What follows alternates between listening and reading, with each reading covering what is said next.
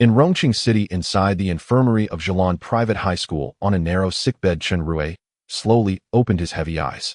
Pressing a hand to his slightly dizzy head, he pushed himself up to a seated position. Where's this? I remember I was lucky enough to become a grade 1 teacher at Zhelan High School. How did I suddenly just... As the thought surfaced, a sharp pain stabbed through his skull again, forcing him to clamp his eyes shut. When he opened his eyes once more, a glowing screen had appeared before his vision. In the center of that light screen was a single line of text: "Welcome to the Parallel Universe chat group." Huh, Parallel Universe chat group. What on earth is this? Am I hallucinating? Thinking it might just be an illusion, Chen Rui rubbed his eyes hard. When he opened them again, the light screen was still there, only now it had shifted into the familiar layout of a penguin-style chat group interface. Could this be one of those all-world chat groups from the novels? Recalling the multiverse chat group stories he used to read, Chen Rui could not help feeling a surge of excitement. If it really was that kind of group, then surely he was not far from becoming a CEO, marrying a rich, fair, and beautiful wife, and ascending to the pinnacle of life. As Chen Rui indulged in his fantasies, he failed to notice that a voluptuous beauty was standing at the infirmary door, quietly watching him. Ahem. The soft cough snapped Chen Rui out of his daydream. Following the sound, Chen Rui saw a tall, slender woman dressed in professional attire. Her hair was swept up high, her figure was statuesque with an astonishing curve, her skin was fair, and her features were exquisitely beautiful. She was a woman who would score over 90 points in anyone's eyes. Caught off guard by such a stunning beauty suddenly appearing before him, Chen Rui instinctively swallowed hard. The beauty, apparently long accustomed to the gazes of men, paid no mind to his involuntary reaction. Instead, she pulled over a nearby chair and sat down. "My name is Lucia. I'm the teacher in charge of the infirmary. You're Chen Rui, right?" Hearing this, Chen Rui dumbly nodded. "Congratulations," she added. "You've broken a record." Lucia's voice was soft and melodious, and Chen Rui couldn't help but feel momentarily intoxicated by it. Yet her words left him puzzled. "What record did I break?" "You really don't know. You broke the record for the fastest defeat of any homeroom teacher in Class 112. Class 112. At the mention of Class 112, Chen Rui finally remembered what had happened before he lost consciousness. Just over an hour earlier, Chen Rui, brimming with excitement, had been led by the dean of students to Class 112. The moment he stepped into the classroom, he was greeted by scenes he would never forget for the rest of his life. Inside the classroom, a few students were playing cards, some were sleeping, others were putting on makeup. There were one or two who had books in their hands, but they were reading fashion magazines or comic books. Even that was not the worst of it. What truly stunned Chen Rui was that several students in the back row were actually using a copper pot to cook mutton hot pot. Seeing this, Chen Rui turned back to look at the dean who had brought him. The dean merely gave him a good luck expression, then walked away from the doorway of Class 12. It was at that moment that Chen Rui finally understood why they had asked someone who had come to apply for a security guard position to serve as homeroom teacher for this class. Indeed, Chen Rui had originally come to Zhelan Private High School to apply for a security guard job. He had failed to secure the security post, but the dean of students had taken a liking to him and offered him a chance to become a teacher instead. But looking at the state of Class 12, Chen Rui knew this was no opportunity at all. It was plainly a huge trouble being shoved onto him. When Chen Rui walked into the classroom, the students naturally noticed him, but none of them bothered to respond. In their eyes, teachers were simply people who could not control them. With a loud bang, Chen Rui slapped his palm onto the lectern. The thunderous sound instantly silenced the noisy classroom. Only the bubbling of the boiling water in the copper hot pot remained. Seeing all the students' eyes turned toward him, Chen Rui cleared his throat slightly and introduced himself. "I am your new homeroom teacher, Chen Rui. You can call me Mr. Chen." After his self-introduction, the students gave no response at all. Those putting on makeup continued with their brushes, those playing cards kept shuffling, those simmering the hot pot went on cooking, utterly ignoring him. Do any of you still resemble students at all?" Chen Rui's voice clearly lacked confidence. No sooner had he finished speaking than a fishball smacked into his face. After the fishball came a cube of fish tofu, then a piece of blood tofu, each projectile striking his face or head with uncanny accuracy. Chen Rui's fingers trembled slightly as he pointed at the students eating hot pot in the back, yet he could not even find words to rebuke them. He was not truly a teacher to begin with, and had very little learning in his belly. He wanted to curse them out, but as a teacher now he knew he could not do that. Helpless, Chen Rui finally stepped down from the podium, intending to go to the dean of students for help. As he stepped off the podium, his foot landed squarely on a fishball. The classroom floor was tiled and slick. With that one step, Chen Rui's feet slipped out from under him, and he fell flat on his back, his head striking the lectern with perfect, brutal precision. And then, nothing. When he next woke up, he was already in the infirmary. Remembering those scenes, Chen Rui felt both angry and helpless. Angry that those students were utterly lawless, and helpless because it seemed he had no way to deal with them. If there had been a solution, the school would probably have done something long ago. In my opinion, you really shouldn't take that class. Beside him, Lucia did not finish her sentence, but gently shook her head. Even some veteran teachers can't handle them. I think you. Lucia's words made perfect sense to Chen Rui. If he did not resign, those lawless students might very well torment him to death. Just as Chen Rui was considering quitting, he suddenly remembered the parallel universe chat group he had just joined. With that thought, he silently called out to the chat group in his heart, trying to summon the interface he had seen before. The chat group reappeared, and Chen Rui saw that several people had already tagged him. Number 10, number 5, new guy say something. Number 6, number 5, are you male or female? Number 7, I say little Ruices isn't having me as one sister enough for you. Number 3, vomit. JPG. Number 7, can you stop disgusting everyone? Number 2, number 5, or report your gender. I also want to know if there will be another Rui joining us. Reading the chat log, Chen Rui was utterly bewildered.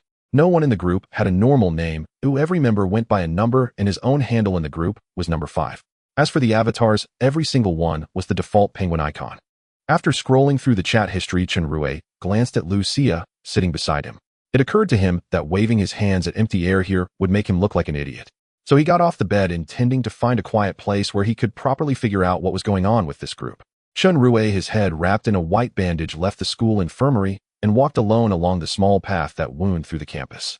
Finding a secluded spot, Chen Rui sat down and once again opened the chat group. After entering the group, he began examining its basic functions. He saw options such as group announcements, group album, group files, group warehouse, group voice chat, group calls, and live streaming. The basic functions were more or less the same as those of a penguin-style chat group. Chen Rui shifted his gaze to the group members.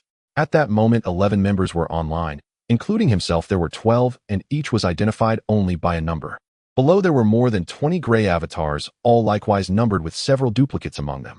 There were even 2 or 3 users labeled as number 5.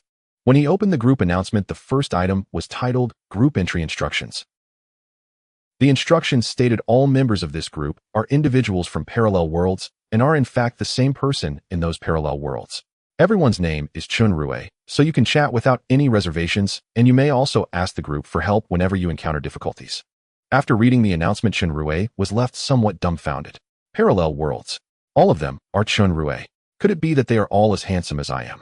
Thinking about what the group members might look like, Chen Rui opened the group album. As he entered, one photo after another appeared before his eyes. With a rough glance, he realized that those faces truly resembled his current appearance. Though there were differences in skin tone, build, and hairstyle, the outlines of their features and even the expressions around their brows were strikingly similar. As the photos slid by one after another, a picture of a girl with twin ponytails made Chen Rui freeze. Wait a second, this is clearly a girl, isn't it? Such an adorable girl. Is that really me? Staring at this cute twin ponytail selfie, Chen Rui swallowed, subconsciously feeling an impulse to go home and try cross-dressing himself. He shook his head, forcing that impulse out of his mind, and continued scrolling through the photos. Besides the members' portraits, the group album also contained images from their respective worlds: starships sailing through outer space, sword immortals riding their flying swords, dragon knights astride dinosaurs, and even scenic shots taken from rooftops overlooking hordes of zombies below. Parallel universes really are endlessly varied. There seems to be every kind of world imaginable. After finishing the album, Chen Rui opened the group files. Inside were video and text files, most of them being anime, novels, movies, and television dramas. He randomly opened one file and discovered that these were anime and films that did not exist in his own world, which immediately piqued his interest. Exiting the group files, Chen Rui tapped on the group warehouse. As soon as his finger touched the icon, a prompt appeared to enter the group warehouse. Please contact the warehouse administrator number 2. Since he could not access the warehouse and the group voice and group call functions were of no real use at the moment, he set them aside as well. Feeling that he now more or less understood the group, Chen Rui entered the chat window, only to be stunned by the 99 unread messages indicator glaring at him. He thought to himself, I didn't spend that long checking the group functions, did I? And it already hit 99 plus. How on earth do these people spam so much? Tapping into the input box, Chen Rui pondered for a moment and decided it would be best to greet everyone first. Number 5, hello everyone, I'm Chen Rui. After he sent this message, the group fell silent for a brief instant. Then messages began to pour in again, each person sending the same line. Number 3, hello everyone, I'm Chen Rui. Number 7, hello everyone, I'm Chen Rui. Number 8, hello everyone, I'm Chen Rui. Number 4, hello everyone, I'm Chen Rui. Chen Rui was utterly speechless. He had forgotten that everyone in this group was himself, just versions of him from other parallel universes. Just as he was about to say something to ease the awkwardness, a different sort of message appeared on the screen. Number 6. Hello, everyone, I'm Chen Rui. Seeing this message, Chen Rui knew at once that this must be the only girl he had seen in the group album, the twin ponytail version of himself, who made him want to argue with his own reflection. Number 2. Number 5. Is your world technological, high martial, or apocalyptic? With that, number 2 finally steered the topic back on track.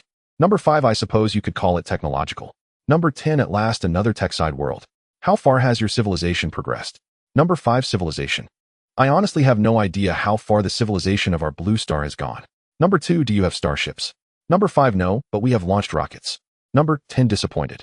JPG. Number 2. Disappointed. JPG. Number 4. Looks like number 5's so-called tech-side world isn't quite what you imagined. Number 4 continued. Number 5's world is probably similar to that of the previous number 5, technologically backward and already in a Dharmaless era. Number 5. Previous number 5. What do you mean by that? This topic genuinely intrigued Chen Rui because he had noticed 2 number 5s among the gray avatars below. Number 4 replied, that guy. After joining the group, he felt invincible. But he happened to live in a Dharmaless era and couldn't cultivate. Even so, relying on the black technologies provided by the group, he still managed to live high and mighty. Unfortunately, he had too many girlfriends. One of them slit his throat while he slept. The way he died was truly miserable. Hearing number 4's account, Chen Rui swallowed again and thought having a cheat like this and still getting axed by a jealous lover, that really is tragic. Fortunately, I'm a pretty devoted person probably. Number 4 added, so number 5, even with the group at your back, you still need to act with caution in your daily life. Look at those gray avatars below. Oh, every one of them is a dead group member. Number 5, those people are all us, right? Don't you feel sad when they die? Number 1 newcomer, you're overthinking it. If someone in the group is in trouble, we will naturally lend a hand. But those who insist on courting death, we can't save them. Even if we are fundamentally the same person, our environments and personalities differ. Many who obtain power beyond the ordinary end up getting themselves killed by their own recklessness. Number 2, damn, number 1 has come online. Number 4, damn, number 1 has come online. Number 3, damn, number 1 has come online. Once again, the screen was flooded with messages, leaving Chen Rui at a loss for words. Ignoring the spam, he scrolled back to number 1's earlier message and read it carefully, thinking, so, as long as I don't fool around, I won't die, is that it?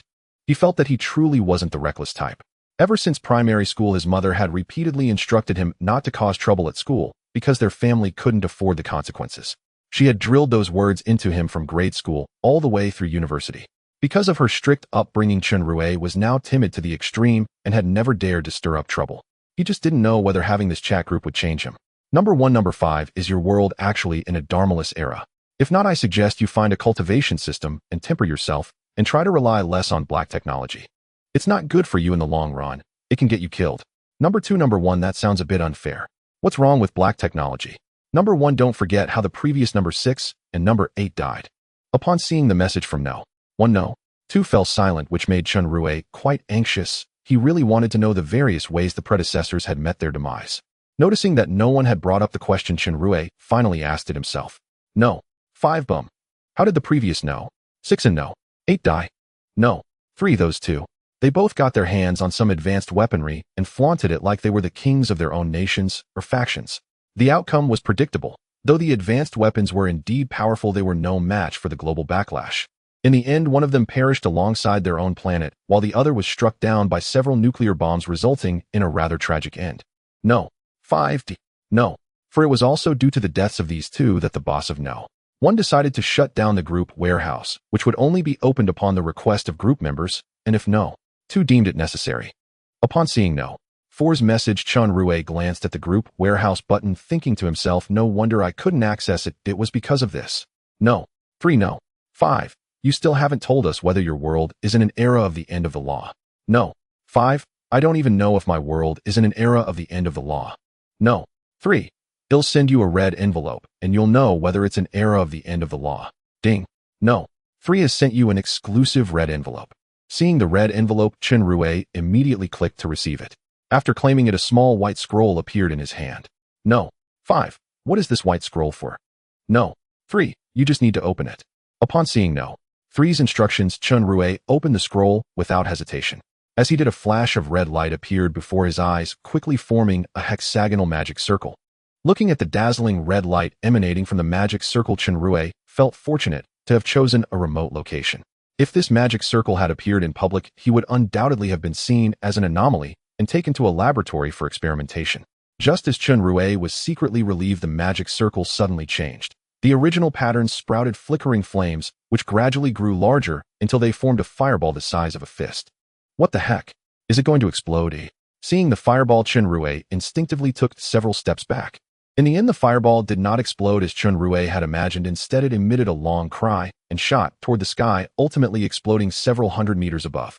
The sky instantly burst into a massive firework display, and the thunderous explosion caused nearby students to look up in awe. The firework 100 meters in diameter left Chen Rui astonished. That firework seems to have come from over there. Let's go take a look. I want to see who is brave enough to set off fireworks at Jilan, especially such a large one. Don't they know how dangerous this is? Hearing several people discussing the fireworks while running towards him, Chen Rui realized he had caused trouble. He quickly glanced around and darted off in a direction where there were no people. Running to another deserted corner, Chen Rui, panting heavily, opened the chat group. No. 5, I said no. 3, why didn't you tell me this was a firework? I almost got caught just now. No. 3, it was just a firework. It's not like it's an attack spell. How could anyone catch you? No. 5, I'm at school. It's forbidden to set off fireworks here.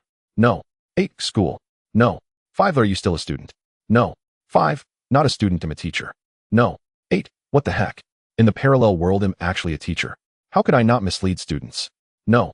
4, what the heck? In the parallel world, I'm actually a teacher. How could I not mislead students? No.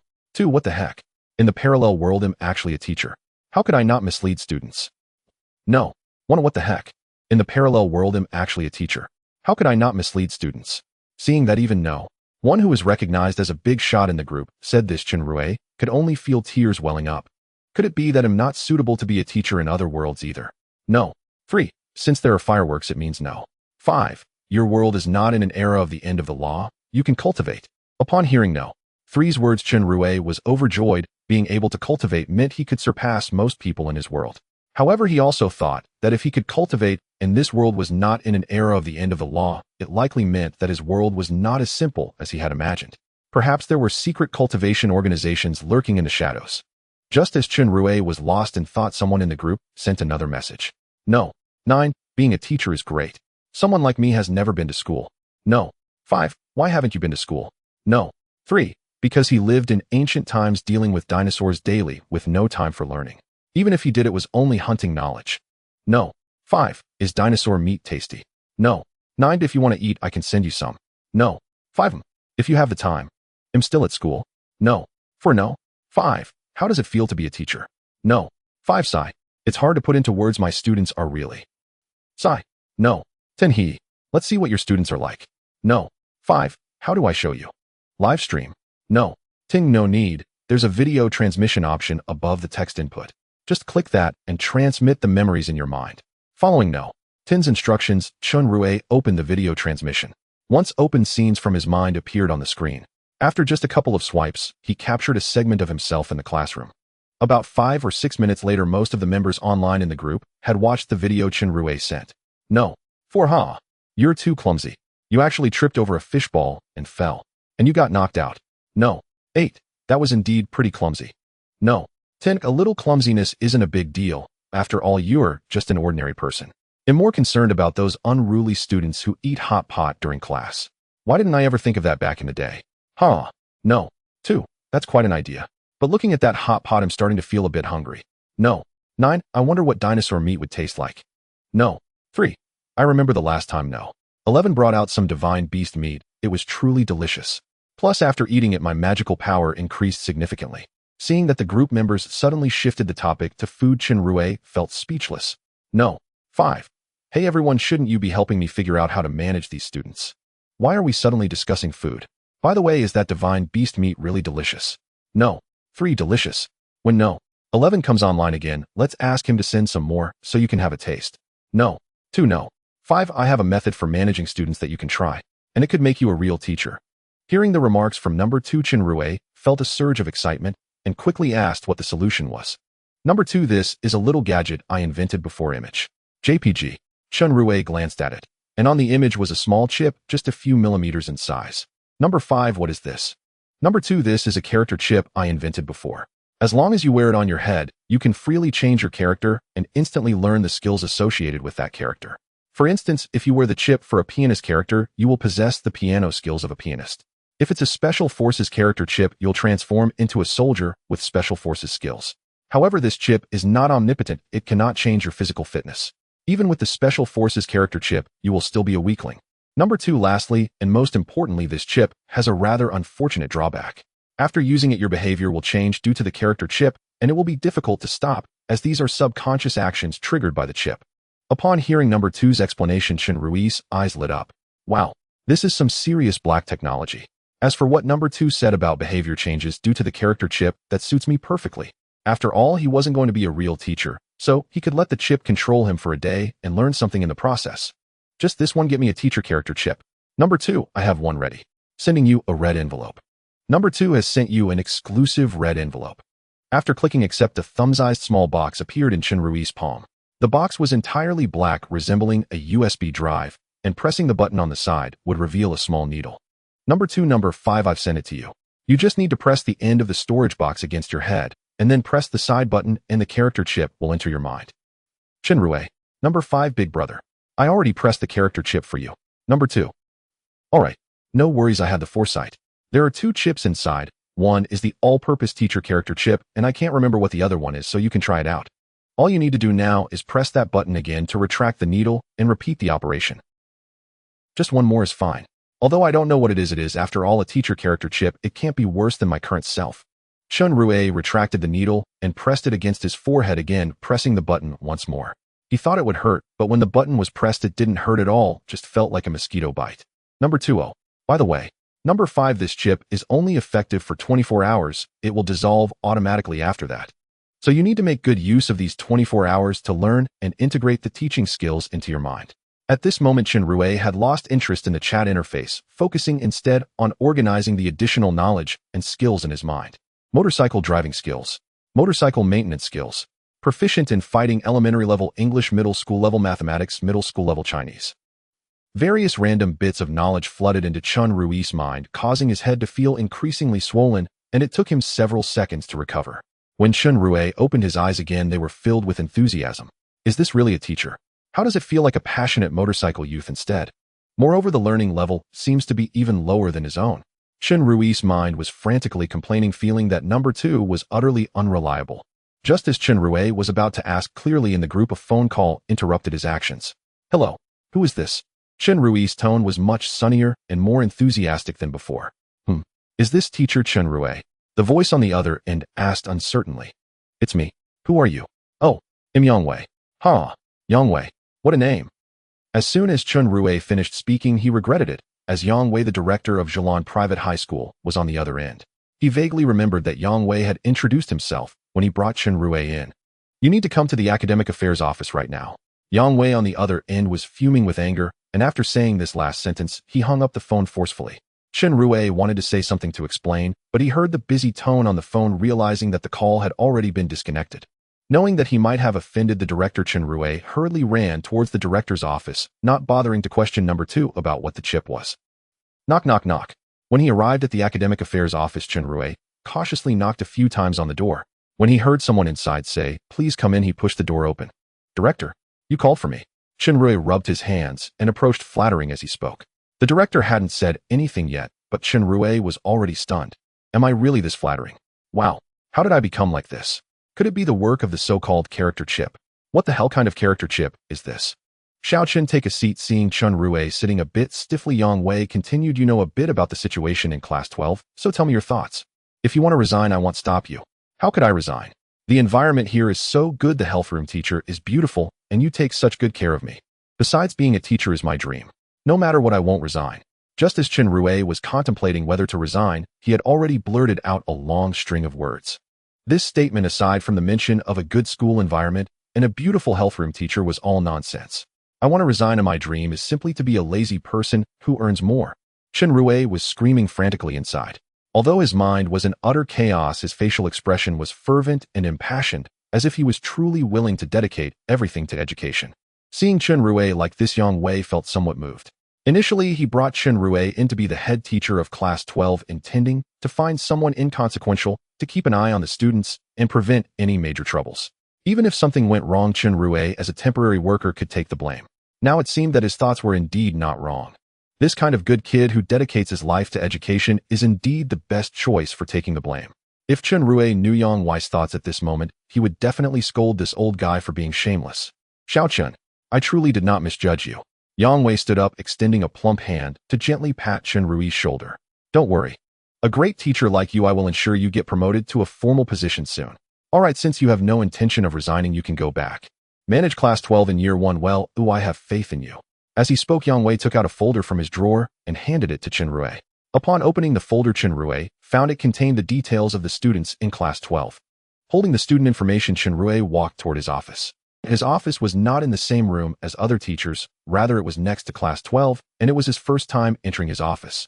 Upon entering the office, what caught his eye was an old, somewhat worn desk with various clutter piled in the corner, old stool legs, discarded exercise books, and a battered table. Chen Rui suspected that his desk was pulled from this heap of junk. Next to the desk, there was a bed with a rack beside it which, if he wasn't mistaken, was likely used for hanging for drips. How considerate. Seeing the environment here, Chen Rui felt an impulse to hang in 4 right away. Listening to the noise from the raucous class 12, Chen Rui thought, even if I hang in 4 here, I won't find peace. He took out the student information that Yang Wei had given him and carefully examined it, reviewing the details of each student in class 12. After skimming through the information, Chen Rui felt a slight headache. The students in class 12 were a mixed bag, each more peculiar than the last. The students he found most approachable were probably those who were transferred to class 12 due to poor academic performance. Chen Rui pulled out the files of a few students that gave him a headache just by looking at them. One of them was named Su Tianxi. According to his information, he was a prodigy, a genuine talent, who had just graduated from middle school and participated in the college entrance examination, achieving good results that led to him being directly admitted to Yanqing University. However, contrary to everyone's expectations, Su Tianxi rejected the admission offer from Yanqing University and chose to continue his high school life at Zhelan Private High School. The reason being he was already familiar with all the knowledge taught in high school, so he voluntarily came to this problem student camp class 12. In class, Su Tianxi was quite honest. He spent his days either playing with his personal laptop or sleeping. Although he was a brilliant student, he was also considered a problem student. He was too self-centered in his actions, resulting in him having no friends at school. Several others had also voluntarily come to class 12, including Yi Feifei, the top beauty of Zhelan, Wang Sui, the top handsome guy, Shirtai Long, who claimed to be the king of rock, and Gu Yu, who came from a wealthy family, but was punished for collecting protection fees. These 4 individuals all had impressive backgrounds and were also proactive in joining class 12. Yi Feifei's information was vague and shrouded in mystery, but her academic performance was among the top 10 in the school. Wang Sui, the top handsome guy of Zhelan, had topped the entrance exam, but inexplicably gave up on his studies, submitting blank papers in every exam. Shirtai Long loved rock music and formed a band, although he was the only member. He enjoyed busking on the pedestrian street near the school. He didn't do it for money, it was purely for passion. Gu Yu was a rebellious child, typically the type to do the opposite of what his parents or the school forbade. These 4, along with Su Tianxi, were not only well-connected, but also possessed considerable abilities. Their academic issues were merely average in manifestation. Damn, why am I studying the student information so seriously? Chen Rui exclaimed while scratching his head furiously. What on earth is this character chip supposed to be? My dream isn't to be a teacher, why do I feel so excited at the thought of being one? Chen Rui grumbled while looking at another batch of problem student information. The next batch consisted of a few students with average academic performance, some of whom were sent to class 12 due to conflicts with their original homeroom teacher, while others had personal or family issues. A typical case of being sent and mistakenly was Zhou Sheng. His family wasn't well off, but since his father was a teacher at the school before his death, he was exempt from all school fees and admitted to Zhelan Private High School. For some reason, he was placed in class 12 with the note that class 12 needed an optimistic student to lead, thus Zhou Sheng was assigned there. He must have offended some teacher without knowing it, Chen Rui murmured as he held the file. As he spoke, Chen Rui opened the next file, which contained information about a girl named Jiang Xian. She was quite good-looking, but her reason for being in class 12 was reasonable frequent absences or tardiness.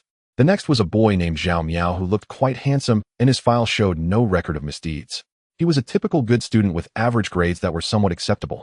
When Chen Rui looked into the reason for Zhao Miao's placement in class 12, he was taken aback. It turned out that Zhao Miao had been sent there because he had a problem with his brain. The issue stemmed from Zhao Miao's obsession with online games during middle school, which led his parents to send him to a rehab center for internet addiction.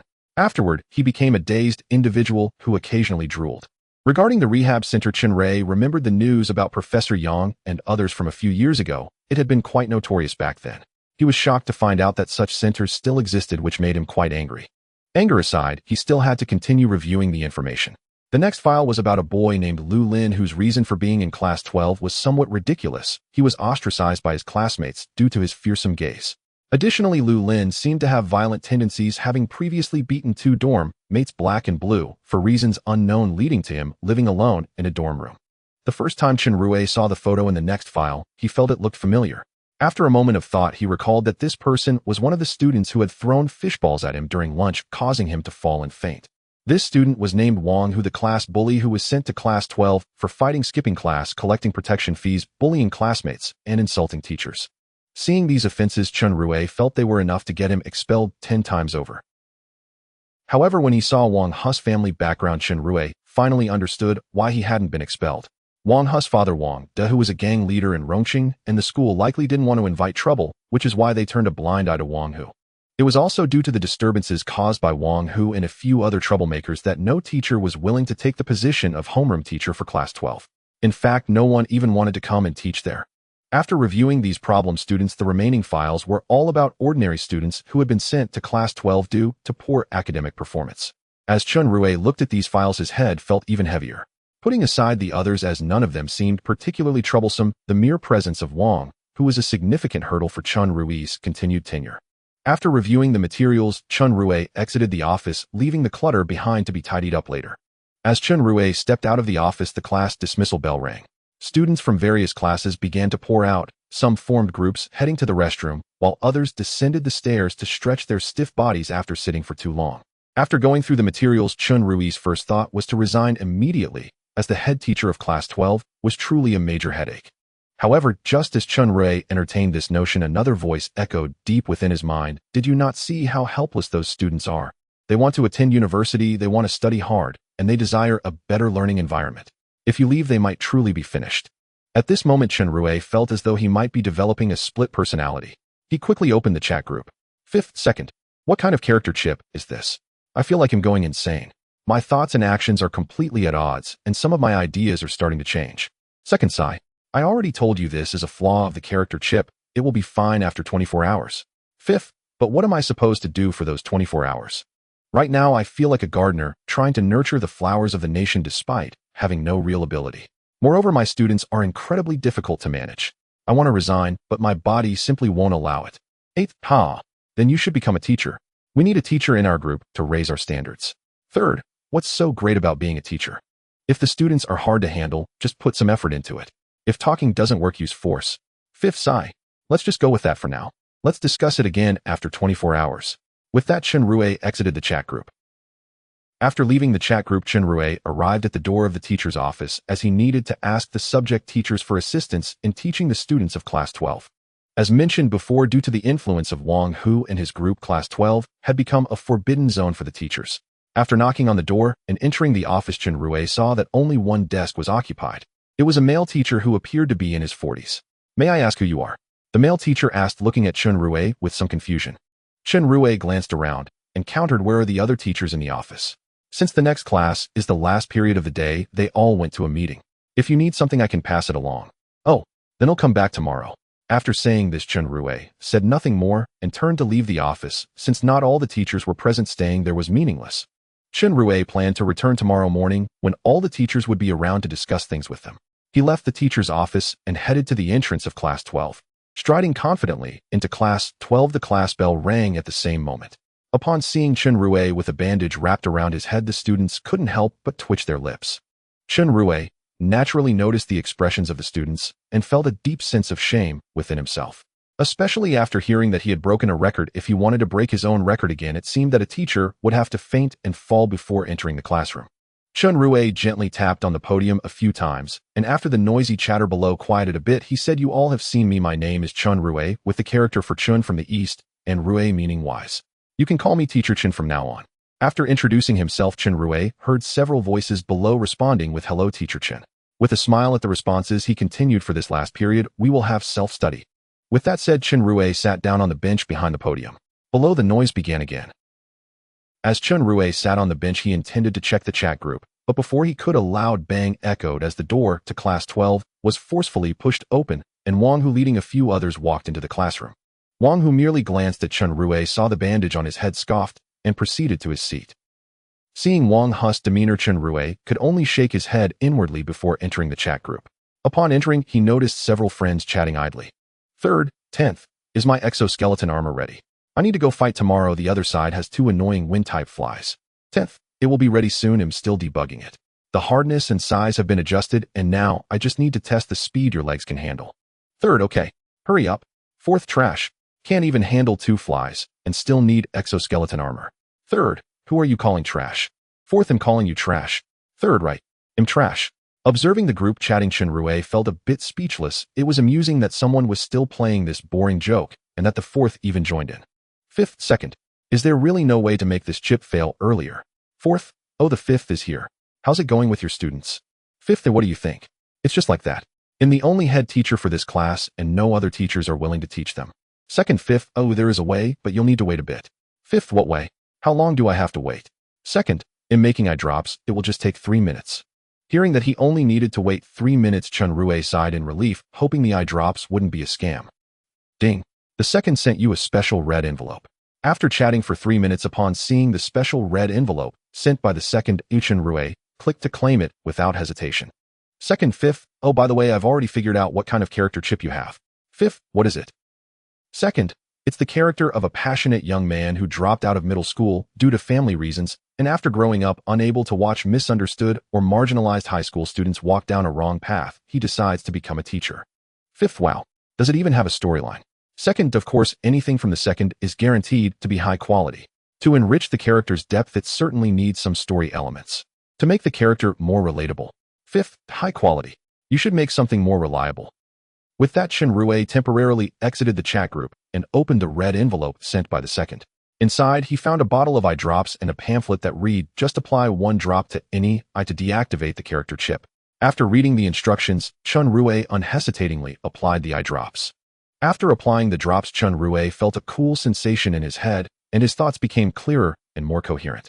He sensed that these eye drops were certainly not ordinary. They were definitely not just a simple deactivation of the character chip. Chat group.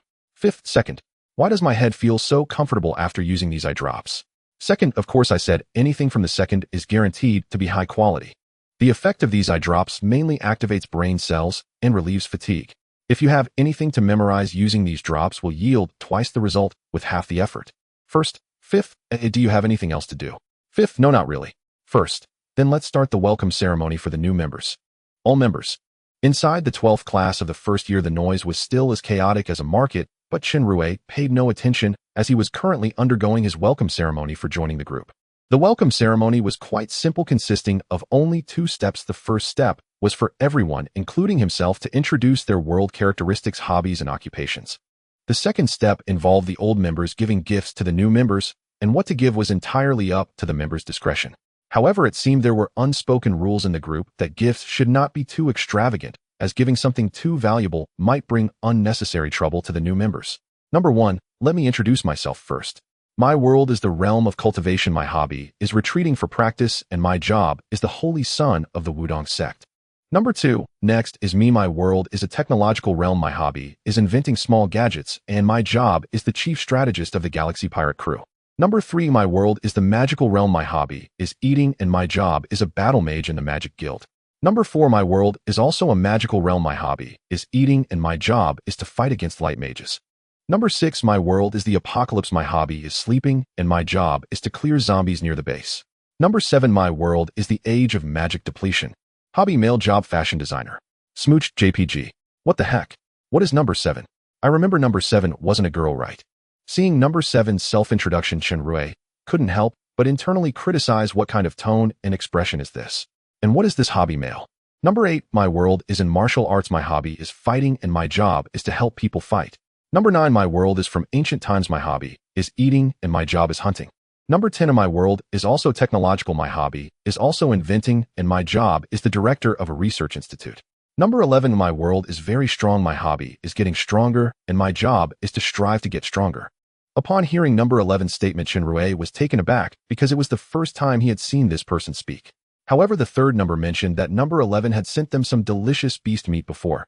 Moreover, number 11's speech was indeed concise and easy to understand.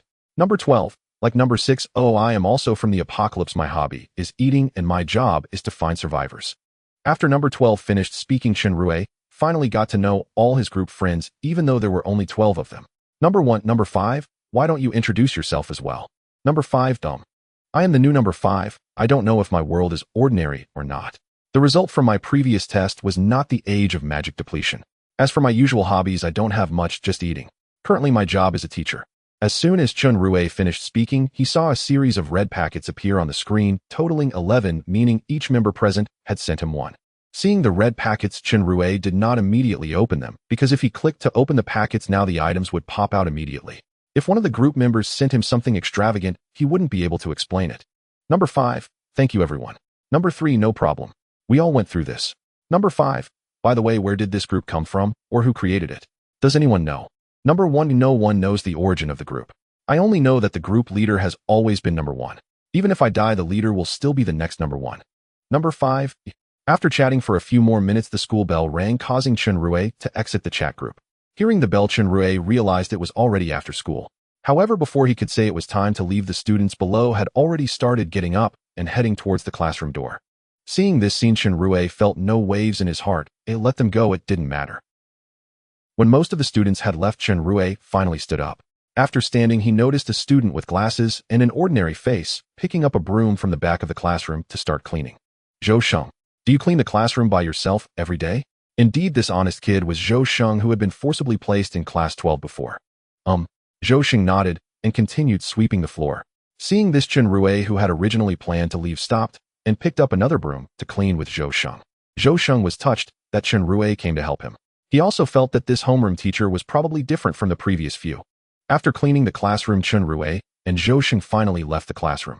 Seeing Zhou Sheng ride his bicycle home, Chen Rui also took bus 11 home. On Chen Rui's way home, in a villa area on the outskirts of Rongqing, Wang, who was having a friendly conversation with his father Wang Dehu. Dad, why did you hit me again? Do you know who called me today? As he spoke, Wang Dehu struck Wang Hu's thigh with his belt. Why are you hitting me for someone else's phone call? Wang Hu wanted to dodge, but didn't dare to because dodging would only lead to a more severe beating. You little brat. Wang Dehu seemed to be tired from hitting. Sitting back on the sofa, took a cigarette from the coffee table and took a deep puff. Today the principal of Zhelan called me. Seeing that my dad didn't seem to intend to hit me again, Wang Hu smiled and stood behind Wang Dehu, fawningly massaging his father's shoulders. Dad, what did the principal call you for? Upon hearing this, Wang Dehu glared at his son fiercely. Do you not have any idea? You've caused so much trouble at school. If I hadn't sponsored the school with so much money, you'd have been expelled by now. What trouble have I caused? I only made a few teachers leave and had a few fights. Wang Hu smiled awkwardly. Wang Dehu took another puff on his cigarette, solemnly advising, little Hu, you know how your father made his fortune, right?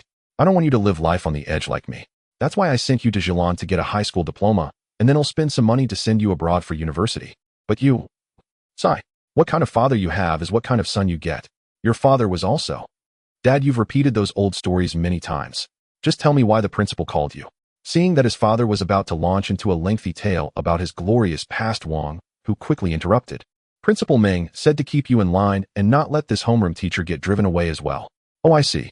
Wang Hu rubbed his chin and thought for a moment before continuing. This new homeroom teacher seems quite nice. At least he won't discriminate against the students of class 12. Regardless of discrimination or not, you need to behave yourself for 3 years. After that, I'll send you abroad for university. Just get a university diploma casually, and by then my business will almost be cleaned up and can be handed over to you. When the time comes, if I'm gone, I can face your mother with ease. Don't worry. As long as no one bullies the students of class 12, I definitely won't cause trouble. Hearing his son say this, Wang Dehu could only let out a helpless sigh. So you're saying if someone bullies your classmates, you'll still beat them up? Hee. Wang Hu chuckled, scratching the back of his head. Isn't that up to you? Half an hour later, Chen Rui finally arrived at his temporary residence rented in Rongqing, leaning on bus 11. Entering the house, Chen Rui took out a box of instant noodles from under the bed and began to boil water for his dinner. Just as the noodles were beginning to soak, he heard a series of knocks on the door. Who is it? Who's knocking at this time? Walking over to open the door, he saw a plump woman in her 40s glaring at him with a haughty expression. Chen Rui, you should have paid the rent for this month, right? Why do I have to remind you every month? Hee, Aunt Zhang. You're quite timely in coming, Chen Rui said with a smile. Smiling won't help. Just pay this month's rent. Aunt Zhang extended a greasy hand towards Chen Rui. Chen Rui scratched his head awkwardly. As for the rent, he truly hadn't prepared it. He had managed to gather half a month's worth because this house wasn't rented by him alone, a classmate had shared the rent with him. However, 2 days ago that classmate found a job that provided food and accommodation and moved out, leaving him to pay the full rent. "Aunt Zhang, I found a job. Could you possibly give me a month's grace? Next month, I'll pay 2 months' rent directly. What do you think?" "No way. It's already generous of me to let you pay month by month, and you still want to delay the rent. The other places I rented before required 6 months up front. I still have to come every month to remind you. If it doesn't work out, you can just move out. Regardless, I'm collecting today's rent for sure." Hearing Aunt Zhang's resolute words, Chen Rui knew that if he didn't pay the rent, he would indeed be kicked out. However, he currently had no extra money. If he used it all for rent, eating would become a problem. In the end, Chen Rui had no choice but to choose to move out. Fortunately, he had another place to stay that didn't cost him anything, the office next to class 12, where the director had prepared a bed for someone to stay in. Carrying his suitcase and computer bag, Chen Rui hurried back to the school. When Chen Rui returned to the school gate, it was already close to 9 o'clock. With a suitcase in hand, he stepped into the school. However, he was stopped by the security guard at the security office. "What are you doing? Outsiders are not allowed to enter the school." I am a new teacher." Chen Rui took a couple of steps forward, wanting the guard to see him clearly. The guard indeed remembered him, as Chen Rui had greeted him when he left. "Oh, it's you. What are you doing back so late?" As he spoke, the guard glanced at the suitcase Chen Rui was carrying. "Still carrying luggage?" "I have no place to stay. I was planning to spend the night in the office." "All right then. You can go in." Finally, the guard let Chen Rui pass. After thanking the guard, Chen Rui returned to the teaching building of class 12. At this time, the building was completely empty. As he stepped into the darkened building, Chen Rui felt a chill, instinctively recalling some terrifying stories about the school. With a sense of trepidation, Chen Rui climbed the stairs and entered his office. He hurriedly closed the door and turned on the light, feeling a bit more at ease. Looking at the small bed before him, Chen Rui felt an unusual warmth devoid of the initial disgust he had felt. He knew that the reason the head of the department had placed a bed and an 4-rack here was to prepare for the possibility of him being badly treated in class 12. If he were to get hurt, at least he would have a place to rest. He unpacked his bedding and spread it on the bed, then opened his suitcase to take out his toothpaste, toothbrush, shampoo, shower gel, and place them on the windowsill. Finally, he hung the few clothes he had on the 4-rack. "It looks like he'll be living here for a while. But the environment is much better than the place I rented before. Just need to clean it up a bit." As he spoke, Chen Rui's gaze fell on the clutter piled in the corner. Checking the time on his phone, Chen Rui realized it was only 9 o'clock. He planned to give the room a thorough cleaning since it would be where he would stay. First, he dealt with the clutter. Chen Rui knew that these items were all unnecessary. Chen Rui entered the chat group and found the relatively free member number 4, sending all the unwanted items to him in the form of a red envelope, asking him to help throw them away. After clearing the clutter, Chen Rui grabbed a mop from the bathroom and began to clean the floor. Although it was an office, the size of this room was no different from that of class 12 next door. Now, aside from his desk and the bed, the office was entirely empty. Once everything was set, it was already 10 o'clock. After admiring his handiwork, Chen Rui nodded in satisfaction and lay down on the bed after washing up. Lying on the bed, he didn't sleep, but prepared to open the red envelopes. In the dead of night, Chen Rui lay on his office bed, opening the chat group for the parallel universe. He first glanced at the people in the chat, still the same. Numbers 3, 4, 8, and 10. These 4 chatty members seemed to dominate most of the conversation. As for the others, Chen Rui had some understanding. Member number 1 spent most of his time in closed-door cultivation, and he heard that number 2 even invented a time room for him. In the time room, a year of cultivation would only equate to a single day outside. Isn't this just like the hyperbolic time chamber in Dragon Ball? And number 2, while not very active, was not one to casually chat. He typically only spoke when there was an interesting topic. Numbers 3 and 4 were chatty, as usual, able to discuss anything. Are magicians really that idle? Number 6 likely had to deal with zombies most of the time, so she wasn't very active in the chat, but she always added a 1. Chen Rui guessed she was always lurking. Number 7, being a guy, probably wasn't well liked. When number 6 was quiet, he didn't speak either. Number 8 was just as chatty as numbers 3 and 4. Number 9 was the type to chat only when he had no work. Number 10, on the other hand, was a devoted fan of number 2. Whenever number 2 chatted, he would inevitably be there. However, he was also quite chatty. Number 11 was the most enigmatic to Chen Rui. The others in the group said that number 11 was even more formidable than number 1. He wasn't aloof, he would help anyone in need, yet he rarely spoke. As for number 12, through the chat, Chen Rui learned that he was likely the next group member to face death. His world had been nearly destroyed due to nuclear war. If he hadn't joined the chat group during the outbreak, he would have already died. However, even now, he wouldn't live much longer, as his world was also in a state of magical decline, making cultivation impossible. Thus, his life was nearing its end. He hoped to find survivors on his planet with the last remnants of his life, hoping to preserve the spark of life. Ignoring the chatter of the others, Chen Rui directly scrolled back through the chat logs to find the red envelopes sent to him. Opening the first red envelope, it was sent by number 1. Inside was a jade bottle and a piece of paper that read, "Body refining pill. After consumption, it can eliminate impurities within the body." Obtaining this method allows immediate entry into the qi refining stage. Opening the jade bottle, a faint fragrance wafted out. Upon smelling the fragrance, Chen Rui had no immediate plans to consume the pill. Instead, he looked at the second red envelope, which belonged to number 2. Opening number 2's red envelope, he found a piece of glass and a black shell along with another piece of paper. The paper read, phone case. Explore it yourself. Looking at the phrase explore it yourself, Chen Rui felt that number 2 was truly a scammer. He had been tricked by the personality chip before. He hoped this phone wouldn't have any tricks up its sleeve. He fitted the phone case over the phone, which looked like a piece of glass, and then Chen Rui opened the third red envelope. The third red envelope contained a ring. It also came with a note that read, "Magic space ring. Your world is not in a state of magical decline and can be used. The first person to wear it becomes its master and cannot be changed. It contains 10 cubic meters of space." After reading the description of the ring, Chen Rui directly put it on his finger. The ring then emitted a mysterious glow before disappearing. Wearing the ring, Chen Rui placed one hand on the suitcase on the floor, mentally commanding it to collect, and the suitcase vanished. As Chen Rui focused his spirit on the ring, he saw his suitcase standing in a mysterious space. Nodding in satisfaction, Chen Rui brought the suitcase back out. He then opened the fourth red envelope. Upon opening it, he found a gem and a note that read, "Attributeless magic source. After absorption, seeds of magic can be born within you." Seeing the description, Chen Rui felt that this stone might not be needed for now, and how to absorb it was not clearly stated by number 4. He decided to wait until he could ask for clarification before absorbing it. With that thought, Chen Rui placed the attributeless magic source into the space ring he had just acquired. Opening the fifth red envelope, it contained a Desert Eagle pistol sent by that girl number 6, along with 3 boxes of ammunition, each holding 20 rounds. There was no note this time. Perhaps she knew that in this modern society, I would be somewhat familiar with firearms. After playing with it for a while, Chen Rui placed the Desert Eagle and the bullets into his ring. The 6th red envelope revealed a set of clothes personally crafted by girl number 7. Alongside the clothes was a piece of paper which piqued Chen Rui's curiosity, because only special items come with explanation notes. It was merely a casual suit. What could be so special about it? With some doubt, Chen Rui opened the note. Due to the generous provision of special materials by the group, this outfit can be said to be fire-resistant, waterproof, and sturdy. Most importantly, there is a magic array on the clothes that when activated will automatically clean the outfit and emit a scent filled with masculine pheromones. Reading this note, a picture flashed in Chen Rui's mind of a flamboyant gay man introducing a casual suit in front of him, which made him shudder instinctively. Though he had little fondness for this gay number 7, he was quite satisfied with the gift. Next was the 7th gift sent by number 8.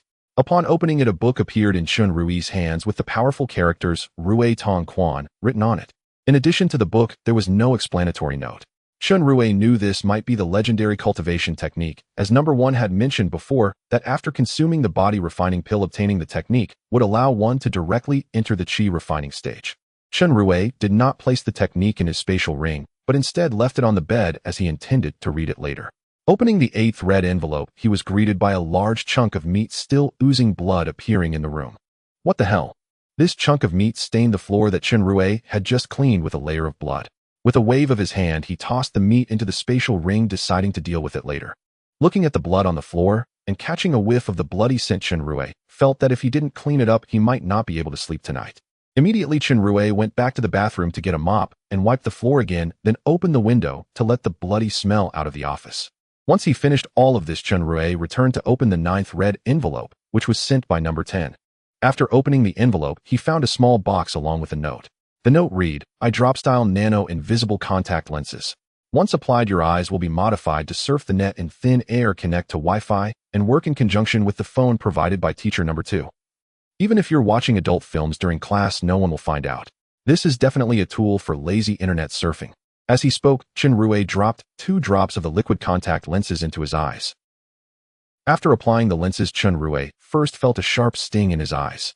Though it lasted only a few seconds, it still made him anxious, fearing that he had been tricked by number 10, the disciple of number 2. When the stinging sensation faded, Chen Rui opened his eyes again. The clarity of his vision was significantly improved compared to before. Although he had some nearsightedness, wearing these contact lenses made him feel as if his vision had returned to normal.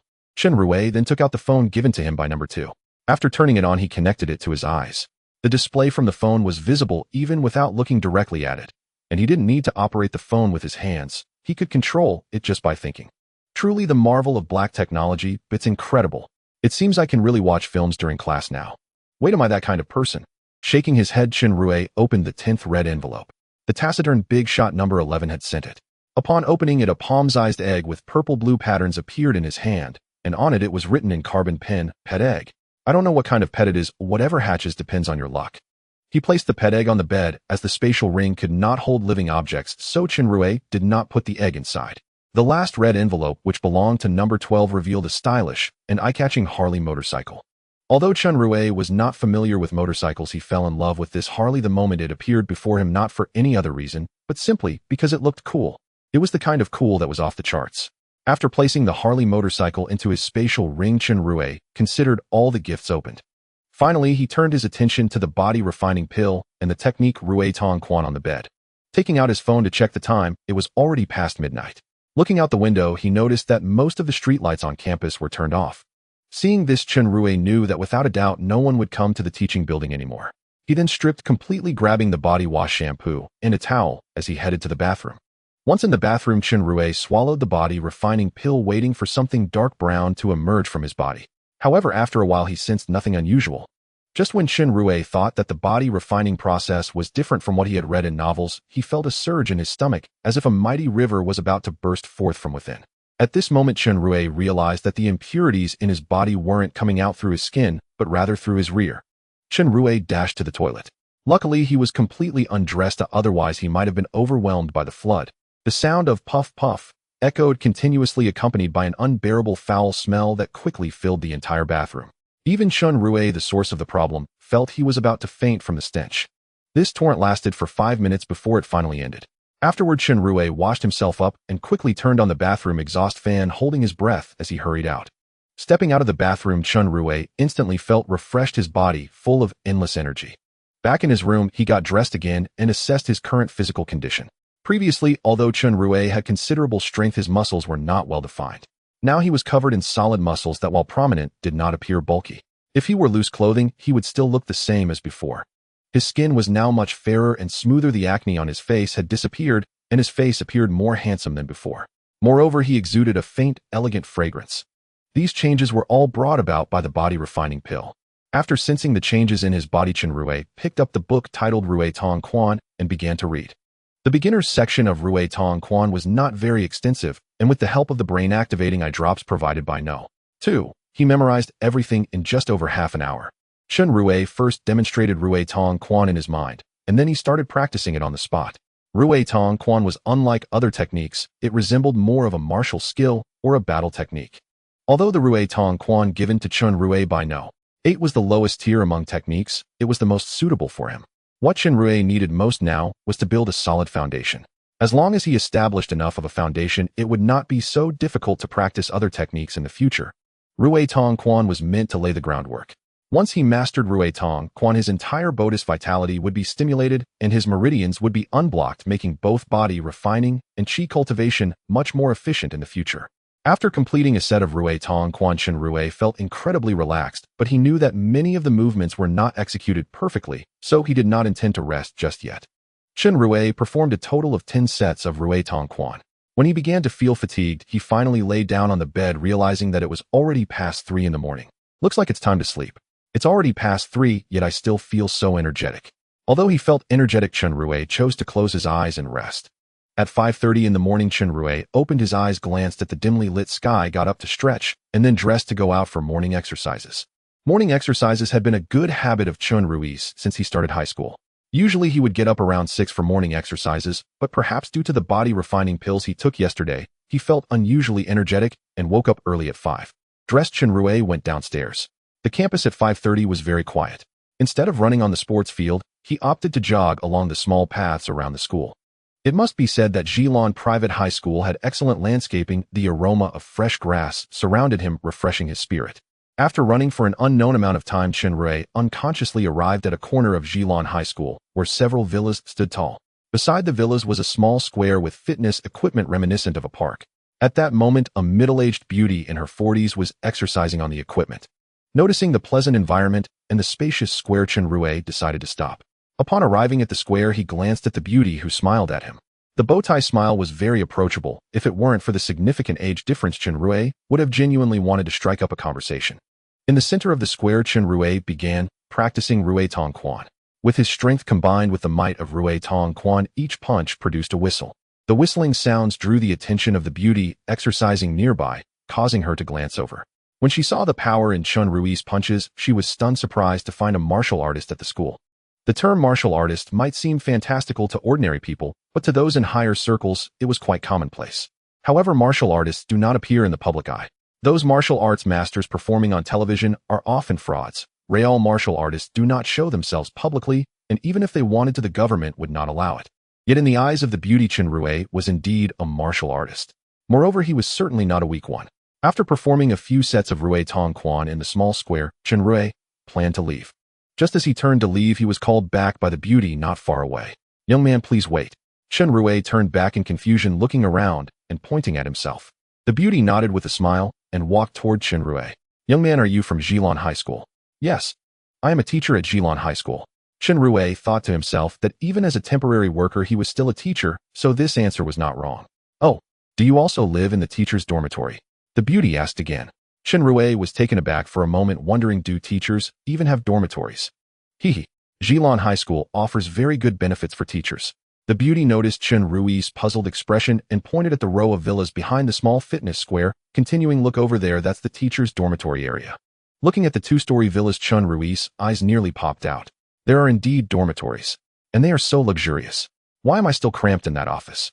Thinking of this, Chen Rui quickly asked Andy, "How can I move into the teacher's dormitory?" "Oh, actually it's quite simple. As long as you have a teaching qualification certificate and are a teacher at Zhilong High School, you can apply. Even if you don't apply for dormitory accommodation, the school offers rental subsidies." Hearing that a teaching qualification certificate was required, Chen Rui's initially excited expression instantly drooped like a deflated balloon. He didn't have a teaching qualification certificate. He hadn't even graduated from a normal university. What's wrong? Noticing Chen Rui's dejected expression, the beauty felt puzzled. She did not consider that Chen Rui lacked a teaching qualification certificate, as Zhilong Private High School had very strict requirements for hiring teachers. Not only must one have a teaching qualification certificate, but any past negative records could also lead to a failed application. "It's nothing. I just suddenly feel a bit hungry." As he spoke, Chen Rui rubbed his stomach. As soon as he mentioned it, he indeed felt a bit hungry. Upon hearing that Chen Rui was hungry, the beauty did not want to miss the opportunity to get to know a martial artist, and directly invited, "Young man, my family should have cooked by now. Would you like to come to my house for a bite?" Being invited to dinner on their first meeting made Chen Rui feel a bit embarrassed, scratching his head. However, before he could refuse, he felt a hand gripping his arm. It was the bowtie's hand. Concerned that he might accidentally hurt this enthusiastic aunt with his strength, Chen Rui allowed her to pull him into one of the villas in the teacher's dormitory area. On the way to the villa, Chen Rui and the beauty introduced themselves. Chen Rui simply said his name was Chen Rui and that he was a teacher at Zhilong High School, not revealing much else. The beauty only told Chen Rui her surname was Meng and asked him to call her Aunt Meng, saying nothing more. Naturally, Chen Rui did not ask further. Upon entering the villa, Chen Rui felt like Lu Lao Lao entering the Grand View Garden. He looked around and found that the villa did not have any luxurious decorations. Aside from being 2 stories tall, it was not much different from an ordinary home. Aunt Ming asked Chen Rui to sit on the living room sofa while she went to the kitchen next door. "See you, is breakfast ready?" "Not yet. You're back a bit early today." "Hee. I met a nice young man during morning exercises, so I brought him back with me." "Oh, by the way, make an extra serving for breakfast." "Young man," the girl named Sia murmured, sounding a bit puzzled. Chen Rui naturally heard the conversation in the kitchen. Upon hearing the name Sia, he felt it sounded familiar and instinctively glanced toward the kitchen, but he saw nothing. Aunt Ming smiled as she handed a cup of warm milk to Chen Rui and asked, "Xiao Chun, my daughter is making breakfast. How about ham and fried eggs?" Taking the milk, Chen Rui nodded and replied, "Sure, I can eat anything." Soon the kitchen door was opened from the inside and a graceful figure emerged holding a plate. Chen Rui was taken aback upon seeing that silhouette as he recognized her to be teacher Lucia from the infirmary. No wonder the name Sia sounds familiar, it's Lucia. Lucia was also surprised to see Chen Rui as they had only met the day before, leaving a deep impression on her. "Chen Rui, what are you doing here?" Lucia placed the plate on the dining table and looked curiously at Chen Rui, then at her mother, puzzled about how Chen Rui was connected to her mom. Sia, do you know Xiao Chun? Aunt Ming was surprised to find out that her daughter knew this young warrior. Yes, I met him yesterday. He's the one who broke the record. Hearing the words, broke the record, Chen Rui felt a jolt of embarrassment. Haha, so you are the new head teacher of class 12. Aunt Ming looked at Chen Rui with astonishment, thinking to herself, those kids probably can only be managed by a warrior. It seems the reminder call to Wang Dao yesterday was indeed the right move. At the dining table, Aunt Ming incessantly conversed with Chen Rui, discussing educational experiences at work and asking personal questions about relationships, whether he had a girlfriend, what his parents did, and where he was from. A barrage of peculiar questions flowed from Aunt Ming. Chen Rui felt that Aunt Ming's gaze towards him was akin to a mother-in-law looking at her son-in-law. Even Lucia felt something was amiss, as her mother's inquiries were too personal, resembling those a mother-in-law would ask her son-in-law. During breakfast, Chen Rui felt his head was about to explode, as Aunt Ming's questions never ceased from the beginning to the end of the meal. Sia, why don't you see Xiao Chen off? Aunt Ming said with a smile as she cleared the table, noticing Chen Rui was about to leave. Got it. As she spoke, Lucia also walked towards the door. On the small path in the teacher's dormitory area, Chen Rui and Lucia walked side by side, both silent after exiting the villa. Does Aunt Ming usually act like this? Chen Rui broke the silence. Upon hearing this, Lucia was puzzled, as her mother was usually a very composed person. Even if she really liked Chen Rui, she wouldn't behave like this unless. Thinking of this, Lucia glanced at Chen Rui out of the corner of her eye. Seeing his slightly handsome profile, she shook her head, dismissing the impractical thought. Maybe she has become more talkative with age. Don't mind her. Lucia replied, her cheeks slightly flushed. Chen Rui nodded, thinking that Lucia was already in her 20s while Aunt Ming must be in her 40s. It's normal for her to be chatty and have many questions. Thus, the two awkwardly chatted as they arrived at the foot of the teaching building. Reaching the bottom of the teaching building, Chen Rui took out his phone to check the time, realizing it was nearly 7 o'clock. Students began classes at 8, so logically students would already be arriving at the classroom by 7 to copy their homework. Heading to the infirmary. Lucia pointed to another building labeled infirmary, as she saw she had escorted Chen Rui to the teaching building. Thanks for seeing me here. With that, Chen Rui headed towards the teaching building. Lucia stood still, casting a deep glance at Chen Rui's back, thinking, my mom wouldn't actually fancy him and want him as a son-in-law, would she? Lucia knew her mother well. From inviting Chen Rui to their home for dinner to the questions asked, she sensed her mother was indeed interested in Chen Rui, not because of her own feelings, but because her mother wanted to recruit Chen Rui as a son-in-law. Lucia couldn't understand what her mother saw in Chen Rui. He was indeed quite handsome, but from their conversation it was clear that his family background was average if not poor, and he appeared a bit simple-minded. In the end, Lucia could only shake her head silently and walk towards the infirmary office building. Returning to the office alone, Chen Rui approached the bedside and took out the egg that was hidden under the bedding. This purple patterned egg was a group gift from the big boss No. 11. Though he didn't know what would hatch from it, he believed it must be something extraordinary, since it was a gift from Big Boss No. 11. He then placed the egg against his abdomen, hoping to use his body heat to incubate it. Taking out a needle and thread, he sewed a small pouch inside his clothing to secure the egg. Afterward, Chen Rui went to class 12. It was almost 7:30, but only a dozen students were seated in the classroom, with many seats still empty. Chen Rui took out the schedule from his drawer and wrote today's class schedule in the corner of the blackboard. The other students present were surprised by Chen Rui's actions. Hey teacher, what's the point of writing a schedule? Those teachers won't come to teach us. Chen Rui turned to see that the speaker was a female student, heavily made up, with hair dyed in various colors resembling a colorful peacock. I will make sure the teachers come to teach you. Upon hearing Chen Rui's words, the girl scoffed and said, please, don't you know what the teachers call our class? She paused for a moment before continuing, garbage terminal problem, student concentration camp, devil class. Don't you understand these names? They would never come to teach this class. The girl's words made the surrounding students lower their heads. Seeing the students with their heads down, Chen Rui felt a pang of sympathy. Although he had already dismissed the influence of the persona chip, he still harbored the intention to help these kids. He had reviewed their files and knew they were not hopelessly bad students. They merely struggled academically. But did those who performed poorly not try? Of course they had. They had made efforts, but under the misguided educational philosophies of many teachers, their hard work had turned to dust. They wanted to improve their grades, yet their talents never matched those of the top-performing students. Irresponsible teachers, because of their grades, had assigned them to the back rows and stopped caring. This lax teaching approach led them to give up, thinking that since their learning was subpar, it was better to just enjoy their high school years. Here those irresponsible teachers escalated their neglect, placing these students in the so-called problem student concentration camp without any care. The records showed that these underperforming students mostly came from a few specific classes. The homeroom teachers of those classes would transfer struggling students to class 12, ensuring that their overall class performance wouldn't drop because of these few poor students. Look up. Chen Rui's stern voice rang out, causing the students who had lowered their heads to look up at him. I know that you are all good kids, and you want to work hard, improve your grades, and get into a good university. And I also believe that you have already put in the effort. As he spoke, Chen Rui glanced at the more than 10 students below and continued. From the fact that you can come to school every day by 7 o'clock, I can see that you want to escape this current predicament. You don't want to be called trash by teachers or students from other classes anymore. Although Chen Rui's words were not heavy, they deeply touched the hearts of the more than 10 students present, and even a few of the more fragile ones had tears glistening in the corners of their eyes. If you are willing to work hard, I will help you. I will not abandon you like your previous teacher did. I will guide you into the halls of university. I won't let your efforts go to waste. With that, Chen Rui walked out of the classroom, planning to go to the teacher's office to discuss with the teachers about giving these children lessons.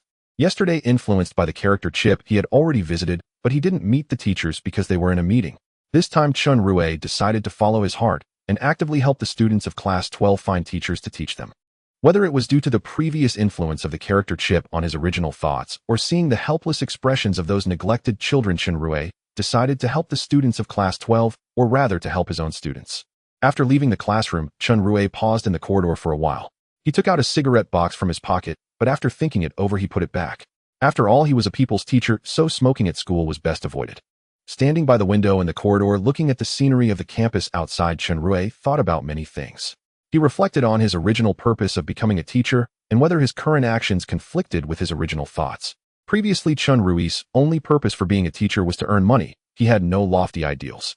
He was Chen Rui, not some passionate youth created by a character chip who longed to be a teacher. However, after entering class 12 and seeing those unruly students, Chen Rui thought it might be better to resign. Although earning money was important, personal safety was even more crucial.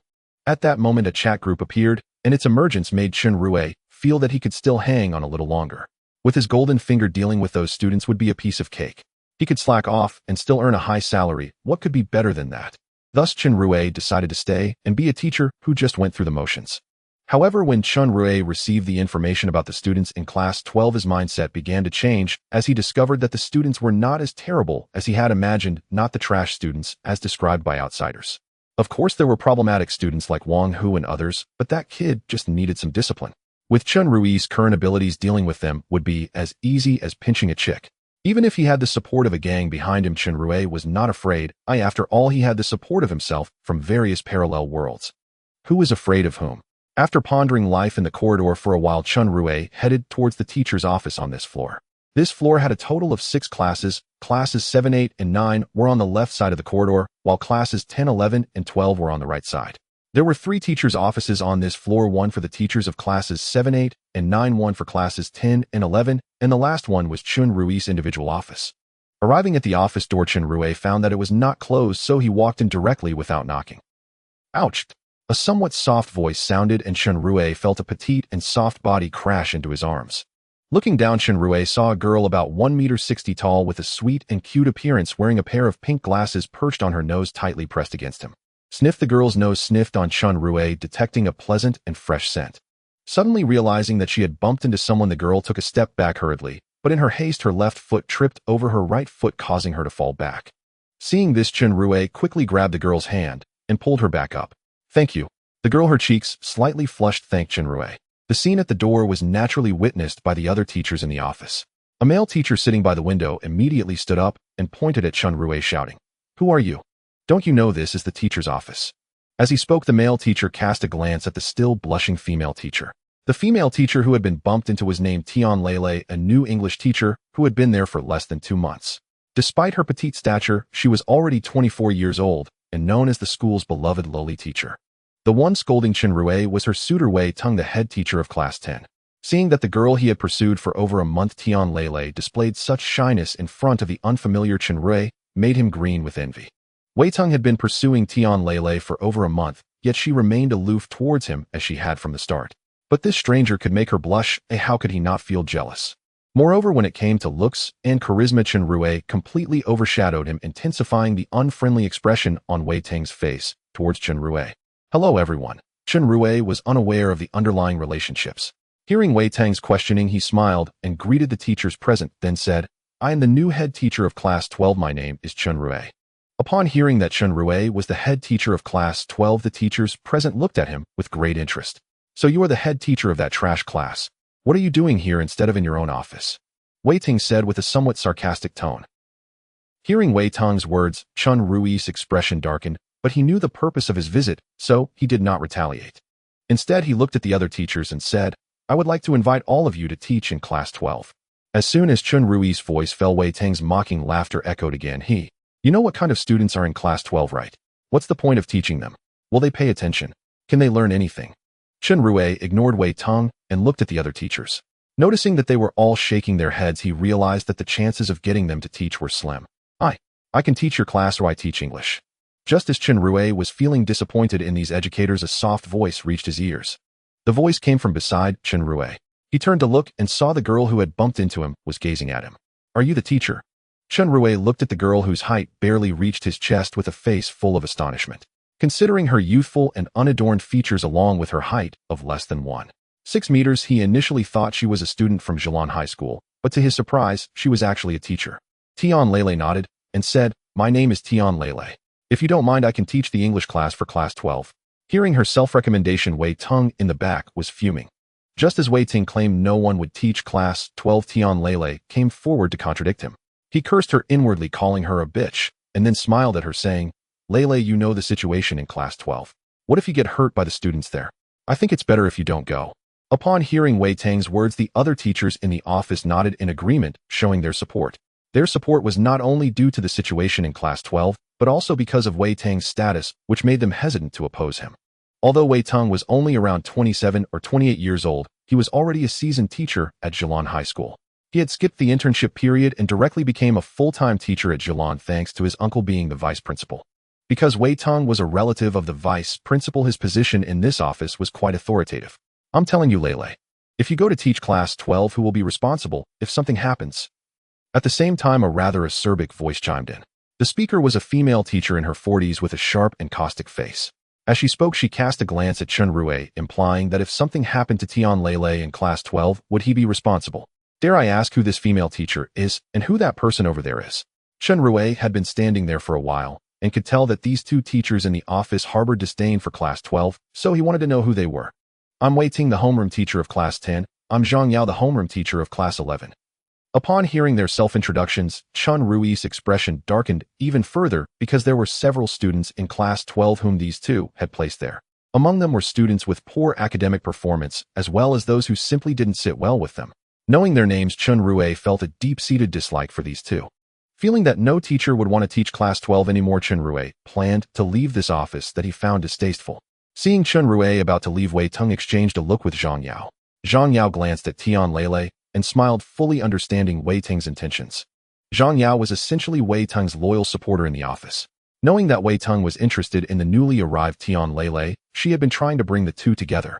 Today, seeing Tian Lele blush at the sight of another man, coupled with Wei Tang constantly belittling Chen Rui, the new homeroom teacher of Class 12, Zhang Yao naturally understood Wei Tang's intentions to drive Chen Rui out of Zhelan High School.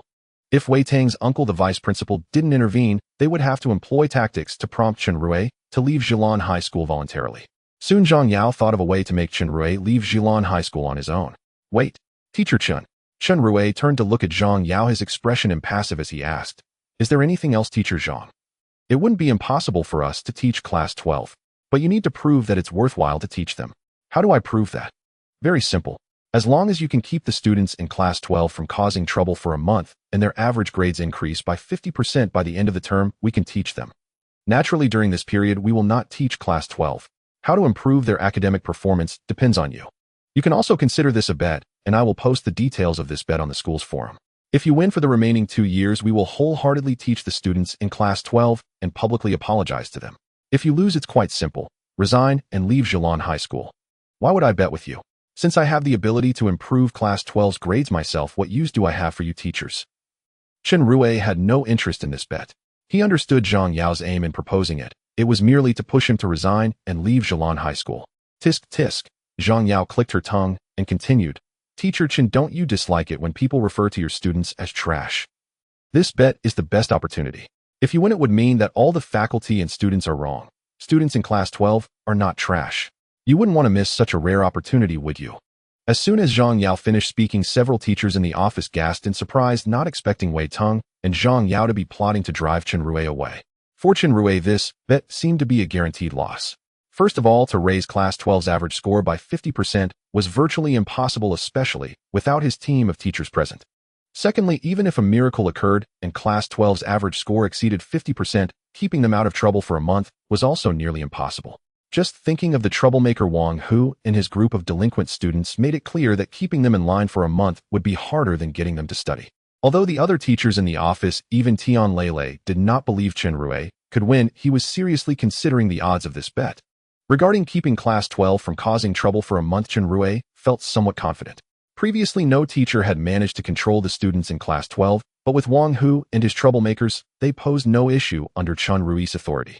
Next, he needed to think about how to improve grades. How could he raise the students' scores without the school teachers? After some thought, he figured he could hire private tutors from outside.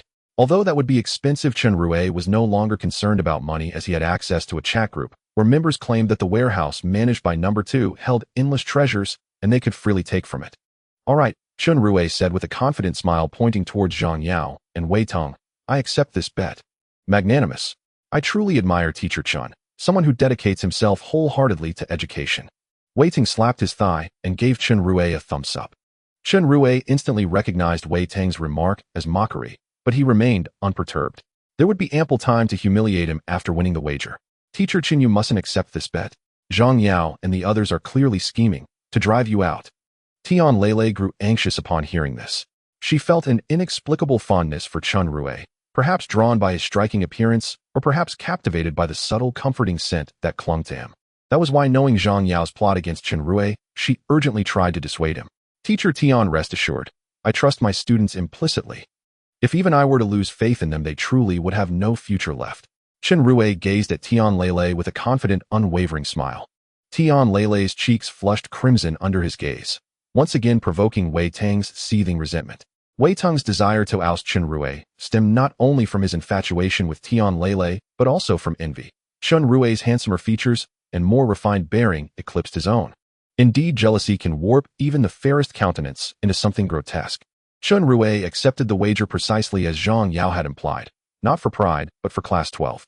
Victory would publicly vindicate these students before the entire school, proving they were no disgrace, no rotten grains spoiling the porridge. A sharp bell rang, dingling, dingling. Chen Rui glanced at his phone. 8 o'clock. Class time had begun. Teachers across the faculty office gathered their textbooks and filed out. Chen Rui too strode purposefully toward Class 12. At the classroom door, he found it slightly ajar, a wide gap through which he could observe his students inside. As usual, Class 12 bustled with idle chatter, scrolling phones, and half-hearted reading. Chen Rui pushed the door wide open and entered with decisive, unhurried steps. The moment he appeared, silence fell. To these students, Chen Rui was no stern disciplinarian. He treated them not with disdain, but with quiet respect. Those who arrived early held especially favorable impressions, particularly moved by his simple yet resolute promise, if you're willing to strive, I will stand beside you. For classmates unaware of that morning's events, he was merely a tolerable teacher, certainly far kinder than his predecessors. Standing before the class, Chen Rui suddenly faltered, words eluding him.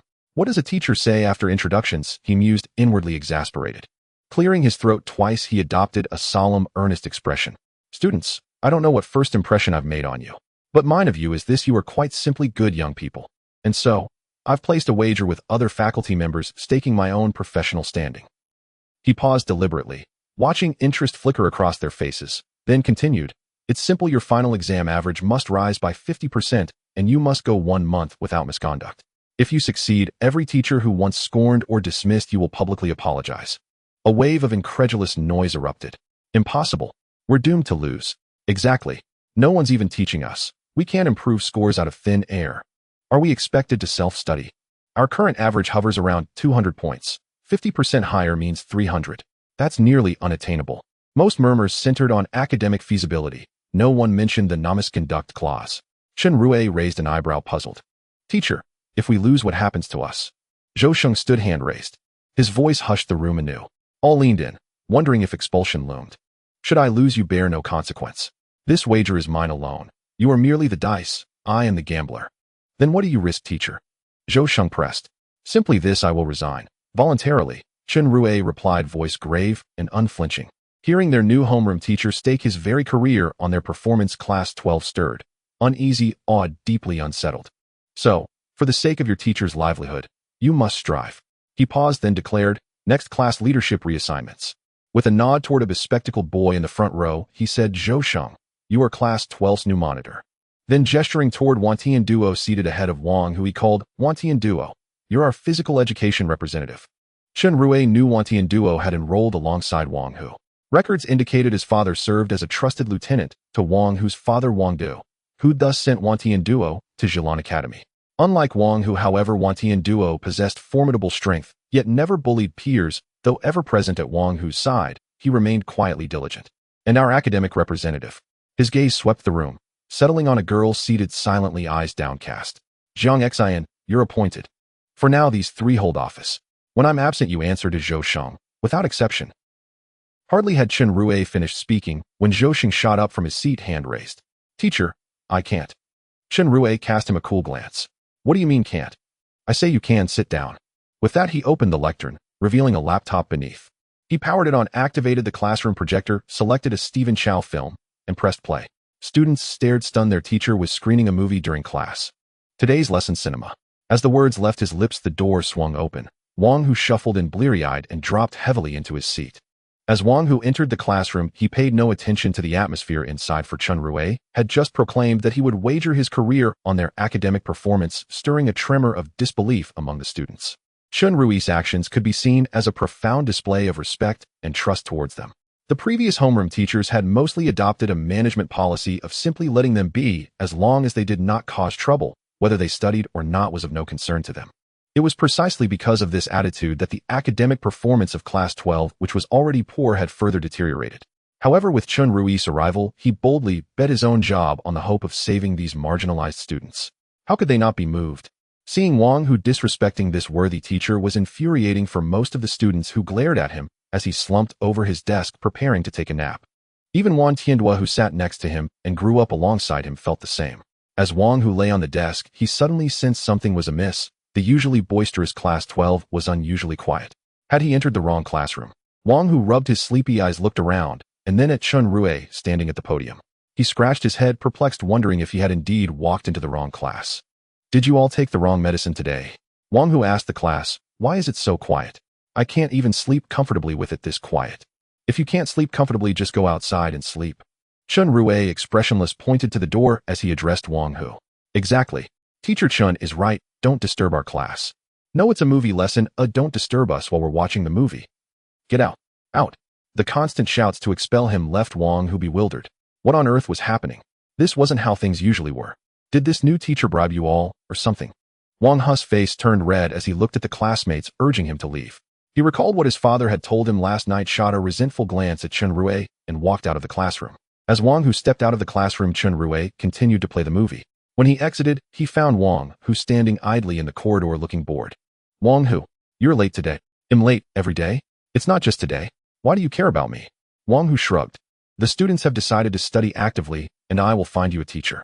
You can choose not to study, but you must not disturb the other students. Chen Rui's tone was serious, leaving Wang Hu momentarily stunned. After regaining his composure, he fixed a hard stare on this somewhat unteacher-like teacher, gazing for a long moment before finally letting out a sigh. All right. If they study, I won't be a troublemaker. Chen Rui nodded and reiterated the terms of the wager. Hearing the details of the wager left Wang Hu astonished. He hadn't expected this teacher to go so far. You already know about the wager. I estimate that this afternoon a post regarding Class 12's wager will appear on the school forum. For a month, no trouble is allowed. The one I'm most concerned about in class is you. Do you understand what I mean? Don't worry. I won't drag the class down. Wang Hu's expression turned serious. It was just a month of not causing trouble. After all, the reasons behind his past antics of bullying classmates and pranking teachers were justified.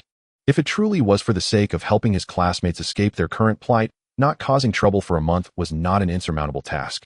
Good, that's all I needed to hear, Chen Rui said as he opened the door. Go back in. Get back to your sleep. After letting Wang Hu in, Chen Rui found a spot in the back of the classroom and sat down, glancing around at the clutter on both sides. The miscellaneous items in the back of Class 12 were an eclectic mix, including a copper pot for hot pot, a PS4 gaming console, a television, and even an ice cream maker. Seeing these items, Chen Rui shook his head and sighed. It seems having no homeroom teacher really is a problem. Ignoring the clutter, Chen Rui opened the chat group, planning to request access to the warehouse from number 2, as he wanted to take some funds to hire teachers for Class 12. In the chat group, number 5, number 2, I want to access the warehouse to take some money. Number 2, oh, he'll open the access for you now. Number 2, alright, you can go in.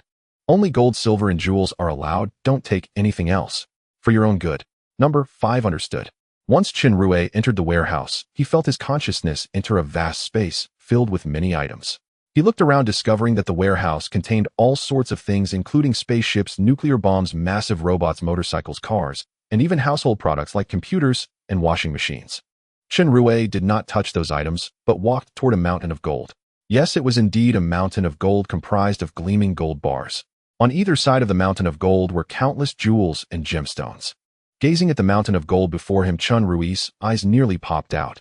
He estimated that even if he counted all the gold on Earth, he still wouldn't reach 1% of the amount present in this mountain. Chen Rui did not touch the mountain of gold as it was unnecessary. Even just the pile of gold bars scattered beside it was enough for him to take.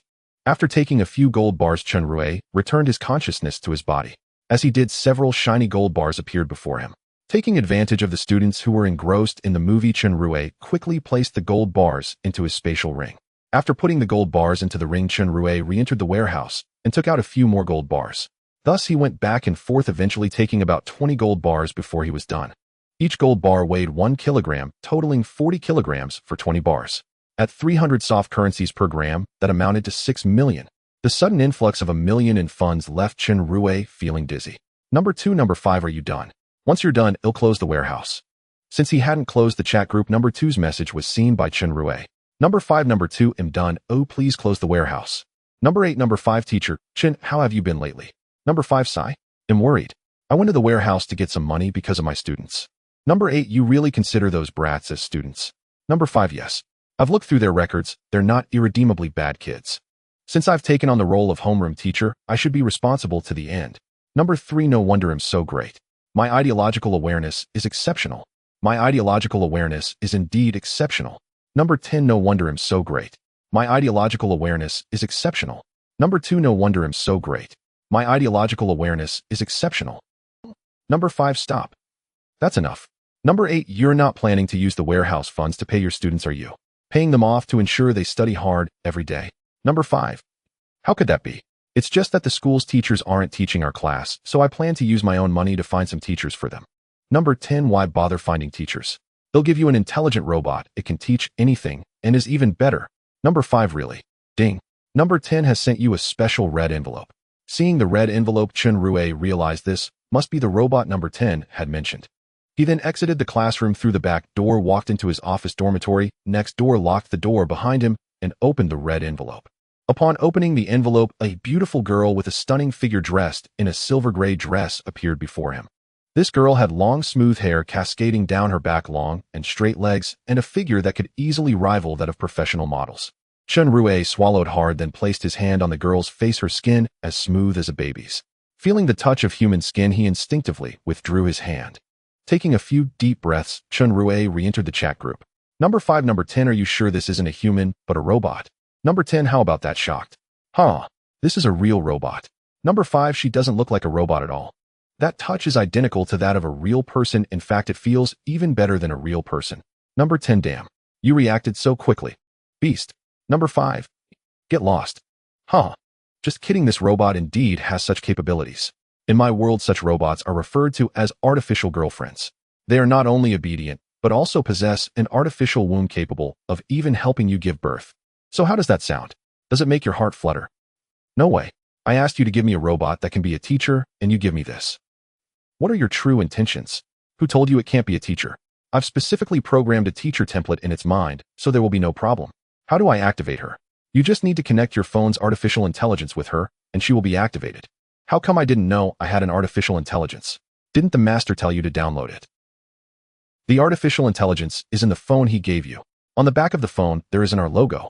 Once you tap it, the artificial intelligence will load automatically. Chen Rui frowned, and then took out his phone. After removing the black phone case, he saw the back of the phone, which looked like a glass panel with our logo indeed present. He tapped on this logo, and then a progress bar appeared on the screen. 1%, 100%. The progress bar went from 1% to 100% in an instant, and then Chen Rui saw a line of text on the screen, "Please give me a name."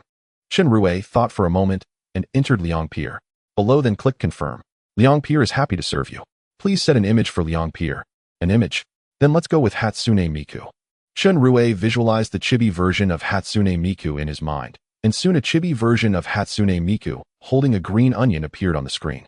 After the activation was successful, Chen Rui put the phone case back on and returned the phone to his pocket. Although he put it back due to the previous modifications to his eyes, he could still see the screen without looking directly at the phone. Liang Pierre, hello master. Chen Rui, hello. Chen Rui, help me activate this smart robot. Liang Pierre understood. Connecting. Connection successful. Please give her a name. Again with the naming. Chen Rui felt his naming tendencies flaring up. Chen Rui was too lazy to think of a name, so he casually modified the robot's name to a homophone, and thus Class 12 gained a new teacher named Ji Qiren. After naming her, Ji Qiren opened her eyes and looked at Chen Rui. Hello master. Please don't call me master, just call me Chen teacher. Hearing Ji Qiren call him master, Chen Rui quickly interrupted. If outsiders misunderstood that he had some special preferences, he would have a hard time explaining. It's fine for Liang Pierre to call him master since she's not a physical entity, but rather an artificial intelligence, and others can't see her. Communication is also through brain waves. Yes, Chen teacher. Ji Qiren spoke in a gentle tone, just like a perfect teacher girlfriend. Next, your job is to be a teacher teaching all subjects in Class 12 except English. Understood. All right, follow me. I'll introduce you to the kids in Class 12. As he spoke, Chen Rui led Ji Qiren to Class 12. Chen Rui was the first to enter the Class 12 classroom, walked to the podium, and paused the movie directly. Teacher, we were just at the exciting part. Why pause it? Yeah. We want to keep watching. Chen Rui's actions immediately stirred up discontent among the students. Seeing this, he calmed them down with a gesture. Students, we will watch the movie later. First, let me introduce someone. As he spoke, Chen Rui shouted towards the classroom door, Ji Qiren, teacher, you can come in now. Upon hearing Chen Rui's words, Ji Qiren pushed the door and walked into the classroom. Ji Qiren's appearance instantly captured the attention of the entire class. The boys' eyes lit up as their hearts raced like startled deer, while the girls were not jealous of Ji Qiren's beauty. Instead, her warm smile made them feel comfortable. Let me introduce her. Her name is Ji Qiren, and she will be our teacher for all subjects except English and physical education. Hearing Chen Rui's words, most of the students in the class began to cheer, welcoming the new teacher. All right, the movie continues. After we finish this movie, Ji Qiren will teach you in the next class. With that, Chen Rui sat down at the back of the classroom with Ji Qiren, and the movie continued. The students of Class 12 had no interest in watching the movie anymore, as their eyes frequently turned back to examine the newly arrived teacher, Ji Qiren. Seeing the students' reactions, Chen Rui nodded to himself, quite satisfied with Ji Qiren's charm. Among the students in the class, only Su Tianxi, who spent his days either sleeping or playing computer games, had no reaction to Ji Qiren's arrival. There was also Lu Lin, who had a fair complexion but remained expressionless, and finally, Yi Feifei, whose profile was vague in the school records, along with Zhao Miao, who was somewhat eccentric. Chen Rui already had a plan for how to manage the students in Class 12. The first step was to find them a reliable teacher, and he had already found Ji Qiren. Whether she was reliable or not would depend on how she performed in her teaching today. The second step was to address some individual issues among the students. As Chen Rui was contemplating his plans, Ji Qiren had already begun her lesson. This class was a Chinese language class, which could be said to be the subject that most tests a teacher's teaching ability. Chen Rui recalled his own school days when the Chinese teacher would spend every class just explaining the text and making students memorize it by rote, never discussing any other topics. At this moment, Ji Qiren was not only teaching the textbook content, but also using some extracurricular topics to lighten the mood, creating a harmonious atmosphere in the classroom. Even the usual troublemakers like Wang, who were watching Ji Qiren attentively. It's just that it was unknown whether they were truly paying attention in class, but if they could sit quietly during class, that was already a great improvement. Seeing Ji Qiren's teaching effectiveness, Chen Rui nodded in satisfaction, thinking, this number 10 is much more reliable than his master number 2. This robot deserves a 5-star rating. With that thought, Chen Rui began to plan how to address the issues of each student. As long as he could resolve their family problems, they could focus on their studies. Chen Rui turned his attention to Jiang Xin, who was attentively listening, thinking, I can start by addressing this class representative's issues. Jiang Xin is intelligent, and her academic performance is good, but she frequently takes leave or arrives late. To resolve her issues, I need to understand why she takes leave and why she is late. Liangpi, can you access all surveillance footage in Rongqing City to verify what my student Jiang Xian was doing during her leave of absence? Yes, I can retrieve surveillance from anywhere on Earth, not just Rongqing. Hearing Liangpi's reply, Chen Rui realized just how extraordinary his AI truly was, on par with Jarvis from Iron Man. 3 minutes later, Liangpi extracted surveillance footage showing Jiang Xian's whereabouts during her most recent absences. As Chen Rui reviewed the footage, a quiet confusion settled over him. Jiang Xian had taken leave solely to work hourly shifts, by day at odd jobs, and by night at bars or karaoke lounges. Her chronic tardiness likely stemmed from exhausting overnight shifts, leaving her too fatigued to rise on time. No wonder Jiang Xian always looks sleep-deprived. Her dark circles are unmistakable. Liangpi dig deeper into Jiang Xian's family background. Be as thorough as possible. Chen Rui commanded again. Understood, master. 1 minute later, Liangpi had unearthed Jiang Xian's entire family history, down to the last detail. Jiang Xian's father is Jiang Zhenhao, her mother Chen Liao. Several years ago, Jiang Zhenhao filed for divorce, falsely accusing Chen Liao of infidelity, caught red-handed, a mere pretext. To coerce her into forfeiting all marital assets, he threatened to sever her access to Jiang Xian, entirely refuse, and she would never see her daughter again. For her daughter's sake, Chen Liao signed the agreement, and left their home with nothing but the clothes on her back. Immediately after the divorce, Jiang Zhenhao remarried a woman whose younger brother held immense influence within Rongqing's underworld, propelling Jiang Zhenhao's career to unprecedented heights. Battered by repeated betrayals, Chen Liao fell gravely ill. Upon learning of her mother's condition, Jiang Xian approached Jiang Zhenhao for financial support, only to be callously refused. She then left her father's home for good, moving into her mother's rented apartment to care for Chen Liao full-time. To afford her mother's treatment, Jiang Xian worked relentlessly, every day without rest. The reason Jiang Xian could attend Jilin private high school despite her poverty was that Jiang Zhenhao had paid 3 years' tuition in advance when enrolling her. Having absorbed Liangpi's intelligence report, Chen Rui understood Jiang Xian's story completely. She was without question a girl of rare integrity, willing to forsake privilege and comfort to labor tirelessly for her ailing mother. As for Jiang Zhenhao, Chen Rui withheld judgment, but inwardly branded him a despicable man. If fate hadn't brought them together, perhaps no reckoning would follow. But now that it had, a confrontation seemed inevitable. After reviewing the dossier, Chen Rui resolved to resolve Jiang Xian's predicament first. It was in truth a simple matter, money.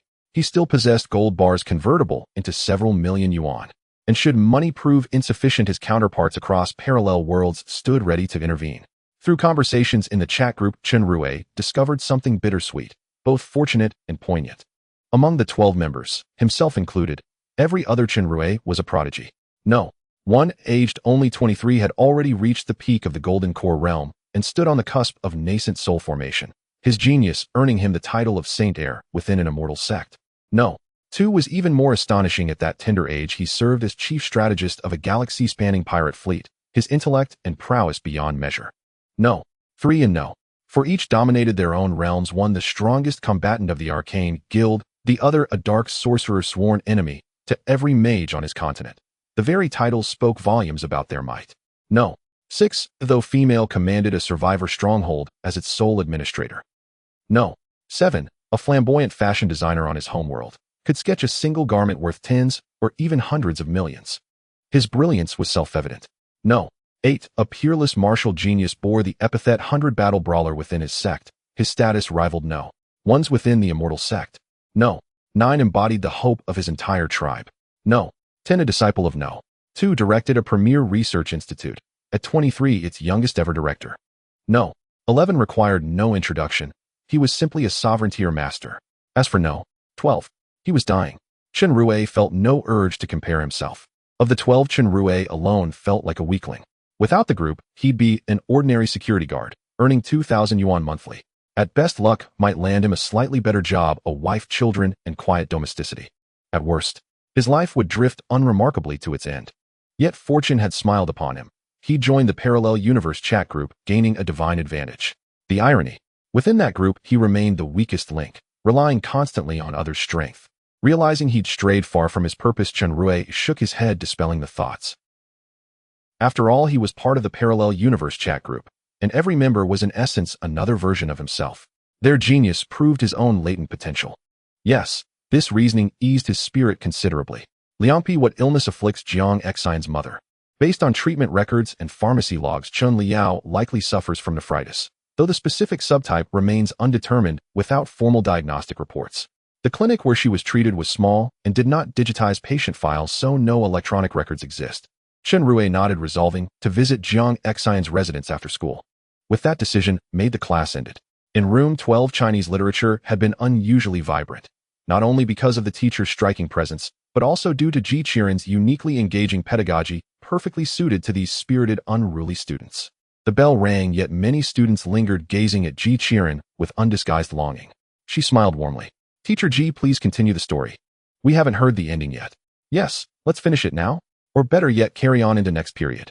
Watching the students clamor, each voice overlapping the next, Chen Rui felt deep satisfaction.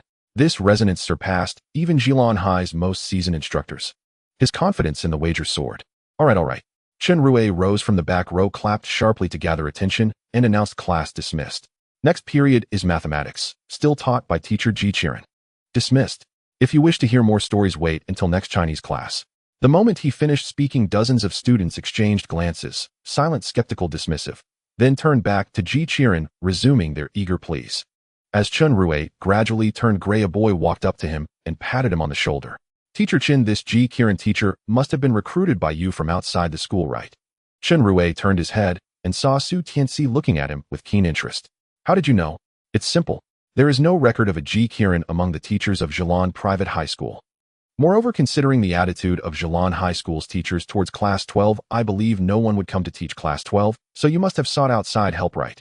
While speaking, Su Tianxi turned his laptop screen towards Chen Rui, displaying detailed information about all the teachers at Zhilan Private High School, including their university graduation work experience and any criminal records. Clearly, this was not the school's official documentation. "Master, your student has hacked into the school's database." Just as Chen Rui wondered where this information came from, he heard Liang Pier's lowly voice ringing in his mind. Knowing that Su Tianxi had hacked into the school's database, Chen Rui was not concerned. What truly caught his attention was the information displayed on the screen, which was about himself. The information indicated that Chen Rui was a formal teacher at Zhilan Private High School, complete with details of his university graduation and even a photo of his teaching certificate. This left Chen Rui somewhat bewildered. Could it be that I have been officially recognized? That old rascal Yang Wei shouldn't have approved my official status so quickly, right? What on earth is going on? Chen Rui felt quite puzzled. Seeing Chen Rui staring blankly at the computer screen, Su Tianxi smugly pushed up his glasses and continued. "Teacher Chen, if the other teachers find out that you've let this outsider Ji Qiren teach Class 12, she might get kicked out. If you ask me, I can help you have Ji's information added to the school database. That way, even if it's discovered, it wouldn't matter." Hearing Su Tianxi's words, Chen Rui snapped out of his daze and looked at him with a playful expression. He thought, "I have the most powerful artificial intelligence in the world. Hacking into the school's database is a piece of cake, and I could even hack into American databases easily. You're just trying to show off here." Liang Pierre directly input Ji Qiren's information into the school database. "Oh, by the way, also create an identity for Ji Qiren and Daxia. As for what identity, just make something up a civilian will do." "Understood, Master." After instructing Liang Pierre, Chen Rui smiled at the proud Su Tianxi and said, "Oh, then there's no need for that." As he spoke, Chen Rui pointed to his laptop screen. "Take a look here first." Upon hearing this, Su Tianxi looked at his computer and saw that the screen was rapidly refreshing. Just as he felt puzzled, the refreshing stopped, and the database of Zhilan Private High School had suddenly added a new teacher's profile. And this teacher was none other than Ji Qiren, who was still engaging with a few students at the podium. How is this possible? Seeing this, Su Tianxi was utterly astonished. He had carefully checked before, and there was no information on Ji Qiren in the database. Yet within just a few seconds, the database had seamlessly added Ji Qiren's profile. Even if he had wanted to sneakily add someone's information to Zhilan Private High School's database, it wouldn't be a simple task. Yet just now someone managed to do it in 3 seconds. He then turned to Chen Rui and saw his triumphant smile. He knew this matter was definitely related to the new homeroom teacher. There are heavens beyond heavens, and there are people beyond people. You have much to learn. With a smile, Chen Rui patted Su Tianxi on the shoulder and said something quite pretentious before walking out of the classroom. Watching Chen Rui's back, Su Tianxi adjusted his glasses and murmured, "This teacher is indeed extraordinary." Back in the office, Chen Rui took out the set of clothes that number 7 had given him from his ring. Since he decided to visit Jiang Xian after school, he naturally wanted to dress nicely. Currently, the best clothes he had were those sent by number 7. Chen Rui took off the clothes he was wearing, then retrieved the purple golden patterned egg from within the clothes and put on the sports suit sent by number 7 finally, placing the egg into the pocket of the suit. The reason he didn't sew a net pocket inside the suit is that the material was too tough for needles to penetrate. Ultimately, Chen Rui had to put the egg in his pocket. Though this meant he wouldn't feel its warmth, at least it was nearby, and he could be aware when it hatched. Dressed, Chen Rui left the office. Although the egg in his pocket made it bulge a bit, it didn't affect his handsome appearance.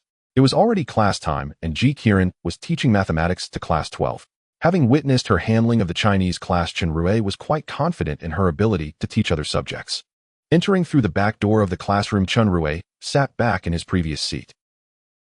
At this moment, the students were all attentively listening to the lesson. Even those not listening were asleep in their seats, not causing any disruptions or disturbing others. Moreover, those who were inattentive were all high achievers like Yi Feifei and Su Tianxi. The reason Chen Rui chose to sit in the back was that he wanted to deal with anyone causing trouble. However, he hadn't expected Ji Qiren's class to be so popular, leaving him without a reason to take action. Sitting at his desk, Chen Rui opened the chat group. As soon as he entered, he saw that someone was live streaming, and most of the people in the group were in the streaming room. Chen Rui scrolled through the chat records and figured out who was streaming and why. The streamer was number 3, and his content involved leading 5 subordinates to challenge a magician's guild. The reason for this was that a partner from number 3's guild had been injured by this guild, and it was a severe injury. After understanding the backstory, Chen Rui clicked into the streaming room, eager to see what a magician's battle was like. Additionally, Chen Rui recalled that he had an attributeless magic source. According to number 4, as long as the magic source was absorbed into the body, an additional magic source would appear, and depending on its characteristics, the attributeless magic source would turn into an attribute-based one. With a magic source, there would be an energy known as magic power within the body, and with magic power, one could use magic. Thinking of this, Chen Rui was even more eager to see the battle between magicians. Upon entering the live broadcast room, the original chat box transformed into a screen that was playing video. On the screen, numerous bullet comments were continuously appearing, naturally sent by the members in the group. Though referred to as bullet comments, it was merely a few people chatting. In the video, a young man resembling Chen Rui by about 80 to 90% was engaged in battle with 3 enemies, while in the distance, a rumbling sound and thick smoke were rising. This young man, who bore a striking resemblance to Chen Rui, was the 3rd member, and the sounds from afar were produced by the battle between the 3rd member's companions and the miscellaneous foes of the enemy guild. The 3 opponents battling the 3rd member consisted of 2 men and 1 woman. 1 man and 1 woman were flying in midair, their movements agile, while the other man was robust and towering with arms as thick as Chen Rui's. Chen Rui, I have already handed over those who harmed your guild. Why are you still pressing me? The female magician flying in midair glared angrily at the calm Chen Rui, the 3rd member, her tone filled with indignation. Hearing this, Chen Rui dug at his ears and said, "What do you want me to do? If you all hand over all your guild's resources as compensation right now, I can take my brothers and leave." "Impossible." Another mage flying in the air retorted angrily, and then his right hand erupted with blue light, a magical array the size of a person appearing before him as a tornado rushed directly towards the laid-back Chen Rui, the 3rd member. Seeing this, Chen Rui, the 3rd member, revealed a hint of disdain, his left hand flickering with lightning, a similar-sized magical array appearing as purple lightning, like giant serpents, collided with the tornado, causing it to be continuously struck and showing signs of dissipating. His 2 companions witnessed this scene and simultaneously cast their own spells to assist him. The robust giant on the ground clapped his hands against the ground, and a magical array appeared, sending sharp cone-shaped rocks hurtling towards the lightning, while the other flying mage used the same tactic as the previous wind mage, trying to help fend off Chen Rui's attack. The simultaneous attacks from the 3 finally neutralized his attack, highlighting the power disparity between the 3 and Chen Rui, the 3rd member. In an unknown fight, none of them would be a match for Chen Rui. Chen Rui, the 3rd member, looked into the distance and noticed that his companions were evenly matched against the enemy mages. Now the only thing that could decide the outcome of the battle was himself and these 3 before him. "Since you don't intend to hand over your resources, I'll just have to eliminate you first." As he spoke, Chen Rui unleashed purple light from his left hand and red light from his right, charging towards the enormous earth element mage. The 2 mages flying in the air exchanged glances and simultaneously attacked Chen Rui, the 3rd member. Both were wind element mages whose advantage lay in speed and cutting power. They initiated a tug-of war against Chen Rui, the 3rd member, one holding him back while the other attempted sneak attacks. This tactic had yielded good results for them in previous battles. Chen Rui paid no mind to the movements of these 2 flies and continued charging towards the earth element mage. The earth element mage was not to be underestimated. With a clash of his fists, a massive magical array emerged on the ground, ensnaring Chen Rui, the third member, who was about to approach. A powerful wave of earth element magical energy erupted from below as rock spikes, resembling steel needles, shot up from the ground. If Chen Rui, the third member, continued forward, he would undoubtedly be pierced by these rocky needles. At the same time, the two wind element mages in the sky launched their attack, this time not with tornadoes, but with razor-sharp wind blades. Their wind blades, one in front and one behind, formed an X shape as they sliced towards Chen Rui. In the bullet comments 8, this battle is not exciting at all, just flashy. 4 color pen no. 3. Even these 3 amateurs are struggling to fight. If it were me, I'd teach them a lesson in 3 seconds. 5. The special effects are quite impressive. If this video is uploaded online, it's bound to go viral. Naturally, Chen Rui, the third member, had no time to pay attention to the bullet comments. At this moment, his right hand was already sketching a red magical array. The magical array in his hand was only palm-sized, and seeing that the 3 attacks were about to strike him, he slapped the magical array onto the ground. A pillar of fire soared from beneath Chen Rui, the third member, completely engulfing the 2 wind blades, while the rocky needles blocking his way were shattered into pieces by the flames. After releasing the previous spell, Chen Rui, the third member, continued charging towards the Earth Element Mage. The reason for his determination to eliminate the Earth Element Mage first was that he was easier to kill. The 2 Wind Element Mages in the sky were too slippery to deal with. Seeing Chen Rui, the third member, rushing towards him, the Earth Element Mage realized that if they engaged in close combat, he would undoubtedly die given the power disparity. From the might of the previous fire spell, he could guess his fate. Thus, he had no choice but to use his trump card for all-around defense, as another magical array rose beneath his feet, summoning walls of earth to encircle him in a circular earthen shield. The 2 wind element mages in the sky breathed a sigh of relief. The earth element mage's absolute defense, even Chen Rui's strength, would not be easily broken. With that, they could continue attacking Chen Rui without any worries. The 2 wind element mages began to constantly shift positions in midair, unleashing waves of wind blades towards Chen Rui. Chen Rui, the third member, possessed attributes of thunder and fire, which had the highest attack and explosive power among all attributes, but speed and agility were his fatal weaknesses. Faced with the 2 wind element mages, Chen Rui indeed had no advantages, but that was only in theory. Do not forget, Chen Rui was also a member of the Parallel Universe chat group. As the spatial ring on Chen Rui, the third member's hand flashed, a set of exoskeleton armor appeared on his legs. This exoskeleton armor could absorb the magical energy within Chen Rui, the third member, as a power source. After donning it, his speed increased more than twice compared to before. This exoskeleton armor was precisely what the third member had urged the 10th member to rush and craft for him yesterday. Before launching an attack on this guild, he had already known that the 2 most troublesome individuals in this guild were the 2 wind element mages before him. In anticipation, he had the 10th member create this leg exoskeleton armor. Once equipped with the exoskeleton armor, Chen Rui, the third member, found it quite easy to evade the wind blades launched by the 2 wind element mages. While dodging, Chen Rui, the third member, gathered a magical array in his right hand. This magical array was somewhat similar to the fire pillar he had released earlier, but with differences. In about 30 seconds, Chen Rui gathered the magical array, seizing the opportunity during the attack gap of the 2 mages in the sky. Chen Rui did a flip, supporting himself with one right hand, and pressed down on the ground, causing a magical array to instantly appear, spreading out from the center of his palm. Meanwhile, beneath the circular earthen shield not far away, a larger magical array emerged. Not good. Quickly stop him. The 2 wind mages in the sky shouted anxiously at the same time as violent gusts of wind surged around them, diving toward Chen Rui. Chen Rui no. 3-0 paid little attention to their actions, for his magic had already been unleashed. This spell, like the previous fire pillar, erupted flames from the ground, but this time the flames could be controlled to erupt within 100 meters around Chen Rui. Moreover, it was not just a single fire pillar. Another fire pillar erupted at Chen Rui's position. This spell could not only carry out mid-range strikes, but also protect him while casting. Before the 2 wind mages could reach Chen Rui no. 3, the fire pillars had already exploded. 2 fiery columns shot up into the sky, directly dismantling the nearby earthen defenses from within. When the earthen walls collapsed, the earth mage had vanished, leaving only a charred corpse behind. After dealing with the earth mage, Chen Rui no. 3 stood up with one hand on the ground, dusting off his hands, looking at the 2 wind mages in the sky with a sinister expression. The 2 wind mages felt a chill at Chen Rui's no. 3 gaze. They exchanged glances and ultimately decided to flee. As the saying goes, while the green hills remain, one need not fear the lack of firewood.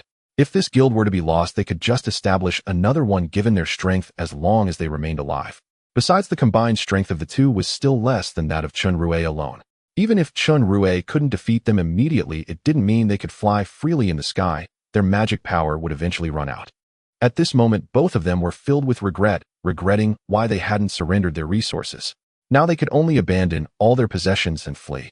The two of them nodded at each other and then flew off in two different directions. Seeing this, Chen Rui no. 3-0 revealed a disdainful smirk and took out 2 handguns from his spatial ring. One was purple while the other was bright red. The barrels of these guns were massive. Rather than guns, they resembled hand cannons. The surface of the guns was adorned with vein-like patterns. As Chen Rui held them, both guns radiated a shimmering light, and 2 magic circles appeared on the sides of the gun bodies. When the magic circles were completed, the brilliance of the guns intensified. Chen Rui no. 3 raised the 2 guns without deliberately aiming, merely pointing them in the direction where the 2 wind mages had fled, and pulled the triggers. With a sizzling sound, 2 lasers, 1 red and 1 purple, shot forth from the barrels, directly targeting the 2 wind mages who had already flown far away. The 2 wind mages, having flown far away, did not sense Chen Rui's pursuit, thinking he intended to let them go. Just as they relaxed their guard, a laser pierced through their chests. After the laser struck and killed the 2, they soared into the sky, disappearing from sight. Barrage no. 2. Those 2 guns are mine. No. 10. That exoskeleton armor legs was made by me. No. 5. So cool. No. 8. Flashy. No. 4. The battle is over. Let's see what good loot this guild has waiting for the spoils. No. 5. Waiting for the spoils. No. 10. Waiting for the spoils. No. 9. Waiting for the spoils. No. 6. Waiting for the spoils. No. 2. Waiting for the spoils. Having dealt with the 3 main forces of this guild, Chen Rui no. 3 headed to the main battlefield, directly turning those resisting mages into dust, thus concluding this guild battle. Ding ding ding. The sound of bells rang, and Chen Rui exited the chat group only to find that another class had ended. What the heck? I only watched the live stream for a bit, and this class is over already. Looking at the students who seemed less than enthusiastic, Chen Rui glanced at Ji Qiren, feeling that this class was not as engaging as the previous language class. After all, compared to language, mathematics could be rather dull. During a language class, one could at least discuss some extracurricular topics, but it was much harder to do so in a math class. However, this was acceptable. After all, no student disrupted the class. Even those who didn't want to listen were either sleeping or quietly reading and playing on their phones. Chen Rui checked the schedule and found that the 3rd class was unexpectedly English. When he saw English, he remembered his lowly teacher Tian Lele, who had bumped into him before, and then he got up to find her in the teacher's office. Entering the office, Chen Rui looked around and found that Tian Lele was absent. Teacher Tian, you must be looking for Lele, right? At that moment, a voice that Chen Rui disliked rang out. It was Zhang Yao, who had previously made a bet with him. Chen Rui glanced over to see Zhang Yao editing a post on the Zhilan Private High School forum. Chen Rui caught a glimpse of the post's content, which seemed to be about the bet between him and her. Tian Lele has already been transferred to the 2nd year. She can't teach the 1st-year class anymore, Zhang Yao said mockingly while continuing to edit the post. Upon hearing this, Chen Rui said nothing and directly left the office. It was obvious that Tian Lele's transfer was their doing. Back in the classroom, Chen Rui announced to the students in the class that the English lesson would be taught by teacher Ji Qiren. Upon hearing this, the students were very pleased with Ji Qiren taking the English class, as students from her class liked her regardless of gender. Although Ji Qiren had only taught 2 classes in class 12, her performance indicated that she held no bias against the students, which was completely different from the previous teachers who had come to teach. Previous teachers who taught class 12 were filled with disdain and contempt, while Ji Qiren was warm and considerate. So not only were they okay with her teaching English, they would even agree to have her as the class supervisor. The day's classes came to an end with only a few minutes left until dismissal time. Chen Rui told Ji Qiren to take a break while he approached the podium. He then wrote a string of numbers on the blackboard behind him, which was his own phone number.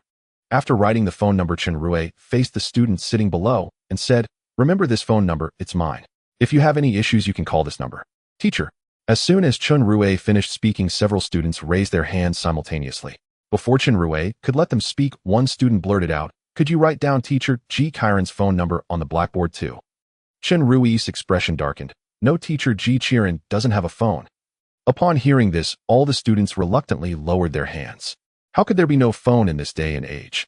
It's obvious that teacher Chen just doesn't want to give it. The bell rang, signaling the end of school. Upon hearing the bell, the students of class 12 no longer cared about Ji Qiren's phone number and began packing their things to head home or back to their dormitories.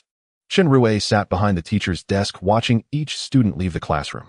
However, they greeted Ji Qiren instead of him, the homeroom teacher, which made Chen Rui quite displeased. But thinking that Ji Qiren was just a robot, and also his subordinate, his mood improved considerably. A few minutes later, all the students of Class 12 had finally left, leaving only Ji Qiren, Chen Rui, and Zhou Sheng in the classroom. Zhou Sheng, why are you on cleaning duty again today? It's not just today, or it's every day. It's always me on cleaning duty. Zhou Sheng replied helplessly as he picked up a broom to start sweeping the floor. Tomorrow you can arrange who takes cleaning duty. You're the class monitor now.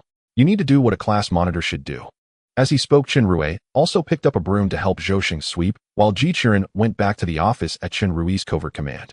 Teacher, why did you appoint me as the class monitor? I feel like I can't do it.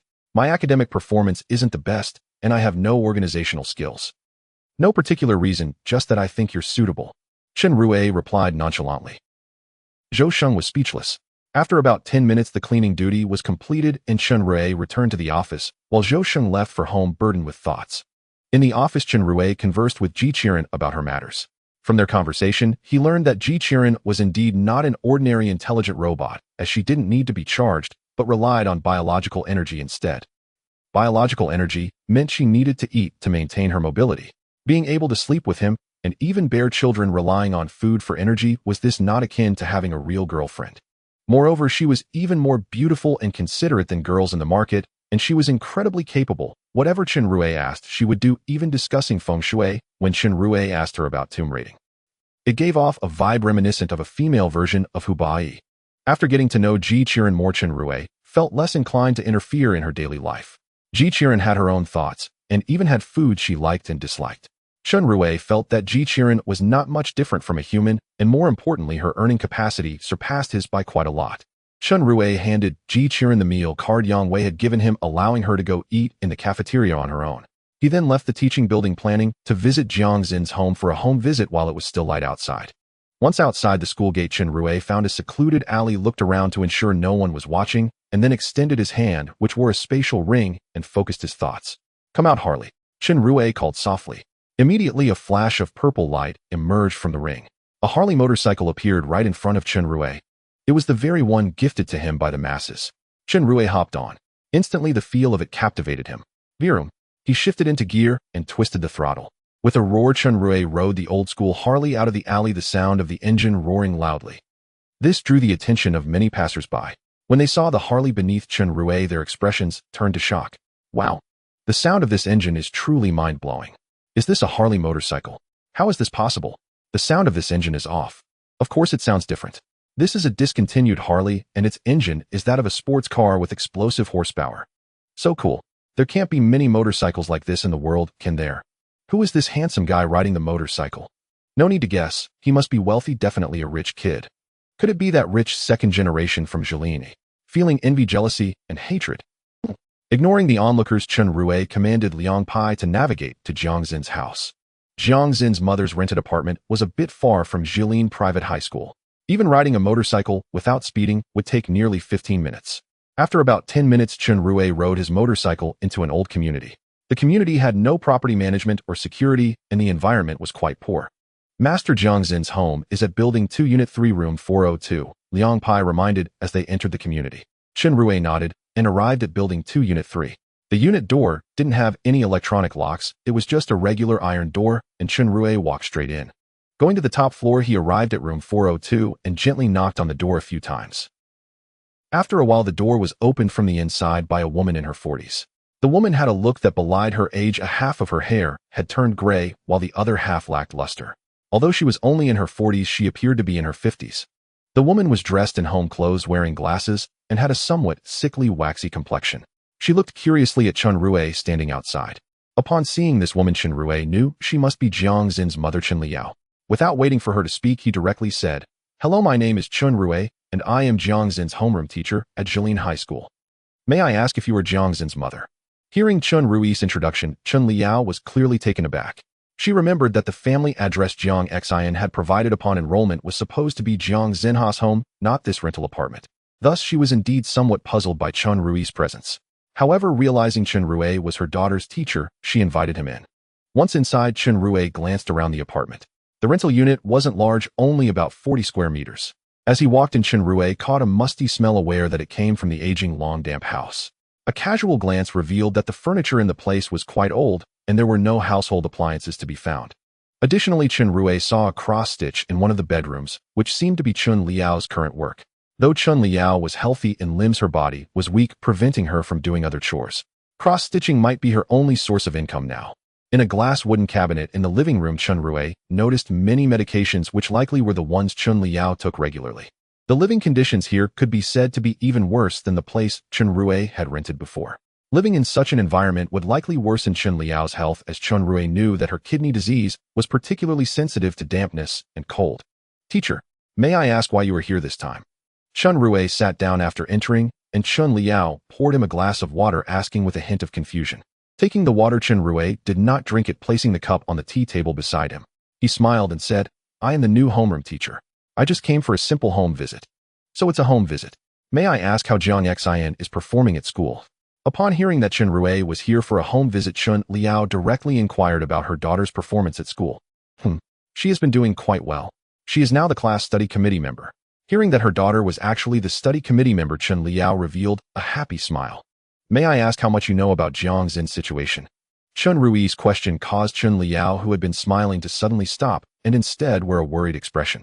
Seeing Chen Liao's change, Chen Rui knew she must be aware that Jiang Xin was working outside to earn money. Otherwise, she wouldn't react this way. "Of course I know about Xian Xin's situation.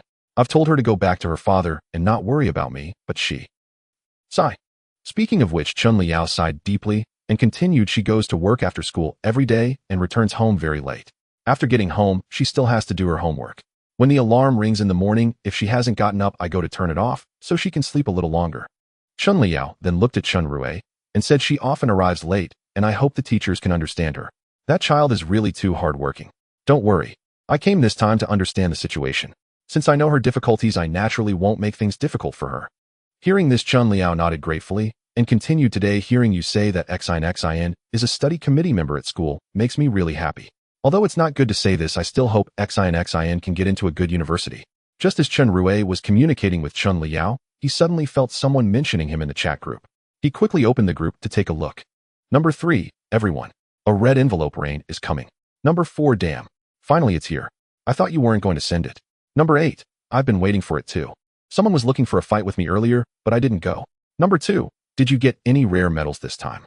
Number 10, I rare metals. 1. Number 7, are there any good-looking gemstones or crystals? Number 6, as for the Mage Guild, I estimate they won't have what I want. Number 3, I'll prepare 2 separate bags of rare metals for number 2 and number 10. I've packed other items for group distribution. What you get depends on your luck. Ding. Number 3, send a luck-based red envelope. 1111 ding. Number 4, received number 3's luck-based red envelope. Ding. Number 8, received number 3's luck-based red envelope.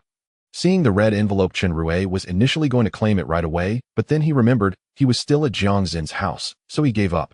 What if he opened something messy and scared Jiang Xin's mother? After exiting the chat group, Chen Rui noticed Chen Liao looking at him with some curiosity. "Sorry, I was lost in thought thinking about something," Chen Rui said, feigning nonchalance.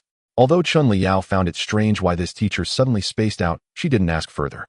Seeing the atmosphere become a bit awkward, Chen Rui remembered the purpose of his visit and said to Chen Liao, "I have already understood Jiang Xin's situation. May I ask, Miss Chen Liao, if I can check your illness? To be honest, my family has a background in traditional Chinese medicine, and perhaps I can try to treat you." Hearing Chen Rui say he wanted to treat her, Chen Liao gently shook her head and sighed, "Alas, my illness. It can't be cured. I've seen both traditional and Western medicine. In the end, I'm just taking medication to maintain. Give it a try. I came this time also because I heard about your illness and wanted to take a look." As he spoke, Chen Rui took out his phone and placed it on Chen Liao's forehead. Chen Liao did not resist Chen Rui's action, knowing that he meant no harm. However, she was somewhat puzzled as to why Chen Rui, claiming to be a traditional Chinese doctor, did not take her pulse, but instead placed his phone on her head. It felt a bit like a joke. Cool Skin scanned Chen Liao's body. Received, Master. 3 seconds later, Chen Liao's body data appeared before Chen Rui's eyes. However, he could only get a rough idea from this data. The specific analysis still relied on Cool Skin. Report, Master. Lu Liao's main illness is glomerulonephritis, and the current level of kidney damage has reached 45%. Moreover, complications of kidney failure have already appeared, and her heart has shown signs of intermittent failure. What treatment options are available? Option 1, do blood purification. The advantage is that it can quickly improve the Bodas condition, but the disadvantage is the dependency. If blood purification is performed, the chance of a cure decreases by 80%. Option 2, Kidney transplant. The advantage is that it doesn't require long-term hospital visits, but the downside is that long-term medication is needed after the transplant, and the transplanted kidney has a risk of rejection. Option 3. A new technology developed in the island country allows cultivation of repair liquid from one's own blood, which has a certain probability of repairing damaged kidneys, but it is still in the experimental stage and not recommended for use. Seeing the 3 options, Chen Rui shook his head, feeling that none of these options were reliable. The first one is dialysis. Although it is reimbursed by the state, now even with partial reimbursement the remaining costs are still substantial, which Chun Liao's financial situation cannot bear at all. As for the second option, kidney transplant, there's no need to mention it since finding a kidney source is already difficult and the cost of a transplant is even higher. The third option, cool skin, doesn't support it, so there's no need to mention it. It looks like I still need to ask the people in the group if they have any solutions. While speaking, Chen Rui fell into a daze again. Seeing Chen Rui once again spacing out, Chun Liao felt that her daughter's homeroom teacher might not be mentally stable, as he frequently zoned out. Naturally, Chen Rui was unaware that Chun Liao's opinion of him had changed. At this moment, he was already seeking help in the group. Number 5. Is there anyone in the group who can treat illnesses? Number 8. What's wrong? Number 5. Are you sick? Number 5. It's not me, but it's the mother of one of my students who has nephritis, and it's already quite serious. Number 10. Nephritis. I haven't heard of that condition in a long time. Number 5. Number 10. Can you treat it? Number 10. No. In our case, it's just a matter of replacing the kidney. Nanomechanical kidneys can just be replaced if they fail, and it's not expensive. Number 5.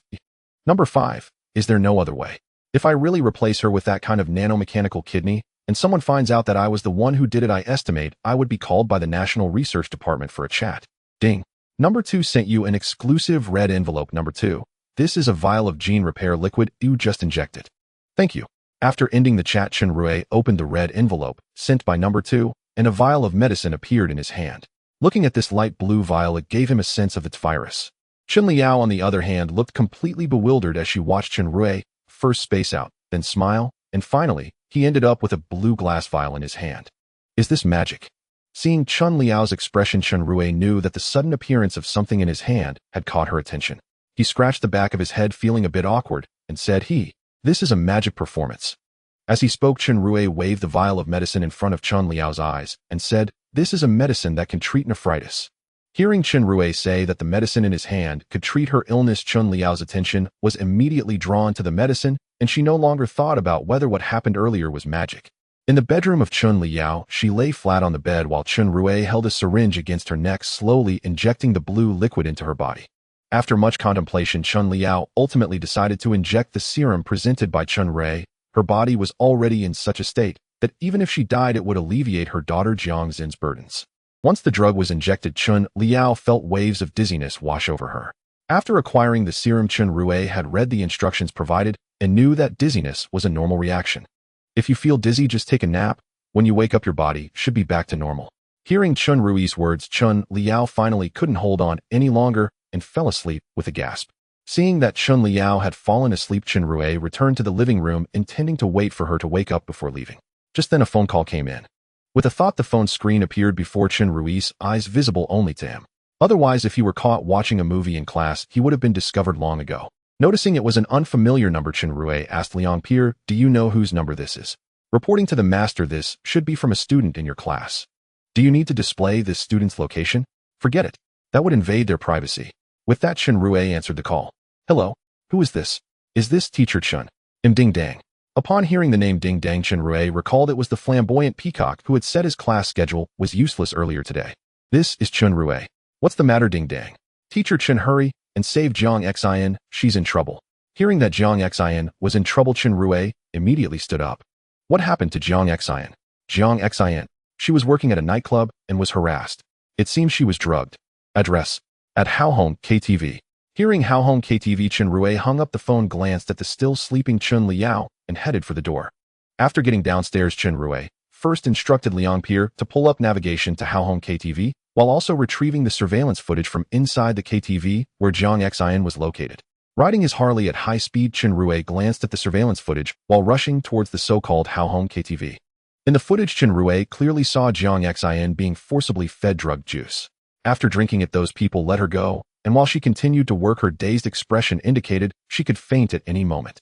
Nearby, a sleazy-looking guy was watching Jiang Xin's every move, waiting for the moment she would collapse to step forward and take her away. After watching the footage, Chen Rui increased his speed. If he were even a second late, Jiang Xin could fall victim to a heinous crime. Fortunately, the Haohong KTV was not too far from Jiang Xin's home. Under Chen Rui's reckless driving, he arrived at the KTV entrance in less than 5 minutes. At the entrance, Chen Rui saw Ding Dang anxiously pacing back and forth. When she heard the roar of engines, Ding Dang instinctively looked up and saw Chen Rui speeding towards her on a cool Harley. Seeing this scene, Ding Dang's heart was instantly filled with admiration for Chen Rui's figure. After parking the motorcycle, Chen Rui approached Ding Dang and gently tapped her dazed head. "Quick, lead me to Jiang Xin." Snapping back to reality, Ding Dang remembered that Jiang Xin was in danger and immediately dashed into the KTV. The two did not wait for the elevator, but took the stairs straight to the 3rd floor. At that moment, in a room on the 3rd floor, 4 young men adorned with dragon and tiger tattoos surrounded the unconscious Jiang Xin. "Who wants to do it? You guys go ahead." "No way, I faint at the sight of blood." "Damn. Useless. Big brother, if you're so tough, you do it." "I really don't know why Meng Gu wants us to do this kind of job. Killing is illegal." "Meng Gu is in the next room. He said if we get this done, he will give each of us 100,000 bucks. As the 4 debated, a loud bang echoed, and they all turned to see a young man pulling his foot back from the door. The intruder was Chen Rui. Even if he had never seen what happens to a girl drugged in a nightclub, he could easily imagine it, so, without hesitation, he kicked the door open. Seeing that Jiang Xin was all right, he let out a sigh of relief. The leading young man was both thrilled and frustrated upon seeing Chen Rui. He was happy that Chen Rui's arrival meant he might avoid taking a life, yet frustrated because this job's failure meant the loss of 100,000. While the leading young man was lost in thought, Chen Rui did not forget his purpose. He stepped forward and directly kicked the young man standing in front of him away, sending him crashing into the wall of the room. As he rolled down, blood gushed from his mouth and nose as he lost consciousness. This kick had left him severely injured. Chen Rui's strength was already monstrous compared to ordinary people. Even without training in the sharp unified fist, his sheer power was enough to overpower the small gangsters. The remaining 3 gulped at the sight. I tell you, we are Meng guess people. Meng Gu. What kind of thing is that?" As he spoke, Chen Rui took a few steps forward and kicked out once more, sending the one who had threatened him crashing against the wall, blood pouring from his nose and mouth as he fainted. "Oh, is there someone in Xiaonan who doesn't give Meng Gu face? I want to see which deity it is."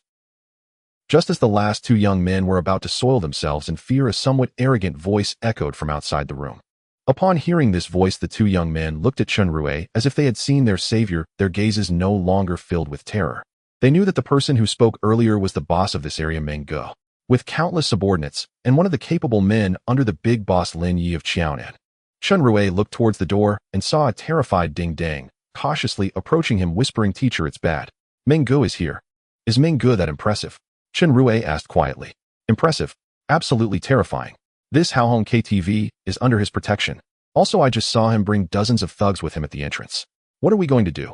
As Ding Dang spoke, her voice trembled, clearly frightened. Chen Rui patted Ding Dang's head, reassuring her, "Don't worry with me here, these thugs will be easily dealt with." Feeling Chen Rui's hand gently patting her head and hearing his words, Ding Dang felt an overwhelming sense of security next to her teacher, even if she didn't know why. Ding Dang then approached Jiang Xin, who was lying on the sofa, and helped her fix her disheveled clothes. Just then, Meng Gu entered the room with several burly men wielding machetes. "Kid, is it you who doesn't take me seriously?" Meng Gu entered, pointing the machete in his hand menacingly at Chen Rui's nose. Meng Gu was a robust man, nearly 1.8 meters tall, dressed in slacks and a vest with a striking scar across his head that made him quite intimidating. Anyone who encountered him would likely be too frightened to speak or even make eye contact, just like the current situation with Ding Dang. After Meng Gu's appearance, the faint sense of security that Chen Rui had brought to her had completely vanished. She had only heard about Meng Gu before. This was their first meeting, and she never expected him to look so fearsome. Chen Rui used a finger to push aside the watermelon knife pointed at him, then disdainfully glanced at the 2 burly men behind Meng Gu. "Is this all you brought?" Upon hearing this, Meng Gu laughed teasingly, looked at Chen Rui, and then turned around to shout at those behind him, "This kid says we don't have enough people." Just as Meng Gu's words fell, several figures walked in from outside, each wielding machetes or steel pipes, looking at Chen Rui with mocking expressions. Chen Rui counted carefully. There were nearly 12 or 13 people who had come in. If it weren't for the limited space of the private room, there would surely be more. "All right, kid, as a punishment for not putting me in your eyes, you can leave behind some spare parts and go, but you have to leave the 2 girls behind." Hearing Ming guess words, Chen Rui remained unfazed, but Ding Dang behind him had already turned pale. Although her makeup was too heavy to see clearly, the terror in her eyes was unmistakable. Chen Rui took out a pack of cigarettes from his pocket. He had been carrying it around because he hadn't smoked much while at school. He pulled out a slightly crumpled cigarette and placed it between his lips, looking at Meng Gu with a smile, asking, "Got a light?" Seeing Chen Rui's action, Meng Gu and his crew all wore expressions of disbelief. "What light are you talking about? Don't you know what situation we are in? You want a light? Do you also want the watermelon knife?" Chen Rui sighed when he saw Meng guess in action. "Alas, you don't have a light either. Looks like this is the only way." As he spoke, Chen Rui's hand slipped into his pocket, and when he brought it out again, he was holding a handgun, a powerful Desert Eagle. Seeing the Desert Eagle in Chen Rui's hand, Meng guess subordinates quickly retreated, all thinking at the same time, "What the hell is this? He pulls a gun out just like that. If I remember correctly, isn't this Xia? Aren't guns banned here?" Seeing his subordinates faltering, Meng Gu was quite displeased, saying, "What are you all afraid of? Clearly that's just a lighter." But just as Meng Gu finished speaking, 2 gunshots rang out from Chen Rui's side, causing everyone present to shudder, suddenly quickly checking if they had been hit. Meng Gu looked at Chen Rui with a face full of disbelief. He didn't check to see who had been shot, because he knew that the shots just fired were not meant to harm anyone, but were meant to light a cigarette. Indeed, Chen Rui aimed the gun at the cigarette dangling from his lips and fired twice.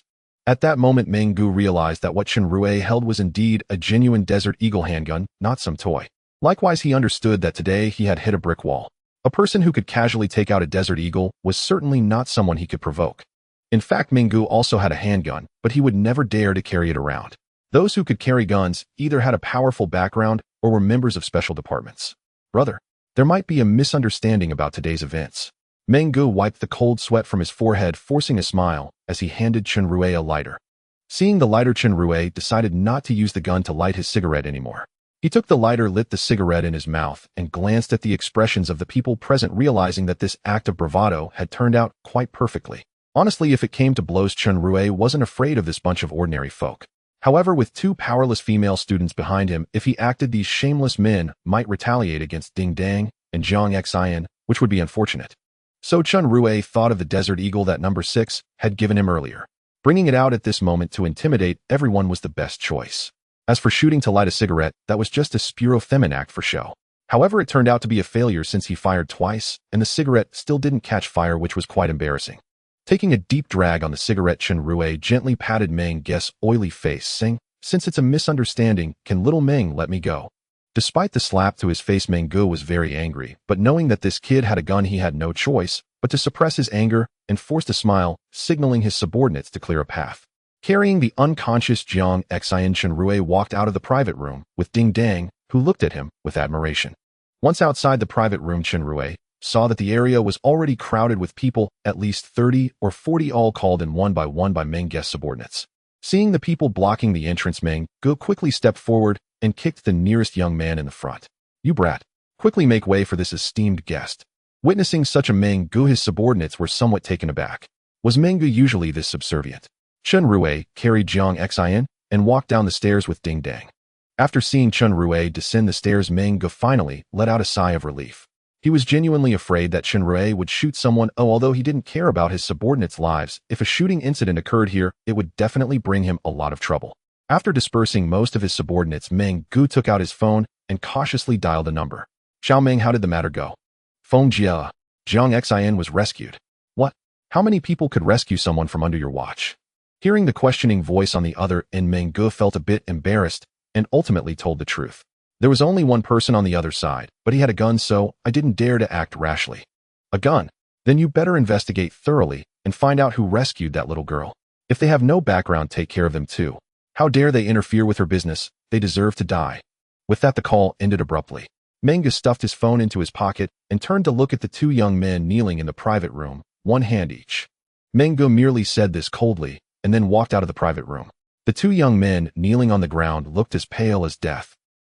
"Teacher, can you carry a gun so casually? Are you from some special department? Teacher, can you teach me to fight? Teacher, can I borrow your gun to play with? Teacher." From the moment they descended the stairs, Ding Dang had been asking Chen Rui a barrage of questions, throwing out every curiosity she had. Arriving next to the Harley, Chen Rui placed the still unconscious Jiang Xian on the back seat, then turned to Ding Dang and said, "I am indeed from a special department, so you need to keep this a secret, okay?" Upon hearing Chen Rui's words, Ding Dang's eyes lit up, and she nodded repeatedly. Where do you live? Let me drive you home. No need, no need. My home is just ahead, a little over 200 meters. Ding Dang pointed to a high-end community not far ahead. Then she looked at the still unconscious Jiang Xian and continued, Teacher, you should take Jiang Xian home first. Chen Rui nodded and got on the motorcycle, and after a roar he disappeared at the end of the street. Chen Rui rode his Harley carrying the unconscious Jiang Xian and rushed to Jiang Xin's dilapidated residential complex. Taking Jiang Xin's phone from her pocket, Chen Rui saw the contact named Mom and answered the call directly. Before her mother could finish, Chen Rui interrupted with a light cough. I am Jiang Xin's homeroom teacher. I'm at the door. Jiang Xian has fainted. As soon as Chen Rui finished speaking, hurried footsteps sounded from inside. Soon Jiang Xin's mother opened the door, and upon seeing her unconscious daughter, her eyes turned red. Xian, what happened? She's fine now. She was drugged at the KTV where she was working, but she wasn't. Chen Rui didn't finish his sentence, but Chen Liang understood his meaning. She quickly took Jiang Xian from Chen Rui's arms. Seeing Chen Liang's complexion and her strength, which were no different from a healthy person, Chen Rui knew that the potion from No. 2 was indeed effective. After laying Jiang Xian on her small bed, Chen Liang turned around and knelt directly before Chen Rui. Teacher Chen, I don't know how to thank you for your great kindness. You not only saved me, but also saved Xian. Chen Rui helped Chen Liang up and said, this is what I should do. Jiang Xian is my student. If I can help in her family's difficulties, I will. As he spoke, Chen Rui glanced at the time and found it was already past 9 o'clock. After greeting Chen Liang, he went downstairs. After going downstairs, Chen Rui rode his Harley back to school. Near the school, he found a small alley to put the Harley into his spatial ring before heading towards the school gate. Remembering that he hadn't had dinner yet, Chen Rui first went to the school supermarket to buy 2 cups of instant noodles and some bread. Returning to his office, Chen Rui saw Ji Qiruan sitting at his desk playing on the computer. Curiously, Chen Rui leaned over and discovered that Ji Qiruan was browsing the school's forum. Seeing Chen Rui return, Ji Qiruan turned and smiled sweetly at him. Teacher Chen, you're back. Chen Rui nodded. Though his expression remained calm, his heart raced with 2 voices wildly intertwining in his mind. One voice, like a demon, urged, quick, pounce on her. She is just a girlfriend-shaped robot and will definitely not refuse you. The other gentle voice countered, no, she is just a robot and she has her own feelings. If you do that, you will truly be the beast as No. 10 said. Ultimately, Chen Rui chose to reject the beastly suggestion, shaking his head vigorously to dispel the little demon's voice from his mind. Once calm, Chen Rui finally noticed the pinned post on the school forum. The school cafeteria has a beautiful food champion. Searching for the beautiful food champion. Shocking, the homeroom teacher of class 12 of the first year actually made a bet with other homeroom teachers. The content of the bet is. Seeing the betting post from class 12, Chen Rui was not surprised. He had seen Zhang Yao editing the post when he visited the teacher's office today, but the title truly left him speechless. It looked just like clickbait. However, the betting post was surprisingly under the beautiful food champion post, which puzzled Chen Rui. What kind of beautiful food champion could have such a high click rate? Thinking this, Chen Rui asked Ji Qiruan to click on the first post. Hearing Chen Rui's words, Ji Qiruan shyly opened the first post. When the post loaded, Chen Rui was shocked. 1,000 thoughts ran through his mind. Because upon opening it, it was a photo of Ji Qiruan eating. In the picture, there were countless plates or bowls beside her. Seeing Chen Rui's expression, Ji Qiruan lowered her head shyly. Actually, I didn't want to eat that much. The food here has too low energy. If I don't eat more, I'm afraid I won't have energy the next day. Chen Rui snatched the mouse and clicked into the post. At this moment, the post already had tens of thousands of likes and comments, and a large portion of those were from people outside the school. The campus forum of Zhelan Private High School was not set up by the school, but by the student council. To make the posts more popular, the student council did not oppose outsiders participating. Chen Rui's gaze turned to the comment section. Gigi Fuciji, wow. From now on, she is my goddess. Bao Dao Bean, stop looking, she is my wife.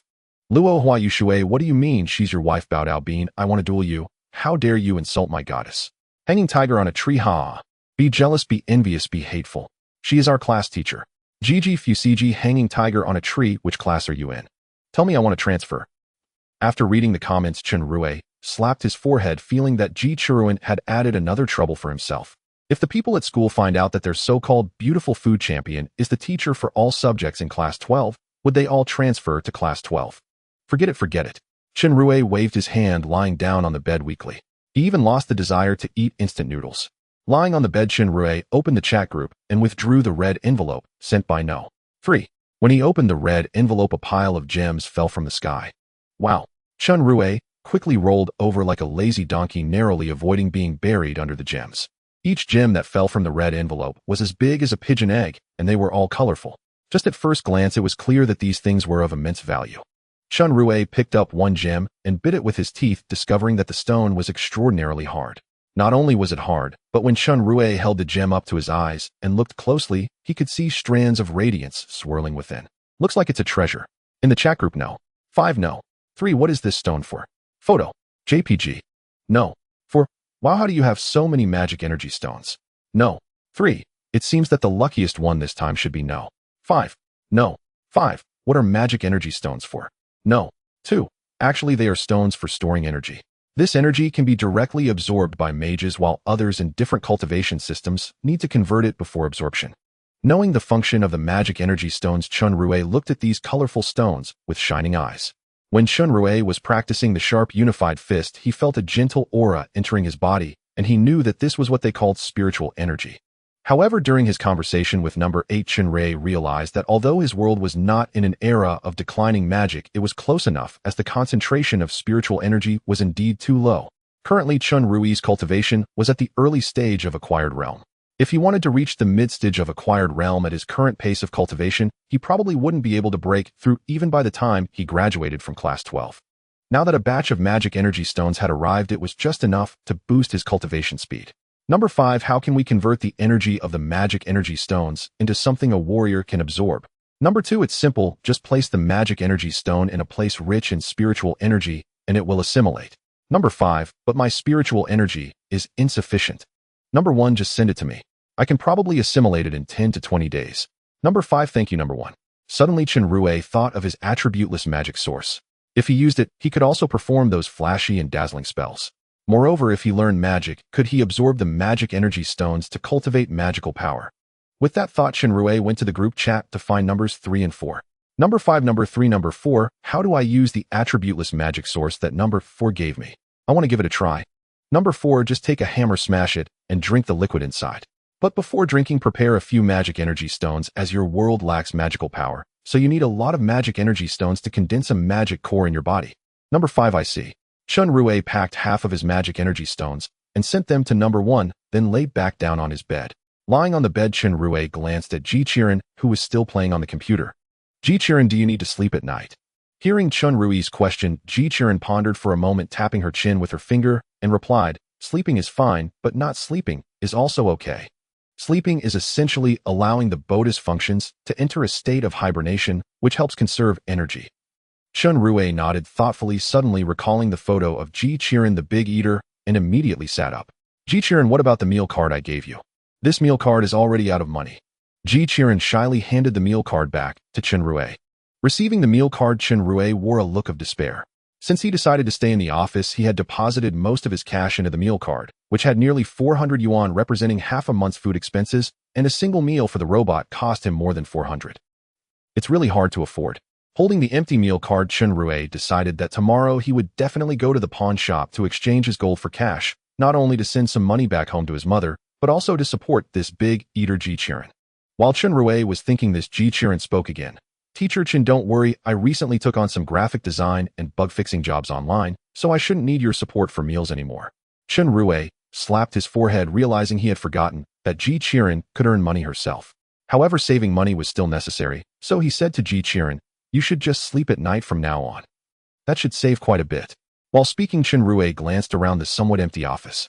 The only thing in the office was the small single bed he was lying on. If the robot needed to rest, there really was no place for it. Then Chen Rui returned to the chat group. Number 5, is anyone still here? Number 3 here. Number 8 here. Number 7 here. Number 5, does anyone have an extra bed? I need one. It doesn't have to be too big. Number 7, I have quite a few beds here, and they're all very comfortable. What kind do you want? Seeing number 7's message, Chen Rui swallowed hard. Number 7's beds. I hope there aren't any strange accessories on them. Number 3, can your bed really be lent to others? Number 7, I collect beds as a hobby. I have both modern and classical beds. As he spoke, number 7 sent a bunch of photos of beds, which made Chen Rui somewhat dizzy. In the end, Chen Rui chose the most ordinary double bed among them, not because he didn't want a single bed, but because number 7 simply didn't have any single beds. After receiving the red envelope, Chen Rui immediately arranged for the bed to be placed on the other side of the office. Looking at the large bed in front of him, Chen Rui jumped onto it. The soft mattress was irresistible. This is indeed a bed collected by a world-class tycoon, but so comfortable. Ji-Chiren, my previous bed is yours now. You can rest on that bed at night from now on. Ji-Chiren smiled and nodded. She didn't mind Chen Rui giving her the small bed while he took the large one, behaving just like a dutiful little wife. Seeing Ji-Chiren's demeanor, Chen Rui felt a little reluctant. He thought should he let her have the large bed. But never mind, she wasn't really sleeping anyway, so comfort didn't really matter. With that thought, Chen Rui decided not to think too much and directly lay down to sleep. The next morning at 5:30. Once again it was 5:30. Chen Rui got up and looked at the dim sky, then at Ji-Chiren, who was still asleep on the small bed. He got dressed, grabbed a basin of water, and headed to the bathroom to wash up. After finishing his wash, Chen Rui jogged downstairs, just like the previous morning, and began his morning exercises practicing the sharp unified fist. Today Chen Rui returned to the small square where he practiced the previous morning and began to perform the sharp unified fist. After several sets, he was already very familiar with this technique, but he wasn't sure how effective it would be in real combat. While practicing, Chen Rui saw Aunt Meng, who had invited him to her home yesterday. Since he was in the middle of his training, he didn't approach her, but nodded in acknowledgement. After finishing his training, Chen Rui took a couple of deep breaths and finally turned his gaze to Aunt Meng, who had been watching him train. Aunt Meng, you're here for morning exercise again? Yes. Aunt Meng smiled and nodded. Would you like to come over to my house for breakfast? That might not be good. Chen Rui felt a bit embarrassed. What's wrong with that? Just like yesterday, Aunt Meng pulled Chen Rui to her house again. Entering the villa, Chen Rui immediately smelled a delicious aroma, and then he saw Lucia dressed in home clothes and holding a plate. Lucia could be considered an absolute beauty, but Chen Rui had no thoughts about her because she was just too beautiful and her family background was evidently extraordinary. Although Chen Rui now had a golden finger and had become a warrior, it had only been a few days, and he still hadn't changed his mindset as a commoner. He hadn't even thought about pursuing a goddess. Chen Rui walked forward and saw 3 sets of chopsticks and bowls laid out on the dining table. He knew that the 3rd set was prepared for him. It seems Aunt Meng had made preparations in advance to bring him over. Chen Rui, you're here. Lucia greeted him with a smile. Looking at Lucia, Chen Rui subconsciously compared her to Ji-Chiren. In terms of figure, both were equally matched, but in terms of appearance, Ji-Chiren might have the edge. However, Lucia had a sense of intellectual beauty that made Chen Rui feel very comfortable. Today's breakfast was considerably more sumptuous than yesterday's, which consisted merely of fried eggs, bacon, and toast, while today it also included a vegetable salad and chicken breast. This meal was much quieter compared to yesterday. Aunt Meng did not engage in constant conversation with Chen Rui as she did before. Instead, she silently enjoyed her meal. 20 minutes later, breakfast came to an end. Aunt Meng called Chen Rui to the study. Although Chen Rui was somewhat puzzled, he still followed her into the study. Upon entering the study, Aunt Meng directly handed Chen Rui a document saying, Xiaochen, here is your formal contract with Zhilan Private High School and the teaching qualification certificate that I arranged for you. Chen Rui took the envelope, his face filled with confusion. Seeing his expression, Aunt Meng chuckled and said, I already learned about your situation from Yang Wei. You originally came to apply for a security position, but you ended up being pulled in to be the homeroom teacher of Class 12. Chen Rui felt embarrassed as he scratched the back of his head upon hearing his secret revealed. I also know that you brought in an external teacher to guide the students of Class 12, whose name should be Ji-Chiren, right? Quite an unusual name. Chen Rui looked at Aunt Meng in surprise, not expecting that she even knew this. It seemed that this Aunt Meng was not an ordinary person. Aunt Meng, who exactly are you? My name is Meng Zhilan. You should be able to guess from this name, right? Meng Zhilan smiled as she looked at the dazed Chen Rui. Meng Zhilan. Zhilan Private High School. A name that can be used for a school. Wow. This is the principal. Yes, I am the principal. Meng Zhilan nodded and continued, although I have only been a homeroom teacher for 2 days, I have been watching your conduct in Class 12 closely. I am very pleased that you treat those students sincerely. Upon hearing Meng Zhilan's words, Chen Rui's expression became somewhat uncomfortable. Principal Meng, why have you created a Class 12 which should not exist in a school? You must be aware of the circumstances of the students in Class 12. Hearing Chen Rui refer to her as Principal Meng rather than Aunt Meng, Meng Zhilan understood that Chen Rui was very dissatisfied with the existence of Class 12. Sigh.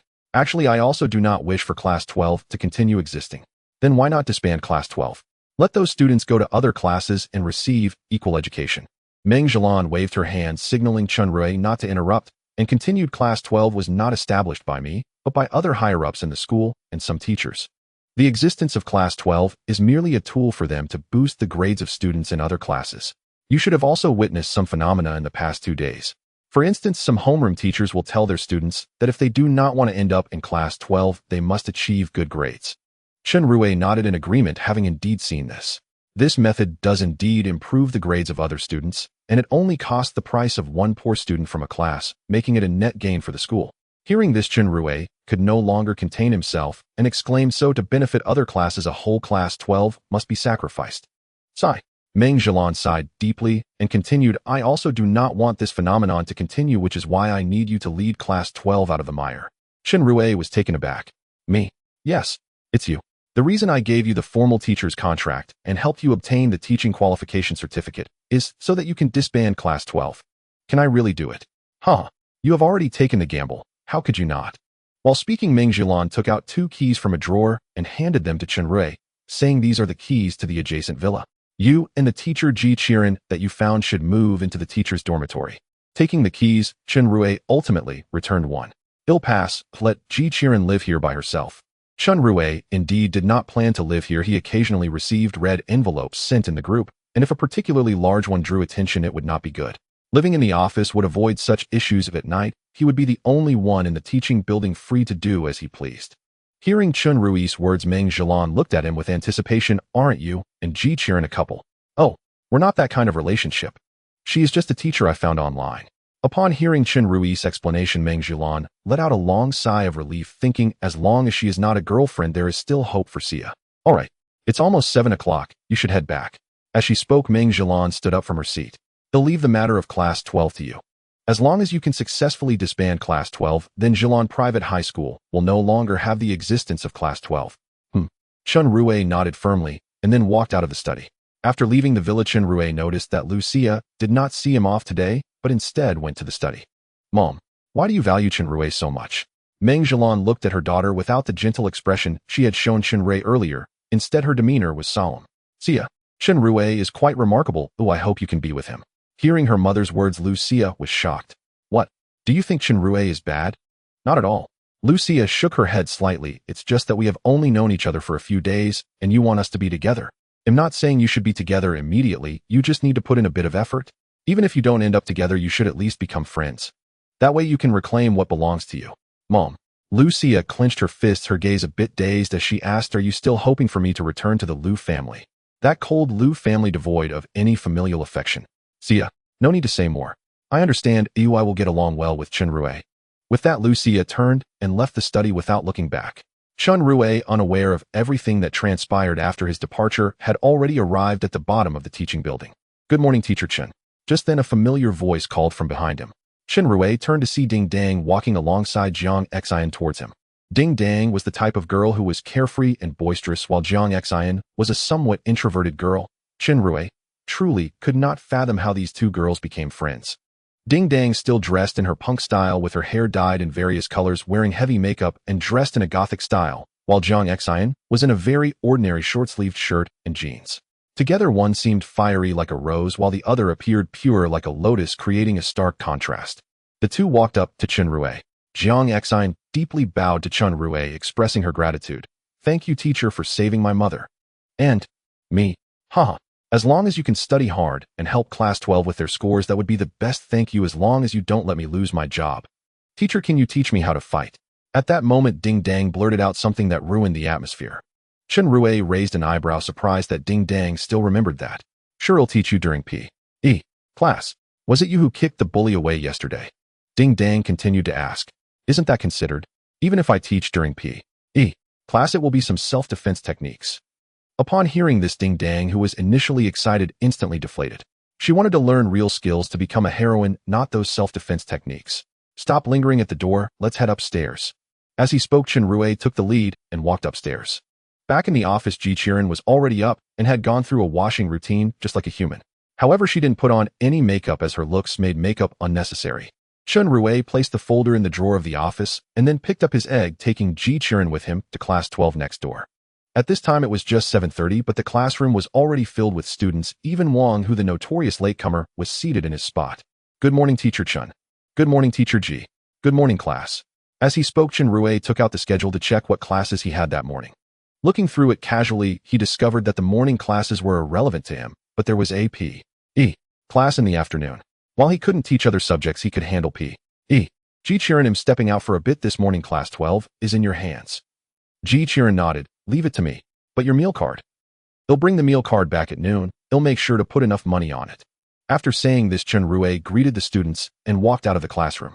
Chen Rui planned to continue home visits in the morning, with today's target being Wang Hu's father, Wang Dao.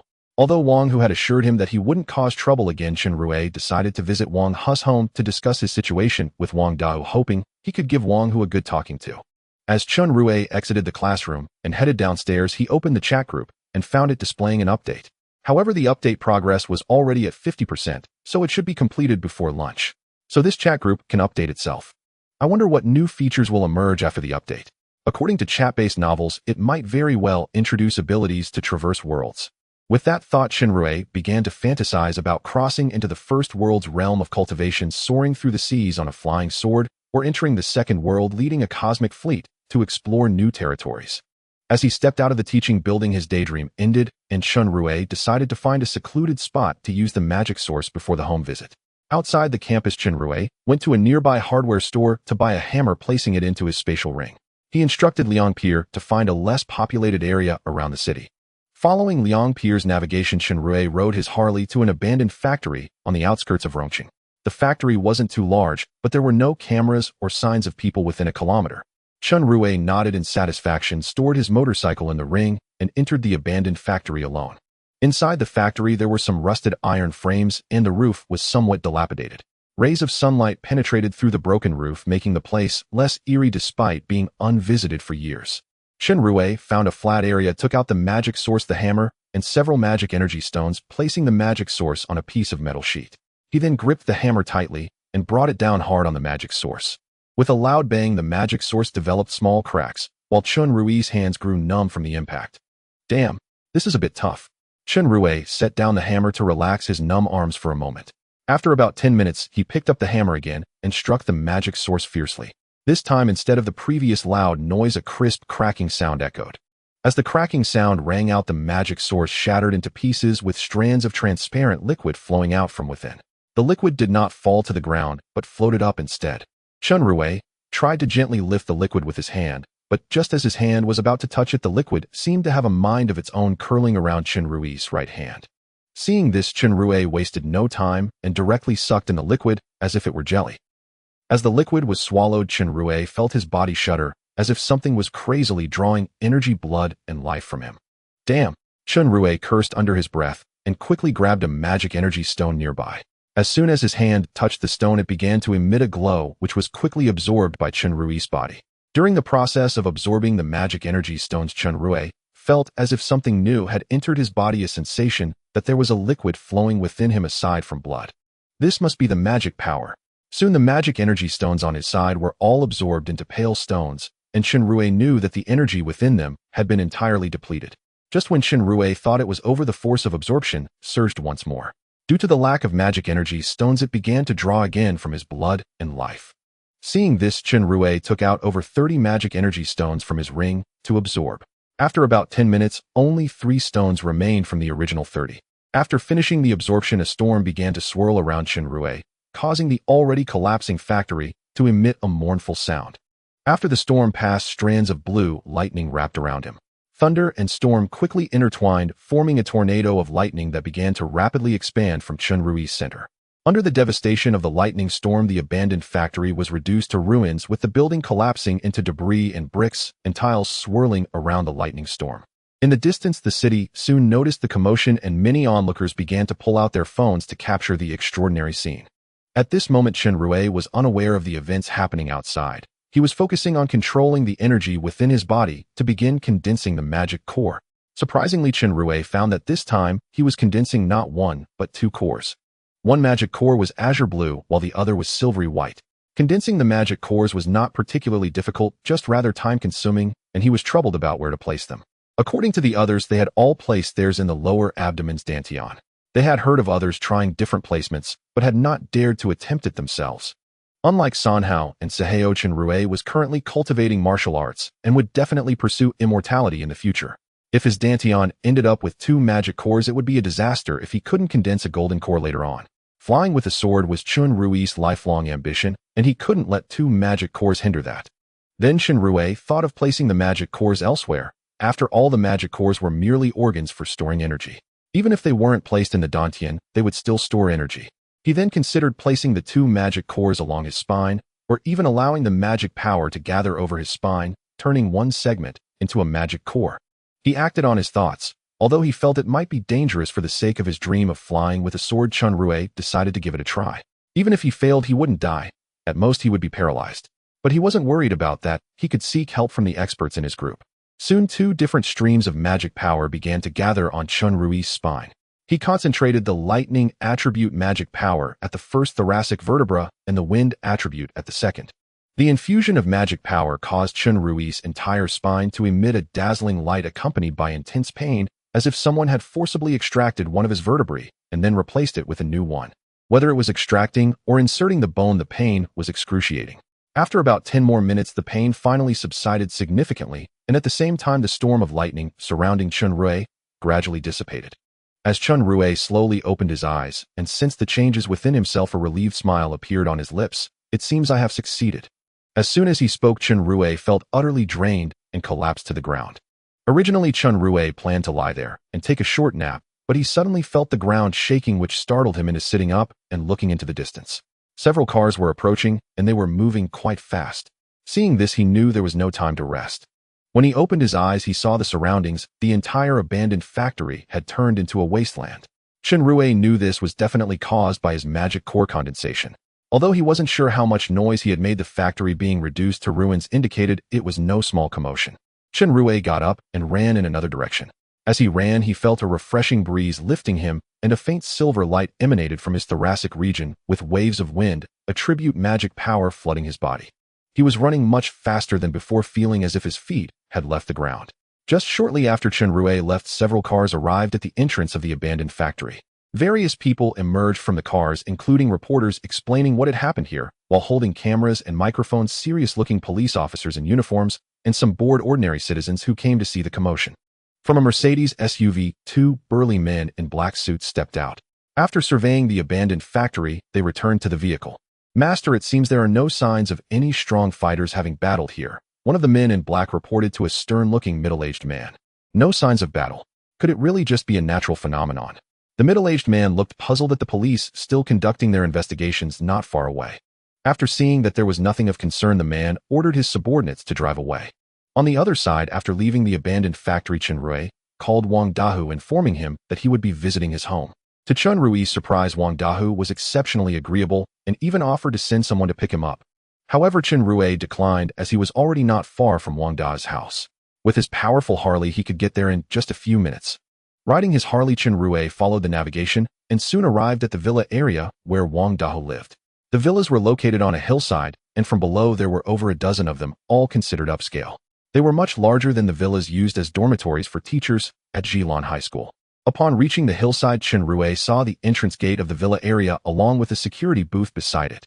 Chen Rui waved to the security booth, signaling to let him in, but the security guard took a long look at him and then glanced enviously at the Harley beneath him, sneering, "Non-residents are prohibited from entering." Hearing the security guard's words, Chen Rui understood that such high-end villa communities were not places one could enter casually, otherwise it wouldn't truly be considered an upscale community. Just as Chen Rui was about to take out his phone to call Wang Dahu, an older security guard appeared in the booth and called out to him, "Are you Teacher Chen?" Chen Rui looked at the older guard, who appeared to be in his 50s or 60s, and nodded, saying, "Yes, that's me." The old guard stepped forward and slapped the younger guard on the back of the head, leaving the younger guard a bit dazed. As the younger guard was about to question why he was hit, the old guard said, "Teacher Chen, brother, who has already informed me, just go on in. Walk straight in, and the 5th villa will be Brother Hu's home." As he spoke, the old guard opened the gate. Upon hearing the old guard's words, the younger guard broke into a cold sweat. Who was Brother Hu? The only person in this community who could be called brother, who was Wang Dahu, the leader of the Black Tiger gang. This young man riding a Harley was actually a guest of Brother Hu. If he had really offended Brother Hu's guest, he could be in serious trouble. Chen Rui smiled and nodded, but inwardly, he was secretly mocking. This old man must be around 60, yet he called Wang Dao Brother Hu. Ignoring the pale-faced younger guard, Chen Rui revved his Harley and drove into the villa community. At the entrance of the 5th villa, Chen Rui spotted a burly man whose appearance bore a striking 90% resemblance to Wan Tianduo. Hello? Are you Teacher Chen? The muscular man asked directly as Chen Rui dismounted from his Harley-Davidson. Yes, Chen Rui nodded. Are you Wan Tianhua's father? Wan Hao, though not a martial cultivator himself, stood near the blood qi realm, his vitality already far more robust than that of ordinary people. Yet upon encountering Chen Rui, he sensed an even more overwhelming surge of blood qi. Among all the cultivators, he knew only Hu Gu, who had already broken through into the bright qi realm, and Hu Ji's senior brother Lu Jing, who had just arrived today, possessed such formidable aura. After escorting Chen Rui to the first-floor living room, Wan Hao instructed a servant to brew tea and prepare light refreshments, then ascended upstairs with a heavy heart to summon Wang Dehu. Meanwhile, in the villa's upstairs study, Wang Dehu was conversing with a man roughly his own age. What? Wang Hu stared in shock. You're saying members of the Hung Mun have entered Daxia? The man nodded. Indeed. That's precisely why I've come to Rongqing. Their first port of entry into Daxia is here. The Hung Mun. It seems the martial world of Daxia is about to descend into chaos once more. Wang Dehu murmured, his eyes flickering with apprehension. I've come to ask you to return with me to the Xingyi sect. Rongqing's situation could shift at any moment. I've heard the Lu family has already allied with them, and the Hung Mun has seized control of the Qilin gang. If you remain here, they'll inevitably target you next. Join them, or die. Senior brother Lu Jing. I cannot leave. Wang Dehu clenched his fists tightly. You know my nature. I would never abandon my brothers. If I fled, my men would surely be crushed beneath the heel of that wretched Qi Lin. And what if I told you staying means certain death? Lu Jing asked solemnly. Ha ha ha. Wang Dehu burst into thunderous laughter. Then I choose to march alongside my brothers into the Yellow Springs. Lu Jing sighed deeply. He knew his junior brother well, and had anticipated precisely this reply. My life matters little, senior brother Lu, but I remain uneasy about Xiaohu. Should I fall, I entrust him to your care. Please bring him back to the Xingyi sect. Though bold and fearless in the face of death, Wang Dehu's gaze softened with tender warmth whenever he spoke of his son Wang Hu. Didn't you oppose his pursuing the martial path? Why the change now? I never intended for him to walk the martial path, but that was while I still drew breath. If I perish, no one will shield him. In hindsight, my earlier thinking was naive indeed. Xiaohu's temperament mirrors mine too closely. He is by nature cut from the same cloth as a true cultivator. Though he begins training later than most, I trust his innate talent. Lu Jing sighed again. Rest assured. Should anything befall you, I will deliver Xiaohu safely to the Xingyi sect. During your decisive confrontation, I can secretly safeguard Xiaohu, but you must understand the consequences should I, as an inner sect disciple of the Xingyi sect, openly intervene against the Hung Mun. Thus your battle remains yours alone. With those words, I am at peace, Wang Dehu replied with quiet relief. A rhythmic knock, 3 firm raps, sounded at the door. Their conversation ended there. Enter, Wang Dehu called out. The door opened, and Wan Hao stepped in. Elder brother. Teacher Chen has arrived. He's waiting in the living room.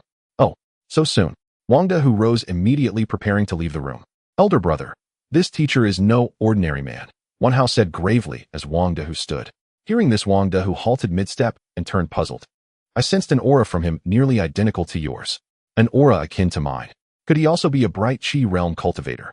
Both Wang Dehu and Lu Jing instantly reached the same conclusion. A martial cultivator serving as a schoolteacher. How intriguing. Wang Dehu glanced toward Lu Jing. Senior brother Lu Jing. Shall we go down together to meet him? Lu Jing nodded. Yes, let us see him together. Descending the stairs, the three found Chen Rui devouring pastries and sipping tea with unrestrained gusto, as if starved for lifetimes. Wang Dehu and Lu Jing exchanged a glance. Lu Jing nodded faintly and murmured, his blood qi surges powerfully, unrefined, uncontained. He is undoubtedly a bright Qi realm cultivator. Hearing Lu Jing voice the very thought that had crossed his mind, Wang Dehu studied Chen Rui with a mixture of curiosity and disbelief. Cultivators were rare in modern society, those who had attained the bright Qi realm even more so. Yet this bright Qi realm cultivator had chosen the quiet profession of a teacher, an anomaly in itself. Even more astonishing was his youth, barely over 20, handsome, with eyes devoid of a cultivator's sharp, intimidating edge, resembling instead those of an ordinary man. Had it not been for his overwhelming blood qi, Wang Dehu would never have guessed his true identity. As Chen Rui munched on pastries, he observed Wan Hao approaching with 2 middle-aged men. One was broad-shouldered and imposing, bearing an uncanny 8-fold resemblance to Wang Hu, undoubtedly his father Wang Dehu. The other exuded subdued yet profound presence, clad in coarse hemp robes, calm-faced, yet treading with unwavering grounded strength. Though Chen Rui did not know his name, he felt certain this man was a master. Though Chen Rui had no prior exposure to martial cultivators in his own world, he had watched numerous combat videos from World No. 8 shared within his group chat, footage featuring number 8 and others. From those recordings, the chasm between cultivators and ordinary mortals was unmistakable, vast beyond measure. Wang Dahu strode forward and saluted with clasped fists. Teacher Chen, greetings. I am Wang Dahu, father of Wang Hu. Chen Rui returned the salute. Mr. Wang, greetings. I am Chen Rui, Wang Hu's current homeroom teacher. Please be seated. Wang Dahu gestured for Chen Rui to sit, then turned to a servant behind him. Sister Wang, bring more refreshments. At the word refreshments, Chen Rui glanced at the plate before him, now holding only 1 or 2 remaining pastries, and flushed slightly with embarrassment. It wasn't mere gluttony. The recent coalescence of a demonic core had drained him severely, and eating remained the swiftest, most effective way to replenish his energy. Without hesitation, he devoured everything edible on the table. I wonder if Teacher Chen's visit is because Wang Hu got into trouble at school again. Wang Dahu asked in confusion. Not at all. Chen Rui waved his hand. Wang Hu has been performing quite well at school. I'm here this time just for a simple home visit. I also hope you can discipline him more often, especially recently. Haha, Teacher Chen doesn't need to hide anything from that brat. I know what he's like. Chen Rui's lips twitched, thinking you really know your son well. But recently Wang Hu hasn't caused any trouble. Don't worry. Teacher Chen, if Wang Hu really causes trouble at school, just let me know, Wang Dahu said, pointing fiercely at a crooked tree outside the window. I'll definitely hang him from that tree and give him a beating. Looking in the direction Wang Dahu pointed, Chen Rui saw the very tree that would be suitable for hanging someone. Wow. Could Wang Dahu really hang his son for a beating? Haha, Chen Rui forced a smile. It's nothing like that. This is truly just a simple home visit, Chen Rui thought to himself. It seems that as long as I contact Wang Dahu, Wang Hu probably won't dare to cause trouble anymore. I wonder why the previous homeroom teacher never thought of a home visit. What Chen Rui didn't know was that the previous homeroom teachers didn't avoid home visits out of unwillingness, but out of fear. They all knew who Wang Hu's father was, Wang Dahu, the infamous gangster boss in Rongqing, who would dare to poke at tigers. But if they said something bad about Wang Hu, it's not just about whether Wang Dahu would be angry enough to sink them into the river. Even Wang Hu's retaliation at school would be enough to scare them, so how could they dare to make home visits? Since Wang Hu hasn't caused any trouble, let's put the home visit aside. Teacher Chen, are you interested in sparring with me? Wang Dahu stared intently at Chen Rui, making Chen Rui feel as if he were being eyed by a fierce tiger descending the mountain, causing a wave of panic in his heart. Although Chen Rui was now a practitioner at the postnatal realm, he had never fought anyone before, and the sudden challenge left him feeling a bit flustered. But after a moment of panic, Chen Rui calmed down. As a martial artist in his world, he would certainly have to engage in combat, and Wang Da's challenge was the perfect opportunity. All right. Chen Rui nodded and continued, after the fight, I hope Mr. Wang Dahu can tell me some things about martial artists. Seeing Chen Rui nod, a smile appeared on Wang Da's face. His invitation to spar was not without purpose. Firstly, he simply wanted to fight, and secondly, he wanted to test Chen Rui's techniques to see if he was from the Hongmen. If he were from the Hongmen, then he probably wouldn't be able to walk out of this door today. But when Wang Dahu heard the latter part of Chen Rui's sentence, he became a bit confused. About martial artists. Aren't you a martial artist yourself? Why are you asking me? Wang Dahu felt puzzled, but this doubt quickly vanished, replaced by the urge to fight. Wang Dahu led Chen Rui and Lu Jing to an open space in his backyard. The open space was over 100 square meters, which was indeed a bit small for 2 experts in Mingjing, but since they were just sparring and didn't intend to make too much noise, this size was sufficient. Chen Rui and Wang Dahu stood opposite each other, while Lu Jing watched from the side. Teacher Chen, let's keep it light. Chen Rui nodded, placing his fists in front of his chest, keeping his arms tightly tucked, assuming a stance ready to strike at any moment. Seeing this, Wang Dahu also took a stance, his left hand palm facing his chest, and his right hand in a fist at his waist, ready to attack or defend. With their stances set, Wang Dahu looked sharply at Chen Rui. Chen Rui knew that the battle had begun. For his first real fight, defense was not a good choice, especially since the Ruidong fist was inherently an offensive martial art. Being defensive would only render him more passive. Before attacking, Chen Rui first drew upon the wind, attribute magic power to enhance his speed. After infusing magic power into his legs, Chen Rui stomped the ground fiercely, producing a loud bang, and then his figure appeared at Wang Dahu's side, using his speed to launch a powerful right punch at him. So fast. Wang Dahu was shocked by Chen Rui's speed. This speed was beyond what a Mingjing martial artist should possess. Because of this, he realized it was impossible to dodge Chen Rui's fist, and he could only block it with his arm across his waist. With a muffled sound, Chen Rui's fist collided with Wang Da's arm. This punch made Wang Dahu feel that Chen Rui's strength was very strong. Although Chen Rui's aura was only at the initial stage of Mingjing, his power was definitely above that of a mid-stage practitioner. The reason Chen Rui's strength was formidable was not due to himself, but because of the characteristics of the Ruidong fist, which stimulates the blood power. Each punch would unleash his latent vitality, making him stronger than opponents of the same level. Naturally, Chen Rui's attack was not just a single punch. The essence of the Ruidong fist lay in the second punch. After the second punch, each subsequent punch would become even more powerful. Retracting his punched arm as he pulled back his fist, the other fist launched forward. At this moment, it was as if there was a pulley behind Chen Rui. While the left fist moved out, the right fist retracted, and when the right fist moved out, the left fist would return. For the second punch, Chen Rui aimed for Wang Da's face. Knowing Chen Rui's speed was extremely fast, Wang Dahu was prepared. His body slightly leaned back, his left hand transformed into a palm blade, striking towards Chen Rui's wrist, deflecting the fist aimed at his face. With the second punch missing, Chen Rui sank slightly, assuming a horse stance to stabilize his form. Wang Hu, due to leaning back too hastily and the recoil from Chen Rui's wrist, fell back, using one hand to support himself on the ground in a bridge position, thus preventing himself from falling. Lu Jing, who was watching from the side, had a serious expression. He was aware of Wang Dahu's strength. Being at the mid-stage of Mingjing, his vigor was certainly stronger than Chen Rui's. However, his speed was much slower than Chen Rui's. Chen Rui's speed was very fast, exceptionally fast, surpassing what a Mingjing practitioner should possess. Yet Lu Jing noticed that Chen Rui's footwork didn't seem to belong to someone who had trained in leg techniques, which puzzled him. How could a Mingjing martial artist possess the speed of a dark energy practitioner without having learned leg techniques? No matter how he thought about it, it seemed impossible. Just as Lu Jing was struggling with why Chen Rui's speed was so fast, the battle on the field intensified. Wang Dahu had already figured out Chen Rui's attack patterns and realized that Chen Rui's second punch was often heavier than the first. Although Chen Rui's speed was indeed rapid, his attack patterns were too few. This time Wang Dahu had his fists at his chest while his feet adopted an inward step. The inward step was Wang Dahu's way of countering Chen Rui's speed. The inward step is a stepping technique that is simple and practical, requiring no large movements. Merely a slight rotation of the heel or the sole is sufficient to change the facing direction. Chen Rui's advantage lies in his speed, and he naturally does not appear in the heavily defended front, but rather to the left or right. The inward step allows for quick defense to either side, effectively countering Chen Rui's speed. Unless Chen Rui can accelerate again to directly reach Wang Dahu's back, Wang Dahu is confident he can manage a counterattack in the next encounter. Chen Rui was unaware of the effects of the inward step. He merely felt that Wang Dahu's stance was quite strange, one foot slightly horizontal, while the other stood vertically behind it with some tension and lack of coordination between his legs. As before, Chen Rui's legs exploded with force, quickly reaching Wang Dahu's right side.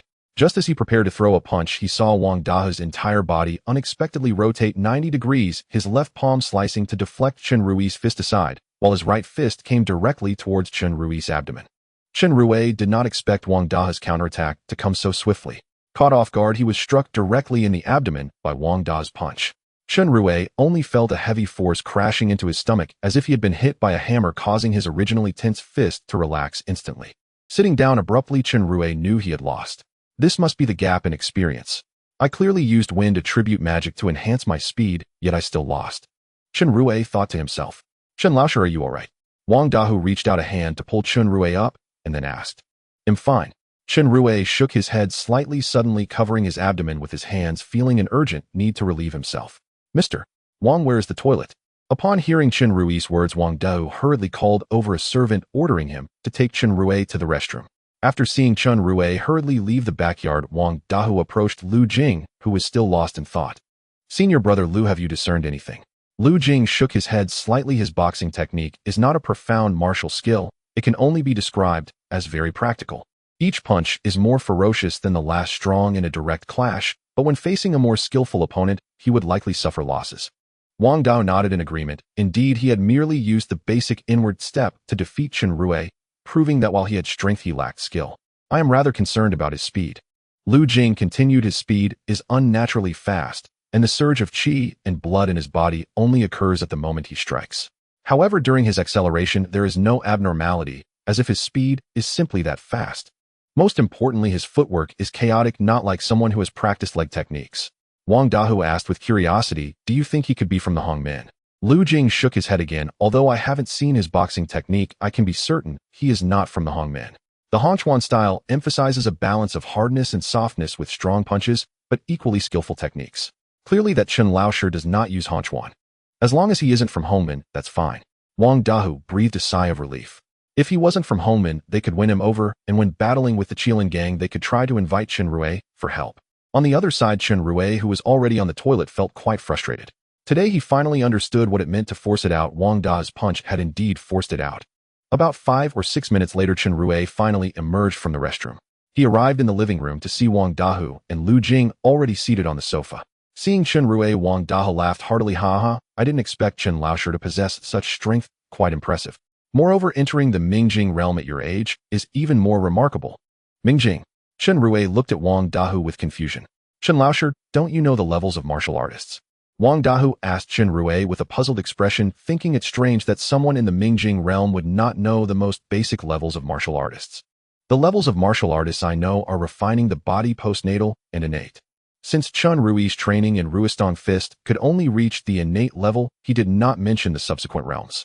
Upon hearing Chen Rui's words, Lu Jing, who had been quiet beside him, spoke up. What you refer to as refining the body, postnatal, and innate should correspond to our qi and blood, Mingjing and Anjing.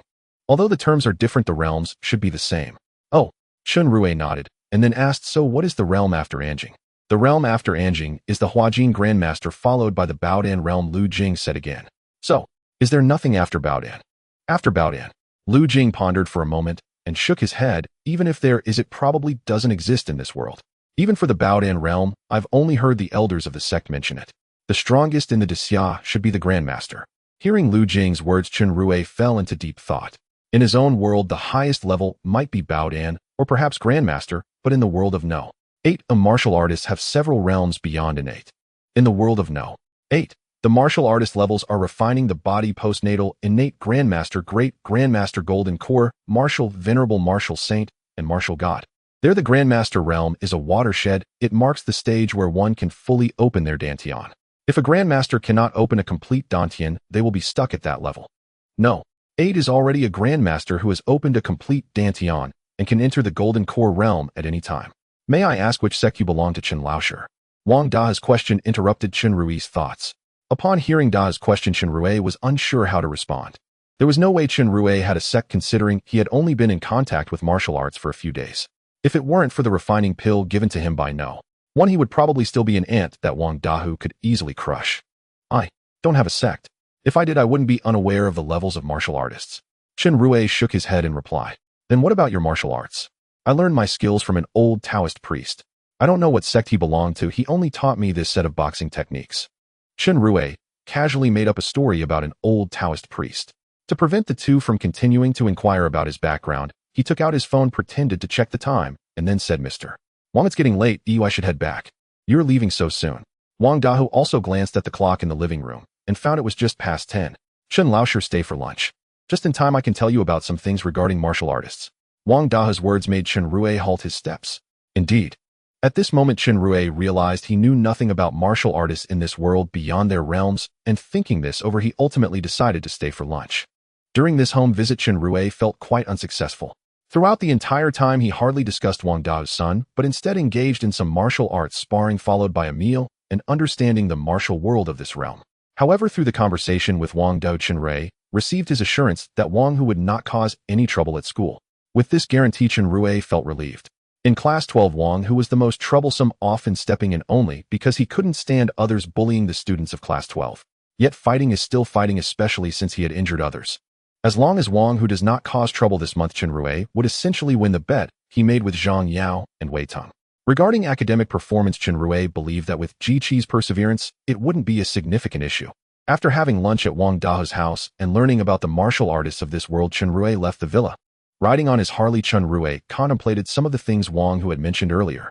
There were a few matters he was particularly concerned about, such as the rule that martial artists must not display extraordinary powers in front of ordinary people. If discovered, the official martial artist management organization would come knocking on your door. This so-called official department is the most feared entity among martial artists, known as the Martial Management Bureau. The reason for this fear is that the individuals within the bureau possess not only high martial prowess, but also utilize technological weapons during combat. Due to the management policies for martial artists in the Great Xia, many martial artists left the country for overseas during the early days of its establishment. The Hongmen was one such group which, despite being a top-tier power in Great Xia, continued to thrive overseas. Besides the Hongmen, several martial artist families also chose to leave. These factions that went overseas primarily built their fortunes through martial arts. If they were not allowed to freely utilize their abilities for profit, they would naturally be unwilling, leading to their collective departure from the Great Xia. On the other hand, some schools that spread within the Great Xia divided their sects into inner and outer doors. The outer door consists of those that the public can recognize, such as the Huashan sect, Qingqing sect, Wudong Ame, and Shaolin Temple. These sects are almost all located at tourist attractions, relying on their outer doors to earn money to support their inner doors. The inner door of a sect is where their martial arts traditions are preserved. If they encounter promising students, they would take them to the inner door to teach them the true way of martial arts. Having learned this information, Chen Rui understood why it was said that the martial arts of Great Xia had declined. It was not that martial arts had fallen, but rather that they had hidden away, while true martial arts thrived in the shadows. The chat group of the parallel universe has been updated. Just as Chen Rui was rushing to school on his Harley, the chat group in his mind automatically appeared, reminding him that the update was complete. With a thought, the chat group vanished from his mind. He hadn't forgotten that he was riding a motorcycle. If he dawdled at this moment, it would surely lead to bad luck. Knowing that the chat group had been updated, Chen Rui sped up on his bike. He wanted to enter the chat group immediately to find number 3 and number 4 to ask them for some wind and lightning attribute spells. During his previous battle with Wang Dao, Chen Rui had merely channeled wind attribute magic to enhance himself, which granted him that incredible speed. However, Chen Rui still remembered the 2 wind mages he had faced in battle with number 3.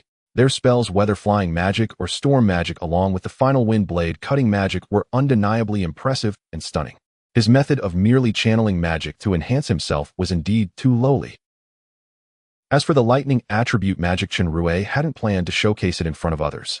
Even if it was just for self-enhancement, he felt that the lightning attribute magic would make him look dazzling. If he truly unleashed it, he might be mistaken for a monster.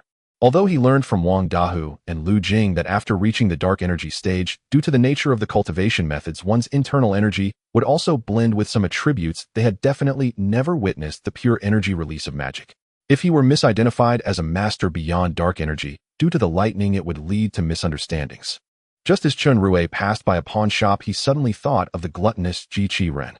He recalled that he had told Ji Qi Ren he would top up his meal card at noon, but at the moment his pockets were emptier than his face. Slowing down the Harley, he stopped in front of the pawn shop, intending to exchange the gold he held for cash. Arriving at the entrance, he took out the gold he had long packed away from his ring. Entering the pawn shop, Chen Rui saw a graceful girl in ancient attire standing at the counter, hands on her hips, as if arguing with the clerk about something. "This is spirit stone. Oh, how could it possibly not be exchangeable for money?" "I'm sorry, miss. We don't accept this luminous stone here." "I told you this is not a luminous stone." The girl's voice was somewhat agitated and helpless. "Call your boss, who I don't believe he wouldn't recognize what this is." The girl's voice was crisp, and just from that sound it was evident that she was quite young. Her outfit reminded Chen Rui of cosplay. Since there was only one counter, Chen Rui had no choice but to stand behind the girl holding his suitcase. As soon as he stood behind her, he caught a whiff of a pleasant fragrance. The staff at the counter, noticing Chen Rui with his suitcase, immediately handed back the 2 pieces of stone, emitting a milky glow to the girl, saying, "Little sister, please take your stones and step aside. I still have to attend to the next customer." Hearing the clerk's words, the girl reluctantly picked up the 2 milky stones and was about to leave. When she turned around, she happened to lock eyes with Chen Rui. "Brother Wuyo, what are you doing here?" The girl looked at Chen Rui with excitement, but then realized something was off, her gaze becoming evasive. You aren't here to take me back, are you?" Chen Rui looked at the girl in front of him, somewhat confused. "What brother Wuyo? His name is Chen Rui." Chen Rui chuckled. "Little sister, you must have mistaken me for someone else. My name is Chen Rui, not brother Wuyo." With that, Chen Rui approached the counter with his suitcase. The girl was momentarily taken aback by Chen Rui's words, then carefully observed Chen Rui's profile, frowned, and nodded, saying, "You really aren't brother Wuyo. Brother Wuyo has a mole next to his eyebrow, and he's also a bit more handsome than you." Chen Rui ignored the girl's comments and handed the suitcase to the person behind the counter. When the person behind the counter opened the box, his eyes widened in astonishment. The golden glow was almost blinding. "These are gold bars." The staff behind the counter stammered. Chen Rui nodded, confirming the accuracy of his statement. "Please wait a moment, I will call the manager for you. This transaction amount is too large for me to handle." Without waiting for Chen Rui's reply, he hurriedly ran towards the back door. The little girl, who hadn't left yet, felt a bit displeased seeing the person's hurried demeanor. She had just spent a long time talking to him and hadn't seen him help her find the manager or the boss. "Hey!" The girl dressed in ancient attire called out to Chen Rui somewhat shyly. Chen Rui turned his head and saw the girl holding 2 creamy white stones, offering them to him. "You must be a martial artist, right?" These two are low-grade spirit stones, 10,000 each. They'll sell them to you. Chen Rui did not immediately take the stones, but instead scrutinized the girl and her so-called spirit stones. Hearing her identify him as a martial artist, he realized she must be quite remarkable, at least having stepped into the realm of martial arts to perceive his identity. The girl was dressed in a light blue hanfu with a jade pendant inscribed with the character for sorrow hanging at her waist. Her long, smooth hair cascaded down her back, giving her an ethereal aura. The stones she held presented an oval shape about the size of a thumb, emanating a soft white light that was quite beautiful.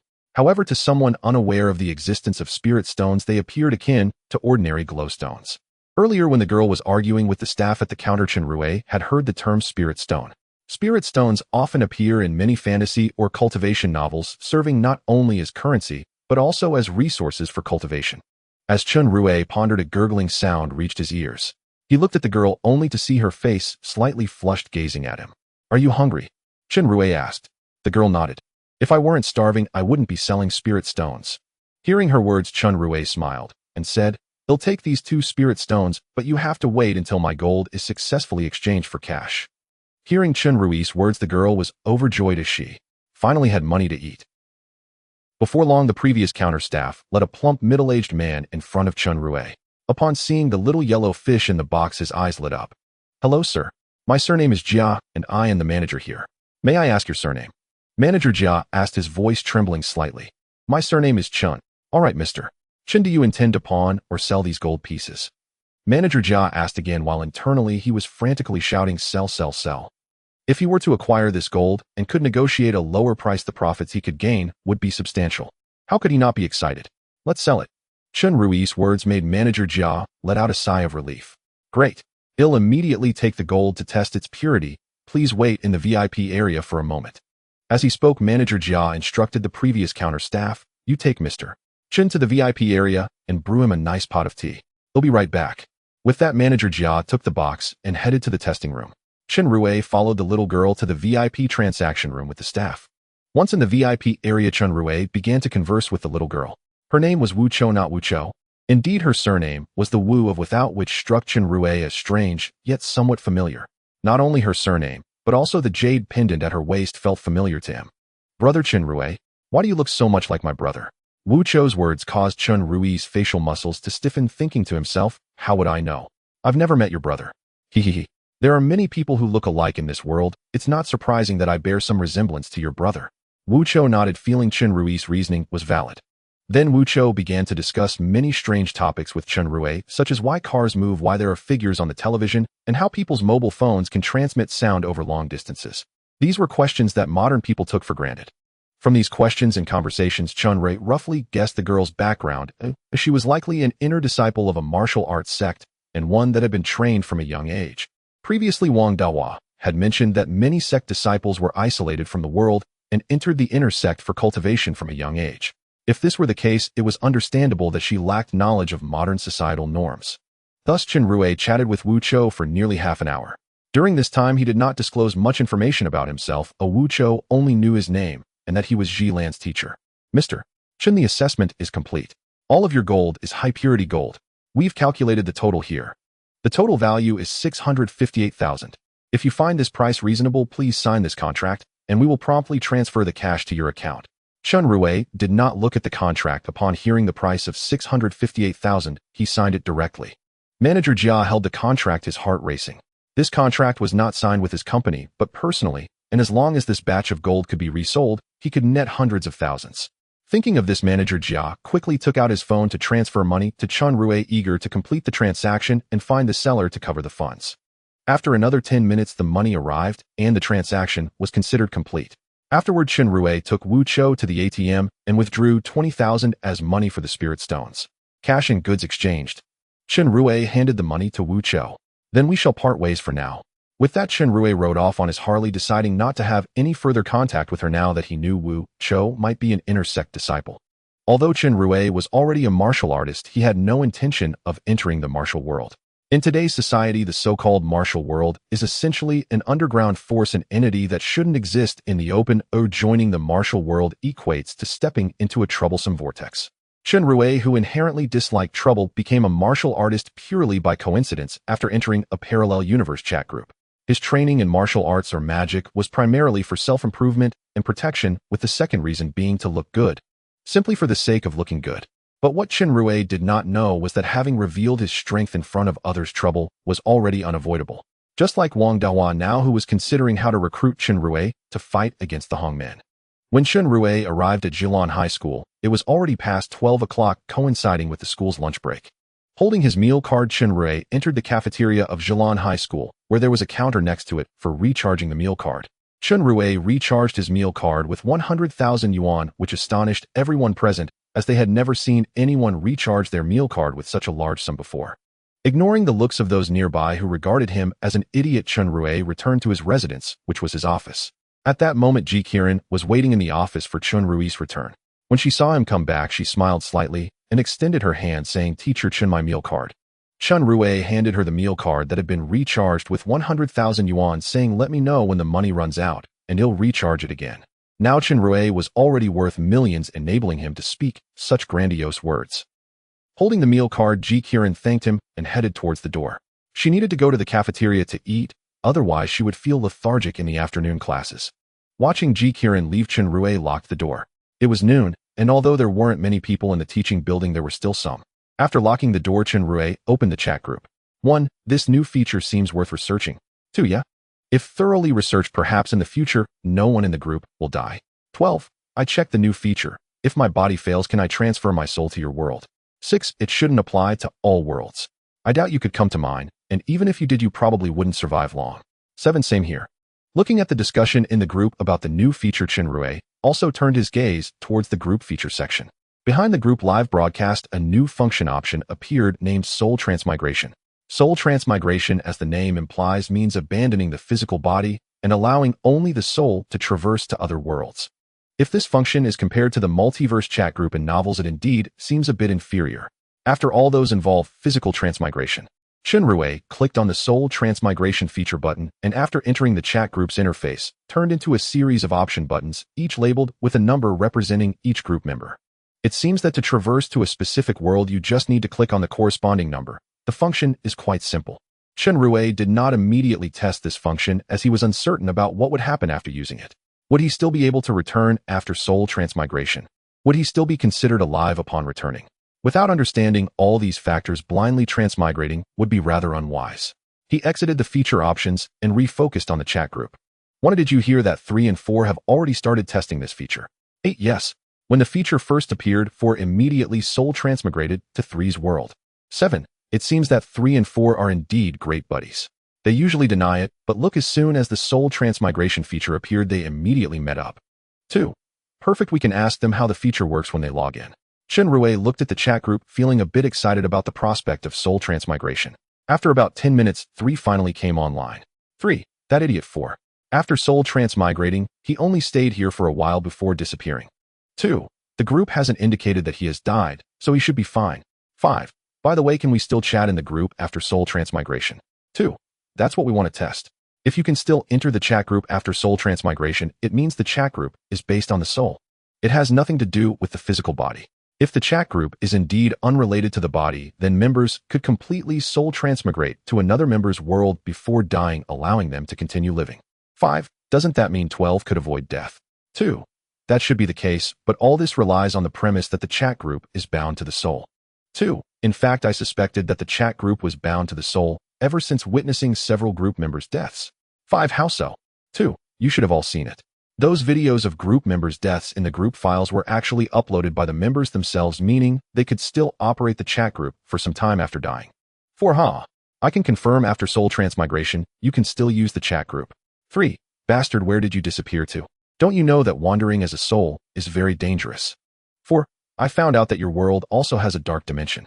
Although it's not mature, the energy in this dark dimension is enough for me to reshape my physical body. I want to see if I can obtain a physical body in your world. Forget it, I'm going to get busy. You all continue chatting. 2. It seems my guess was indeed correct. 8. Damn. 4 is really stirring up trouble. Thinking about reshaping a physical body after soul transmigration. 10. If it really works, can we create a robot body to house the soul? 10. If it's possible, we could simultaneously undergo soul transmigration and have the first large-scale meetup in the group. 6. Great. I'd really love to see your world. 7-1, but the robot body must look just like the person. I want everyone to see my appearance. 5. I feel like we all look quite similar, right? Why do we need to see you? Can't you just look in the mirror? 2. 10's idea should be correct. The soul is essentially a form of energy. As long as this energy is preserved in some machine or device, the soul could continue to exist. 2. However, there's one more thing: whether the world can sustain the energy of the soul. If it's an era of diminished magic, it probably won't work. 12. So does that mean I won't have to die?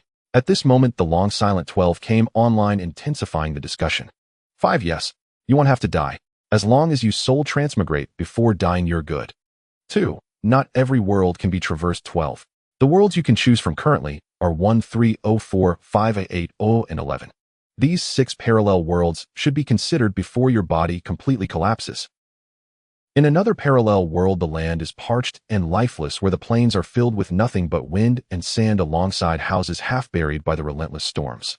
A young man clad in a heavy suit resembling an astronaut's walks across this desolate earth, followed closely by 2 mechanical dogs whose battered shells still allow for swift movement. The young man raises his left arm and glances at the display screen mounted on it, which shows his body's data in a countdown. When the data reaches 0, that will signify his death. Arriving at the edge of a city reduced to ruins, he uses his mind to command the 2 mechanical dogs to search for any survivors while he finds a wall that has yet to crumble completely and leans against it. Should I proceed with soul transcendence? Which world should I choose? The young man stares blankly at the chat group before him. This astronaut-like youth is the 12th member of the group, equipped with 2 mechanical dogs and a radiation-proof suit, all provided by the 2nd or 10th member. At this moment, the 12th member is conflicted about which world to choose, pondering which would be most suitable for him. The 1st and 11th members are off the table. Both belong to high martial worlds where even a mere breath from a strong practitioner could easily extinguish his small soul. In the world of the 8th member, focused on physical cultivation, it would be quite awkward for a soul to transition. Although he could create a mechanical body to house his soul, it would not be a true body. The same logic applies to the 3rd and 4th members. A mechanical body cannot wield magic. The 12th member's gaze settles on the avatar of the 5th member, as that world seems to be the most compatible for him. It is not a world of diminishing magic, and the technological level is not overly extreme. Most importantly, the spiritual energy is low, ensuring that there are no world-destroying powerhouses. The 12th member is weary of the constant toil. He does not wish to live such a burdensome life again, as he has already endured enough in his own world. Since he can choose a new world to live in, he desires a comfortable living environment, and the 5th member's world is undoubtedly the best choice. Having made up his mind, the 12th member returns to the chat group, where discussions about soul transcendence are still ongoing, even attracting the long-silent 11th member. The 11th member expresses that if soul transcendence is possible, he welcomes everyone to visit at any time. The 12th member responds, I've already made my decision. I want to go to the 5th member's world. The 5th member. The 2nd member, I had a feeling you would choose that. The 5th member's world is quite nice. There you can live a laid-back life. The 5th member, am I really that laid back? The 2nd member, aren't you? The 3rd member, aren't you? The 6th member, aren't you? The 5th member, hey, I'm quite busy every day. I have to manage students and visit homes for their futures. How am I laid back? The 8th member, I fight dozens of battles daily, and my life is always at risk. I consider myself quite laid back. The 6th member, I fend off waves of corpses daily, and my life is always at risk. I consider myself quite laid back. The 3rd member, I led my guildmates in guild wars daily, and my life is always at risk. I consider myself quite laid back. The 9th member, I led my companions in hunting dinosaurs daily, and my life is always at risk. I consider myself quite laid back. Seeing the stream of messages, Chen Rui realizes that he truly is a slacker. The 5th member, stop it, I'm just a slacker, okay? The 7th member, Xiao Wu, don't worry, I'm here. I only design one outfit a month, the rest of the time, I'm just being lazy. The 12th member, then I've decided to go to the 5th member's world. The 5th member, come on. I represent Blue Star, the Great Xia, the eastern part of Great Xia, and Rome City, welcoming your arrival. The 4th member image. JPG. As soon as Chen Rui sends the message, he sees the 4th member post a nude photo of himself. The 4th member's physique, appearance, and even hairstyle are nearly identical to Chen Rui's current self. Seeing it gives Chen Rui the sensation of looking at his own nude photo. The 5th member, the 4th member. What are you doing? The 7th member, shy? JPG, the 4th member. Nice body. The 4th member, what do you think? I rebuilt my body in the 3rd member's world. Huh. I truly am a genius. The 3rd member, what the hell? You actually did it. The 2nd member, it seems the plan can be implemented. The 12th member. How much time do you have left? The 12th member, 5 days. In 5 days the cells in my body will begin to collapse and die. The second member, then I'll create a mechanical body that can house your soul in the next couple of days. I'll notify you once it's ready. The fifth member, with your technology, why not create a clone or something and give the fifth member a clone body? The second member. The 10th member. The fifth member, didn't you all think of that? The 10th member, how is that possible? Of course we thought of it. The second member, yes, we certainly did, but a clone is still a life. Oh, we can't simply extract the original soul after cloning. Moreover, the chat group's red envelopes cannot be sent to living beings. Even if sent, it would just be a pile of flesh. We tested this long ago. The fifth member, so that's how it is. Suddenly Chen Rui remembers the egg that the 11th member gave him. Since goods cannot be sent, what is the situation with this egg? The fifth member, wait a minute. The 11th member also sent me an egg. Why is this egg fine? The second member, perhaps it has a protective layer on its surface.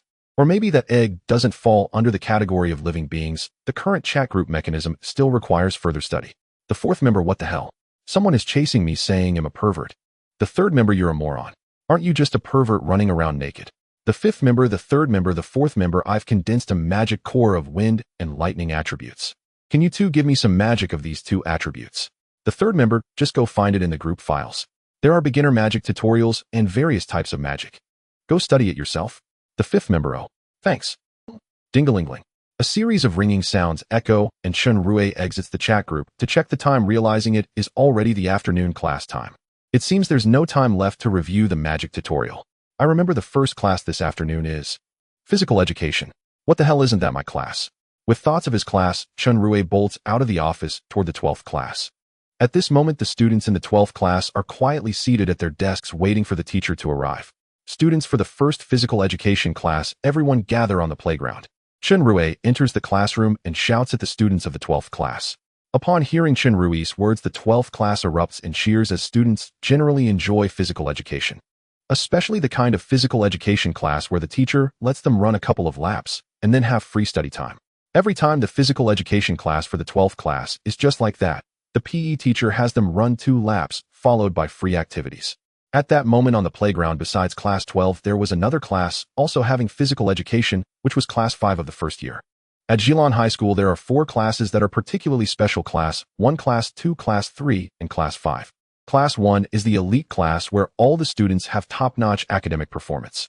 As long as they stay in this class for 3 years, they can surely enter Yenjing University.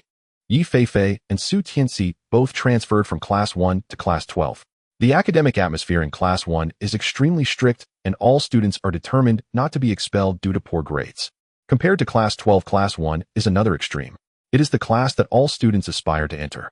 Class 1 has better classrooms and dormitories, and all kinds of tuition and meal fees are waived. Additionally, there are 2 free trips every year. The status of class 1 students is even higher than that of some teachers. Class 2 is for foreign students, consisting entirely of international exchange students, with a significant portion being students from Korea and Japan. The students in class 3 are all planning to apply to art schools. Besides class 3, there are a couple of other classes that also focus on art, but the students in class 3 are the most outstanding.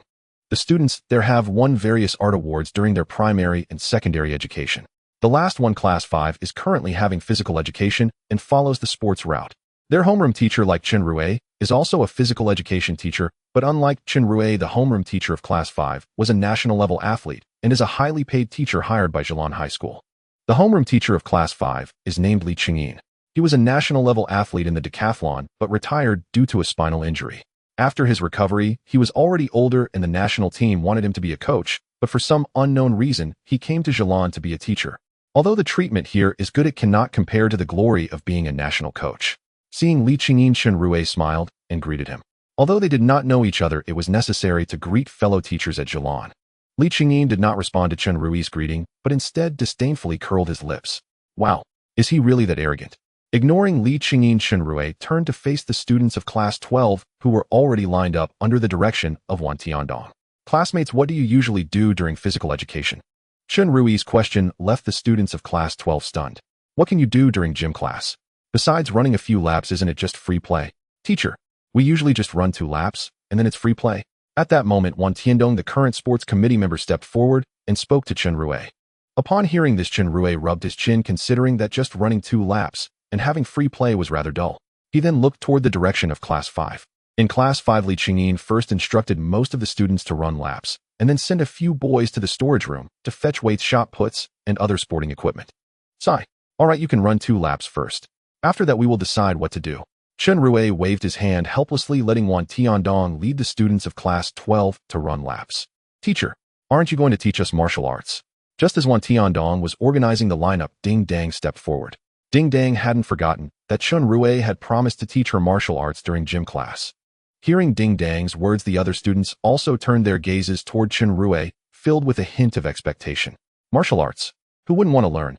Moreover, thanks to Ding Dang's big mouth, most of the students in the class already knew that their teacher Chen had displayed extraordinary prowess at the KTV last night. 1 kick for each thug. 1 versus 100, taking down over 100 thugs in a dramatic story. All right. Chen Rui nodded. We will learn martial arts in this class. But you still need to run laps first. Upon hearing Chen Rui's affirmative answer, the students of class 12 cheered and began to run laps around the playground under Wan Tiandong's guidance. At the entrance of the campus, a little girl dressed in ancient clothing was arguing with 2 security guards at the gate. Security brother, please let me in. My brother is a teacher inside. If that doesn't work, you can come in with me to find my brother. The girl in ancient clothing looked at the 2 security guards blocking her path with pleading eyes. No way. The 2 guards replied in unison, no outsiders are allowed to enter, that's the rule. If you really want to go and call your brother who's teaching and have him come out to get you. One of the guards, seeing the girl's helpless gaze, kindly suggested. But I don't have a phone. Sigh. The guard sighed, then took out his phone and handed it to the girl. Use my phone. But I don't have my brother's phone number. The guard. Is your brother really a teacher inside? Yes. He told me he was a teacher here. The girl replied confidently. If Chen Rui were here, he would surely recognize that this little girl was the one he had encountered before Wu Chou. Chen Rui definitely didn't expect that his casual mention of being a teacher at Jilan would lead her to find him. What's your brother's name? This time the guard's tone grew a bit impatient. His name is Chen Rui. Chen Rui. The guard thought for a moment, and then recalled that this Chen Rui was indeed the current homeroom teacher of class 12. Just as Wu Chou was about to say something, a BMW drove over. Upon seeing this car, both guards' expressions became solemn, and they respectfully opened the school's gate. The BMW did not immediately enter the school, but stopped at the gate. The driver's window opened, and Meng Jilan curiously leaned out to look at the 2 guards, then fixed her gaze on Wu Chou. What's the matter with this little girl? Principal Meng. She says her brother is a teacher at the school and wants to go in to find him. Little sister, who is your brother? Chen Rui. My brother's name is Chen Rui. Upon hearing the name Chen Rui, Meng Jilan was momentarily taken aback, then began to closely observe the little girl before her, who appeared to be around 16 or 17 years old, dressed in a simple ancient outfit. Her black hair was tied back, and her features did indeed bear some resemblance to Chen Rui. Get in the car. They'll take you to find Chen Rui. As she spoke, Meng Jilan opened the back door, allowing Wu Chou to sit in. Thank you, Wu Chou said with a smile as she climbed into the car. Once inside the car, Wu Chou looked around curiously, occasionally touching the interior decor. When the car started moving, her eyes sparkled with uncontainable excitement. So this is what it's like inside a car. It's so comfortable.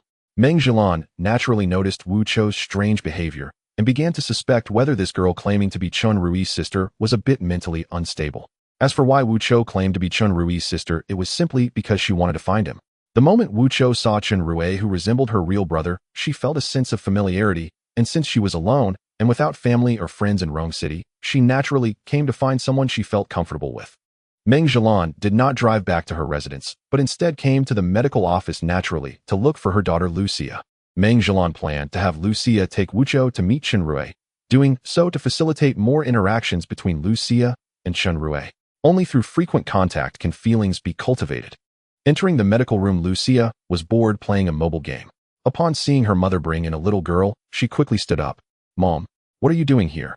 I came to see you and to assign you a task. As she spoke, Meng Jilan pulled Wu Chou over. She is Chen Rui's sister. Take her to find Chen Rui. Hello. Wu Chou approached Lucia and greeted her with familiarity. My name is Wu Chou from No Worries No Troubles. Hello. I'm Lucia. Lucia was truly speechless at her mom's efforts to matchmake her with Chen Rui. Why couldn't she just take the little girl herself? Why did she have to insist on me taking her? Don't I understand your intentions?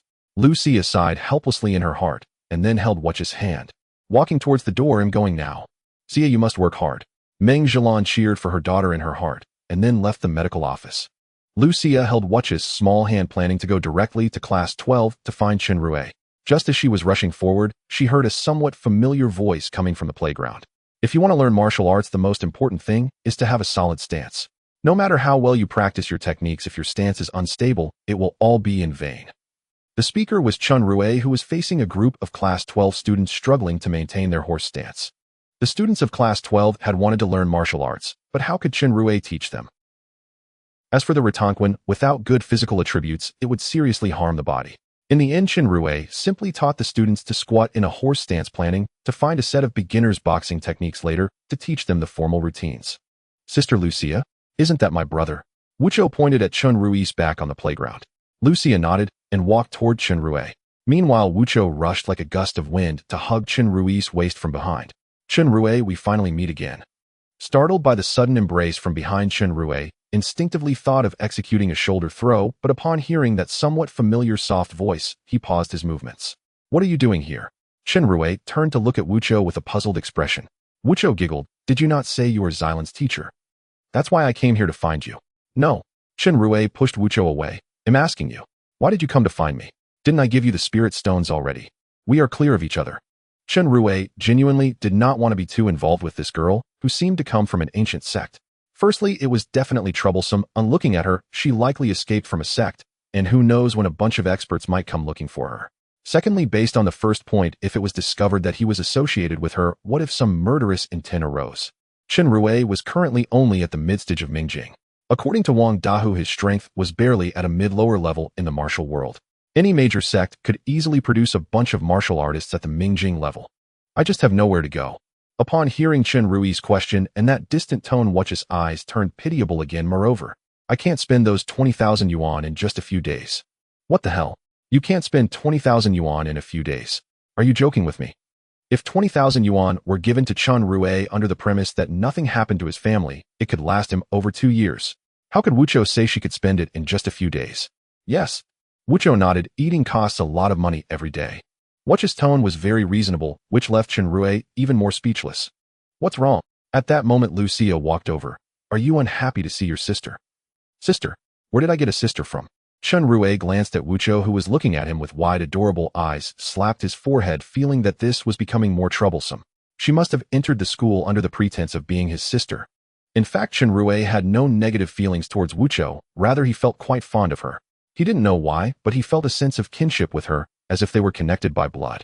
This feeling made it impossible for him to speak harshly to Wucho or refuse some of her not-so-wild requests. Seeing Lucia looking at him with some confusion, Chen Rui gently shook his head. Happy? How could I not be happy? He stepped forward, grabbed Wucho, and gently placed both hands on her smooth little face, rubbing it vigorously. Wucho let out a dissatisfied whimper. Since I've brought Wucho here, he'll be leaving now. With that, Lucia intended to leave. As Lucia turned around, she saw an image she detested approaching. Sia? Since you're here, why are you in such a hurry to leave? Stay and chat for a bit. The person was Li Qingyin, who had already noticed Lucia when she arrived at the playground. Li Qingyin was Lucia's most high-profile pursuer at Zhilan High School. Because of Li Qingyin, the other admirers of Lucia in school dared not pursue her openly. If Li Qingyin found out someone was pursuing Lucia, breaking their legs might be the least of their worries. Li Qingyin was not only a teacher at Zhilan High School, but also a retired national team athlete, and he was the young master of the Li family in Rong City. The Li family in Rong City was purely a merchant family with assets worth billions. Li Qingyin pursued Lucia not only for her beauty, but also for her identity as the legitimate daughter of the Lu family, the most powerful family force in Rong City. Li Qingyin stepped forward, first glancing disdainfully at Chen Rui, then approached Lucia and said softly, Sia, let's go. To our class. What's so good about this bunch of trash from class 12? Hearing Li Qingyi's words, the students of class 12, who were still squatting in their horse stance, looked indignant. Trash. You're the trash. Your whole family is trash. Hey. At that moment, the little girl Ding Dang stepped forward. Teacher Li, who are you calling trash? If you ask me, stealing someone else's girlfriend is real trash, right? As she spoke, Ding Dang gave a signal to her classmates. Seeing this, the other students from class 12 also chimed in. You little girl, who do you say I stole someone's girlfriend from? Li Qingyin pointed at Ding Dang angrily. Who was he, Li Qingyin? Did he need to steal someone else's girlfriend? Which woman wouldn't come to him with a wave of his hand? Naturally, except for Lucia. Oomph. Ding Dang huffed. If you didn't steal someone else's girlfriend, then what are you doing now? You actually dared to try to take his girlfriend in front of Teacher Chen. Don't you think you're trash? Exactly. We all know. Lucia is Teacher Chen's girlfriend. Right. Li Qingyin is stealing someone else's girlfriend. Truly shameless. Can someone like him even be a teacher? Don't insult him. Who in the whole school doesn't know what kind of person Li Qingyin is? Listening to the insults from Class 12, Li Qingyin was on the verge of exploding with anger. What the hell? When did Lucia become Chen Rui's girlfriend? Moreover, did his character need to be judged by this group of recognized trash in school? At this moment, Chen Rui also looked bewildered. When did I become Lucia's boyfriend? How come I didn't know? This ding-dang really knows how to stir up trouble. It was obvious that Li Qingyin was Lucia's pursuer. This was clearly creating animosity toward him. Chen Rui shot a fierce glare at Ding-dang, but Ding-dang merely winked at him and then gestured towards Lucia. Silently, she said, "Thank you, Teacher Chen." Following Ding-dang's direction, Chen Rui saw Lucia with a slightly flushed face. What? Could it be that Lucia really has feelings for me? Am I that charming right now? Chen Rui secretly nodded to himself, realizing that his charm had indeed increased significantly since becoming a martial artist. Chen Rui? Wu Chou poked Chen Rui with a finger and asked, "So Lucia is your girlfriend, huh?" "Sister, could you please not make things worse? Didn't you see how Li Qingyin is looking at me as if he wants to eat me alive?" Chen Rui clapped his hands in the direction of Class 12, and when they quieted down, he reproached them. "How can you insult a teacher like this? Even if Teacher Li Qingyin is indeed a trash, can't you discuss it behind his back? You have to say it out loud. How embarrassing for Teacher Li Qingyin." His words instantly provoked a burst of laughter from the students of Class 12. Meanwhile, Li Qingyin was so furious he nearly spat blood. Lucia, upon hearing Chen Rui's words, covered her mouth and chuckled. Li Qingyi's voice squeezed out between clenched teeth, "If you want to die, I can help you." Seeing that Li Qingyin was genuinely angry, Chen Rui awkwardly smiled and pointed towards Class 5. "Teacher Li, aren't you going to manage your students?" "Chen Rui, I want to duel you." Li Qingyin suddenly pointed at Chen Rui, shouting angrily. "A duel, eh?" Chen Rui replied with a look of disbelief. "What kind of era is this? Let's skip the duel. It wouldn't be good to ruin the atmosphere." In fact, Chen Rui suggested this for Li Qingyi's own good. After all, Chen Rui was now a formidable martial artist, and with the enhancement of magic, Li Qingyin seemed no different from an elementary school student in front of him. After all, Li Qingyin was just an ordinary person. What I meant by duel is a competition in sports. You can choose the event. Hearing Li Qingyi's proposal for a duel, Chen Rui suddenly felt a surge of interest. "All right, but just the two of us wouldn't be much fun. Let's add 4 students. Select 2 boys and 2 girls from Class 5 and Class 12, and along with us, it will be 5v5 to best of 3. What do you think?" Hearing Chen Rui's suggestion, Li Qingyin rolled his wrists and gritted his teeth, saying, "Fine, but if you lose, stay away from Sia." Upon hearing Li Qingyi's words, Lucia's expression turned cold. She was quite unhappy about being used as a bet, and Li Qingyi's tone made her even more disgusted, as if she were his possession. Chen Rui glanced at Lucia's stony face and guessed her thoughts. If he agreed to this bet, Lucia would probably end up hating him too. "This bet isn't good. If I lose, you'll resign. If you lose, you resign. How about that?" To avoid making Lucia feel negatively towards him, Chen Rui decided to change the terms of the bet. Upon hearing Chen Rui's words, Lucia's expression softened and her impression of Chen Rui improved significantly. Li Qingyin didn't expect Chen Rui to take such a big gamble, but it suited him just fine. Even if he lost, he would simply stop being a teacher at Jilan. Despite not teaching, his life would still be comfortable. But Chen Rui was different. In Li Qingyi's eyes, Chen Rui was just a loser, and losing his job at Jilan would be a significant blow to him. Moreover, most importantly, Li Qingyin believed he would not lose. Meanwhile, Chen Rui thought that even if he lost, it was just a verbal agreement. Li Qingyin wouldn't be able to do anything to him. "All right, I agree to this bet." Li Qingyin sneered. "Then let's choose tennis as the sport. There are only 5 people. Basketball and soccer aren't really suitable." Chen Rui suggested. "Good." Li Qingyin readily agreed, secretly thinking, no matter the sport you want, win. Just prepare to roll out of Jilan. After everything was settled, Li Qingyin returned to Class 5 to select team members, while Chen Rui approached Class 12 and said solemnly, "Classmates, you heard that right. Who wants to participate in this competition?" Me. As soon as Chen Rui finished speaking, Wu Chou's somewhat excited voice rang out behind him. "Chen Rui, I want to join." Chen Rui turned to Wu Chou and said, "You're not even a student in our class. Why are you trying to join in?" "I wasn't before, but I am now." As she spoke, Wu Chou jumped into Class 12's team. The students of Class 12 welcomed the cute girl enthusiastically, while Chen Rui could only facepalm. "If Wu Chou wants to attend Jilan, I can have my mom help her with the enrollment procedures." At that moment, Lucia also walked over and said with a smile. Hearing Lucia's words, Chen Rui became even more speechless. She really treats her like a sister. Haha, forget it. Just as Chen Rui was about to say forget it, he saw Wu Chou rush out of the team and wrap her arms around Lucia's, exclaiming, "Sister-in-law, you're the best." I want to study here. Upon hearing the term sister-in-law, Lucia's cheeks turned beet red. She then shot a glance at Chen Rui, as if to say, aren't you going to manage your sister?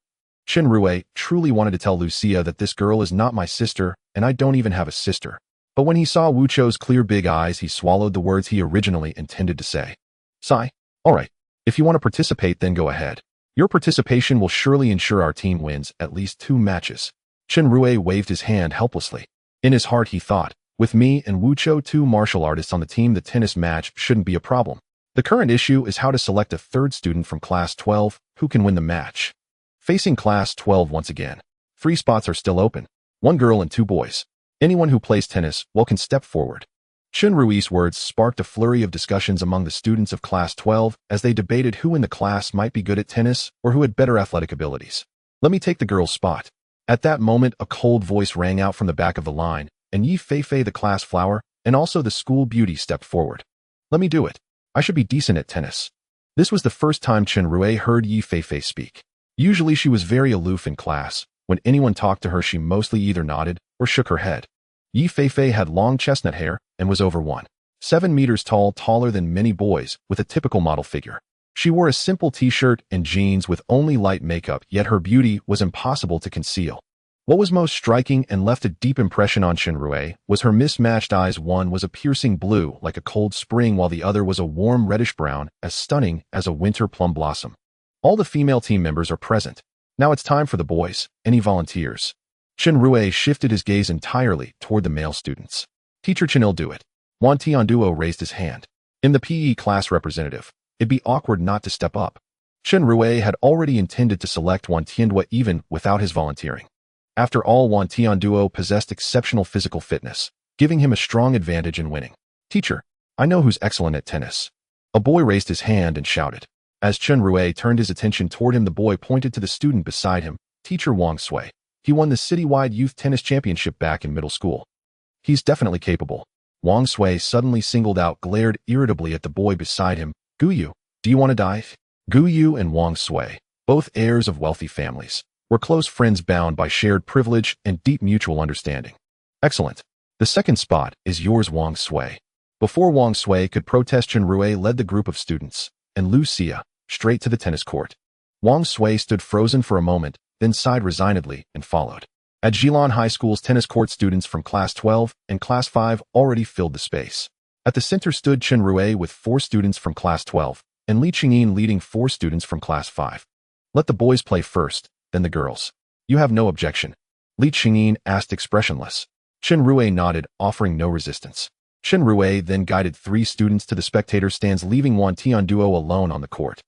The first match pitted Wan Tianduo against a tall boy from Class 5. Wan Tianduo himself was powerfully built. The contest, Chen Rui surmised, would hinge on raw strength and endurance. The match began. Wan Tianduo served first, his years of Sanda training granting him extraordinary arm strength. His serve rocketed like artillery fire, catching the Class 5 player completely off guard. Yet within just a few exchanges, the Class 5 student adapted, mastering the rhythm and deftly neutralizing Wan Tianduo's brute force with refined technique.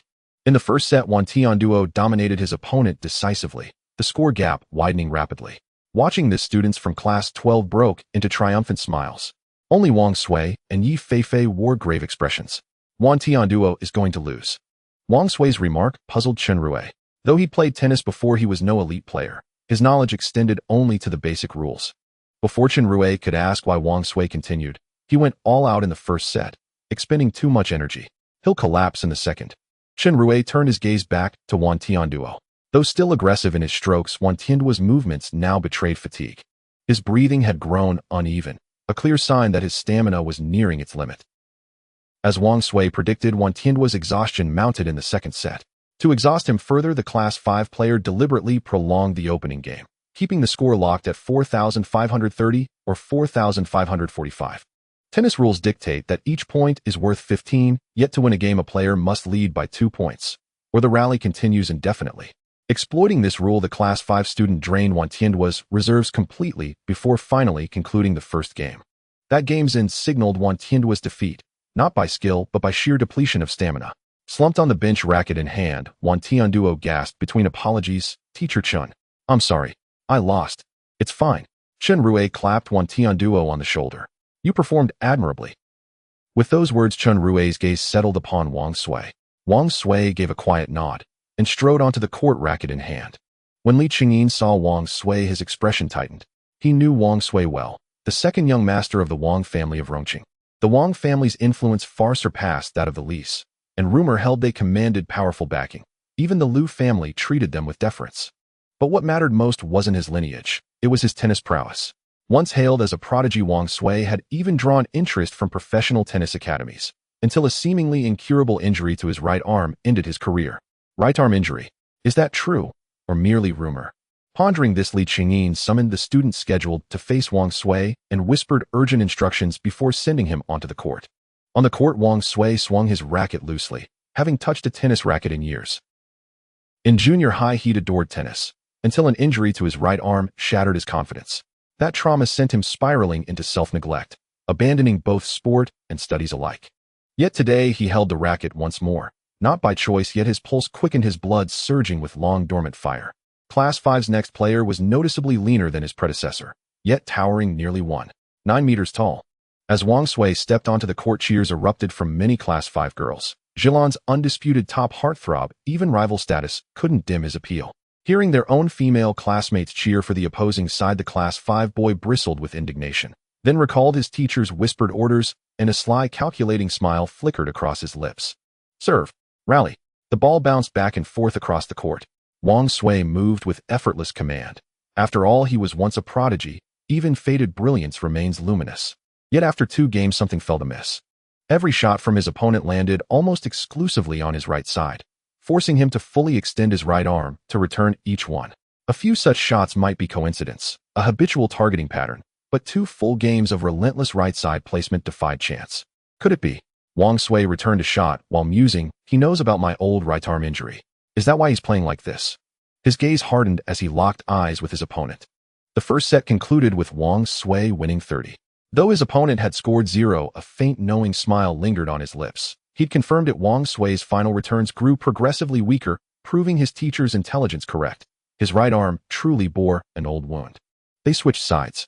The second set began, and almost immediately Wang Sui felt his arm growing heavier, weaker, and a dull, insistent ache began to throb beneath the surface. With great pain, Wang Sui continued the match. In the second half, the students from Class 5 employed the same strategy as their teammates from the previous game, dragging out the match. The first set was prolonged, increasing the strain on Wang Sui's arm.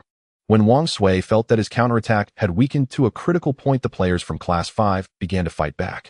3-1, 3-2, 3-3. In the second half, it didn't take long for Class 5 to catch up, and next came the tiebreak. Wang Sui served. His right hand trembled slightly, but he did not want to give up, not just for Class 12, but also for Chen Rui and for himself. He wanted to prove to himself that he could still play. Chen Rui in the audience had already sensed something was wrong. When the score was 3-2, he called for a timeout and considered conceding. He had noticed that Wang Sui's right arm clearly had an old injury, and if they continued, it could lead to irreparable consequences due to further injury. However, Wang Sui rejected Chen Rui's offer to concede. The reason was simple, he wanted to finish the match. Seeing the determination in Wang Sui's eyes, Chen Rui ultimately agreed.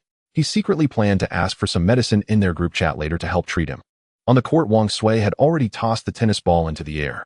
He jumped slightly and the racket came down hard on the ball, but this time not only the tennis ball, but also his racket flew out of his hand due to instability.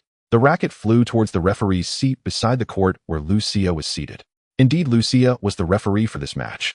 Seeing the racket flying towards her, Lucia was startled, her delicate face turning pale. If it hit her face, it could be a serious injury. Just as Lucia was in a panic, Chen Rui's figure suddenly appeared in front of her, catching the racket, and then looking back at Lucia with a smile, saying it's okay. Holding the racket, Chen Rui loudly declared, "We concede this game. I can still." Hearing Chen Rui's words, Wang Sui wanted to rebut immediately, but seeing Chen Rui's serious expression, he refrained and could only return to the viewing area dejectedly. Hee. Li Qingyin walked towards Chen Rui with a malicious smile, saying, "Looks like we don't need to play the last match. This game is about to end." Chen Rui shot a glance at the smug Li Qingyin, cursing under his breath, "Trash." Hearing this, Li Qingyin's expression darkened. With a cold snort, he replied, "You should just pack up and leave." After saying that, Li Qingyin glanced at Lucia before returning to Class 5's area. Originally, Li Qingyin intended to comfort Lucia, but thinking that it was Chen Rui who saved her earlier combined with Chen Rui's face, he felt frustrated. To maintain a good image in front of Lucia, he returned directly to his own team. Li Qingyin still deluded himself into thinking he could pursue Lucia, but what he didn't know was that Lucia had already placed him on her blacklist. At first, it may have been just due to Li Qingyi's persistent pursuit that Lucia felt a bit annoyed, but it hadn't reached the point of disgust. However, when Li Qingyin used her as a bet earlier, Lucia was left with nothing but disgust and extreme aversion. Chen Rui comforted Lucia and then approached Wang Sui asking, "Is your arm all right?" Wang Sui shook his head gently saying, "It's fine. It's just an old injury flaring up. Is it my turn now? Is it my turn now?" At that moment, Wu Chou, holding a racket, excitedly approached Chen Rui. Although they had lost both matches, Wu Chou was still incredibly excited because she was about to go on the court. Back home, she had never played such an interesting sport. Every day was just about cultivation, not even having seen a tennis ball. Seeing Wu Chou's excitement, Chen Rui helplessly nodded, "Go ahead. If you lose, don't come back." "Huh. Don't worry. I won't lose." As she spoke, Wu Chou stepped onto the court. The students of Class 5 were somewhat astonished to see a girl in a hanfu holding a racket enter the court. Is she here to cosplay? Dressed in hanfu dragging around, can she even play tennis? He. I think we should definitely win this set.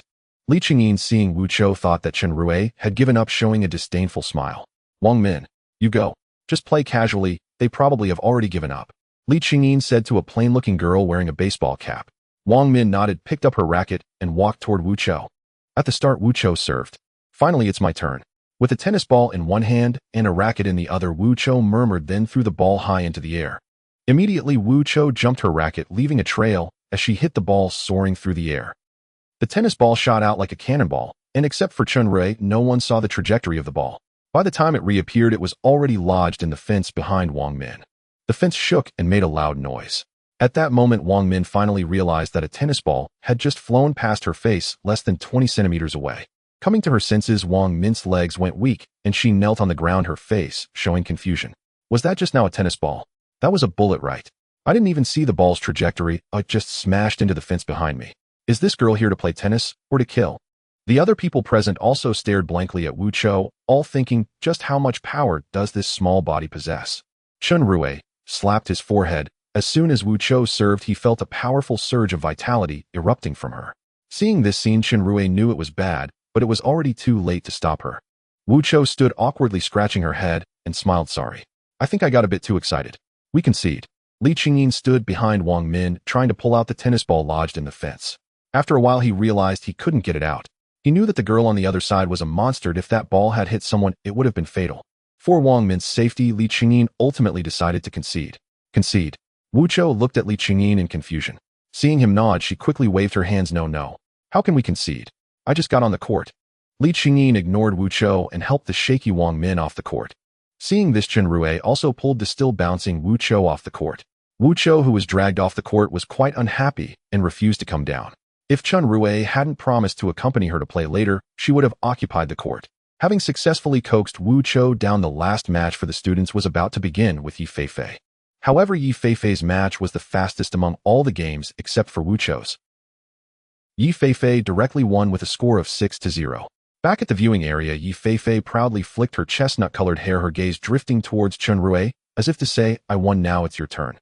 Don't embarrass Class 12. Chen Rui stood up, stretched a bit, and handed the eggs from his pocket to Wan Tiandu sitting beside him, saying, "Hold on to these for me." After saying that, he took his racket and stepped onto the court. The sound of the bell rang, signaling that the first class of the afternoon had ended. However, neither the students from Class 5 nor those from Class 12 showed any intention of leaving the tennis court. They all wanted to know who would win this final match. As the bell rang, many students began to stroll out of the teaching building with their teachers relieving their stiff bodies. Soon the match on the tennis court caught the attention of many, and it spread like wildfire, with numerous students rushing over to watch. Li Qingyin seemed to enjoy the spotlight, so he did not serve immediately, but instead waited for more students to come and watch. Chen Rui also took his time standing still. After all, it was Li Qingyin who would be embarrassed, not him. Soon, even the vice principal was alerted by the commotion. With so many people on the court, anyone could tell that something unusual was happening. The vice principal, named Wei Yin, was the uncle of Wei Teng.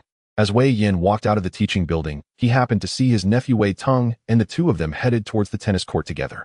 "Students, I am the homeroom teacher of Class 5, and my name is Li Qingyin. I believe everyone knows me." Li Qingyin shouted loudly with his racket at the crowd of teachers and students watching from outside the court. "Yes." The audience gave Li Qingyin face and responded to his question. Li Qingyin was indeed a prominent figure at Zhilan High School, not only because of his past as a national athlete, but also due to his background as the young master of the Li family. He is Chen Rui, the homeroom teacher of Class 12. Li Qingyin shouted, pointing his racket at Chen Rui across the court. Today we will settle this with tennis, and whoever loses will have to leave Zhilan. Everyone present, students and teachers, bear witness for us. This way no one can backtrack later. Li Qingyi's words left Chen Rui utterly speechless. He thought to himself, Li Qingyin is truly leaving no way out for himself. At that moment Wei Teng and his uncle Wei Yin arrived. Upon hearing Li Qingyi's words, Wei Yin frowned and was about to step forward to stop this nonsense, but was blocked by his nephew Wei Teng. Uncle, this Chen Rui is the teacher I told you about who wants to expel students. Hearing his nephew's words, Wei Yin paused and looked at Wei Teng. What do you want to do? Of course I want to be a witness for this match. It's a perfect opportunity to use this to get rid of him. Wei Teng looked at Chen Rui with a cold smile. Wei Yin nodded. He was very indulgent towards Wei Teng, as he himself was unable to have children, so all his affection for the younger generation was poured into this nephew. Then do as you wish. He'll support you from the sidelines. With that, Wei Yin stood in a corner to watch the upcoming match. Wei Teng nodded and then shouted towards the court. Teacher Li, don't worry, the vice principal is here to witness for you. If Chen Rui loses, he will definitely resign on his own. Hearing that annoying familiar voice, Chen Rui turned around to see Wei Teng looking smugly at him, and beside Wei Teng stood a pot-bellied, balding, middle-aged man. Oh dear, Chen Rui, it seems like our bet is going to be impossible to fulfill. Seeing Chen Rui's gaze, Wei Teng wore a smug grin. Don't worry, the bet will definitely be fulfilled. With that, Chen Rui turned to Li Qingyin and said, shall we start? Sure. Li Qingyin let out a cold laugh, took a tennis ball from his pocket, bounced it twice on the ground flamboyantly, then tossed it up, jumped, and struck the ball with his racket, executing the move in one fluid motion. Li Qingyi's ball speed was fast, but to Chen Rui, it was nothing. He easily returned it. As the match began, the students from Class 12 clenched their fists, silently cheering for their teacher, while the students from Class 5 were relaxed, as they all knew Li Qingyi's strength. No one in the entire school could match his physical prowess. On the court, Chen Rui played tennis with the ease of a stroll in the park. To others, it appeared as though he casually moved to where the ball landed and effortlessly returned it. In contrast, Li Qingyin was running back and forth like a dog being led around. Seeing this scene, the students from Class 5 realized something was off. In their imagined scenario, Chen Rui should have been the one struggling, while Li Qingyin would easily win the match, but now, the roles had completely reversed. The spectators outside began to murmur among themselves. That teacher from Class 12 seems really strong. Yes, he really looks like he's just strolling around the court. Is Teacher Li going to lose? If he loses, will he really resign on his own? Many students who didn't like Li Qingyin were enjoying the spectacle, starting to mock him. The bell rang again. But the students outside watching did not decrease. They all wanted to see the end of this match, knowing that Li Qingyin was destined to lose. What they really wanted to see was whether Li Qingyin would fulfill his promise and resign. Why? Why is that bastard Chen Rui playing tennis so well? Outside the court, Wei Teng gritted his teeth as he watched Chen Rui. Wei Teng certainly did not think Li Qingyin was weak. After all, he had interacted with Li Qingyin before. He understood Li Qingyi's strength very well, but what he couldn't comprehend was Chen Rui's high level of skill. In reality, Chen Rui's tennis skills were quite mediocre. The reason he was overpowering Li Qingyin was due to his physical fitness combined with the perceptive ability and speed granted by his wind attribute magic. Chen Rui did not intend to win by a large margin against Li Qingyin. Instead, he aimed to exhaust Li Qingyin like the students from Class 5 did with Wan Tianduo. As the first half ended, the score was 0-3. The duration of the match between Chen Rui and Li Qingyin was the longest so far. The time spent on the first 3 games equaled that of an entire match for others. Chen Rui strolled to the resting area and took a bottle of water, sipping a little. Meanwhile, Li Qingyin stumbled into the resting area, grabbed some water, and began to gulp it down. As a professional athlete, he knew that drinking water like this after exercise was detrimental. But he couldn't care less because he was completely drained and dehydrated. While Chen Rui was drinking water, a system notification from the chat group suddenly popped up. Welcome number 13 to the Parallel Universe chat group.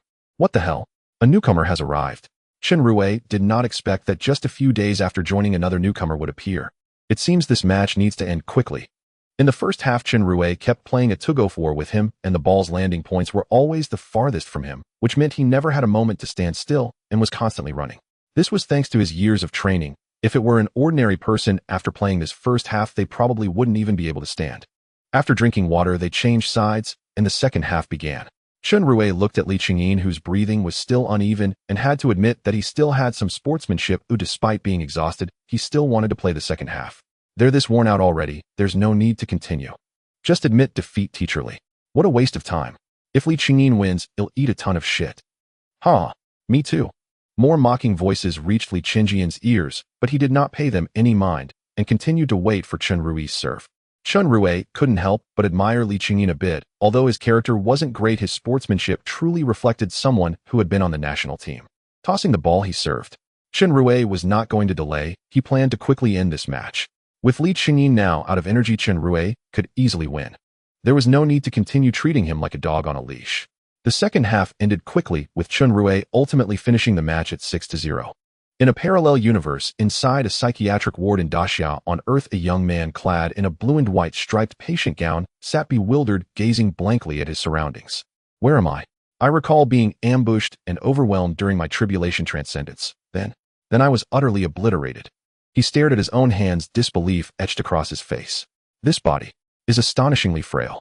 He rose from the bed and paced twice across the room, only to confirm this vessel was not his original one, but astonishingly weak by comparison.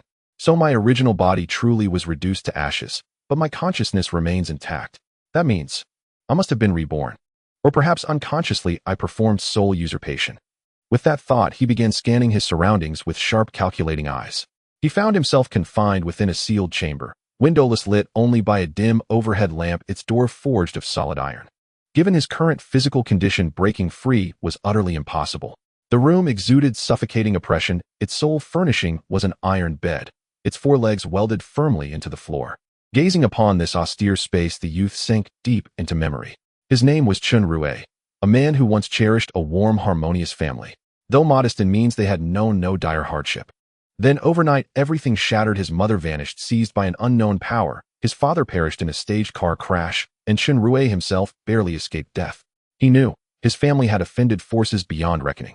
To survive, and to one day rescue his mother and avenge his father, Chen Rui feigned madness, begging his father's longtime friend to admit him to this psychiatric hospital.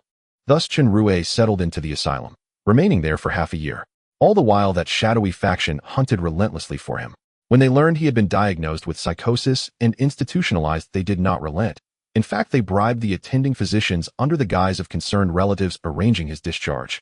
At that moment, Chen Rui felt utter despair. He knew full well once taken, he would be executed without mercy. His instinct proved correct. Several black-clad men dragged him to a remote mountain, dug a shallow grave in the earth, plunged a blade into his heart, and buried him alive before his final breath had fled. What those men could not know, the very spot they chose held an ancient stone stele, a conduit bridging earth to realms beyond. Chen Rui's blood seeped into its surface, igniting an eerie sapphire luminescence that hurled his soul into the spirit realm. Their strength reigned supreme. Through relentless effort and innate brilliance, Chen Rui ascended to become one of the spirit realm's most formidable sovereigns, ultimately attaining the celestial throne of a mortal emperor. Yet with such supremacy came countless enemies. During his cycle tribulation, someone betrayed his location. Ambushed mid-cultivation, he fell. His tribulation shattered, his existence erased in a storm of ash and silence. So I've been reborn back to Earth, by virtue of that failed cycle tribulation. Chen Rui gazed at his hands, exhilaration flickering in his eyes. Rebirth here was both unexpected and profoundly joyous, for even after ascending to immortal emperor, every method he devised to return to Earth had ended in futile failure. Yet this single catastrophic tribulation had delivered him, against all odds, to the world he longed for above all others. How could he not rejoice? Heh! A cold, mirthless laugh escaped his lips as he murmured, voice glacial, I should thank those who besieged me. I owe my return to their treachery. And to express my gratitude, when we meet again, I shall grant you a swift, painless death. After several more icy chuckles, Chen Rui stilled his mind and assessed his present predicament. Judging by the environment, he had just entered the asylum, still deep in his act of feigned insanity, determined to remain hidden within its walls. So I still have half a year, he reflected, knowing that in 6 months those mysterious forces would come for him once more. Closing his eyes, he sensed the ambient spiritual energy.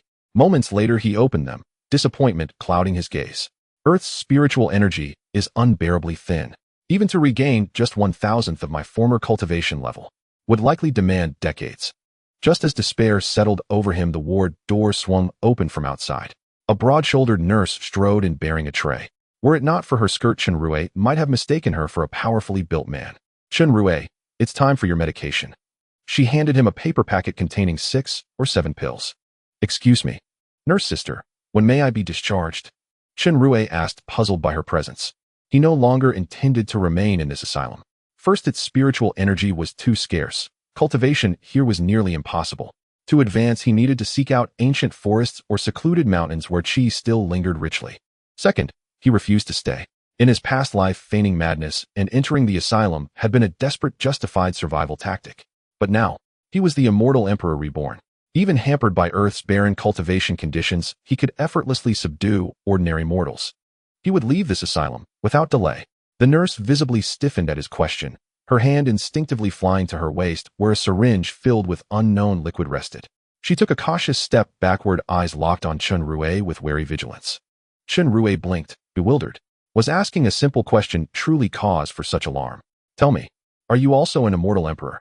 She withdrew the syringe and leveled it at him, voice low and stern. At her words, Chen Rui's expression hardened instantly, grave, unyielding. How did she know his identity? Could she too be reborn? Or was this entire reality merely an illusion? His gaze turned razor-sharp. Who are you, and how do you know who I am? Seeing his intensity and hearing that frigid tone, the nurse set down her tray, snatched up her walkie-talkie, and barked, "Patient Chen Rui in room 8 has relapsed. Dr. Luo, please respond immediately." Without hesitation, she lunged forward and drove the needle deep into his buttock. Chen Rui cursed inwardly, maggot, and attempted to resist. But the moment his muscles tensed, overwhelming drowsiness flooded his mind. His eyelids grew leaden, fluttered once, and then he collapsed into unconsciousness with a soft final sigh.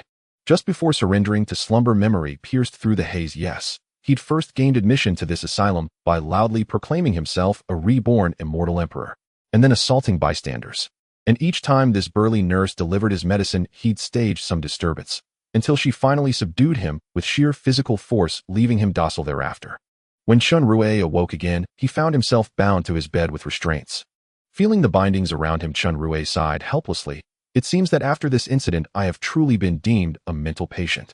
As Chen Rui pondered how to escape from the mental hospital, a mechanical voice echoed in his mind, accompanied by a transparent light screen. Welcome to the Parallel Universe chat group. Upon seeing the light screen before him, Chen Rui furrowed his brow. A chat group? What is this? Unable to move his bound hands, Chen Rui extended his tongue and tapped the light screen before him. After clicking the screen, he successfully entered the chat box. User 2, is there a newcomer again? User 4, isn't this too fast? User 5 just joined a few days ago. User 8, User 13, newbie, come out and say something. Chen Rui stared at the chat box, feeling somewhat bewildered. Even as an immortal emperor, he had never encountered such a situation. However, this chat group was somewhat similar to the QQ group he had used before. Using his tongue, Chen Rui typed a line of text wanting to know what this group was all about. User 13, who are you all? How could one invade the spiritual sea of this immortal emperor? Chen Rui planned to play dumb for now. After all, it was just a chat group, although it seemed a bit more complex. User 1, Immortal Emperor.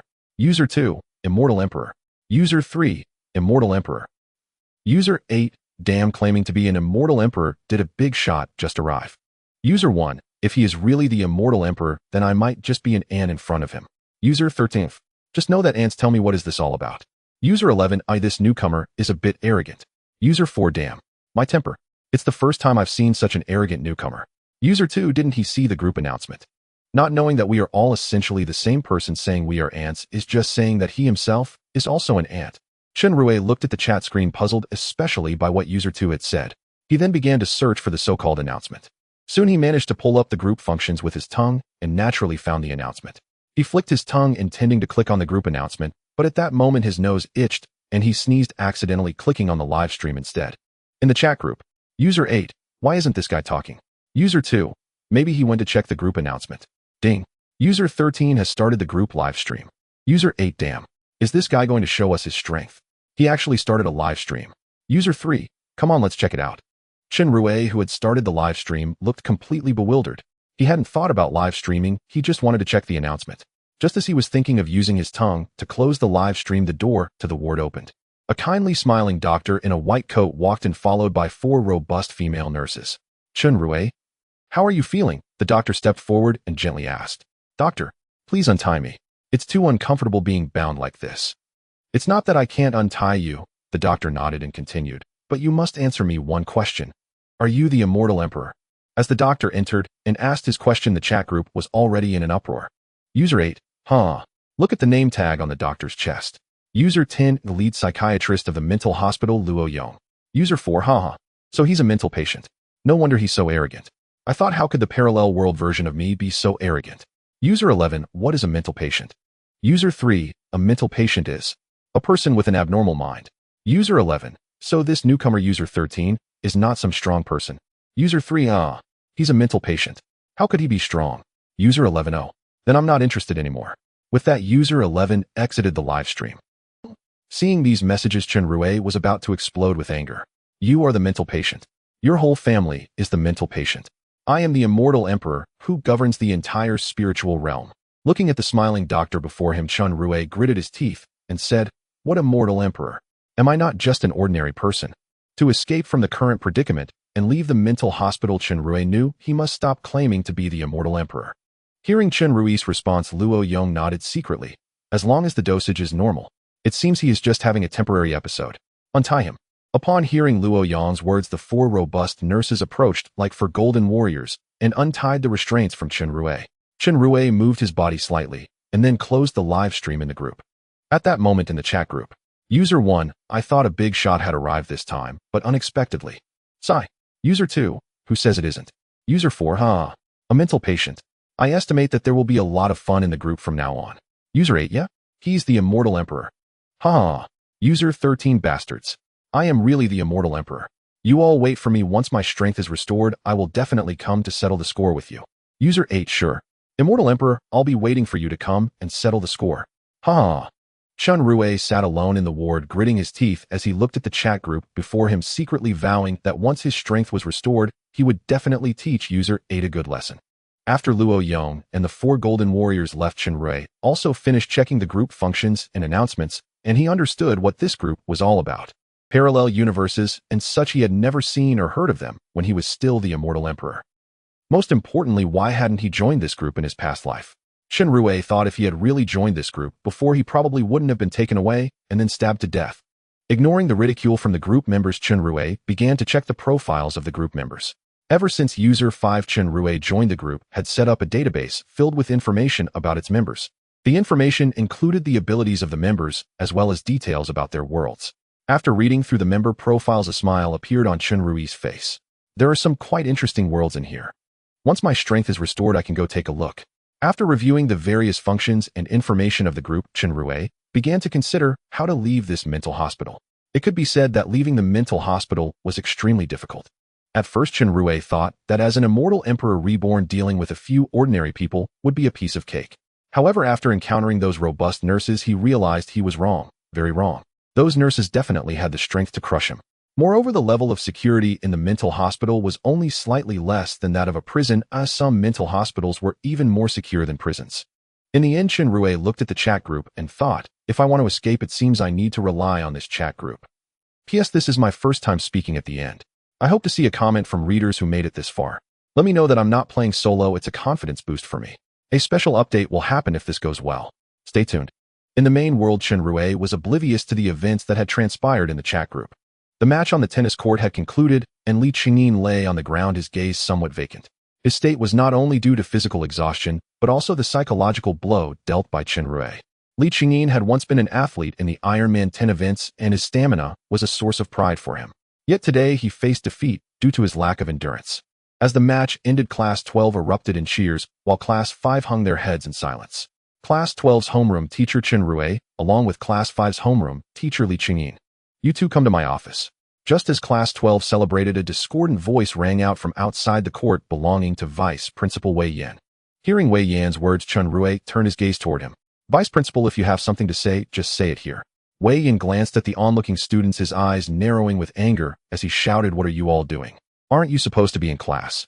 Anyone who stays here will be marked for serious misconduct. Wei Yan's authority was evident, and the students promptly returned to the teaching building. Once the students had mostly left, Wei Yan fixed his gaze back on Chen Rui, saying, is it proper for you to be playing tennis instead of attending class? Chen Rui led the students to skip class, marking him for serious misconduct. As for Li Qingyin, since they are a sports class, just a warning will suffice. Wei Yan's words caused Li Qingyin, still lying on the ground, to brighten up. Clearly Wei Yan was favoring him, and if things continued like this, the original bet might not even need to be honored. As long as he stayed in school, dealing with this young teacher Chen Rui would be a piece of cake. Upon hearing such a verdict, the students of Class 12 became furious. They understood that while a student marked for serious misconduct might only be sent home to reflect, a teacher could be dismissed after a few such marks. On what basis does Teacher Chen get marked for serious misconduct? Yeah, is it wrong for us to have physical education class? Why is Li Qingyin only getting a warning while Teacher Chen is marked for serious misconduct? Class 12 students began to stand up for Chen Rui, which filled him with gratitude. He truly did not care about the misconduct mark, especially since he had the principal backing him. Vice Principal, aren't you being a bit biased? At that moment, Lucia stepped forward.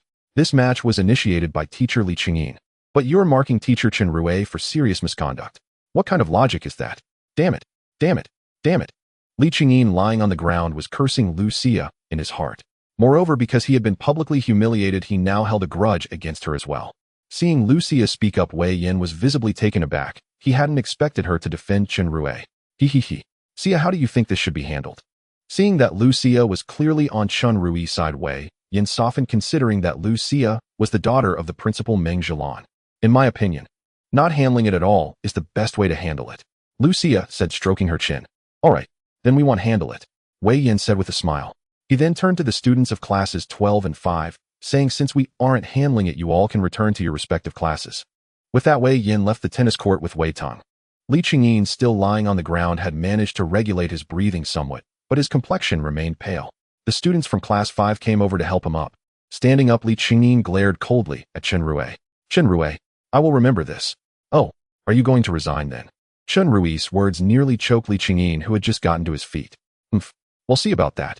Snorting coldly, Li Qingyin left the tennis court with the help of the students from class 5, heading towards the infirmary. TCH. Empty words. Everyone knows that Li Qingyi's words are as empty as a fart. Huh. And he calls us trash. What does that make him? A fighter among the trash. How can someone like him be a teacher? Looks like the students of class 5 are doomed. The students of class 12 took the opportunity to mock Li Qingyin, who was seething with anger. He pinned all his frustrations from today onto Chen Rui and Lucia with a lingering malice in his gaze. Zhou Sheng, you take the students back to the classroom. As Chen Rui looked at the time, he realized that the class time had already passed halfway, and there would be little to learn even if they went to class. He continued for the remaining time self-study. Yes, Zhou Sheng responded and led the students of class 12 back to their classroom. Watching the students leave, Chen Rui turned his attention to Wu Chou, who was sulking while fiddling with a tennis racket. Wu Chou, you should go back to class 12 with them. Wu Chou snorted and said, didn't you say you would play with me after the match? Chen Rui chuckled awkwardly. I'm just tired now. When I have time, I will definitely play with you. After some coaxing, Wu Chou was finally persuaded to leave, leaving only Chen Rui and Lucia on the court. Thank you for today, Lucia said gratefully. If it weren't for you, I might have been disfigured. Chen Rui waved his hand dismissively. It's nothing. How about I treat you to dinner this afternoon? Lucia said, a bit shy as a faint blush crept onto her cheeks. The reason for her shyness was that Lucia recalled her mother suggesting that she take the initiative to get close to Chen Rui. Lucia understood her mother's intention. It was to flirt with Chen Rui. Even if flirting didn't succeed, they should at least be friends. Now her proactive invitation to dinner felt like a flirtatious gesture. Hearing Lucia's invitation, Chen Rui hesitated. He had planned to spend the afternoon studying magic. Moreover, there was something even more important. A new member had joined the chat group. Just earlier, while playing, a notification had appeared in his mind stating that a new member, number 13, had joined the chat. Since he was playing, Chen Rui hadn't immediately checked the chat group for the new member status. The arrival of a new member indicated that he needed to prepare a gift for the new addition. Last time he joined the group, the members had gifted him some nice presents. Now that there was a new member, he naturally had to prepare a gift as well. Seeing Chen Rui's hesitation, Lucia felt a bit displeased. How could a beautiful girl like her inviting him to dinner make him hesitate for so long? Was I really that unappealing? After pondering for a while, Chen Rui ultimately accepted Lucia's invitation for dinner. After all, having a meal wouldn't take up much time. Moreover, since it was dinner, all he needed to do before that was prepare a gift for the newcomer. As for studying magic, he could always do that tomorrow. Seeing that Chen Rui had finally agreed, Lucia let out a sigh of relief. All right, he'll wait for you at the school gate after class this afternoon. With that, Lucia left the basketball court, intending to find Meng Zhilan to discuss what had happened today and also to ask her mother to assist with her enrollment. With Lucia gone, Chen Rui felt it pointless to stay there any longer and returned to his office. As he passed by class 12, he discovered that Ji Qi was actually conducting a lesson. This puzzled Chen Rui. Wasn't it supposed to be self-study? Why was there a lesson instead? Noticing that most of the students in class 12 were listening attentively, he decided not to interrupt them and directly returned to his office. Back at his office, Chen Rui opened the chat group, and the first thing he noticed was the glaring 99. After glancing through the chat records, he sensed something was off. A lunatic joined the group. 5. Is there a newcomer in the group? 8. Yes. It's a mentally ill patient. 1. Due to the special circumstances of this group member, we will not be sending gifts this time to avoid negatively affecting member 13. 13. I'm not mentally ill. How many times do I have to say it? 2. Your attending Dr. Luo Yong has said that those who insist they are not mentally ill are the ones most likely to be mentally ill. And if you're not mentally ill, why are you in a mental hospital? The words from member 2 left member 13 speechless. He wanted to explain, but didn't know where to start. Should he say he was reborn? Would they believe him? Although he had learned through the group's information that the members here were all versions of himself from other parallel worlds, they were still not him. 1. Even if he is mentally ill, he is still a member of the group. 2. 10. You two should find a way to help him get treatment. 2. 1. Can't you give him some pills or something? Wouldn't that help him recover faster? 13. Yes, pills. Get me some pills, and he'll definitely be fine. 8. What's with that tone? Are you admitting you're mentally ill? 13. I admit it. 1. Get me some pills, preferably those that strengthen the body. Behind the screen, member 13 was very excited. He never expected that there would be people in the group who could refine pills. No matter what kind of pills, he needed them desperately now, especially those that could strengthen his body, as it was currently too weak. 1. Sigh. Since you've admitted it, I can't give you pills. What if you strengthen your body and cause even greater harm to others? Wouldn't that put you in danger? 8. Agreed. Absolutely cannot give him pills. 2. Agreed. Absolutely cannot give him pills. 10. Agreed. Absolutely cannot give him pills. Seeing the endless ones, a member 13 almost spat blood. Hey, I admitted I was mentally ill just to get some pills. Damn it. 5. 2. Is there any way to treat member 13? 2. Simple, we can use electrotherapy. Although there's some risk, the treatment should yield some results. Seeing member 2's words, member 13 felt hope again. Electrotherapy sounds great. I happen to have a technique called Thunder God Art, which relies on lightning for cultivation. Even in places with sparse spiritual energy, it can still be practiced. This time, member 13 had learned his lesson. He planned not to speak in the group, but instead prayed in his heart that member 2 and the others could get him the electrotherapy equipment. That way he could practice the Thunder God Art. 10. I have a bioelectric helmet that can release electricity based on the wearer's physical condition. It will only cause pain and won't electrocute anyone to death. Very convenient. 2. Yeah, it really is quite convenient. Just send it to member 13. Seeing the conversation between member 10 and member 2, member 13 exclaimed in delight. Hurry, send it over. 10. What if I send it, and he doesn't know how to use it? He'll know how to use it, him not really mentally ill. Just hurry up and send it. Member 13 yelled in his heart. 2. Just send him a picture instruction manual, and that should suffice. 10. All right. I think that works. A few minutes later, member 10 sent out the exclusive red envelope for member 13. Seeing the red envelope, member 13 decisively clicked to claim it, and soon a headband appeared in his hand. Upon seeing this headband resembling the tightening spell from Sun Wukong, member 13 raised an eyebrow and thought, is this really called a helmet? However, member 13 was no longer concerned about whether this was a helmet. He picked up the 3 batteries that came with the helmet and a doodle-style instruction manual. The doodle in the manual was quite sloppy, but the main idea was to place the batteries into a slot on the side of the headband, then wear it on the head to use it. Following the instructions, member 13 placed the battery into a groove on the side of the headband. Once the battery was in the headband, emitted a faint blue light with sparks of electricity flashing within. Seeing this scene, member 13 did not hesitate to put it on his head. As soon as the headband was on, he felt a jolt throughout his body and immediately collapsed to the ground, convulsing. In the throes of convulsions, member 13 was very clear-headed. He just hadn't reacted in time to the sudden electric shock. He quickly began to circulate the Thunder God Art, and soon the strands of electric energy were absorbed by his body, starting to refine and temper his flesh. In the chat group, 10. He claimed it. I wonder if he knows how to use it. 2. How long can the helmet you sent him last? 10. The helmet comes with 3 batteries, and each battery is roughly equivalent to the energy of a nuclear bomb. 5. A nuclear bomb. Aren't you afraid member 13 will blow up the batteries? 10. Don't worry. Those batteries have safety features. They won't explode. Regarding member 10's words, member 5 was still somewhat uneasy because he recalled the character chip from before, which was given to him by member 2 when he had just joined. That character chip had directly turned him into a teacher at Zhelan High School, forcing him to stay here as a gardener every day. Chen Rui no longer paid attention to the information in the group. He opened the group files and began studying magic.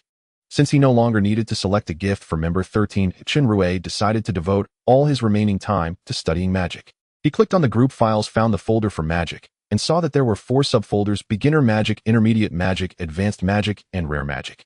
Without hesitation, Chen Rui directly opened the file for beginner magic, as he had only just gained magical power and likely wouldn't be able to use overly advanced spells. After opening the basic magic section, there were 3 subfiles inside: nature system, mental system, light, and dark system. Mine is wind and thunder, so it must be the nature system. Muttering to himself, Chen Rui clicked on the nature system file. Upon entering, he found 5 folders: wind, fire, thunder, water, earth. Chen Rui clicked on the wind attribute again. After clicking this time, no more folders appeared, but a dazzling array of magic arrays and their introductions emerged. Looking at these intricate patterns, Chen Rui felt a surge of excitement. These must be the magic. Chen Rui focused on the first basic wind attribute magic, named Storm Step. The usage was simple and the magic array was not difficult to condense. It was merely a circle with a shoe drawn inside and a wing on the side of the shoe. Compared to the magic arrays he had seen in the 3rd live broadcast, this magic array could be said to be the simplest of all. Chen Rui took the last third of the eye drops from the drawer of his desk. These eye drops were given to him by No. 2, originally intended to eliminate the character chip. In addition to that, they also had a function to enhance the activity of brain cells. Previously, Chen Rui was able to memorize the entire manual of the Ruistong Fist because of these eye drops. After applying the eye drops to his eyes, Chen Rui looked at the various magic arrays again and found it easy to remember them. However, Chen Rui did not memorize too many since the eye drops were limited. After all, these eye drops also had a time limit. In total, Chen Rui memorized 3 basic magic arrays: Storm Step, Airborne Whip of Wind. Taking advantage of the remaining time, he hurriedly looked into the basic Thunder attribute magic files and memorized 3 magic arrays: Electrocute, Thunder Engine, Thunderbolt. With little time left, Chen Rui entered the intermediate Wind attribute magic file and memorized an intermediate magic called Wind God's Protection. Thus, before the eye drops lost their effect, Chen Rui memorized 7 magics. Although he had memorized them, it didn't mean that Chen Rui could use them. Chen Rui first mentally filtered through the magic array of the Whip of Wind, then focused his mind to condense the magic array in his palm. The magic array for the Whip of Wind was not complicated, it was just a circle with a whip inside. Although the magic array was not complex, condensing it was extremely difficult. During the condensation, Chen Rui had to maintain focus and control the output of wind attribute magic power consistently, or any fluctuation in magic output, whether too high or too low, would result in failure. The magic in the world of No. 3 was vastly different from what Chen Rui had seen in movies or anime. In No.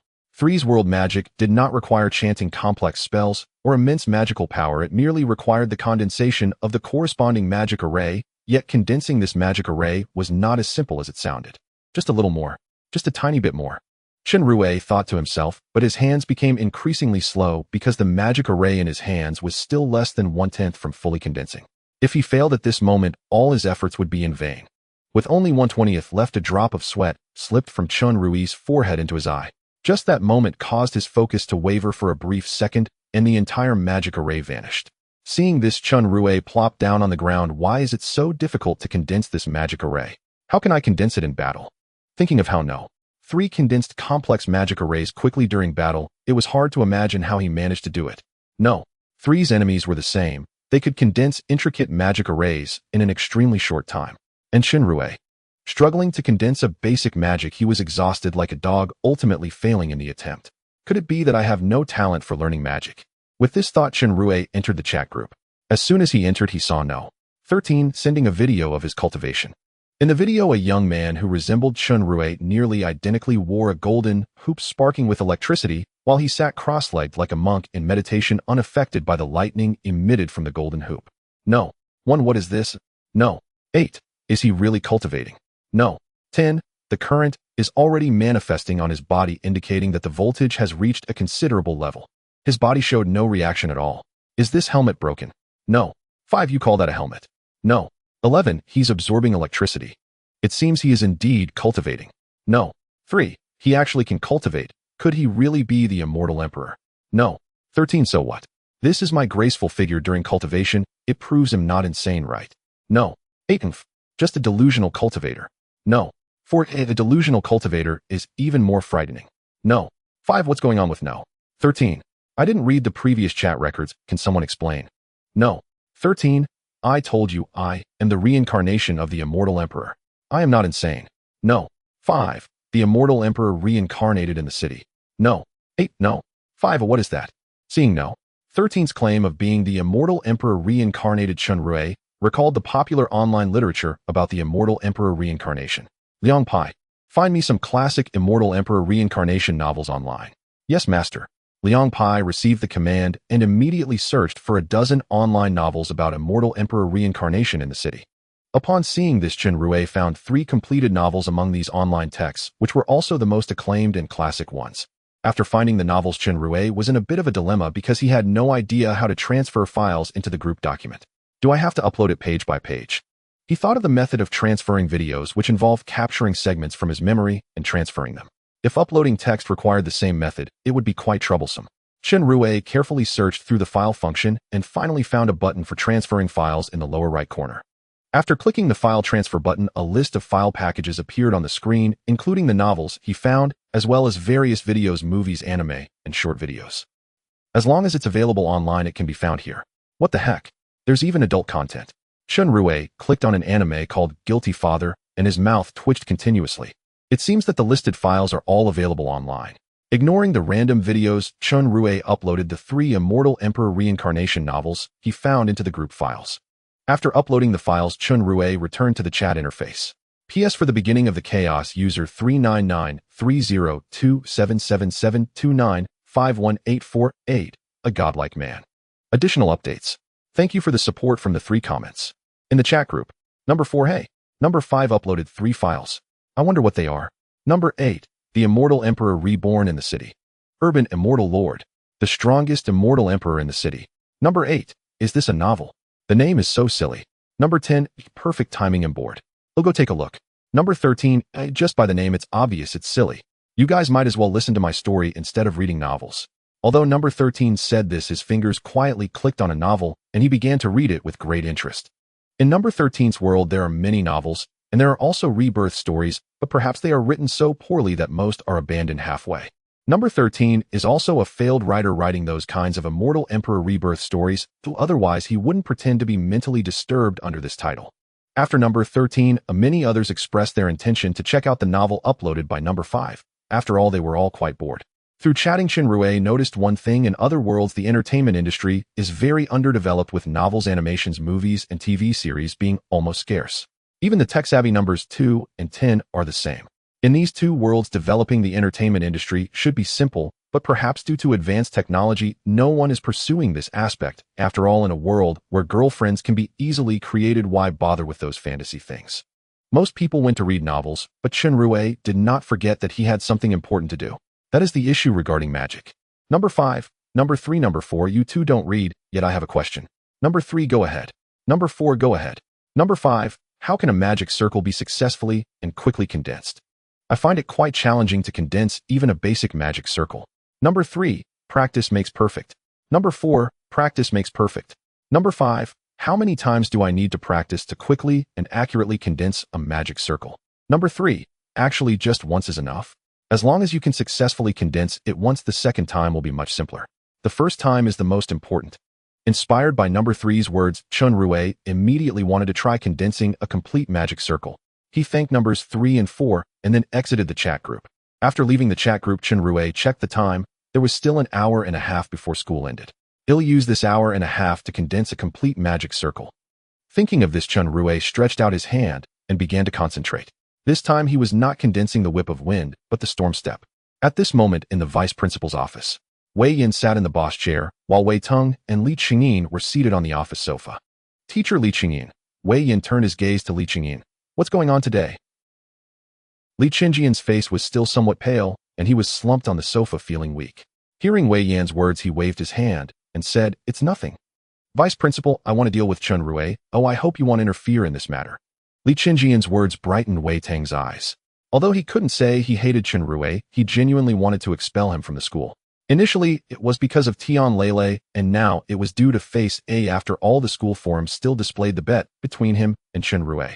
Teacher Li Qingyin, you should know about my bet with Chen Rui, right? Li Qingyin looked at Wei Teng in confusion. So what if I do? I have some grievances with Chen Rui. Why don't we cooperate to get him expelled from Zhelan? Once he's out of Zhelan, with your influence, you can do whatever you want with him. Wei Teng said ominously. How do we cooperate? Tell me your plan. Li Qingyin wanted to hear Wei Tang's thoughts first. Li Qingyin had been thinking about how to deal with Chen Rui and Lucia after today's tennis match. Lucia could be set aside for now, but Chen Rui needed to be taught a lesson, otherwise he wouldn't be able to relieve the resentment in his heart today. However, this was Zhelan, where Meng Zhelan held sway, and behind Meng Zhelan was the Lu family. Therefore, Li Qingyin didn't plan to take action against Chen Rui at school.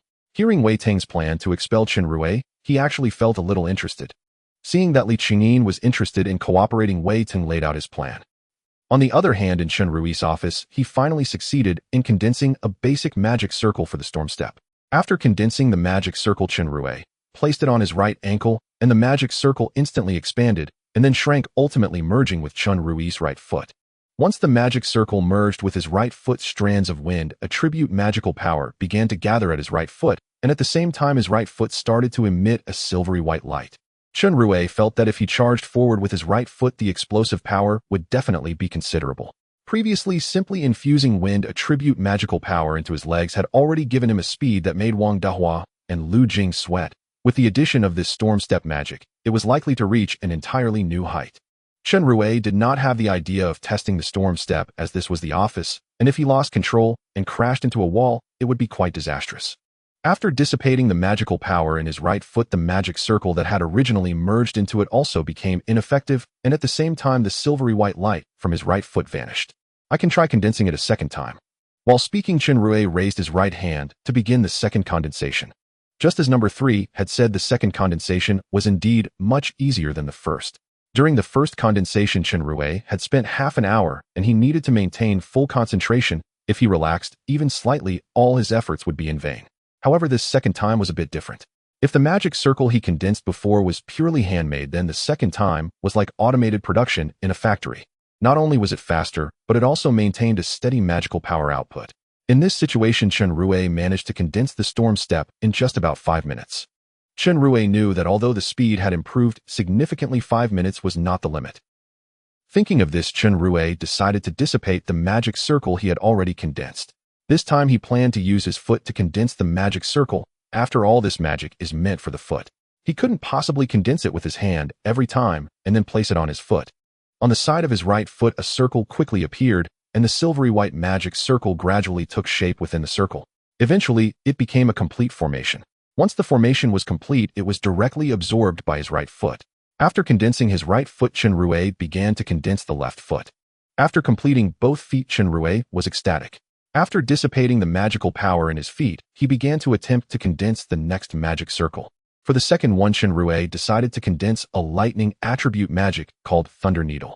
Thunder Needle is an attack magic, and the way it attacks is extremely subtle, because this magic actually uses tiny lightning bolts piercing into others like needles. The upper and lower limits of the Thunder Needle magic are very high. If used well, this magic's attack power can be very strong and deadly. If used poorly, it is practically just a mild electrical therapy, hardly hurting anyone. The ringing of the school bell echoed, interrupting Chen Rui's practice of magic. Checking his phone for the time, Chen Rui realized it was already after school. He decided to stop practicing as he had a date with a beauty. Chen Rui first arrived at class 12 watching the students leave. He then handed a key to Ji Qiren, a key to the teacher's villa. This key was given to him by Meng Zhelan, who originally wanted him to move in, but he had refused. However, he had not returned the key as he planned to let Ji Qiren move in. Although Ji Qiren was not a true human, her appearance was indeed alluring. If they lived together, it might not be good if Chen Rui's beastly instincts flared up one day. Whether a beast or worse than a beast, Chen Rui did not want to become either. Thus, it was better to send Ji Qiren away as soon as possible. Just as Chen Rui handed the key to Ji Qiren, Wu Chou approached him, her big eyes blinking adorably. Seeing Wu Chou, Chen Rui suddenly remembered the troublesome little girl and slapped his forehead. He said to Ji Qiren, take her to the place I mentioned to live. As soon as he finished speaking, Chen Rui intended to leave, but was once again stopped by Wu Chou. Chen Rui, come play tennis with me. You promised me. Chen Rui's expression darkened. He pointed at Ji Qiren and said, let teacher Ji go with you to play. I have things to do. This time Chen Rui did not give Wu Chou a chance to stop him and quickly left the classroom, leaving behind a pouting Wu Chou and a smiling Ji Qiren. Teacher Ji, come play ball with me. Wu Chou finally turned her gaze to Ji Qiren. Ji Qiren nodded, having already been instructed by Chen Rui to accompany Wu Chou to play, so she naturally would not refuse. The two then headed towards the tennis court. Meanwhile, Chen Rui arrived at the school gate and saw Lucia. standing by a BMW, checking her appearance in a mirror. Lu teacher, I'm here. Upon hearing Chen Rui's voice, Lucia put away her small mirror and got into the driver's seat of the BMW. Get in. Hearing this, Chen Rui circled around and sat in the passenger seat. Once inside the car, Chen Rui felt a wave of fragrance waft into his nose. He looked around, but did not see any car air fresheners, meaning the scent came entirely from Lucia. As the car started, Lucia glanced at Chen Rui, who was sniffing towards her, and her face turned slightly red. Chen, teacher, do you like Western food? Oh, Western food. Like steak and stuff? I have no problem with it. Chen Rui replied nonchalantly. In truth, he was not accustomed to it at all, as he had never eaten Western food. It wasn't that he didn't want to eat it, but simply that he couldn't afford it. Lucia nodded and drove towards a French restaurant that she preferred. Chen Rui? Can I call you that? Lucia chatted casually with Chen Rui as she drove. That's fine. Can I call you Sia? Sure. Lucia nodded slightly and continued. About Wu Chou, I've spoken with my mom, and Wu Chou's school registration should be processed in a day or two. Thank you. I feel like I've troubled you. It's my mom who handles everything. You should thank her. In the car, Chen Rui and Lucia chatted casually until Lucia parked at a roadside parking space, and their conversation came to an end. Get out, Lucia told Chen Rui, and took her bag, exiting the car first. After getting out of the car, Lucia pointed to a French restaurant named Balak behind Chen Rui, saying, I often come to this restaurant. The food is quite good. After she spoke, she walked towards the entrance of the restaurant, and Chen Rui followed her. Soft, elegant music played continuously in the restaurant, and the diners quietly enjoyed their meals. Even those who spoke did so softly. For someone like Chen Rui, who came from a humble background, this environment made him quite uncomfortable, fearing he would do something embarrassing. Led by a waiter, Lucia and Chen Rui reached a two-person table. After sitting down, Lucia skillfully ordered some dishes she usually enjoyed. After placing her order, Lucia looked at Chen Rui and asked, Should I order for you, or would you like to order yourself? You can order for me. All right. Lucia agreed and ordered some food for Chen Rui. Don't be so formal. Just treat this place like an ordinary restaurant. After the waiter left, Lucia smiled at Chen Rui and said, I feel like we should avoid dining in such places next time. This place has no atmosphere for eating at all. Next time I'll take you to the snack street. The atmosphere there is fantastic. Lucia nodded in agreement with a smile. While the two were quietly chatting, two more customers entered the restaurant. The first two were dressed quite normally in suits and dress shoes, resembling successful individuals. However, the person behind them was dressed in a way that seemed out of place for the restaurant. The young man behind wore training clothes and old cloth shoes, walking with a vigorous stride like a fierce tiger descending the mountain. When these two entered, many people turned their attention to them. As the young man in front passed by Lucia and Chen Rui's table, he stopped in his tracks. When Lucia saw this person, her previously cheerful face instantly turned expressionless. Well, who is this? Isn't this my cousin Sia? The young man smirked at Lucia and then turned to Chen Rui, saying, Are you here eating with your boyfriend? Lucia did not respond to the youth's teasing as if he did not exist. Seeing Lucia remain silent, the youth continued, Cousin Sia, even if you've left the Lu family, you still have the blood of the Lu family flowing in you. How can you associate with such a lowly person? As he spoke, the young man cast a disdainful glance at Chen Rui. Hey, how can you speak like that? Chen Rui slammed the table and stood up, glaring at the young man. Upon hearing someone call him a lowly person, Chen Rui could not hold back. Even if he was Lucia's cousin, he could not tolerate it, especially since it seemed that Lucia and her cousin did not have a good relationship. Perhaps because Chen Rui's voice was a bit loud, it immediately attracted the attention of all the diners in the restaurant. Tisk, tisk, tisk. The young man clicked his tongue a few times and then said to Lucia, Hee. Indeed, the saying a fallen phoenix is not as good as a chicken is very true. Upon hearing this, Lucia, who had been expressionless, also became furious. Lu Shirching, that's enough. The commotion naturally attracted the restaurant staff's attention, and soon a middle-aged man in a suit arrived, led by a waiter. Young Master Lu, Miss Lu. This is Balak. Please do not disturb others while dining. The middle-aged man's words made Lu Shirching, who had wanted to continue mocking, stop his actions. He then smiled and said, All right, I was just catching up with my cousin whom I haven't seen in a long time. After the young man left, Chen Rui returned to his seat. Lucia offered an apologetic nod to Mr. Su before sitting down. Sia, who was that just now? So insufferably arrogant. Chen Rui asked, curiosity flickering in his eyes. My second uncle's son, Lucia replied, fiercely bending the fork before her, her voice edged with resentment. Indeed, utterly insufferable. Oh, then why did he speak to you like that? Aren't you relatives? Lucia shook her head. We were once. Not anymore. I've severed all ties with the Lu family. They mean nothing to me now. Hearing her words, Chen Rui sensed a tangled history between Lu Xia and the so-called Lu family. But seeing the rapid rise and fall of her chest, he knew pressing further would be unwise and swiftly changed the subject. Meanwhile, Lu Xiqing led the youth in training attire up to the second floor of Barak. Young Master Lu, was that woman your cousin? The youth sat down and asked directly. What of it? Lu Xiqing smirked lewdly. Brother Hong, you've taken a fancy to Lu Xia, merely appreciating beauty. If Brother Hong desires her, I'll deliver her to your bed. Then you may love her as you please. How's that? At Lu Xiqing's words, Brother Hong's eyes gleamed faintly.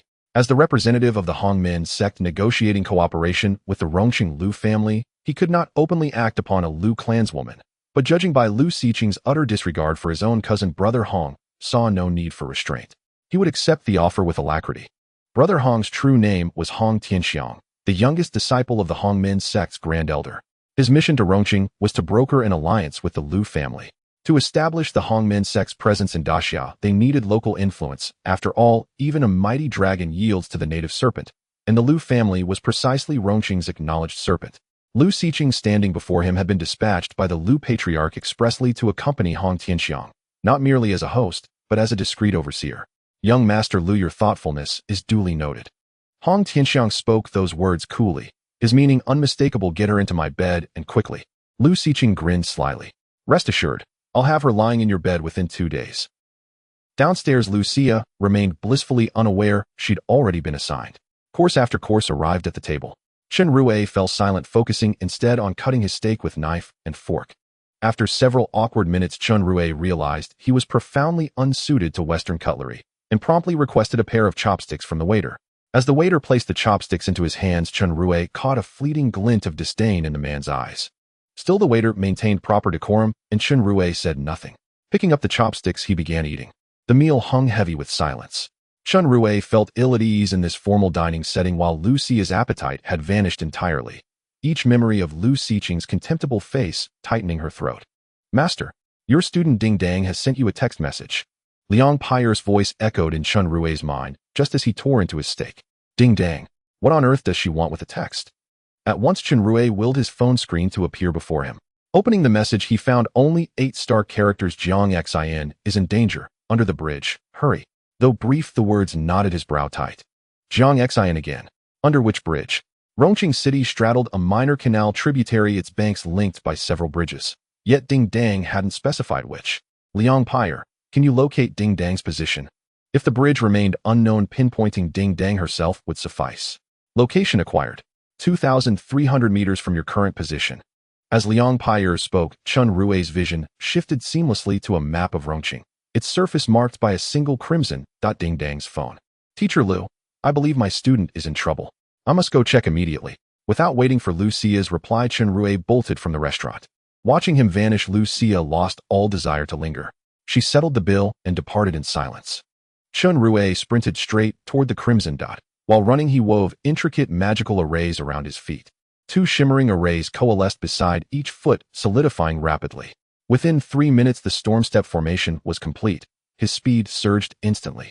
He reached the destination in under 2 minutes, but the feat cost over 30% of his mana reserves. That was the flaw of novice tier magic: disproportionate mana expenditure relative to effect. With his current reserves, 3 or 4 uses of storm step would leave him utterly drained. Passers-by registered nothing more than a sudden gust whipping past them. Chen Rui himself was a blur unseen. Arriving at the red dot coordinates, Chen Rui found no sign of Ding Dang. Liang Pai, is Ding Dang truly here? Master, I tracked her phone, not her person. Then scan nearby surveillance feeds. Locate Ding Dang and uncover what exactly has befallen her. Understood, Master.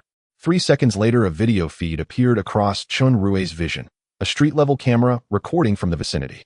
The footage showed Ding Dang and Jiang Xin walking along the street when a dozen thugs suddenly emerged, attempting to seize Jiang Xin. Ding Dang, witnessing the assault, covertly sent Chen Rui the text, only to be discovered by the gang's leader, who snatched her phone and hurled it into the adjacent river.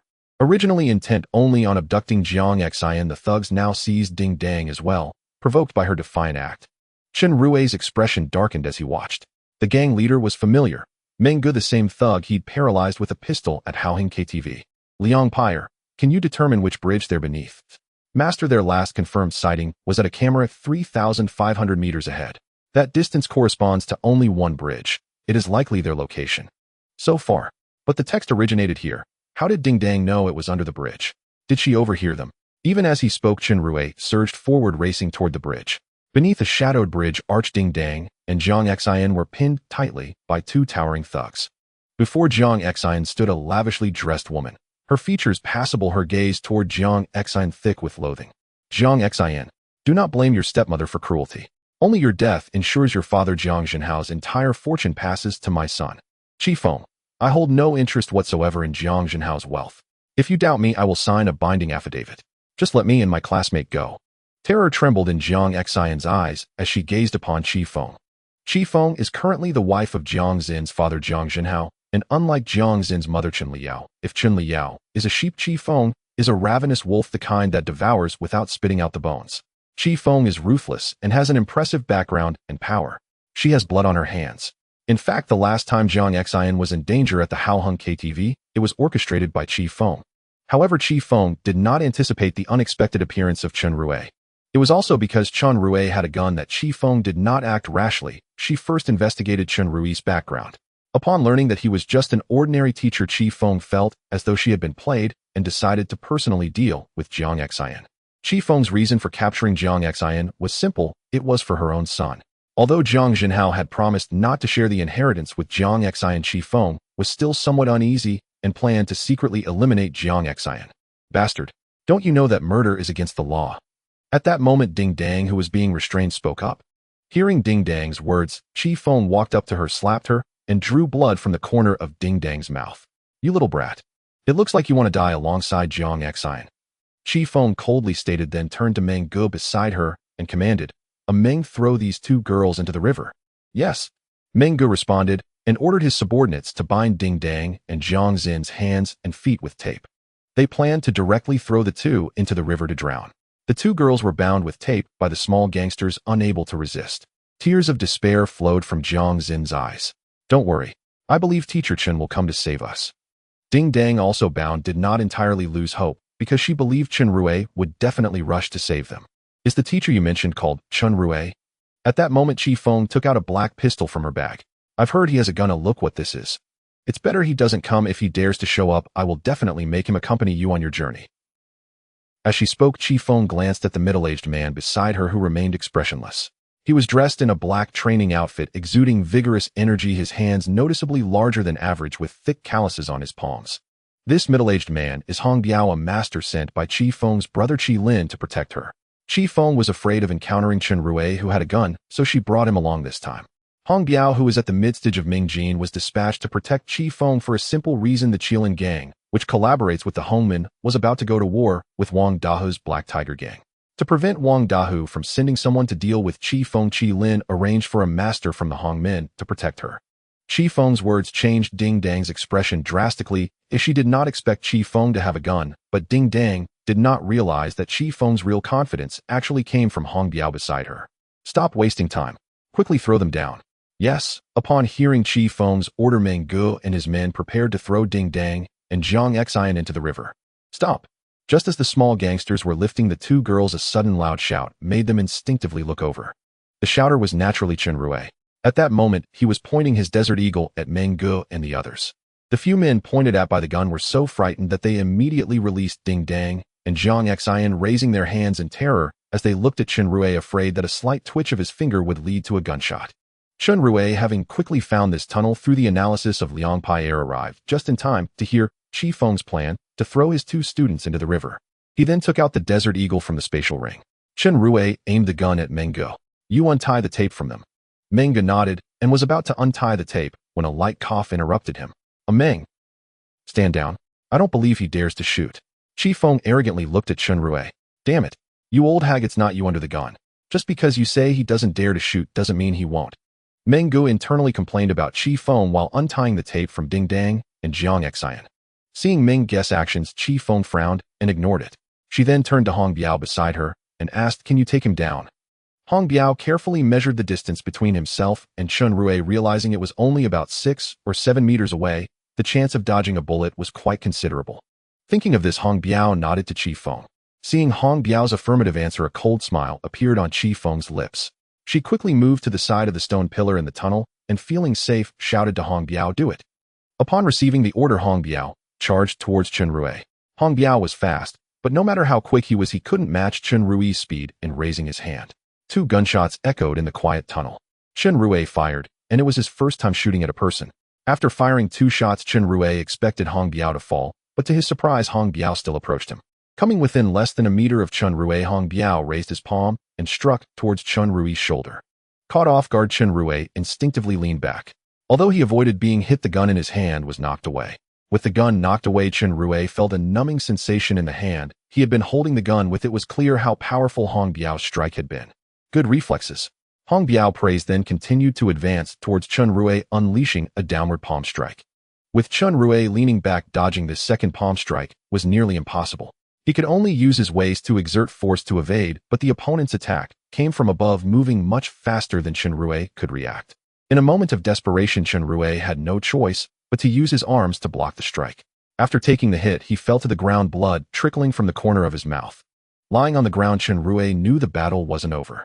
He casually wiped the blood from his mouth and rolled away from the fight. At the early stage of Ming Jin, for your age, your cultivation is quite impressive. How about it? Want to join the Hongmen? Come to the Hongmen, and I won't kill you today. Hong Biao had a high regard for Chen Rui. After all, anyone who could reach Ming Jin before 30 was considered quite good. After all, he himself had only reached mid-stage Ming Jin at over 40. Forget it, I have no intention of joining any faction. As he spoke, Chen Rui assumed the posture of the sharp, unified fist, preparing to challenge the warrior before him, while simultaneously channeling the magic array of the storm step beneath his feet. The reason for the previous defeat in battle was simply that it caught him off guard. It was all because Chen Rui's 2 shots missed their mark. Hong Biao looked at Chen Rui with a murderous intent, his legs slowly tensing, ready to strike at any moment. Perhaps due to the presence of an enemy, Chen Rui's speed in conjuring the magic array was slightly faster than usual. In less than 3 minutes, the array was already formed. Seeing Chen Rui's feet glowing, Hong Biao felt an ominous premonition, and he immediately exerted force in his legs, charging straight at Chen Rui. As before, Hong Biao unleashed a powerful iron sand palm directly towards Chen Rui's shoulder. This time, Chen Rui did not intend to dodge, but instead struck back with a punch. As their fists met, both retreated. Chen Rui took over 4 steps back, while Hong Biao only took 3. This clearly indicated that in terms of strength, Hong Biao was superior. Although Hong Biao was stronger than Chen Rui, his sharp fist technique was not so simple. The first punch was merely a beginning. Chen Rui's feet glowed white, and in an instant he appeared behind Hong Biao, who was still recovering from shock, delivering a second punch. Hong Biao did not expect Chen Rui to suddenly unleash such speed. Caught off guard, he was struck in the right rib, and the sound of cracking bones echoed from Chen Rui's heavy fist. This punch sent Hong Biao flying crashing into the wall, unable to get up for a long time. Chi Feng, hiding behind a stone pillar, saw this scene, and a fierce glint appeared in her eyes as she pulled out a gun and fired a shot at Chen Rui. By the time Chen Rui heard the gunshot, it was too late. The bullet struck him in the abdomen. Teacher Chen. Both Ding Dang and Jiang Xian, who had been untied, cried out in despair upon witnessing this scene. Humph! Chi Feng stepped out from behind the pillar and coldly snorted. No need to cry, you two are next. As soon as Chi Feng finished speaking, she felt a gust of wind pass by her, and then she realized the gun she had been holding had disappeared. Turning around, she was shocked to see Chen Rui, who should have collapsed from the earlier gunshot, standing right behind her holding the gun he had taken from her. How is this possible? Chi Feng looked at Chen Rui in horror. You are a monster. You are not human. Chen Rui sneered. I might be a monster, but you are truly not human. I thought only the young would disregard martial ethics, but I didn't expect this old hag to use a hidden gun. With that, Chen Rui pulled the trigger, shooting Chi Feng in the chest, killing her instantly. After killing Chi Feng, Chen Rui looked towards Hong Biao, who he had previously injured, only to find him stumbling towards the bridge opening. Chen Rui knew he could not let this guy live. Hong Biao was backed by the so-called Hongmen, and if he wasn't dealt with, it could lead to endless troubles for Chen Rui. With this in mind, Chen Rui took decisive action and aimed the gun at Hong Biao's back, pulling the trigger. 2 consecutive shots struck Hong Biao in the back. He turned to glare at Chen Rui with resentment before collapsing into the nearby river. With everything settled, Chen Rui finally turned his attention to the group of small-time thugs who were now utterly terrified. Big brother, please don't kill me. Big brother. We did all this because that foul woman Chi Feng forced us. Big brother. I won't be a delinquent anymore. Please let me go. Big brother. The chorus of pleas made Chen Rui's head spin. Chen Rui felt that killing these people might be somewhat inhumane, but if he didn't clean them up, it could lead to troubles for him. The dilemma weighed heavily on his mind. Then Chen Rui gathered the remaining thugs together while he sent Ding Dang and Zhang Xian up onto the bridge. The events that had just transpired were rather shocking for the two naive girls, and he would likely have to do some comforting afterward. However, Chen Rui also felt quite exhilarated as it was his first time shooting someone, and he had killed two. Chen Rui glanced at the thugs who were like a bunch of quail and entered the chat group. 5. Which big shot can send me something to erase evidence? 10. What's going on? Did you kill someone? 5. Yes, I killed a scum. 10. Do you feel any physical discomfort or psychological guilt? 5. Not really. Let's not talk about that. The most important thing now is that there are a group of thugs who witnessed me killing someone. I'm a bit conflicted about whether to kill them or let them go. 10. A simple will send you a memory eraser. It's quick and convenient. 3. Will send you a special red envelope. 3. 5. This magical scroll can release a flame that is very hard to extinguish even with water and burns at a high temperature. If you use it to burn a body, there won't be anything left but ashes. It's the best for erasing evidence. 10. Has sent you a special red envelope. 10. Memory eraser. It contains instructions for use. You can figure it out yourself. Seeing these two red envelopes, Chen Rui clicked to receive them, then exited the chat group. After leaving the chat group, he found a crimson scroll and a silver pen in his hand. The crimson scroll was the item provided by 3 for erasing evidence, while the other silver pen puzzled Chen Rui. There was a small card next to the pen cap that explained how to use it. The instructions were quite simple: just open the pen's light on whoever, and they would fall asleep, erasing all memories from the previous 24 hours. The side effect is that it may slightly affect future memory or intelligence, but not significantly. The usage method is quite simple. After murmuring this, Chen Rui tucked the pen into his pocket, then picked up the magic scroll. As he opened the scroll, a burst of flames erupted from it, and Chen Rui directly aimed the scroll at Chi Feng, who was lying on the ground. The crimson flames instantly engulfed Chi Feng, and a pungent, burnt smell wafted from her body. Chen Rui instinctively covered his mouth and nose, but this smell only lasted for 5 or 6 seconds before dissipating significantly, as Chi Feng had already turned to ashes. The small-time thugs gathered nearby were horrified at this sight, terrified that Chen Rui would do the same to them, leaving them without a trace. Chen Rui naturally noticed the fearful expressions of the small-time thugs and comforted them, saying, "Don't worry, I won't kill you." As the sound of sirens echoed, Chen Rui knew he could no longer stay here, otherwise he too would be summoned by the police for questioning. After Chen Rui fired his gun, someone had noticed the commotion under the bridge, and many pedestrians thought it was a gang fight, prompting them to call the police. Chen Rui bent down to pick up his Desert Eagle, then stored the Desert Eagle and the handgun previously used by Chi Feng into his spatial ring before stepping out of the bridge tunnel. Emerging from the other side of the bridge tunnel, Chen Rui followed the staircase back onto the bridge, and as he reached the top, he saw Zhang Xian and Ding Dang looking down with worried expressions. Zhang Xian, Ding Dang. Chen Rui called out, "What are you looking at?" Hearing the noise behind them, the two turned around to see Chen Rui smiling. "Teacher Chen." The two girls, relieved to see Chen Rui safe, rushed towards him. "It's so good that you're all right." Chen Rui patted their heads and glanced at the police cars that had arrived not far away. "Let's go. The police are here." "But teacher, you just shot Chi Feng. What if the police?" Zhang Xian felt extremely nervous upon seeing the police. After all, she had witnessed Chen Rui shoot Chi Feng. Although she wasn't sure if Chi Feng was dead, shooting someone was a serious matter in the daxia. If it was discovered that Chen Rui had a gun and had even harmed someone, he would definitely be taken away. "Don't worry. I've taken care of everything." Chen Rui could see the concern in the eyes of the two girls, so he smiled and offered them some comfort. Ding Dang, Zhang Xian. Chen Rui took out a memory eraser that looked like a pen and asked, "Are you scared about what happened today?" Hearing this, Ding Dang and Zhang Xian fell silent for a moment. Then Ding Dang spoke up. "At first I was indeed a bit scared, but now that you're here we aren't afraid." Zhang Xian nodded in agreement. "All right." Chen Rui put away the memory eraser and reminded them, "Make sure not to tell anyone about what happened today." After giving his reminder, Chen Rui walked north across the bridge, planning to take Zhang Xian home first. Initially, Chen Rui intended to erase the memories of the two girls, but thinking about the potential side effects, he decided against it. As long as the two girls didn't talk, today's events should remain unknown to anyone else. On the way to Jiang Xin's house, the three of them hardly spoke. Chen Rui knew that although the two girls claimed they were not afraid, it would not be easy for them to shake off the events of the day. Arriving at the base of Jiang Xin's building, Chen Rui glanced at her and asked, "Do you need me to take you upstairs?" Zhang Xian gently shook her head and said, "No need, teacher. You should hurry and take Ding Dang home. It will get dark soon." After a brief reply, Chen Rui left with Ding Dang. "Teacher, come sit at my house," Ding Dang said a bit shyly. "Are your parents home?" Chen Rui asked, not because he wanted to do anything inappropriate while her parents were away, but because he thought it would be nice to visit if they were home. Them. Hearing Chen Rui mention her parents, Ding Dang pouted. How would I know if they are home? They are usually very busy. From Ding Dang's words, Chen Rui guessed that she probably didn't have a good relationship with her parents. Most likely they were too busy with work to spend time with her. The reason Ding Dang dressed like a delinquent girl every day was probably to get her parents' attention. With this in mind, Chen Rui decided to follow Ding Dang to her house to have a good talk with her parents. Ding Dang. Just then a deep voice called out from behind Chen Rui and Ding Dang. Chen Rui turned back in confusion to see a tall, middle-aged man in a suit standing behind them. Ding Yahui, why are you back so early today? Ding Dang asked in a somewhat sarcastic tone. Hearing the surname Ding, Chen Rui scrutinized Ding Yahui for a moment, then looked at Ding Dang.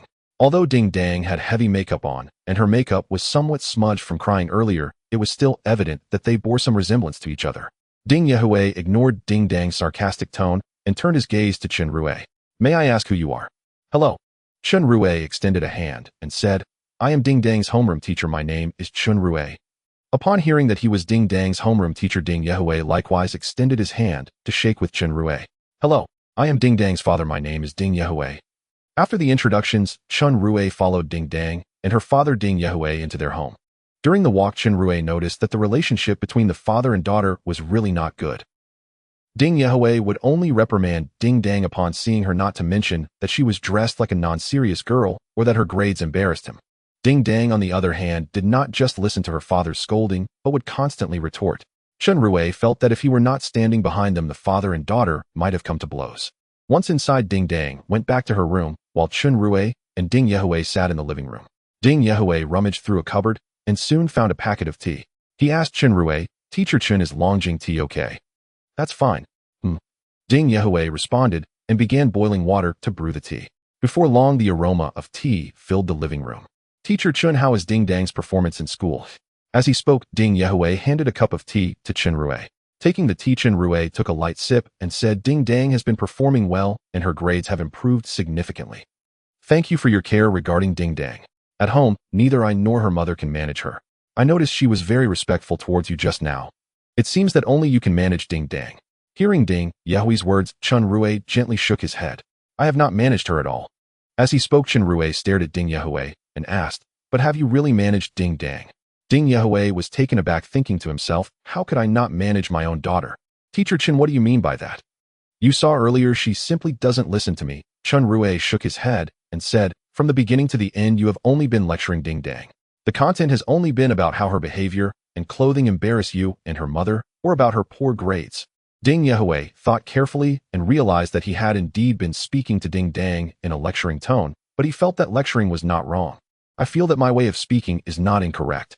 Since I know she is doing something wrong, I naturally need to point it out and lecture her. You are right, but have you considered why Ding Dang, knowing that what she is doing is wrong, still repeatedly violates it? Chen Rui glanced at Ding Yahui, who was starting to ponder, and continued, whether it is her strange attire, her odd hairstyle, or playing with those delinquents, it is all to get your attention. As long as you carve out some time each week to spend with her, show her more care, and get to know her better, you'll find that she is actually a good child. Hearing Chen Rui's words, Ding Yahui looked towards Ding Dang's room on the right. Teacher Chen, thank you for telling me so much. I will pay attention in the future and make sure to spend more time with Ding Dang. Ding Yahui pondered Chen Rui's words and found them quite reasonable. After all, he was not a fool. He knew very well what kind of person his daughter was, but her rebellious nature always frustrated him, so whenever he saw Ding Dang, he only lectured her with a stern face. This may be what they call being lost in one's own perspective. After Chen Rui's guidance, Ding Yahui realized that his approach to his daughter was fundamentally flawed. When Chen Rui left Ding Dang's residential area, the sky had already darkened. Today at Ding Dang's house, it was perhaps the most normal home visit, with the conversation always revolving around Ding Dong, unlike the previous two visits, the first being to Jiang Xin's home to treat her mother. The second visit was to Wang Hu's house, where he ended up fighting with Wang Dahu, and the conversation also centered around martial artists. After visiting Ding Dang's house, Chen Rui truly felt more and more like a teacher. Finding a secluded spot, Chen Rui took out his Harley from the ring and rode it towards the school. A taxi came to a halt at the entrance of a place called Qilin Club, located north of Rongqing Bridge. A somewhat pale and burly man stepped out of the taxi. If Chen Rui were here, he would certainly recognize him as Hong Biao, the man he had shot and taken away earlier today. In fact, Hong Biao, despite being shot twice, did not die. He voluntarily fell into the river. Hong Biao possessed mid-stage Mingjing strength, which allowed him to control his muscle tissues well. After being shot, he tightened the muscles around the bullet holes to prevent blood from flowing out. Thus, Hong Biao successfully escaped disaster. However, even so, he still lost a lot of blood. After crawling out of the river, he hailed a nearby taxi and made his way to the Qilin Club. The Qilin Club is the stronghold of the Qilin gang, and now the head of the Hong men in Rongqing lives here. Hong Biao staggered into the Qilin Club, and as soon as he entered, he collapsed to the ground with a thud. The receptionist at the entrance was taken aback by this sight and quickly called their manager. The manager, a steward of the Qilin gang, naturally recognized Hong Biao from the Hong men.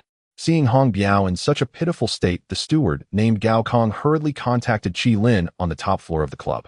Upon hearing that Hong Biao had returned severely injured and knowing he was the one who had asked Hong Tianxiang to send protection for his sister, Qi Lin couldn't help but think that this must indicate something had happened to his sister Qi Feng. Thinking of this, Qi Lin immediately went downstairs while calling his sister to check on her safety. However, the call went out only to show that Qi Feng's phone was turned off. Listening to the shutdown prompt from his phone, Qi Lin's expression darkened as he arrived at the lounge where Hong Biao lay. Upon seeing the barely alive Hong Biao, Qi Lin's expression grew even more somber, and he said to Gao Kong beside him, "Please call a doctor as quickly as possible. Make sure he doesn't die." "Brother Qi Lin, the doctor was just here. He went to the blood bank to get blood because Hong Biao lost too much blood." Qi Lin nodded and then sat down on a nearby sofa, pulling out his phone to dial a number. Soon the call connected and a somewhat indifferent voice came from the other end. "Qi Lin, is there something going on? Brother Hong Biao is severely injured." "How did that happen?" The voice on the other end remained indifferent. Qi Lin glanced at the unconscious Hong Biao and said in a deep voice, "We'll only know when he wakes up." "Then why are you calling me?" "The return of Hong Biao injured means something has happened to my sister." Qi Lin's tone was somewhat unfriendly this time. Qi Feng was his only family in the world. Because of this, he had asked Hong Tianxiang to arrange for a martial artist to protect her. However, unexpectedly, just the second day into this, Hong Biao was severely injured and his sister was missing. He still didn't know whether she was alive or dead. In Rongqing, the only ones who could defeat Hong Biao are the two offerings from the Lu family, Wang Dahu from the Heihu gang and Lu Jing from the Xingyi school, who just arrived in Rongqing. But it's not necessarily just them. After all, in Daxiao there are countless experts. Perhaps there are hidden masters in Rongqing who can defeat Hong Biao. For now, don't act rashly. I'll wait for me to arrive. Okay, Qi Lin responded and hung up the phone. While he was on the call, Hong Biao was already receiving a blood transfusion. "Gao Kong, Brother Qi Lin, what can I do for you?" "Gather the brothers, prepare the weapons, and be ready for battle," Qi Lin said in a deep voice. "Brother Qi Lin, are you going to war with the Heihu gang?" Gao Kong asked with a quivering voice. The war between the two strongest gangs in Rongqing is not a trivial matter. If a war breaks out, it won't end with just 1 or 2 deaths.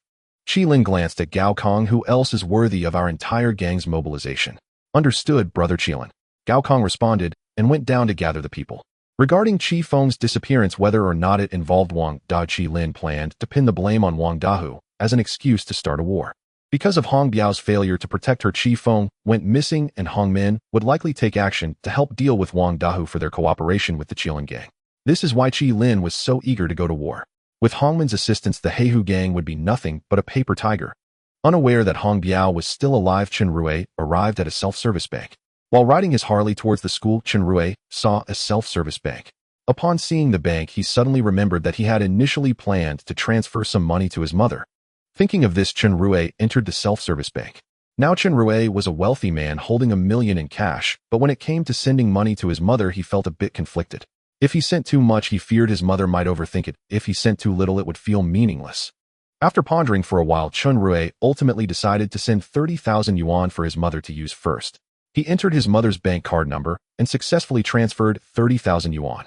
After completing the transfer, Chen Rui walked out of the self-service bank, took out his phone, and dialed his mother's number back home. After a few busy signals, the call connected. "Mom." As soon as the call connected, Chen Rui called out to her. "Xiao Rui, have you found a job in Rongqing?" Came a gentle voice from the other end. "Yes, I found one." "What job? Is it tiring? How's the salary?" Hearing that her son had found a job made her so happy that her speech quickened. "I'm teaching at a high school. It's a private school and the salary is quite good," Chen Rui said with a smile. "Teaching is great. It's in high demand now." "Indeed. Mom, I transferred 30,000 yuan to your account. Don't be stingy, buy more good food. The old TV and refrigerator at home should be replaced." 30,000. Where did you get 30,000 from?" "Don't worry, this money came from good sources. I made it by reselling antiques with a classmate some time ago." "Oh, they'll keep the money for you then for when you get married." Hearing that his mother didn't plan to spend the money, Chen Rui sighed. Inwardly, I knew it would be like this. Chen Rui's mother Chen Mei ran a small noodle shop in their hometown and had always supported Chen Rui through college with that shop. Since Chen Rui could remember, he had never seen his father. He was raised solely by his mother. For Chen Rui, his mother was irreplaceable. Mom, you should spend this money. No need to save. Ooh, I can earn money. In truth, Chen Rui really wanted to tell his mother that he was now holding a fortune of millions, but he knew he couldn't say it. If he did, his mother would probably lose sleep over it. After all, for an ordinary person to suddenly have $1 million, it wouldn't be thought of as money earned through legitimate means. Nearly half an hour later, Chen Rui finally hung up the phone. After hanging up, he rode his Harley towards the school. The school was very close to the ATM, and it took only a minute or two to reach the school gate. Chen Rui still rode the Harley to a small alley, stored the motorcycle in his ring, and then walked towards the school gate. Upon returning to the office, Chen Rui did not see Ji Qi-rin, which seemed to indicate that she had taken Wu Chou to the teacher's dormitory. Entering the office, Chen Rui took off his outer clothing, and as he removed his coat, he noticed a small burn mark about the size of a pinky on the right pocket of his clothes. Chen Rui examined the burn mark closely and suddenly recalled the scene under the bridge earlier. Qi Feng shot at him, but the bullet did not hit his body. Chen Rui found it quite strange why that shot hadn't struck him. Now it seemed that it hadn't missed, but had been blocked. What blocked the bullet was the egg he had placed in his pocket. Chen Rui took out the egg and saw a white mark on it. He knew this must be where the bullet had struck. How hard is this egg? It can't even be penetrated by a bullet. Chen Rui marveled as he fiddled with the egg adorned with purple patterns. After giving the egg a quick kiss and expressing his gratitude in his heart, he placed it by his pillow. After changing his clothes, Chen Rui stretched lazily and then opened the chat group. Upon entering the chat group, Chen Rui casually scanned the chat history and found that most of the conversations after this afternoon were about the few novels he had posted. It seems that online novels have quite an impact. Thinking this, Chen Rui greeted the people in the chat group. 5. Hello there. 13. 5. You finally came online. 5. What's up? 13. Is that novel really written by a person? 5. Yes. What's wrong? Could it be that the novel is written too poorly? That can't be. I believe these few are among the best of all the reincarnation stories of immortal emperors, even though the tropes are quite similar. 13. It's written so damn well. It's much better than what we write, and I've learned quite a few skills for showing off. As a Ling Zun immortal emperor, why should I explain to you all? This sentence will be my motto from now on. 8. The novels posted by 5 are indeed good. Ooh, I've learned quite a few showing off techniques from them. For I don't really like this novel, it's way too drawn out. It takes several chapters just to set up one face-slapping scene. 3. I feel the same. If a bunch of ants are showing off in front of me, I would have already thrown a fireball to turn them to ashes. 13. You guys don't understand a thing. This is the highest realm of showing off. No show-off is better than a show-off. Ooh, every moment is an opportunity. If you just kill someone outright like you do, how can you show off? 5. 13. By the way, did you escape from the mental hospital? 13. No. 5. You've already cultivated, and with almost unlimited electric energy, your realm should be improving quickly, right? Why not escape? 13. No rush. I need to finish reading these few novels first. I must learn enough showing off techniques so that I can show off better when I go out. 5. I'm at a loss for words. 6. By the way, isn't 13 just like the protagonists of those novels now? 13. I'm definitely better than those protagonists. 7. I feel like those protagonists are all so cool. Especially Bei Xian, Immortal Sovereign. Kiss. JPG. 2. What are you all talking about? I don't understand at all. 2's words made the group fall silent for a moment. After a while, 8 finally broke the silence. 8. 2. Haven't you read the novel 5 posted? 2. I haven't. I was busy working on a body for 12 and modifying a cloning device. I had no time to read novels. 8. So now that you're here chatting, does that mean you've finished? 2. Of course. Such a simple task, do you think I need a long time for it? 2. 5. I'm sending you a red envelope. When you have time, please check it. Remember to find a hidden private place. Inside is a cloning device that helps 12 clone a body. 5. Didn't you say cloning is inhumane? 2. Don't worry. The bodies cloned by this machine will automatically eliminate the original consciousness. What the hell? How can I trust that? Didn't you say it was inhumane? Is it considered humane now that you don't need to manually eliminate the consciousness? Are you saying your so-called modified cloning device is just to let the machine automatically eliminate the original consciousness? It really is a humane modification. Ding. 2 has sent you an exclusive red envelope. While Chen Rui was frantically complaining in his heart, 2 had already sent the red envelope. 2. Remember, you must find a hidden place. If you want to clone a body, it will take quite some time to ensure quality. 5. Got it. 12. Is my body ready then? 2. 12. The mechanical body is ready and the clone body depends on 5 now. 12. Understood. I'll cross over to 5's world the day after tomorrow. 5. Kale. 2. Back to the main topic. What was the novel you were talking about earlier? 8. It's the novel posted by 5 about the reincarnation of an immortal emperor somewhat similar to 13's experience. 3. Just a friendly reminder, if you don't have a big heart, don't Reddit it, could easily infuriate you. For I feel the same. Seeing that 3 and 4 did not have much feeling about this type of novel, Chen Rui suddenly thought of the anime he had watched, Fairy Tale Harry Potter Doctor Strange. These magical anime, or movies. Thinking of this, Chen Rui clicked into the group file and directly clicked to transfer files. A list of options appeared. This time Chen Rui searched for the word magic in the search bar, and a bunch of film and anime works came up.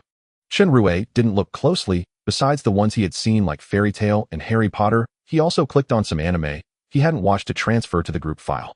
In less than 3 seconds, all the files were transferred. After the transfer, Chen Rui glanced over, and one series of anime made his expression change. The 18+ symbol, along with inappropriate scenes and a beautiful art style, made Chen Rui recognize at first glance that this was actually a hentai series, and it was a whole series. Seeing this, Chen Rui quickly wanted to click delete, but at that moment he found that as the uploader he actually couldn't delete it, only the group owner 1, or the administrator 2, could delete it. Chen Rui was in a frenzy, pulling at his hair. If someone saw this, they would definitely think he was a pervert. Just as Chen Rui prayed that the group members would not see that file, they had already begun to click on the newly uploaded file by Chen Rui. Naturally, someone inadvertently clicked on the hentai, and coincidentally, the only girl in the group 6 was the one who clicked on it. In a parallel world, the gallant number 6 led her companions to repel a wave of zombies. After defeating the horde, number 6 leaned weakly against a wall and casually opened the chat group, noticing that number 5 had shared a number of video files. Curious, number 6 clicked on one, discovering it was some anime or movie. Her eyes lit up. In the apocalypse, there were no such things as anime or movies anymore, as surviving was already difficult enough. Who would think about the entertainment industry? Scrolling through, number 6 casually selected an anime with a decent art style and began to watch it with great interest. The plot was quite good, revolving around a magical girl defeating an octopus tentacle monster. However, the more she watched, the more she felt something was off. What was up with the magical girl being suspended? And the tentacle monster? What was going on? At this moment, number 6's face had turned a deep shade of red. She quickly closed the video, but the sensation of blushing and rapid heartbeat compelled her to continue watching. After finishing an episode, number 6 planned to denounce number 5 as a pervert in the group, but just as she was about to enter the chat, her gaze accidentally swept over the remaining episodes of that anime. Maybe I should finish watching before condemning number 5. After all, one should have solid grounds when criticizing others, she murmured, diving back into the show with renewed interest. While watching the anime, her legs occasionally rubbed against each other, her face flushed, and she even let out a few soft sounds. Number 6, number 5, I never expected you to be this kind of person. Pervert. Meanwhile, Chen Rui, praying that no one would notice the risque content while trying to privately message the group leader number 1 and admin number 2, was jolted by number 6's comment. Oh no, could it be a coincidence? Did number 6 see those series of risque videos? There's only one girl in the group. How did she come across them? Private chat, number 2. Hey, someone's actually using private chat. What's up, number 5? Private chat, number 5. Number 2, help me delete a file. Ooh, I uploaded the wrong one earlier. Chen Rui then reported the file he wanted to delete to number 2. Private chat, number 2. Oh, this video looks interesting.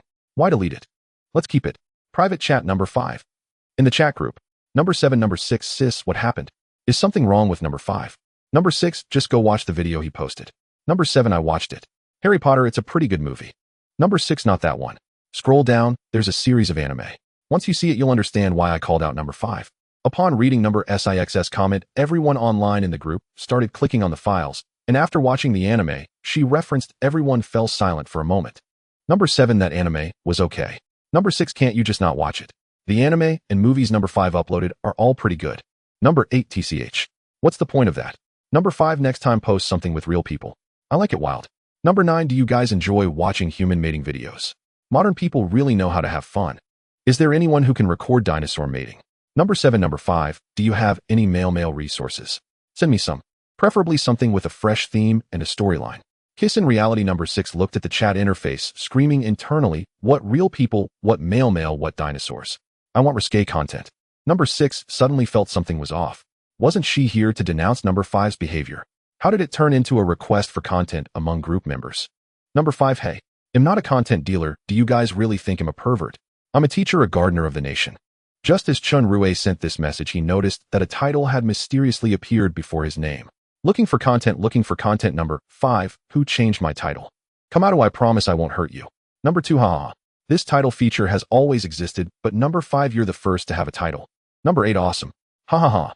Number 3, a bunch of bored folks, can't you watch something meaningful? Go check out those serious anime movies number 5 posted, they'll definitely inspire you. Number 4, after watching Doctor Strange, I feel like I can also use that Ancient One's magic by utilizing the Dark Dimension. Number 3, I'm more interested in the magic from Fairy Tail, especially the Dragon Slayer magic. I'm going to search for dragons in my world to see if I can extract dragon crystals from their bodies. If I find one, number 4, come help me, it'll even take care of your body. Number 4, sure, if you find a dragon, let me know. They'll cross over. I must say number 5's world has quite an imaginative crowd.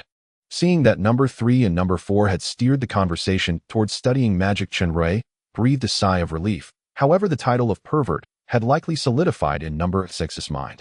Chen Rui sighed and closed the chat group, lying in bed preparing to sleep.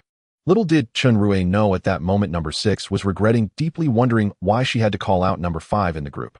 If she hadn't done that, would he have shared even more risque content? Even if not risque, something with real people would be fine.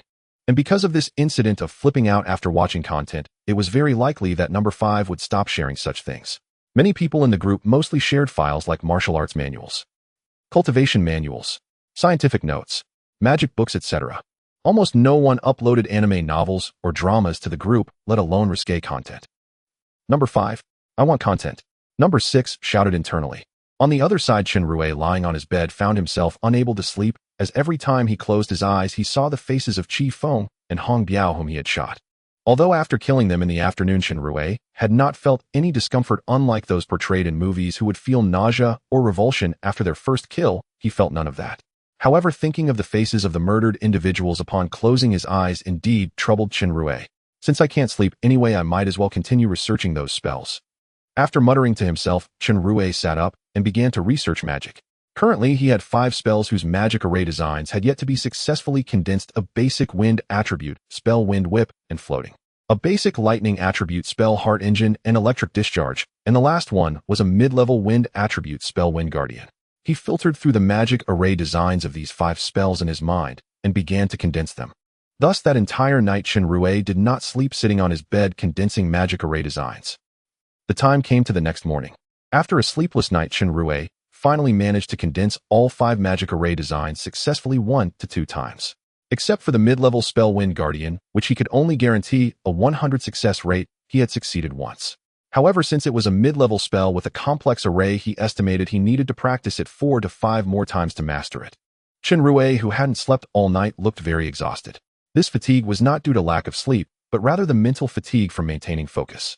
The best way to recover from mental fatigue is quite simple: sleep. Right now, Chen Rui was in a state of extreme mental deprivation. He could fall asleep as soon as he touched the pillow, and nightmares were non-existent. Chen Rui carelessly left a note for Ji Qi-run and then lay down on his bed, beginning to snore away. After an unknown amount of time, Ji Qi-run entered the office, seeing that Chen Rui was still asleep.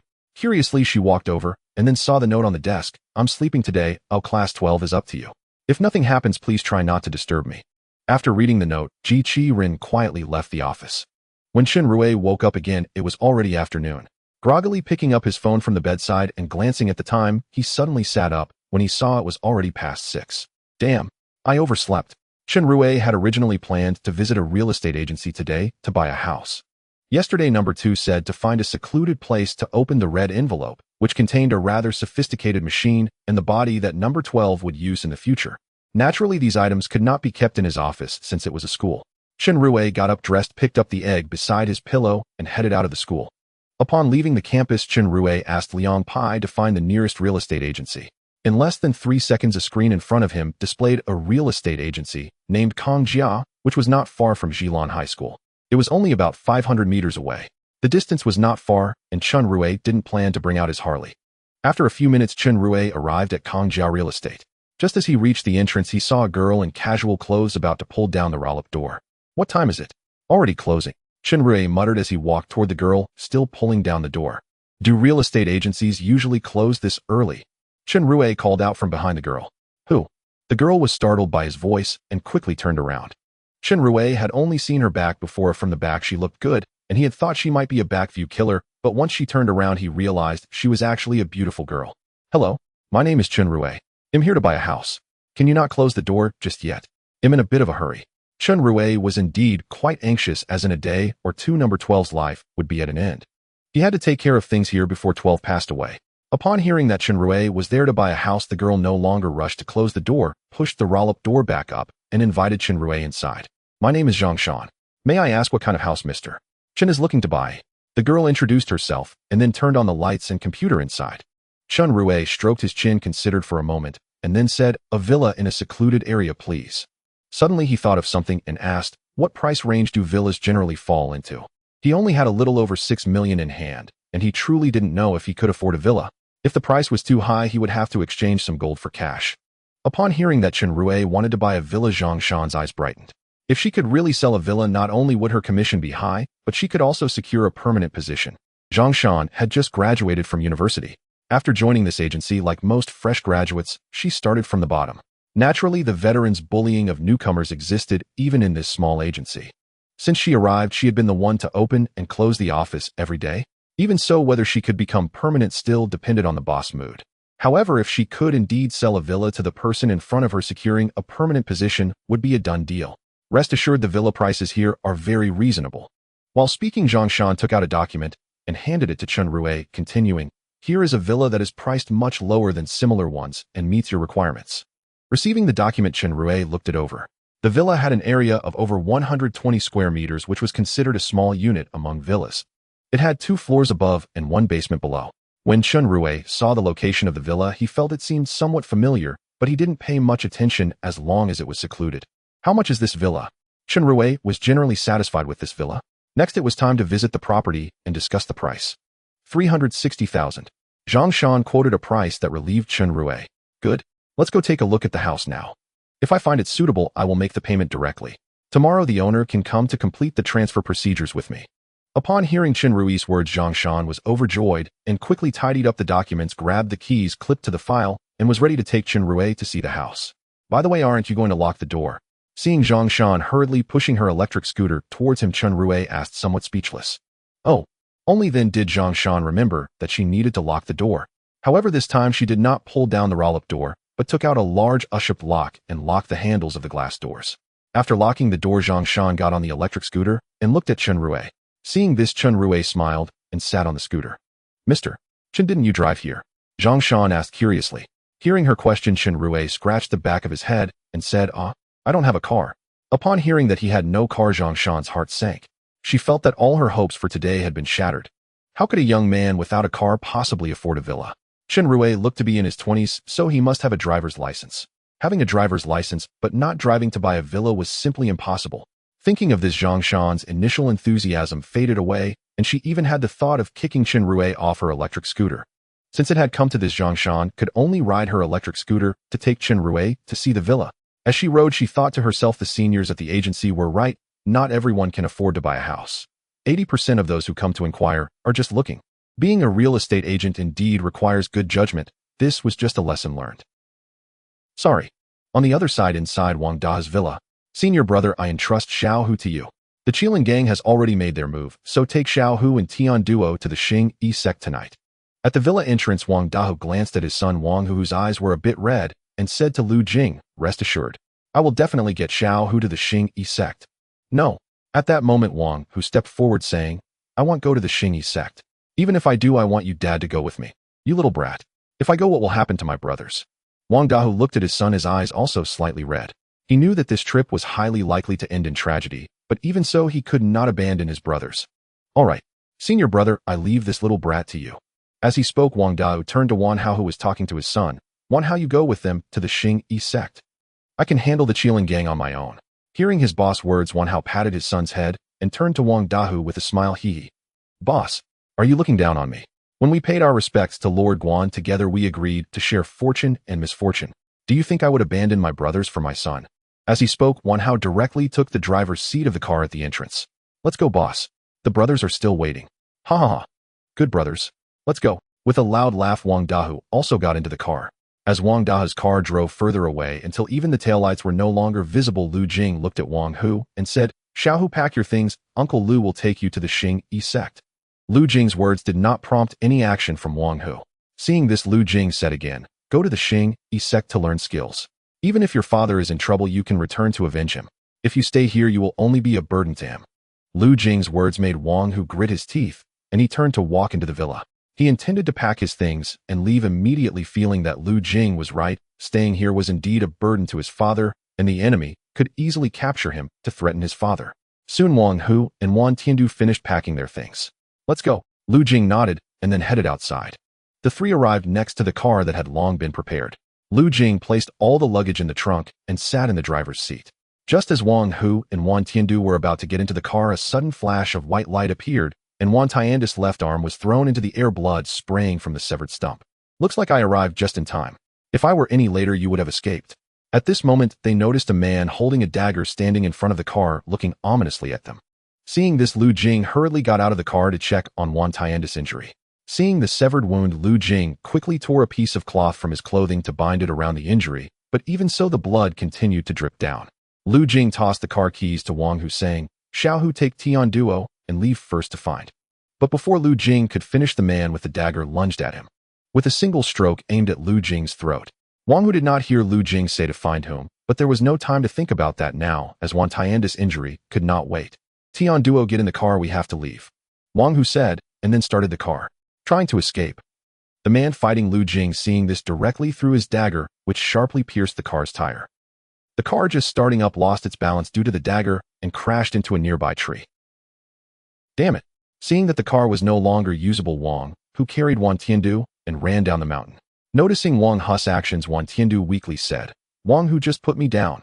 You should be able to escape. I estimate I won't be able to make it down the mountain alive." "Shut up. If my father can die for his brothers, what makes you think I'm any less than him?"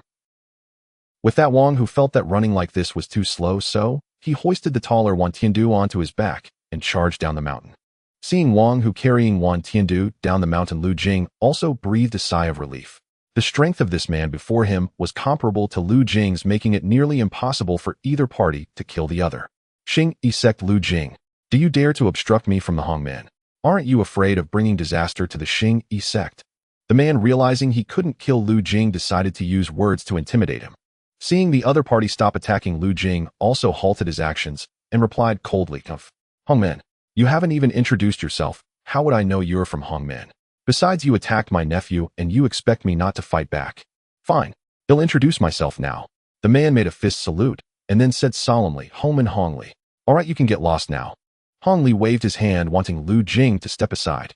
Lu Jing felt that Wang Hu was still a bit away from the road down the mountain, so he intended to delay for a little longer. "Just because you say you are Hong Li, does that make you Hong Li? I could also claim to be Hong Li. Moreover, when has Hongmen been able to act so recklessly in the Daxiao continent? Aren't you afraid of the Daxiao authorities coming after you?" Hearing this, Hong Li twisted his neck. "Looks like I can't get past you without taking you down." Hong Li's mission this time was to capture Wang Hu alive. Although the conflict between the Qilin gang and the Black Tiger gang involved Hongmen, Wang Dahu was bound to lose, but Hong Tianxiang valued Wang Dahu highly, believing he was more reliable than that Qilin. At the very least, Wang Dahu's subordinates were far more loyal than Qilin's. Thus, he sent Hong Li to capture Wang Hu, intending to force Wang Dahu to yield. Seeing that this old man in front of him was unwilling to step aside, Hong Li had no choice but to attack. Unlike Hong Biao, who was strength-oriented, Hong Li was speed-oriented. Before attacking, Hong Li took out another dagger from his waist.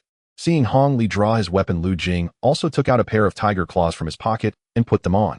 Hong Li, holding the dagger, stomped on the ground and charged straight at Lu Jing. The dagger and the tiger claws clashed, sparking bursts of fire in the pitch-black night. After several exchanges, neither of the two could gain the upper hand. At the moment of another clash, Lu Jing suddenly changed his expression. "Xiao Hu, why the hell are you back? P.S. I apologize to the party, to the country, and to the people. I had to make significant revisions and cuts to my outline due to the inclusion of scenes involving school violence, so this segment may have some inconsistencies. I hope readers can understand. I will work hard to revise the outline for a smoother storyline." Hearing Lu Jing's voice, Hong Li instinctively glanced back, and in that fleeting moment, Lu Jing seized the opportunity, his fist wrapped in a tiger's claw, striking directly at Hong Li's chest. The spikes on the tiger's claw pierced into Hong Li's chest. Although not deep, the force was substantial. This punch sent Hong Li flying several meters away. As a well-known righteous sect, how can you be so devoid of martial ethics? Is this what Xing Yi sect stands for? Hong Li glared at Lu Jing, clutching his painful chest. Times have changed, battles now emphasize strategy and tactics, young man. Lu Jing looked at Hong Li with pride, feeling no shame for his despicable actions. Ha ha ha. Suddenly Hong Li burst into laughter. Seeing Hong Li's expression, Lu Jing was perplexed. Lu Jing, do you want to know why our Hong Min is not afraid of the Xia authorities? Hong Li fixed his gaze on Lu Jing and spoke in a low voice. Why? Lu Jing asked, puzzled, as Hong Min was currently considered an overseas force. Although its disciples were all from Xia, Hongmin's enterprises were not tied to Xia. Moreover, many of Hongmin's disciples considered themselves as Hongmin people and did not identify as Xia people when they went out. Such a Hongmin would not be recognized by Xia. If Hongmin's members wanted to develop in Xia, it would be nearly impossible. Yet the Hongmin disciples in Rongqing shamelessly recruited members and established alliances with local powers. This scenario seemed utterly wrong. Under such a grand display, the Xia authorities should have acted long ago. Yet it was as if they were blind to it. Ha! Lu Jing can't figure it out, can you? I don't mind telling you. Xia will not move against us. Moreover, we have a deal with them. Not only will Rongqing be under our control, but also Shanxing and Lianqing will become part of Hongmin's territory. When Lu Jing heard Shanxing, his expression changed drastically, for the mountain gate of Xingyi's sect was located in Shanxing. If you block me today when Hongmin arrives in Shanxing, I will definitely destroy your Xingyi sect. As he spoke, Hong Li sneered, I heard that your Xingyi sect's master Ma Baohua is only at the hidden strength stage now, right? This time Hongmin will send 4 hidden strength warriors. Hong Li's words instantly drenched Lu Jing's forehead in cold sweat. Their master was indeed at the hidden strength stage, and even including him, the entire sect had only 3 hidden strength fighters. Xingyi sect could only be considered a minor sect in Xia, naturally unable to compete with the thriving Hongmin overseas. Lu Jing initially believed that Hongmin would not dare to be too audacious in Xia, but he never expected Xia to engage in any dealings with Hongmin. Although he did not know the specifics, Lu Jing realized that the underground martial world of Rongqing, Shanxing, and Lianqing would soon fall under Hongmin's control. Seeing Lu Jing's current expression, Hong Li smiled faintly. Lu Jing, if you step aside now, there might still be a glimmer of hope. If you persist in your obstinacy, your Xingyi sect will surely face utter destruction. Hearing Hong Li's final words, Lu Jing's gaze turned bewildered. Was it for his junior brother's bloodline that Xingyi sect would face calamity, or was it for the sect's betrayal? In the end, Lu Jing chose the sect. He trembled slightly, turning his body away and closing his eyes, no longer looking at Hong Li. Observing this, Hong Li scoffed, a wise choice. With that, he dashed down the mountain. Meanwhile, on the other side, Chen Rui and Zhang Shan were walking on their way to view a house, as their electric scooter had run out of battery. Throughout the journey, Zhang Shan did not engage in much conversation, while Chen Rui occasionally meandered in their group chat, checking the impact of the previously shared adult content. Overall, the impact was minimal. His title was revoked by number 2, as it was just a joke.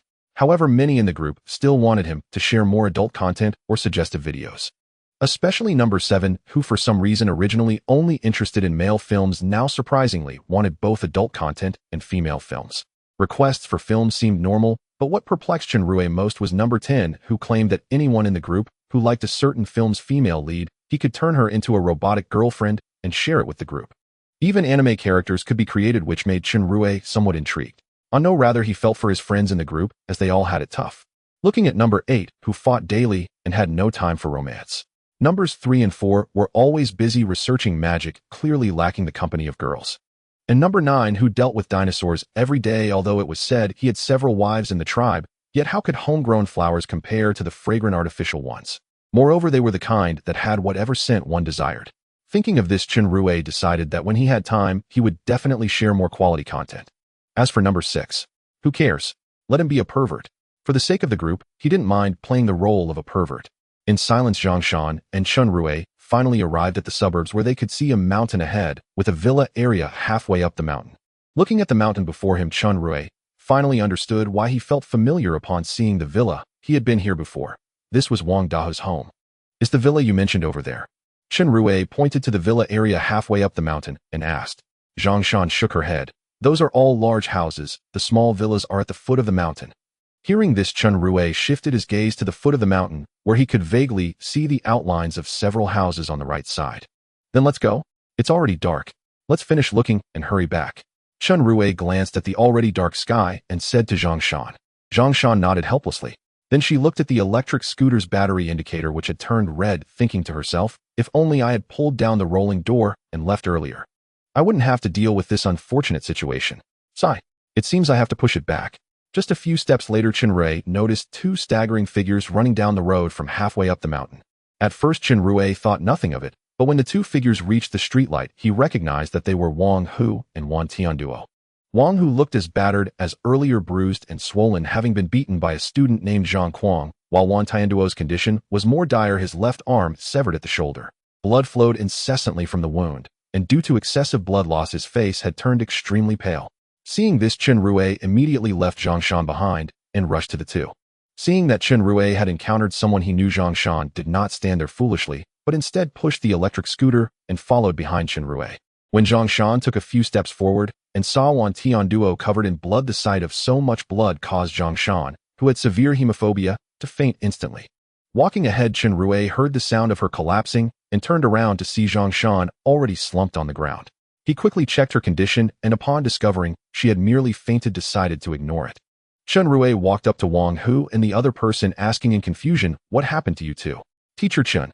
Wang Hu was also quite surprised, not expecting to run into Chen Rui at this late hour. "Forget it, let's stop the bleeding for Wan Tiandu first, and then ask." As he spoke, Chen Rui approached Wan Tiandu to check his injuries.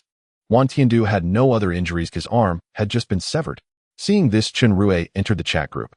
He didn't join to ask group members for bleeding-stopping medicine, but instead went directly into the group's warehouse, which contained a variety of items, including countless treasures and many miscellaneous goods such as food and medicines.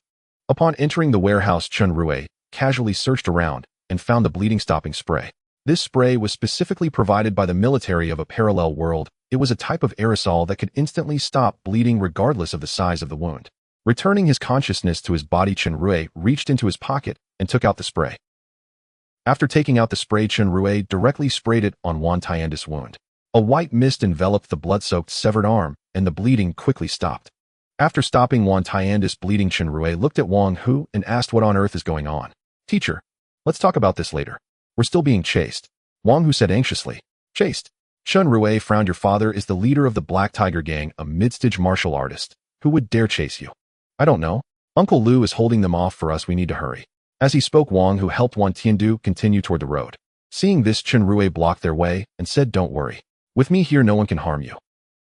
Hearing Chen Rui's words, Wang Hu looked at him deeply and then shook his head. "They are not ordinary people. Teacher, you shouldn't follow us. I don't want to drag you into this." "What? Didn't your father tell you who I am?" Logically, Wang Dahu should have told his son that he was also a martial artist, but it seemed Wang Hu was unaware of this. What does it matter? Having a background means nothing now. Those are martial artists, the kind who kill without blinking. Didn't you see what happened to Wan Tiandu? So what if they are martial artists? Your teacher is also. Just as Chen Rui was about to say, he was also a martial artist. A figure charged down from the mountain shouting, "Kid, don't run." Wang Hu turned back upon hearing the voice, and when he saw the figure, despair crossed his face. Could it be? Uncle Lu has already. Seeing Wang Hu like this, Chen Rui patted his shoulder and then stood in front of him. Hong Li rushed down the mountain and was taken aback when he saw Chen Rui blocking Wang Hu. When he recognized Chen Rui's face under the streetlight, he burst into laughter. "Ha ha. You are Chen Rui." Hearing Hong Li call out his name, both Chen Rui and the following Wang Hu were somewhat puzzled, while Wan Tiandu had already passed out. "You know me." Chen Rui looked at Hong Li in confusion. "Kid, you severely injured my Hongmen people yesterday. Now you will repay it with your life." Hong Li said this calmly, and then rushed towards Chen Rui without hesitation. Upon hearing about Hongmen, Chen Rui understood what was happening. However, Chen Rui was somewhat puzzled. Logically, those two shots should have been enough to take down Hong Biao. But from what this person said, Hong Biao was only severely injured, not dead. Indeed, a finishing blow is very important. Chen Rui murmured, and then assumed a stance, beginning to condense the magic array of the storm step. He could see that the person before him was definitely much stronger than Hong Biao, so he didn't dare to be careless and used the storm step to increase his speed. As Chen Rui condensed the magic array, Hong Li charged toward him. Upon reaching Chen Rui, a dagger radiating cold light came straight for Chen Rui's neck. What the hell? He's actually using a knife. Chen Rui cursed quietly and dodged to the side. "Kid, do you think you can dodge it?" Hong Li sneered, with his other hand flicking the second dagger out from his sleeve, which flew directly towards Chen Rui's chest. With the sudden second dagger flying towards his chest, Chen Rui realized he couldn't dodge in time. In a moment of inspiration, a large chunk of meat appeared in front of him, blocking the blow.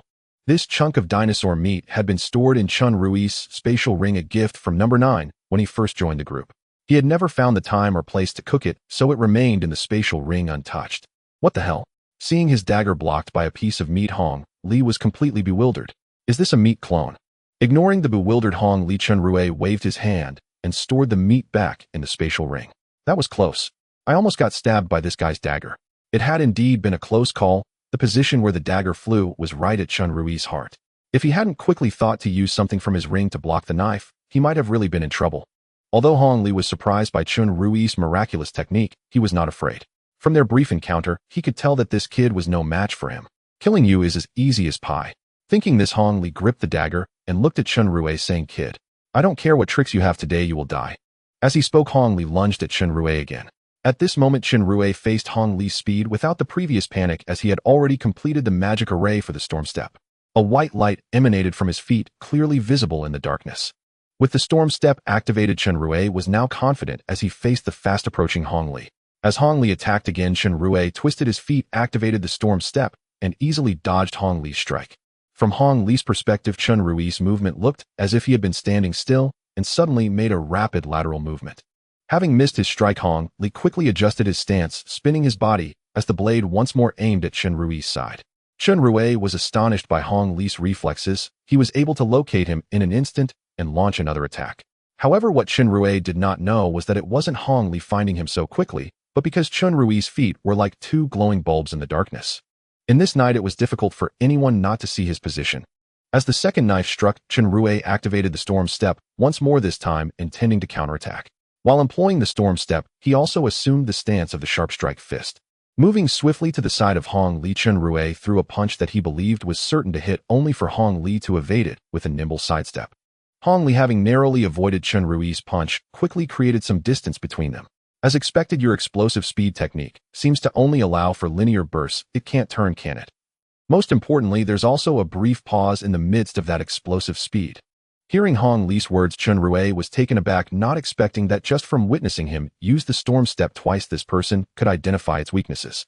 The storm step has two methods of use. One is a sustained form, where mana is output slowly to enhance one's speed, but the increase is limited. In fact, this enhancement is similar to directly infusing wind attribute mana into the body.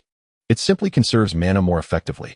The second method is the true storm step, where a large amount of mana is injected into the magic array on the feet, then released all at once, resulting in a speed that is several times greater than normal. However, this burst has two fatal flaws. First, movement can only proceed straight ahead with no ability to turn. As second, there is a very brief moment of stagnation after the burst. Though brief, there is indeed a sensation of pause. The fact that Hong Li could discern Chen Rui's storm step flaws after just two exchanges was truly astonishing. Compared to his previous opponent Hong Biao, this Hong Li was indeed troublesome. Hong Li was fast, had keen insight, and was very agile, capable of performing many incredible or inhuman maneuvers. It seemed that Hong Li's only weakness was his relatively weaker strength. Hence he fought with a dagger. "Kid, if you unleash that speed again, I will ensure your death is spectacular." Hong Li licked his dagger with a pretentious air. Nearby, Wang, who had taken the seriously injured Wan Tiandu and the fainted Zhang Shan to a safe distance, having witnessed the entire battle. He was surprised to find that his teacher Chen was also a martial artist and apparently stronger than his own father. "Go, teacher Chen. My life and Tiandus are in your hands." Chen Rui and Hong Li stared at each other, neither showing any intention to strike first. "Hey, since your Hong sect member is merely injured and not dead, why should I pay with my life? How about I give you some money and we call it even?" Chen Rui said to Hong Li in a low voice. "What do you think our Hong sect is? Those who injure us must either join us or die. You choose one." Hearing Chen Rui's somewhat submissive words, Hong Li felt a bit pleased. After all, persuading a strong person to join the Hong sect was far more beneficial than killing one. Moreover, Hong Li was genuinely a bit afraid of Chen Rui's momentary explosive speed. Although he had avoided a punch just now, a large part of that was luck. If Hong Li had confidence in dodging a second sudden attack, he would have charged in long ago. It was precisely because he lacked confidence in dodging a second sudden strike that he refrained from acting recklessly. Both Chen Rui and Hong Li were cautious of each other. Chen Rui feared that Hong Li would exploit the weakness of the storm step to land a direct blow, while Hong Li was wary of Chen Rui's strange speed, fearing a punch from him, as although he was fast, his physique was quite fragile. The punch from Lu Jing earlier still ached faintly.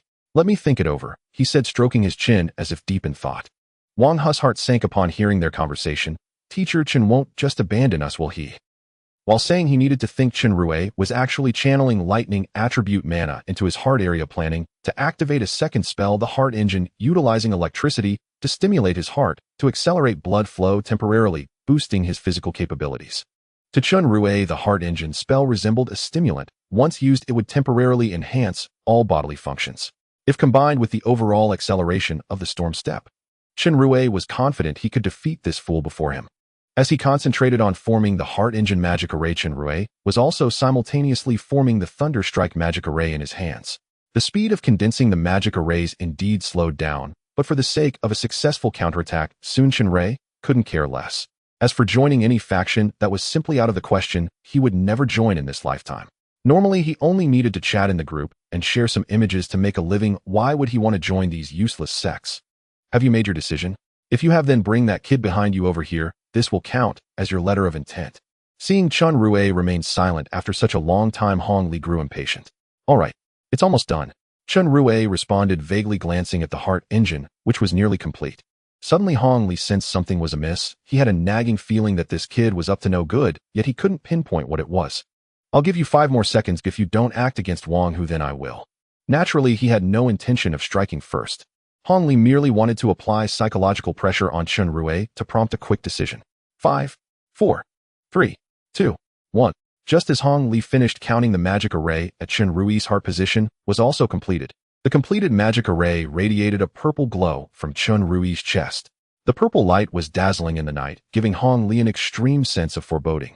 Chen Rui slowly opened his eyes, feeling a surge of power within his body, a sly smile appearing at the corner of his mouth. No need to count. I've made my decision. Oh, you've made your decision. Then go capture that kid behind you. Hearing this, Wang Hu swallowed hard, his gaze fixed on Chen Rui. What I'm considering is how to take you down. As he spoke, Chen Rui charged towards Hong Li. While this speed was not as fast as the explosive mana burst of the storm step, it was still more than double his peak speed. Chen Rui was less than 10 meters away from Hong Li. In the blink of an eye, Chen Rui was right in front of Hong Li. Hong Li had long been prepared for Chen Rui's sudden attack. In fact, while Chen Rui was gathering the magic array, Hong Li had already consumed their clan's special healing potion, which not only healed, but also replenished his energy. As Chen Rui approached Hong Li, he did not initiate with the sharp unity punch, but instead threw a regular punch at Hong Li. You underestimate me too much. Hong Li did not expect Chen Rui to approach him directly instead of attacking from the side, as he had before, making him feel belittled. As Chen Rui's fist came towards him, Hong Li let out a cold laugh and easily dodged it, then thrust a dagger towards Chen Rui's chest. If it landed, Chen Rui would not only be injured, but likely dead. Chen Rui was not foolish. He knew that confronting Hong Li, who wielded a weapon hidden, would be futile. As his right fist shot out, his left hand formed a claw shape, revealing a silver needle crackling with electricity in his palm. This was another magic he had conjured, Thunder Needle. Just as Hong Li's dagger was less than 3 centimeters from Chen Rui's chest, Chen Rui raised his left hand, and the electrically charged silver needle shot directly towards Hong Li's wrist, holding the dagger.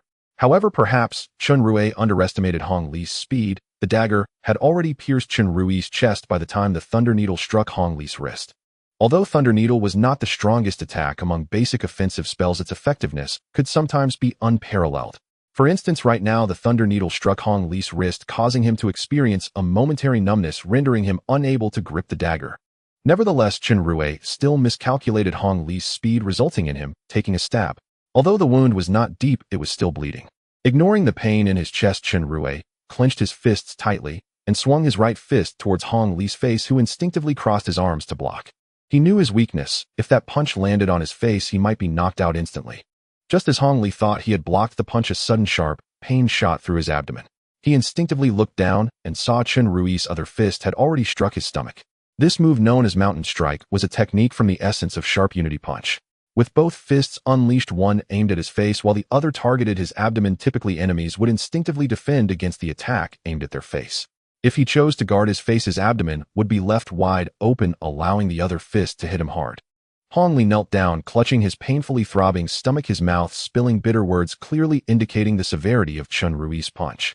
However, it was not entirely Chen Rui's fault for being so forceful. His opponent was quite troublesome, and moreover, the heart engine magic had a time limit. If he could not resolve the opponent within that time, he might end up being defeated himself. Looking at the kneeling and retching Hong Li, Chen Rui's space ring glimmered and a desert eagle appeared in his hand.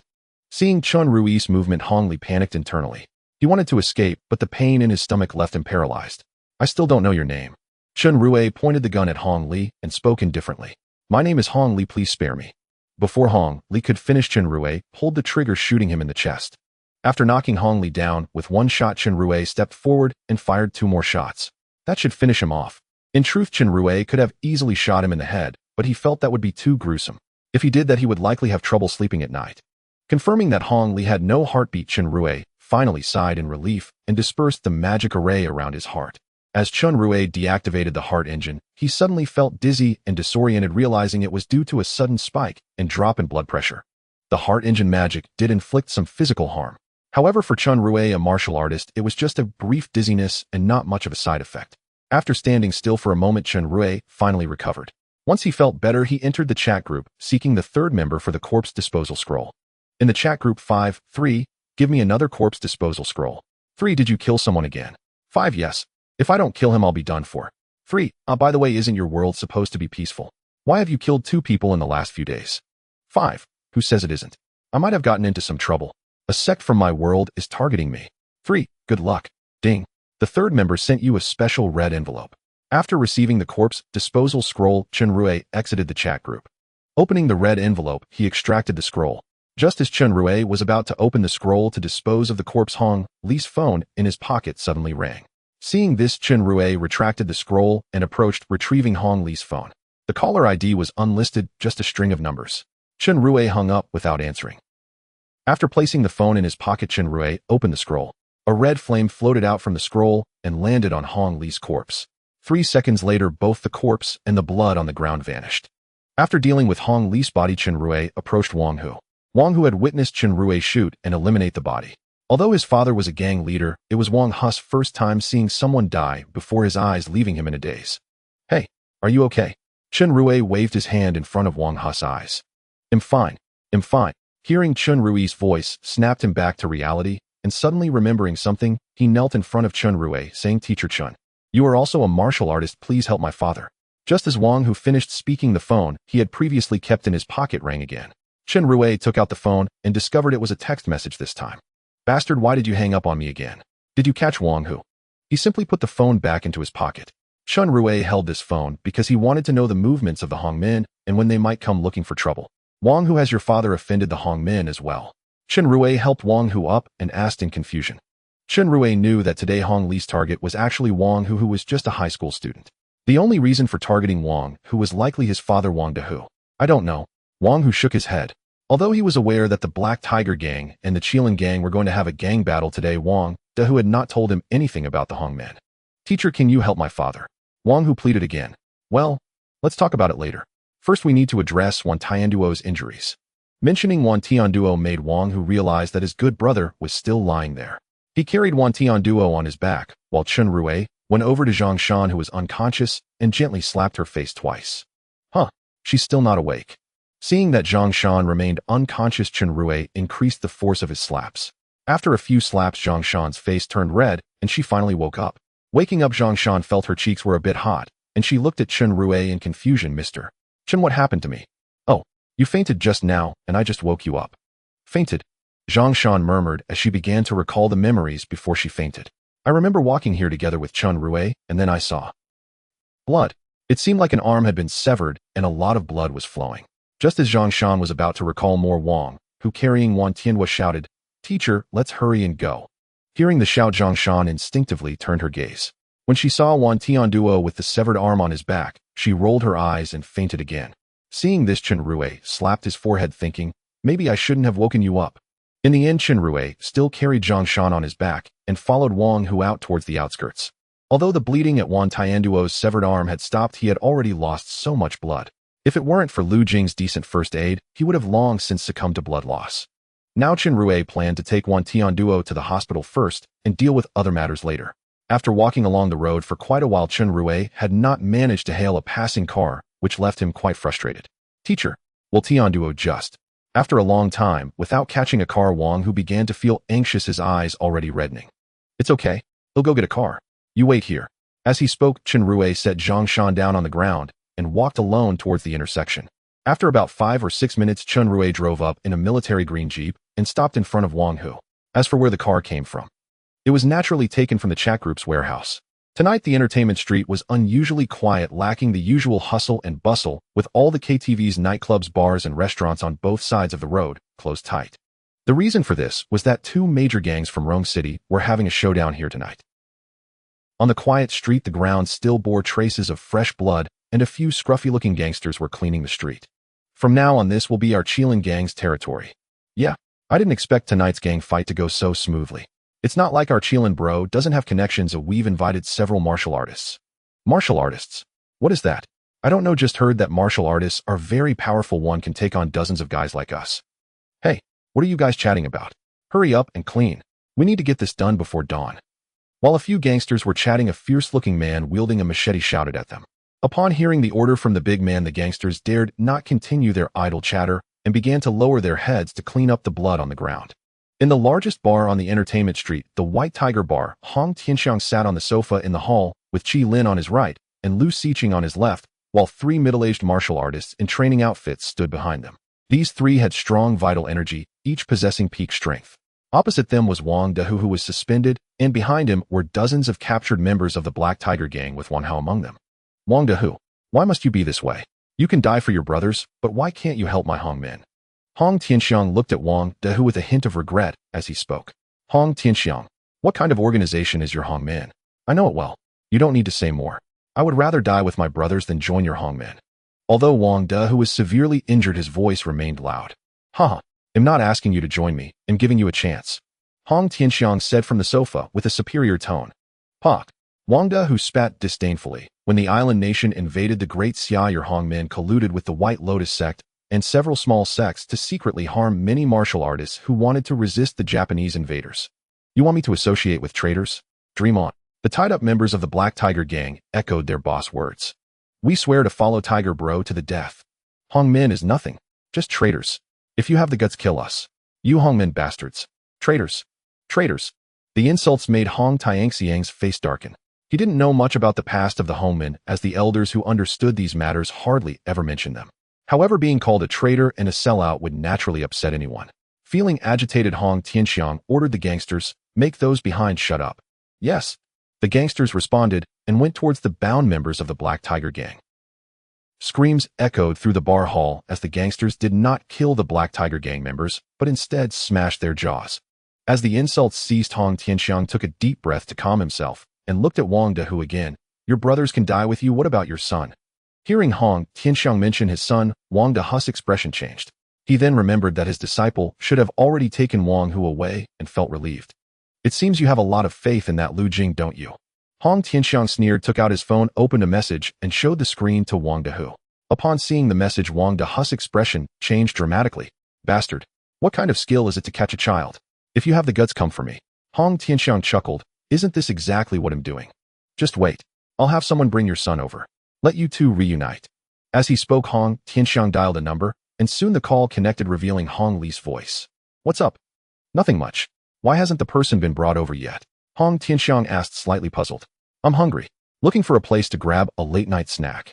Hearing the response on the phone, Hong Tianxiang frowned, feeling that the way he spoke didn't sound like Hong Li.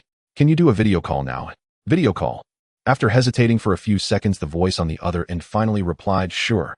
Great. I'll send you a video call now. With that, Hong Tianxiang hung up. Meanwhile, in the driver's seat of a jeep heading to the city center hospital, Chen Rui, holding the steering wheel with one hand and a phone with the other, ended the call.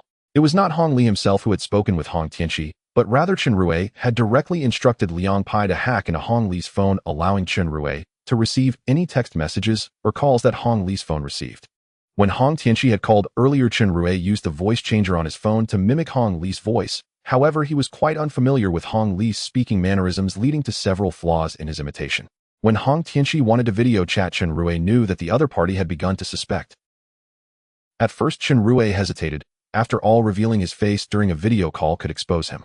However, Liang Pai in his mind suggested that he could modify Chen Rui's face to look like Hong Li's during the video call, prompting Chen Rui to agree. Soon the video call came through. Before answering, Chen Rui turned to Wang Hu beside him and said, Wang Hu, don't say anything for now. When the camera captures you, just show a bit of anger. After instructing Wang Hu, Chen Rui softly said, Liang Pai, you take control of the car. After saying this, Chen Rui finally answered the video call. As the video started, Chen Rui clearly saw his own appearance in the corner of the small screen, which was none other than the Hong Li he had killed before. Hong Li, are you in the car now? Upon seeing Hong Li, Hong Tianxi immediately asked. When he had spoken with Hong Li earlier, he sensed that something was off, which is why he suggested a video call. Now seeing Hong Li on the screen, he felt reassured. Yes, Chen Rui replied with just a single word, fully aware that saying too much could lead to mistakes. Speaking less would help him avoid prematurely revealing that he was an imposter. Wang, who was beside you, right? Hong Tianqi asked again. Chen Rui nodded. Let me see. Hearing this, Chen Rui pointed the camera at Wang, who in the passenger seat. On the other end of the call, Hong Tianqi did not hold the phone in front of Wang Dao himself like before, but instead ordered a subordinate to hold the phone, as looking at a text message only required a quick glance, while a video needed to be held up longer. Seeing his son in the video, Wang Dao's expression turned pained. With Xiao captured, could it be that senior brother Lu Jing? Wang, who looked at the pitiful sight of his father hanging there, his gaze filled with a hint of pleading towards Chen Rui. Chen Rui naturally understood Wang He's intention, which was to ask him to save Wang Dao. However, he was unaware of how many experts remained in the Hong clan. If two skilled fighters like Hong Li came down at once, Chen Rui would certainly struggle. Noticing that the camera was still focused on Wang Dao, Chen Rui instructed Liang Pai to restore the video to normal. Soon the face of Hong Li in the video transformed back to Chen Rui's handsome visage. Seeing this miraculous transformation, Wang Dao was taken aback. When he realized that Chen Rui was on the other end of the video, he understood that his son was safe. How many martial artists are there? Chen Rui mouthed to Wang Dao. Just as Wang Dao was about to interpret Chen Rui's lip movements, the phone was snatched away. What the hell? Chen Rui cursed silently in his heart, then instructed Liang Pai to once again change his appearance back to that of Hong Li. Xiaohu. At that moment, Wang Dao suddenly shouted out loudly, startling Hong Tianqi, who was about to end the video call, and making him curiously observe the distressed Wang Dao, wondering how he would react upon seeing his son captured as well. If you try to escape, don't come to deliver your head. There are 5 martial artists here, 2 in the mid-stage of Mingjing and 3 at the peak of Mingjing. Don't come to deliver your head. Hee. Hong Tianqi scoffed, and then hung up the video call. I thought you'd say something more interesting. Your son has already been captured. Do you think he has the ability to escape from a latest-stage Mingjing martial artist? Unfazed by Wang Dao's sudden outburst, Hong Tianqi then instructed his subordinates to bring over several bottles of wine and began drinking with Qi Lin and Lu Xiqing beside him.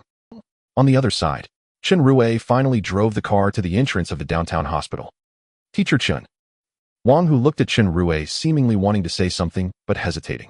No need to speak. Let's first settle Wan Tianduo before discussing anything else. As he spoke, Chen Rui lifted Wan Tianduo from the back seat, while Wang, who carried the still unconscious Zhang Shan. After bringing Wan Tianduo to the emergency room, the doctors hurriedly began treatment upon seeing his condition. After paying some medical fees for Wan Tianduo, Chen Rui handed Zhang Shan over to a nurse before leaving the hospital with Wang Hu. Once outside the hospital and back in the car, Wang Hu directly asked, Teacher, can you save my dad? Sigh. Chen Rui sighed. Although I am also a martial artist, as you heard, there are 5 martial artists over there, and all their realms are higher than mine. It will be quite difficult to save someone. In reality, when Chen Rui mentioned difficulty, he did not mean it was impossible to save him. Those martial artists were not a concern to him, as he could simply use the chat group to request some high-tech weapons from number 2 or number 10 to eliminate them. However, if he were to do so, it would likely cause even bigger trouble. Just as Chen Rui was feeling conflicted, someone in the chat group suddenly added him. Curiously, Chen Rui entered the chat group. Number 12, number 5, are you there? Number 5, I'm here. What's up? Number 12, I might have to undergo soul traversal ahead of schedule. Number 5, that's fine, but please wait for a moment. Let me let you traverse after you finish. I'm currently outside, and it's a bit inconvenient. Number 12, okay. Hurry up. Ding. Number 12 sent you a special red envelope.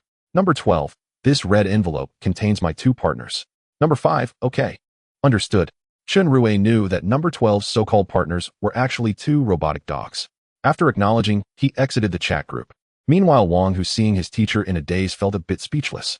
They often saw Chen Rui daydreaming at school, but in such an urgent situation, it was quite absurd that he could still zone out. Wang Hu, stay here for a while. He'll be back soon. You don't need to worry about your father's situation. He'll find a way to save him. Ultimately, Chen Rui decided to take action, but not personally. Instead, he would have number 12 intervene to save Wang Dao. Don't wander off. After ordering Wang Hu in a commanding tone, Chen Rui dashed towards a small hotel near the hospital. Oh, just as Wang Hu wanted to say something, Chen Rui had already vanished from sight. He sighed, praying in his heart that his teacher could indeed help rescue his father. Chen Rui arrived at a hotel near the hospital and booked a room directly. In a hurry, Chen Rui took the key and entered the room he had booked. Once inside, he locked the door and immediately took out his phone, turning it around the room, then instructed Liang Pierre scan the room to see if there are any cameras or similar devices. Okay, master. 3 seconds later, Liang Pierre's voice sounded again, master. There are 3 cameras in this room. Damn, there really are. Chen Rui cursed softly, and following Liang Pier's guidance dismantled the 3 well-hidden cameras and crushed them. After dealing with the cameras, Chen Rui opened the chat group again. He first clicked on the red envelope from number 2, which contained only 1, but Chen Rui knew it probably had 2 significant items inside. After claiming the red envelope, an oval cultivation pod appeared in front of Chen Rui, along with a large black box that was as tall as a person. Both the cultivation pod and the black box were filled with a sci-fi vibe. Chen Rui pressed a button next to the black box, and with a hissing sound the black box slowly opened in the middle, revealing its contents. Inside was a person wearing only a pair of underwear. This person's appearance was almost identical to Chen Rui's, except that his physique was slightly more robust. Chen Rui knew this must be the body that number 2 had prepared for number 12. He then put the cultivation pod into his spatial ring. Number 5, 12, you can proceed with the soul transference. 12, okay. On the other end of the chat, number 12 clicked the soul transference function with slightly trembling fingers, then selected number 5 from the options. As he clicked to confirm the transference, his body softened and collapsed to the ground as his soul was already being transmitted. Meanwhile, while waiting for number 12 to complete the transference, Chen Rui also claimed the red envelope that number 12 had sent earlier. After claiming it, 2 small black boxes appeared in front of Chen Rui. He knew these 2 high-tech black boxes contained number 12's 2 mechanical dogs. Just as Chen Rui finished claiming number 12's red envelope, a somewhat ethereal figure appeared before him, which was indeed the soul of number 12. This is the body prepared for you by number 2. Chen Rui pointed to the body inside the black box and said to number 12. The spirit form of number 12 nodded, and then transformed into a beam of light, diving into the body prepared for him by number 2. When number 12's soul entered the mechanical body, the previously motionless body, resembling a corpse, suddenly trembled, and then number 12 opened his eyes. Seeing this scene, Chen Rui smiled and extended his right hand to pull number 12, who was still wearing only underwear, out of the black box. Welcome to the new world. Number 12 replied and began to adapt to this new body. How does the new body feel? Chen Rui asked. Not bad. Number 12 moved his limbs and neck and continued, much better than that decaying body before. Wait a moment. Let me see if I can still use the chat group. As he spoke, number 12 closed his eyes and felt around. The chat group can be used as usual. However, the soul transference function should no longer be available. Even if I use it again, I can only go back to the previous world. Naturally, number 12 had no interest in returning to the previous world. That world was already a disaster, so why go back?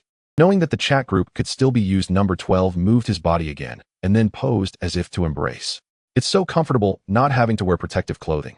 Oh, by the way, as he spoke, Chen Rui took out a set of clothes from his spatial ring and handed them to number 12.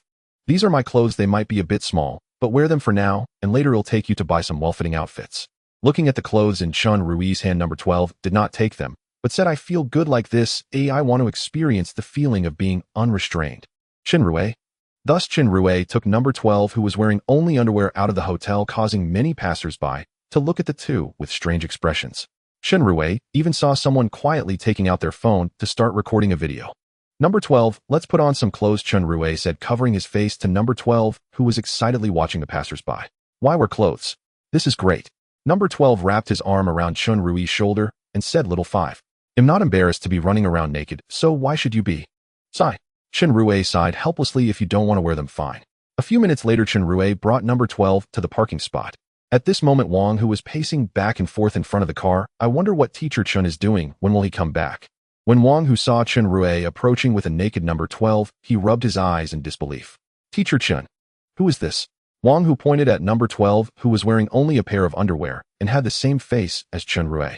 This is. As Wang, who asked about number 12's identity, Chen Rui was at a loss for words, since in number 12's own world, he was also called Chen Rui. Just as Chen Rui was unsure how to respond, number 12 stepped forward and greeted Wang, who, hello, my name is Chen 12. Hearing number 12's self-introduction, Chen Rui looked at him in surprise. Why are you looking at me like that? Number 12 smiled. After all, there's only one Chen Rui here. Since I've come to your domain, I naturally have to change my name. Since number 12 had already changed his name himself, Chen Rui said nothing further. Wang, who naturally did not understand what number 12 meant by there being only one Chen Rui, he had no time to think that much, as he was already anxious and hopping around. Teacher Chen, hurry up and save my dad. I'm afraid those people. Don't worry. I'm not looking for outside help. Chen Rui pointed at number 12 beside him with his thumb. Little 5. Just as Wang, who was about to continue speaking, number 12 pointed at the clothes Chen Rui was wearing and asked, did number 7 make those clothes? Yes. What's wrong? Didn't you say you didn't want me running around naked? Give me your outfit. Number 12 extended a hand. Oh, you want to wear my outfit? Okay. After saying that, Chen Rui opened the front and back doors of the Jeep to shield his body and then stripped off all his clothes right there, leaving only a pair of underwear. After handing the clothes to number 12, Chen Rui planned to take out another set from his ring. Just then, an electric scooter came rushing over, and the rider was a busty female police officer in uniform. Perhaps the brakes on the electric scooter were not good. It crashed directly into Chen Rui's Jeep with a bang. However, the female officer was quite agile, and with a strong push from her legs, she jumped down from the scooter. Without saying a word, the female officer directly pulled out handcuffs and cuffed Chen Rui. Just as Chen Rui was in a daze, the female officer pulled out a walkie-talkie and said, "This is Zhang Yingying. The naked pervert reported by the public has been apprehended." "Hey, I'm not the pervert running around naked," Chen Rui shouted at the female police officer named Zhang Yingying. "Yes, there is." Just as Chen Rui was about to point to the spot where No. 12 had stood, he noticed that there was no one there. Chen Rui then looked at Wang Hu and asked, "Where is Chen 12? At that moment, Wang Hu also had a confused expression, still thinking about having Chen Rui help him rescue his father, but now Chen Rui had been caught by the police for running around naked. "Where can I appeal this?" Wang Hu shook his head in despair, thinking, "It's over. It's all over." Seeing Wang Hu's hopeless demeanor, Chen Rui understood his thoughts and turned to look at Zhang Yingying. "Officer, I am truly not a pervert. That pervert just ran off with my clothes. Also, I need to go help him rescue his father. Please let me go." Zhang Yingying frowned and asked what happened to his father. "His father was captured, and I'm going to save him. There are police for rescuing people."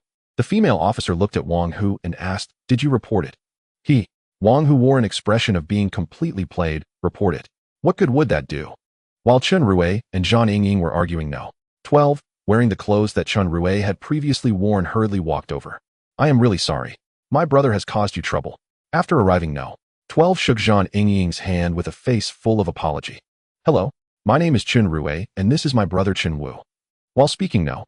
12 took the ID card out of Chen Rui's pocket and handed it to Zhang Yingying. This ID card was indeed the one that Chen Rui had originally left in his clothing pocket. Upon seeing someone who looked exactly like the pervert she had just captured, Zhang Yingying was also a bit dumbfounded. He first pointed at Chen Rui, then pointed at No. 12. "You two, are you brothers?" Chen Rui was about to speak when he was directly interrupted by No. 12. "We are brothers." While speaking, No. 12 gave Chen Rui a look of disappointment and said to Zhang Yingying, "Officer, you don't know my brother has a habit of running around naked. I didn't manage to control him today, and look, he did it again." Hearing No. 12's words, Chen Rui was almost enraged. Just as he pointed at No. 12 and was about to speak, No. 12 interrupted him again. "Since my brother is running around naked in public, he is breaking the law and should be arrested and punished." Zhang Yingying nodded and returned the ID card to No. 12, saying, "You seem reasonable, unlike your brother who won't admit his mistakes." "I am not wrong. I didn't. Xiao Wu, don't worry, I will go to the police station to pick you up tomorrow. Just go with the female officer." While speaking, No. 12 took off Wang Hu's jacket and draped it over Chen Rui. "Damn you."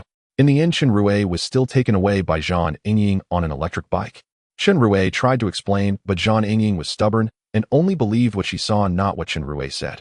Even with Wang Hu's help as a witness, she still wouldn't believe him. Zhang Yingying rode the electric bike, taking Chen Rui to the nearest police station. This was the first time Chen Rui had ever been taken into a police station. Out of curiosity, he walked forward while observing the environment of the station. "Xiao Wang, take this naked pervert to the detention center first."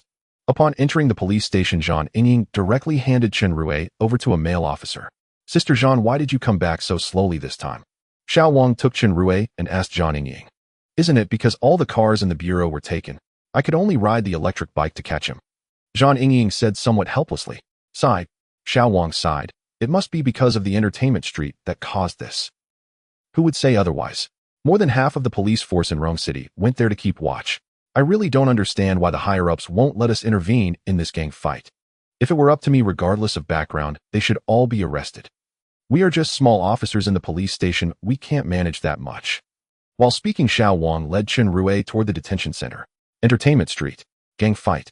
That must be the place where the Black Tiger Gang and the Qilin Gang are battling. Thinking of this, Chen Rui sighed. "Damn, No. 12. Just wait until I get out, I will deal with you." Did he know the police were coming and asked for my clothes? "Go in." Finally, Xiao Wang brought Chen Rui to the detention room. Inside the detention room, several men, wearing only underwear, were chatting idly. Seeing this scene, Chen Rui was a bit dumbfounded. What kind of world is this? running around naked in groups. Hey, brother. Chen Rui walked up and greeted one of the relatively decent-looking young men. Are you guys here for group naked running? The youth looked at Chen Rui with confusion. You are the one running around naked. We were caught for soliciting prostitution. So now soliciting prostitution is so bold. The youth glanced at Chen Rui's current outfit, a pair of underwear and a not-so-big jacket. It really did resemble their current appearance. He then asked, brother, which place were you caught at? I was not caught for soliciting prostitution. Chen Rui said with a face full of black lines. Could it be that you are a... Before the youth could finish his sentence, Chen Rui hurriedly interrupted, no, big brother. You weren't caught for running around naked, were you?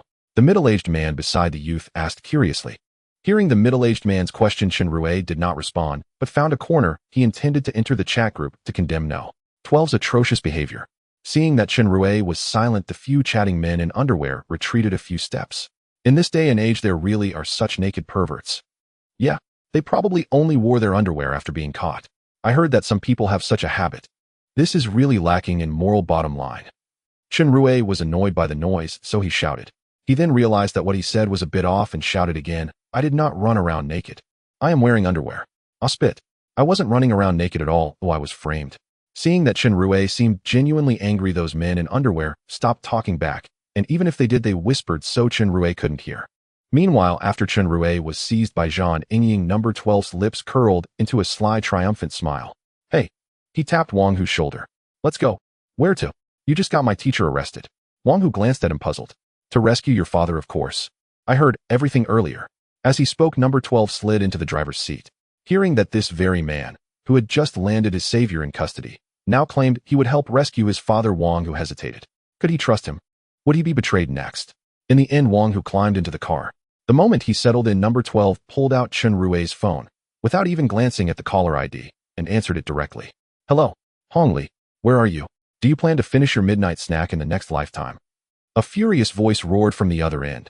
Hong Tianxiang. Who is Hong Li? Number 12 held the phone away and turned to Wang Hu. Hee. Wang Hu's lips twitched. Just as I thought. This Chinshire is nothing but a bottomless pit of trouble. Hong Tianxiang, hearing their exchange, instantly recognized the voice was not Hong Li's. His tone darkened as he demanded, Who are you? Where is Hong Li? I'll find you. Clean your backside and wait. With that, number 12 ended the call. On the other end, Hong Tianxiang sat on the sofa inside the private dining room, his face stormy, as he listened to the dial tone. Damn it. What nonsense is Hong Li up to now?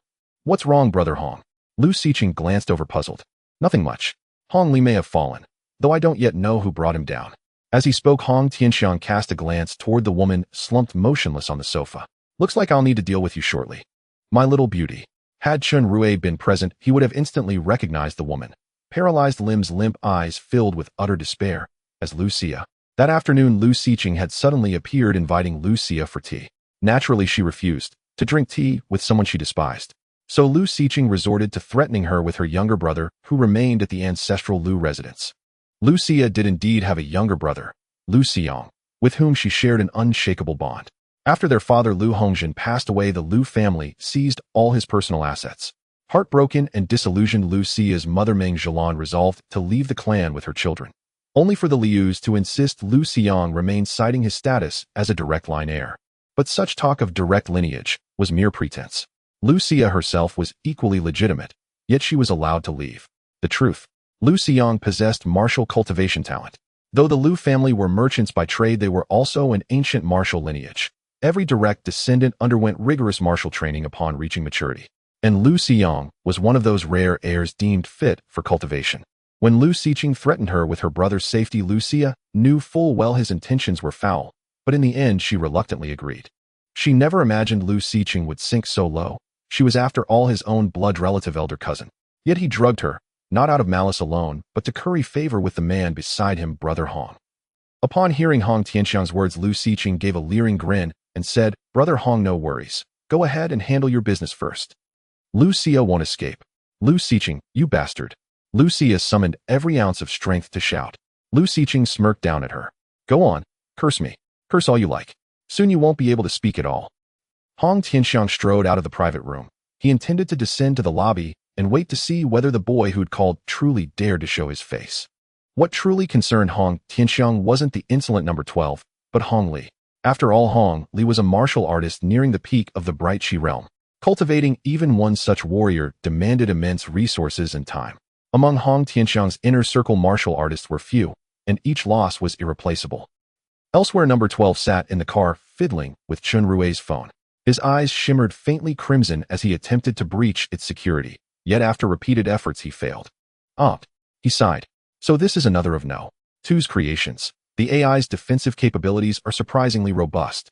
Number 12's current body, down to its very core, was a sentient mechanical life form. He himself was by nature a highly advanced artificial intelligence. He sensed a steady data stream emanating from Chen Rui's phone, resisting his intrusion with relentless precision. Since you've tried so hard, I'll spare you. With that, he set the phone aside.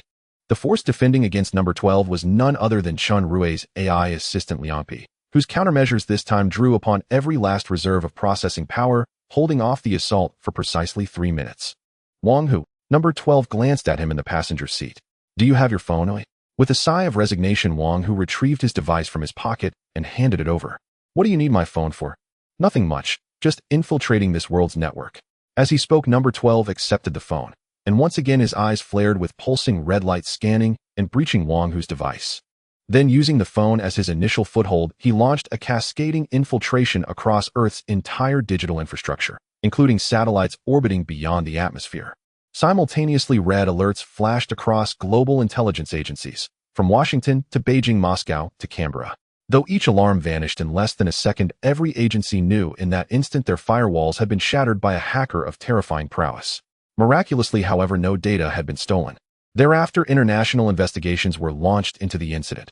America even placed a $50 billion bounty on the hacker's identity. But that was all yet to come. Having completed the global network infiltration, number 12 returned the phone to Wang Hu. The moment he did, he felt a ping, a mention, in the chat group. He knew instantly it was No. 5. With a knowing smile, he opened the group chat. No. 5 No. 12. You bottomless pit of trouble. Get back here and extract me. No. 3 has No. 12 already entered your world. No. 5. No. 5 yes. The moment he arrived, he sabotaged me. No. 8 how? Tell us. No. 5. 1 SEC. I'll clip the memory of what just happened. After sending the message, Chen Rui extracted the relevant memory fragment, the precise sequence in which number 12 had ensnared him, and uploaded it to the group. For a long moment, the group fell silent, everyone watching the clip. Then a wave of synchronized laughter flooded the chat. No. 8. Ha. I'm dying. No. 3. Ha. I'm dying. No. 4. Ha. I'm dying. No. 10. Ha. I'm dying. No. 9. Ha. I'm dying. The flurry of messages in the group left Chen Rui's expression somewhat darkened.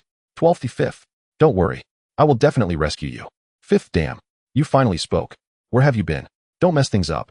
If Chen Rui knew that just now the 12th had invaded the global network, causing security agencies in all countries to check for vulnerabilities as if facing a formidable enemy, he would surely have mixed feelings.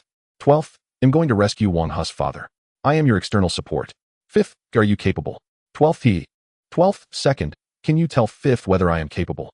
2nd. The body I made for the 12th is the latest memory metal, which can exist in both solid and liquid states. The memory metal not only allows for conversion between these states, but can also regenerate. As long as the 12th's body isn't completely destroyed at once, he won't die. 5th. This is too freakishly abnormal. This is comparable to the Terminator. 12th. Are you talking about the liquid metal robots from the Terminator movies? I feel like I am pretty much like that now. Simply put, the two words are invincible. 2nd, not only that, but the 12th is also a powerful artificial intelligence. In the network of 5th's world, he is a god. 5th. 2nd. You made the 12th this impressive. I'm quite anxious. 2nd, relax. Didn't the 12th say he wouldn't cause trouble?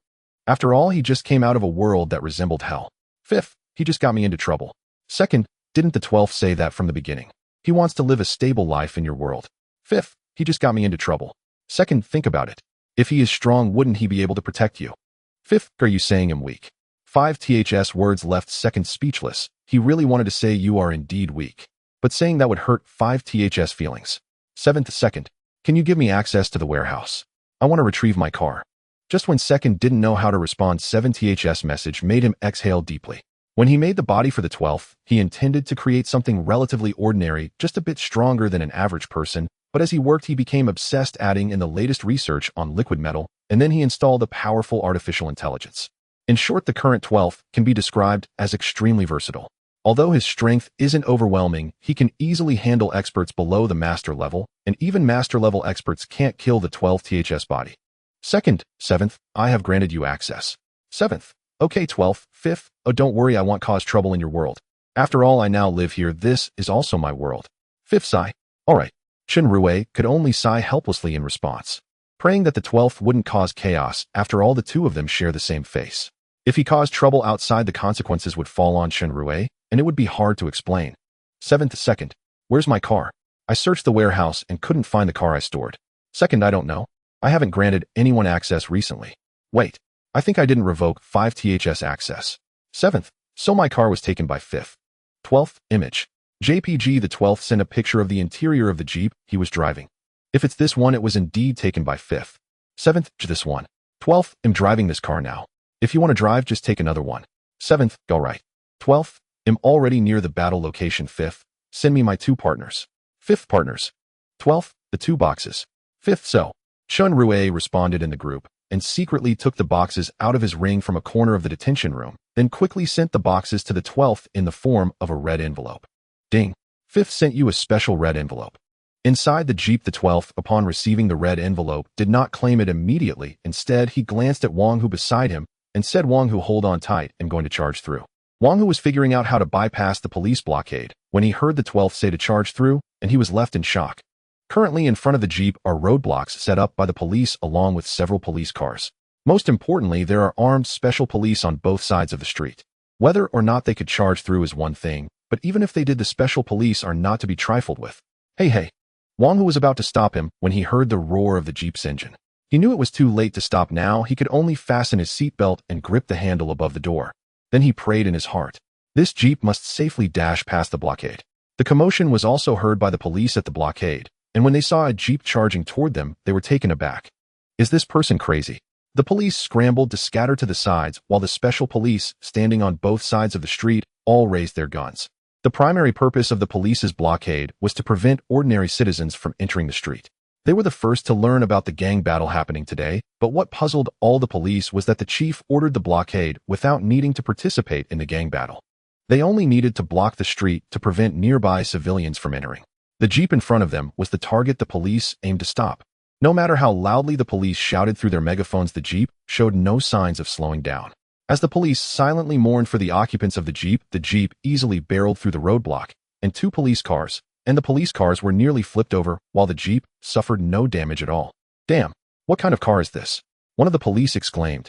If this group of police knew that this Jeep could cross a minefield without any issues, they probably wouldn't be so surprised. After the 12th crossed the roadblock, he directly charged to the entrance of the White Tiger Bar. At this moment, both sides of the White Tiger Bar were already filled with thugs wielding machetes. Wang Hu swallowed hard at this sight. He then looked at the calm-faced 12th. Chen, 12th, if it really doesn't work, let's just drive away. Are you chickening out? The 12th looked at Wang Hu with amusement. If you're this cowardly, how do you expect to rescue your father? Who said I am a coward? Wang Hu said somewhat bravely, I'm just afraid you'll get killed. Hee. The 12th chuckled, then retrieved the red envelope that Chen Rui had sent him earlier. Wang Hu was surprised to see 2 boxes suddenly appear in the 12th THS hands. He then recalled that Chen Rui had also used this kind of method during his battle with Hong Li, but back then Chen Rui had conjured up a piece of meat out of thin air. At first Wang Hu thought he was hallucinating, but thinking back, that piece of meat was likely real. And this kind of method is quite similar to space equipment in novels. Is this what the world of martial artists is like? They even have space equipment. Wang Hu's imagination had soared to the heavens. What are you thinking? The 12th slapped Wang Hu on the head, who was lost in thought. Get out of the car. Oh. Wang Hu replied and got out of the car. The two had just exited when they were surrounded by a group of thugs wielding machetes. Wow, this welcome ceremony is quite grand. The 12th member teased as he set down the 2 boxes he was carrying. Shuangyue, oh, let's take a breath of fresh air in this new world.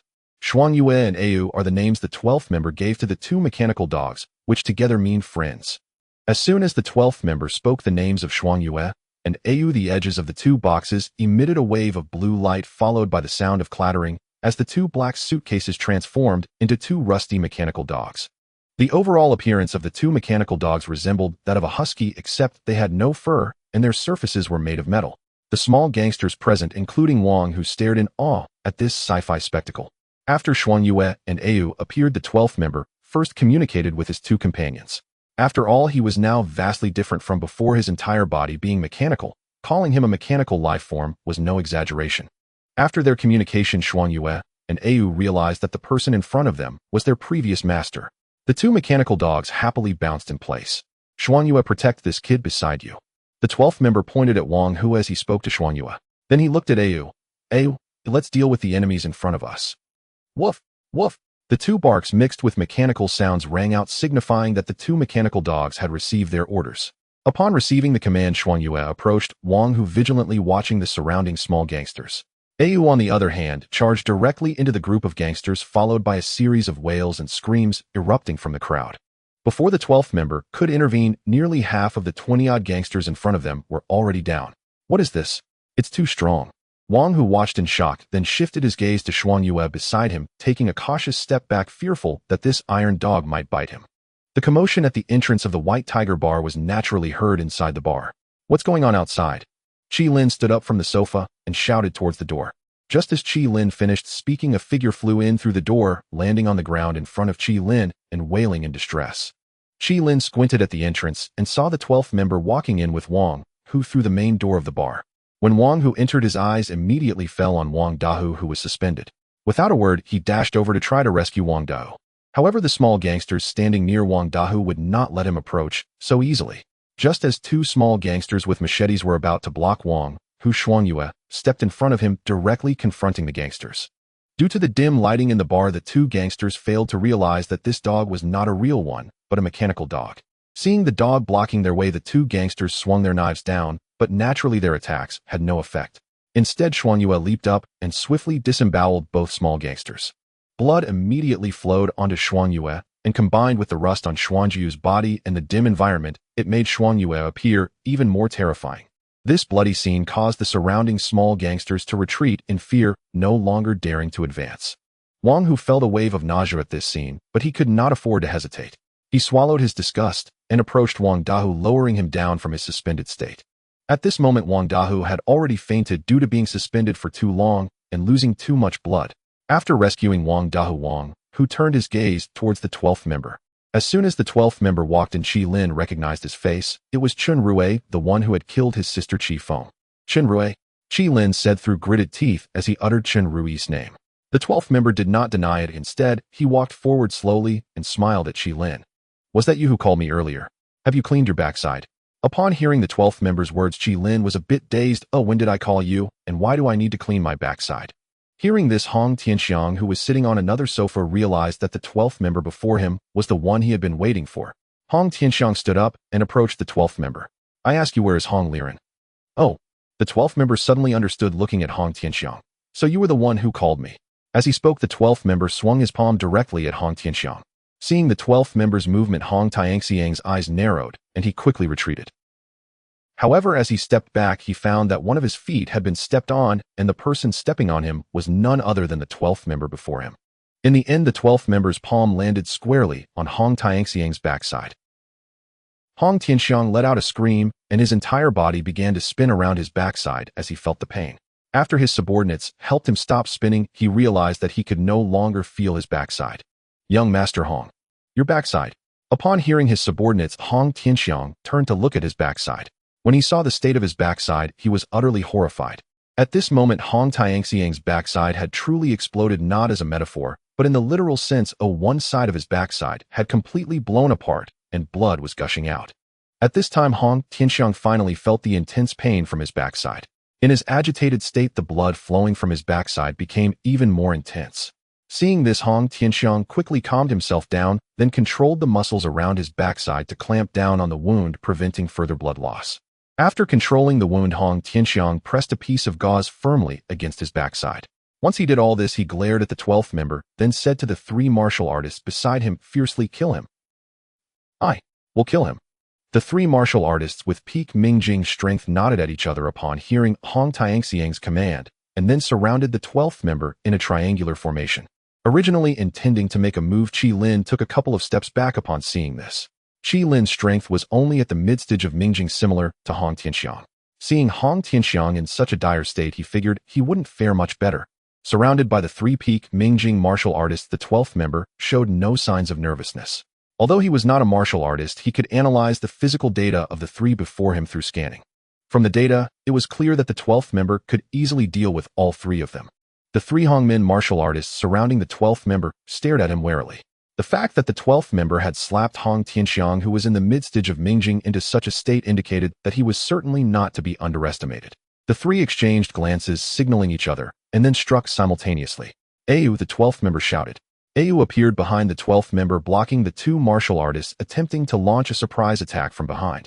As for the martial artist in front of the 12th member, he decided to handle him himself. Don't move. Sci-Fi Hao commanded the martial artist, rushing toward him. Why shouldn't I move?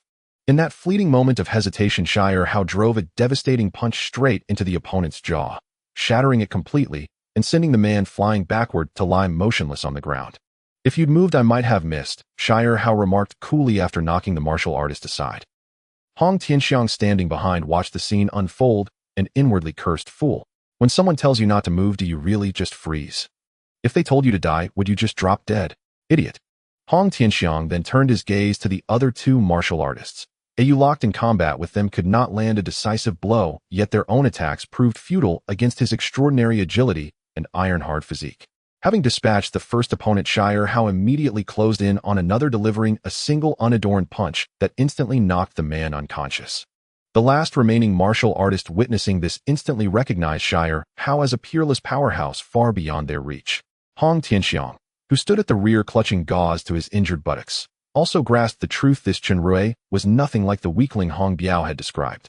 After regaining consciousness, Hong Biao had recounted the incident beneath the bridge, insisting that Chen Rui possessed modest strength. His defeat, he claimed, resulted solely from Chen Rui's sudden burst of speed, an unforeseen fluke. Given another chance, Hong Biao swore he would win decisively. That fool Hong Biao, calling Chen Rui weak. Is this weakness? He knocks down Mingjing grand perfection experts, as if swatting children. Muttering a curse at Hong Biao, Hong Tianxiang shouted toward Sci-Fi Hao, who now had his fingers locked around the final martial artist's throat. Chen Rui, today I admit defeat. Release us, and we'll consider everything that happened before null and void. Upon hearing Hong Tianxiang's plea, Sci-Fi Hao halted, but did not loosen his grip. Seeing Sci-Fi Hao pause, Hong Tianxiang exhaled inwardly in relief and pressed on. As a martial artist yourself, you know the Hongmen's power. Release us today, and I swear, the Hongmen will never pursue you. Though his words sounded sincere, Hong Tianxiang was already plotting. Once he escaped this peril, he would urgently summon Hongmen reinforcements, 2 engine-level masters, to crush this arrogant youth. So, that's a threat? Sci-Fi Hao asked, voice calm and detached. No, it's fact. As he spoke, unshakable confidence and haughty pride gleamed unmistakably across Hong Tianxiang's face, a testament to his absolute faith in the Hongmen's supremacy. Oh, with that single syllable, Sci-Fi Hao tightened his fingers and crushed the martial artist's throat with a sickening snap. You? Hong Tianxiang stared, disbelief etched across his face. You actually dared strike. Don't you fear the Hongmen's vengeance? Sci-Fi Hao's lips curled into a sly, unsettling smile. Such delightful chaos.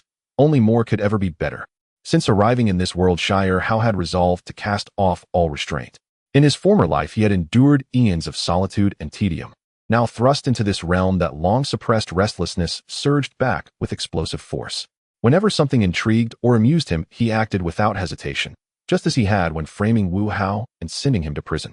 And now Hong Tianxiang's brazen invocation of the Hongmen's might struck him as deliciously ironic. Being hunted by a mighty faction, that was the exclusive privilege of novel protagonists. He found it fascinating, and so he would act. Thus Hong Tianxiang's misfortune was sealed. Tossing the lifeless body aside, Sci-Fi Hao began walking slowly, deliberately, toward Hong Tianxiang, still clutching his wounded buttocks. At that moment, Hong Tianxiang was paralyzed with terror. His eyes darted desperately toward Qi Lin and his gang of hooligans. But the instant his gaze fell upon them, both Qi Lin and his men instinctively averted their eyes. None dared intervene. Cowards! Do you truly believe he'll spare you after killing me? Hong Tianxiang roared toward Qi Lin as Sci-Fi Hao drew nearer. Qi Lin knew full well Hong Tianxiang spoke truth. Yet human nature clings to hope. What if Chen Rui finishes off the Hongmen and simply leaves? What if he spares me?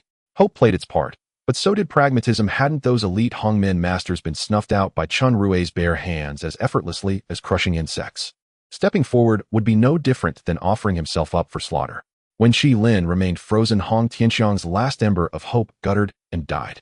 Clutching his injured buttocks, Hong Tianxiang scrambled backward until his spine slammed hard against the liquor cabinet behind him. Trapped, he collapsed to his knees, biting back the searing pain. Chen Rui, please spare me. Shire Hao only smiled faintly, ignoring the plea. His hand shot forward, intent on ending Hong Tianxiang's life then and there. Just as his fingertips neared Hong Tianxiang's skin, a long blade whistled through the air toward his arm. At the sharp hum of its passage, Shire Hao instinctively stepped half a pace back. As he retreated, the unsheathed Tang-style sword embedded itself with a resonant thunk, directly between Shire Hao and Hong Tianxiang. Both men turned sharply toward the blade's origin, the entrance of the Baihu bar. There, framed in the doorway, stood a middle-aged man clad in plain gray robes, his expression utterly impassive. At the sight of him, Hong Tianxiang erupted with desperate elation. "Senior brother Tianlang, save me." Meanwhile, far away on Nanxiao Street, leading toward the entertainment district, a white-haired elder well past 50 sprinted at astonishing speed. His pace was blinding. Pedestrians barely registered his presence before he vanished from view. His name was Han Yi, a senior retainer of the Rongqing Lu clan, cultivating at the mid-tier Anjin level. Though not of the Lu bloodline, he held immense prestige within the clan. He had entered the city to escort Lu Xiqing safely back to the Lu residence. According to reliable intelligence, 3 Anjin-level Hongmen masters had just crossed into Daxia, including Hong Tianlang, a latest-stage Anjin expert who had arrived specifically in Rongqing. His purpose required no speculation. He sought Hong Tianxiang. Hong Tianlang was cold, ruthless, and lethal. Lu Xiqing, however, was a reckless playboy. Fearing his heir might inadvertently provoke Hong Tianlang and suffer immediate decapitation, Lu Hongyi, patriarch of the Lu clan, had dispatched Han Yi to retrieve him without delay. In the White Tiger Bar, Hong Tianlang walked slowly towards the Tang Dao he had just thrown away.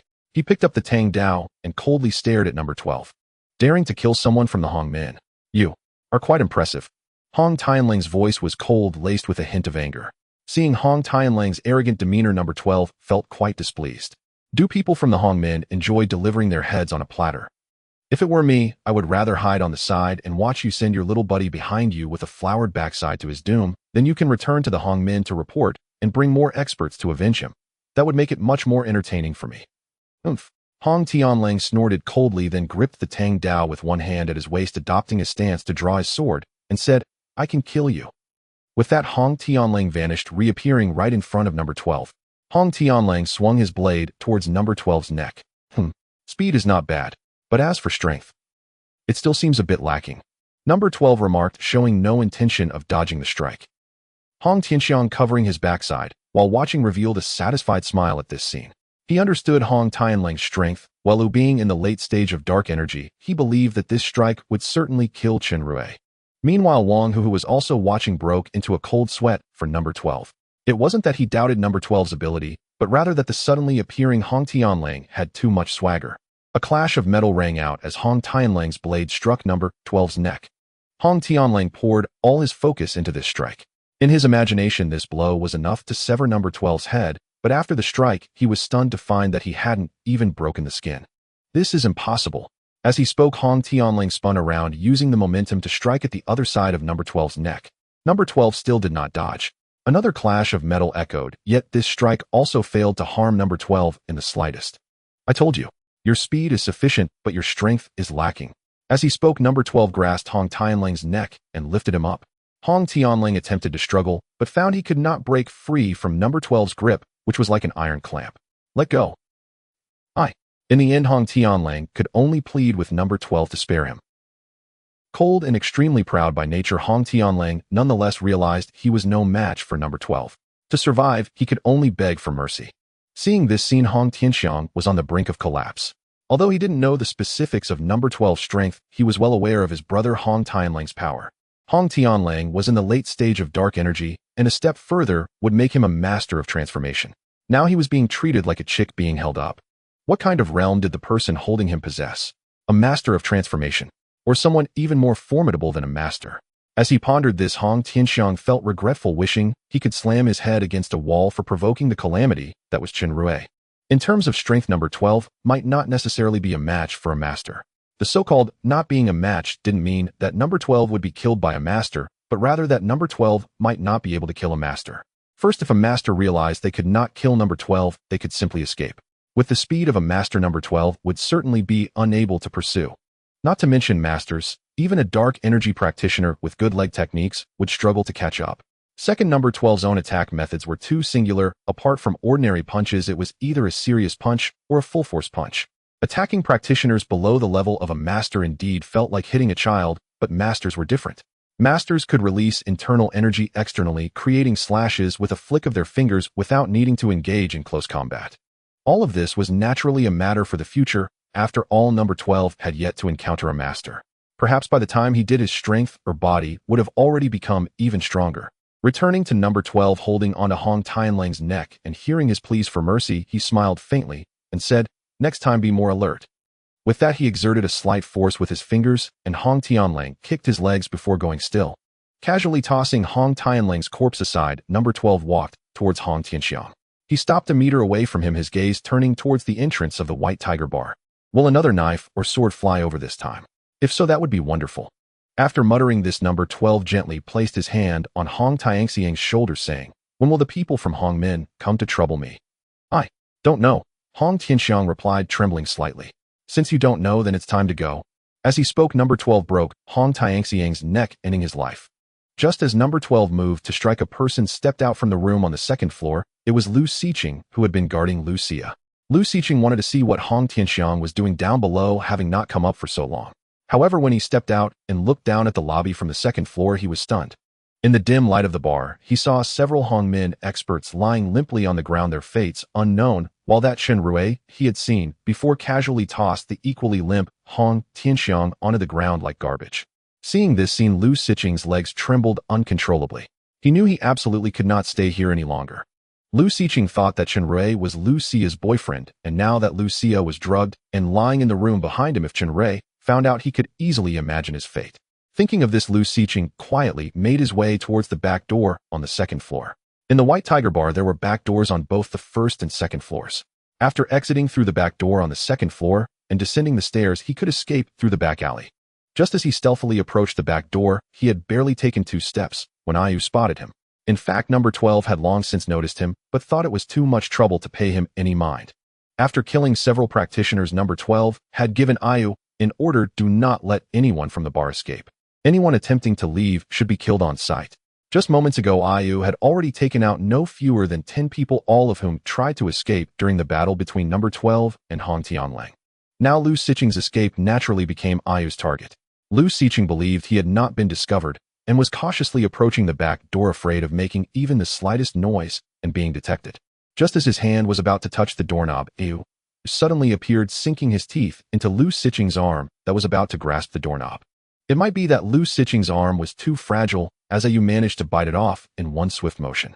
Lu Xiqing let out a scream akin to that of a pig being slaughtered, and while he was screaming, his other hand hurriedly grasped the doorknob, pulling the door open from the inside. At that moment, he could no longer care about the pain of his severed arm. Surviving was his top priority. Without a second thought, he dashed out the back door. Just as he was running down the stairs, his left foot tripped over his right, sending him tumbling down the stairs. The fall left Lu Xiqing dazed and bleeding.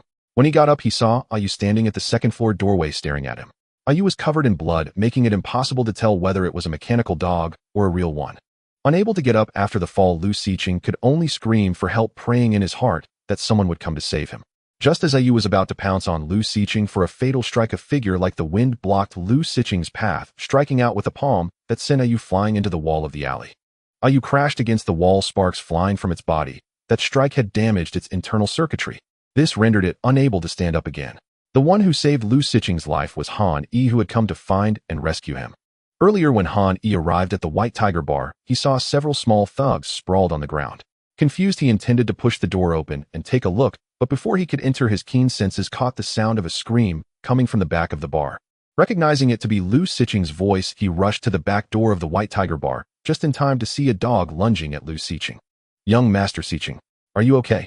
After sending Ayu flying with a palm strike, Han Yi hurried to Lu Xiqing's side. Lu Xiqing covered his bleeding, severed arm, his face growing increasingly pale. He was not a martial artist and lacked the skill to control his muscles to stop the bleeding. "Do I look fine like this? Hurry, take me to the hospital." Lu Xiqing gritted his teeth as he spoke. Han Yi nodded, picking Lu Xiqing up and running towards the entertainment street. Meanwhile, number 12, who was contemplating how to deal with the members of the Qilin gang, received a message from Ayu. Now number 12, Ayu and Frost Moon were all connected via wireless communication. Previously, they communicated through brainwaves, but now with number 12 being a mechanical body communication was even more convenient. IU is injured. The one who escaped has been rescued. After receiving the message, number 12 ordered Frostmoon to keep an eye on the situation and hurriedly ran towards the back door. When number 12 arrived at the alley behind the back door, he saw IU lying on the ground, unable to move. The palm strike from the dark energy martial artist had penetrated IU's shell, damaging the internal components, which was why IU could not move. Number 12 approached, gently pressing a button on the side of IU's neck. After a series of whirring sounds, IU transformed into a black box, though now the surface of the case was covered in tiny cracks. Picking up the box, number 12 entered the chat group. At that moment in the detention center, the board number 5 was chatting with his group friends. Number 5, number 2, do you think that since number 12 is so impressive now, will he one day suddenly decide to kill me? I can't handle it if he wants to. Number 2, you don't need to worry about that. If he wanted to harm you, the people in the group would definitely not allow it. Besides, he couldn't harm you. Number 5, how do you figure that? Number 2, don't forget that world is your world, and the reason the chat group can connect to your world is because of your existence. If you die, it signifies that the connection between the chat group and your world has been severed. Thus, number 12, who crossed over from other parallel worlds through the chat group, would naturally disappear or return to his original world. In your world, number 12 cannot harm you. He must protect you for his own sake. Number 5, how come I didn't know about these settings? Number 2, I discussed this matter with number 10 and number 1 some time ago when you weren't present. Didn't you check the chat records? Number 5, you all send 99 messages every day. Oh, I'm too lazy to check. Number 2, since you welcome number 12 to your world, I thought you knew about this. Number 5, I just simply welcome group friends to play in my world. At that time, I didn't think much when number 12 was about to die. I just wanted to save his life. Number 10, that's why number 5 is the kindest and most innocent person in the group. Number 8, I agree with the kindness, but let's skip the innocence. Don't forget the colorful little movies in the group files were all sent by him. Seeing number 8's comment, Chen Rui felt a bit embarrassed. After entering the detention center aboard Chen Rui began sharing resources in the group, and now there were already over 60 little movies in the group. Moreover, all 60 of them were high-quality ones. Number 12, number 10, IU is injured. Please help me repair it. Ding. Number 12 sent a special red envelope. Number 5, you finally come online. How's the situation over there? Did Wang Dahu get rescued? Number 12, everything went smoothly. In the small alley behind the White Tiger Bar, number 12, who had just sent IU out, began to recount the events that occurred at the White Tiger Bar today in his mind and sent it to the chat group. After sending it, number 12 returned to the White Tiger Bar. When number 12 returned, he saw Wang Dahu had already woken up from his coma. Wang Dahu, with his son's support, came to number 12 and deeply bowed. Mr. Chen, thank you for saving my life. In the future, feel free to command me. I, Wang Dahu, will not decline. No need for that. Number 12 waved his hand and said, I'm merely fulfilling a request for someone else. Wang Dahu naturally learned from Wang Hu that the person who looked exactly like Chen Rui was not Wang Hu's homeroom teacher, Mr. Chen, so he understood that number 12's fulfilling a request was certainly a request from Chen Rui. Just as Wang Dahu was about to say something else, number 12 suddenly interrupted, saying, Can you handle the situation here? How could that be? You saved my life, I cannot let you get into trouble again. Wang Dahu's tone was very sincere. Although the death of the members of the Hongmen here was indeed troublesome, he could not throw this trouble onto his savior. I don't want to say it a second time. If anyone asks, just say it was me, Chen 12, who did it. Seeing number 12's tone so firm, Wang Dahu thought for a moment and eventually nodded. P.S. Lu Siching Ha. Am not dead. How does that make you feel? Author, don't worry. You didn't die this time, but next time it will be worse. Since there's nothing wrong, I shall take my leave first. With that, no. 12 intended to leave while the chat group was already bustling with people tagging him frantically. Undoubtedly, it was no. 5 calling out to him. Wait. Just as no. 12 was about to exit the White Tiger Bar, Wang Hu called out to him. Mr. Chen, could you take me to the previous hospital? Tian Duo is still there without anyone to look after him. Upon hearing the name Tian Duo, Wan Hao, who had been treating the injuries of the Black Tiger Gang brothers at the back, turned his gaze. Little Hu. What happened to Tian Duo? Hearing Wan Hao's question, Wang Hu reluctantly replied, Tian Duo's arm was severed by someone named Hong Li. Upon learning that his son had his arm chopped off, Wan Hao, emotionally agitated, stepped forward. Take me there. I want to see how Tian Duo is doing. Mr. Chen, could you take me and Uncle Wan to the hospital? Wang Hu asked again. All right, let's go. No. 12 replied casually and led Shuang Yue towards the entrance of the White Tiger Bar. Just as no. 12 was about to reach the door, he caught a glimpse of Qi Lin trying hard to act inconspicuous. I forgot something. While speaking, no. 12 approached Qi Lin and grabbed him by the neck. Don't kill me. Desperate, Qi Lin pleaded, hoping no. 12 would spare his life. Just as No. 12 was about to squeeze the life out of him, he suddenly seemed to recall something and abruptly loosened his grip.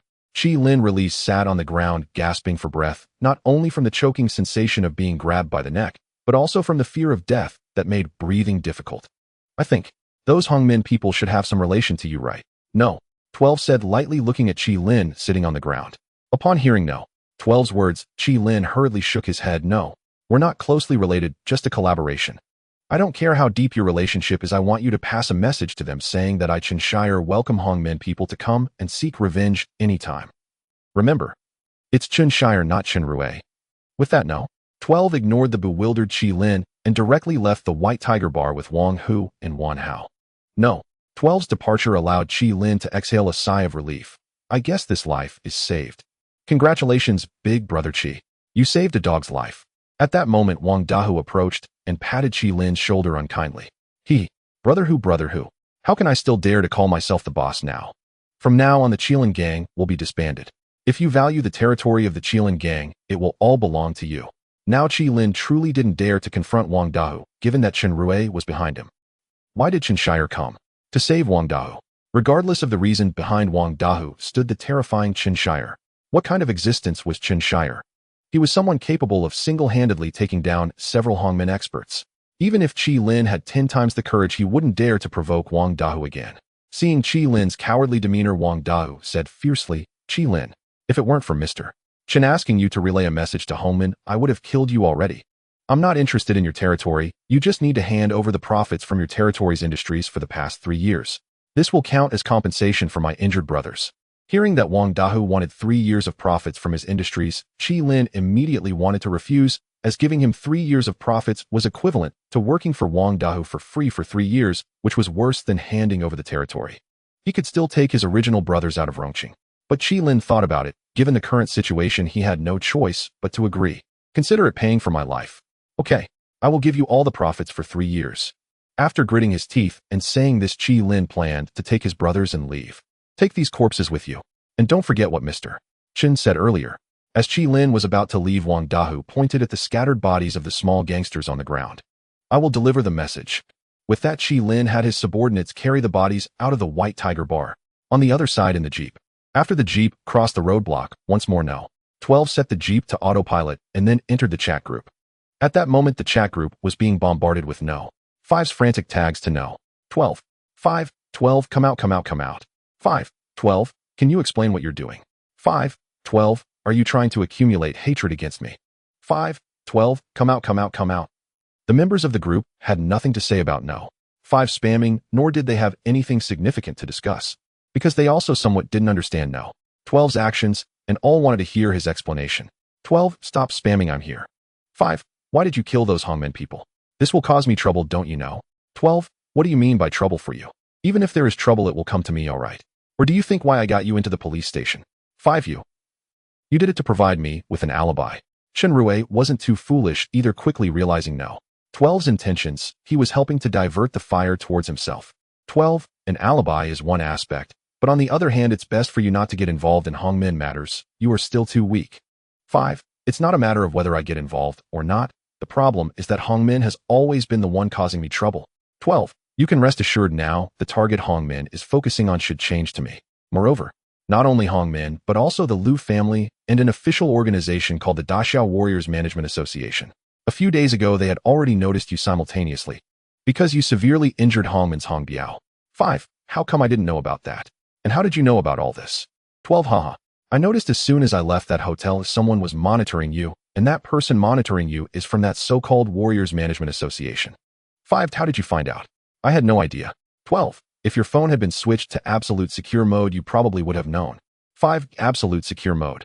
12. It's a security protection program that not only safeguards your own network devices, but also probes surrounding electronic devices. When sensitive words or language appear from surrounding electronic devices, you will receive a notification. At this moment, number 10 explained what the absolute safety mode was. Number 12, that's right, the person monitoring you has several text messages about you on their phone. The most important thing is that they are still editing, including the text messages about how you conjured a box out of thin air and I was resurrected from that box. Then our secret would be exposed. Number 12, since I've discovered it, I won't let them send out the information. I hacked their phone before they could send any messages. In the detention center, Chen Rui swallowed nervously. He felt a bit scared. Without number 12, he might not be in the detention center now, but in a research facility instead. Number 5, how long have they been monitoring me? Are there any other secrets, like if I conjured a car out of thin air or something like that? Number 12, don't worry, I've gone through their phone and found no other secrets leaked. The reason they are tracking you is to investigate your identity. They learned that you severely injured Hong Biao of the Hongmen, and they suspect you might be involved with the underground martial arts world. The surveillance likely began when you drove out of Wang Dahe's villa community. Now Chen Rui felt immense admiration and gratitude towards number 12. He never expected that as soon as number 12 arrived in this world, they would uncover so many clues that were detrimental to him. Number 5, so what happened to the person who was monitoring me? Number 12 killed. Number 5 killed. When did you take action? I had no idea. Number 12, it was while you were entangled with that female police officer. Number 5. Number 2, it seems like you've misunderstood number 12 from the beginning. It seems they have been helping you all along. Number 12, I had no choice. They were so weak that I spent some time hacking into the internal data of the Hongmen. This organization is quite powerful with no less than 5 masters, and being a master in Hongmen does not mean being the strongest. With my current strength, I am not their match.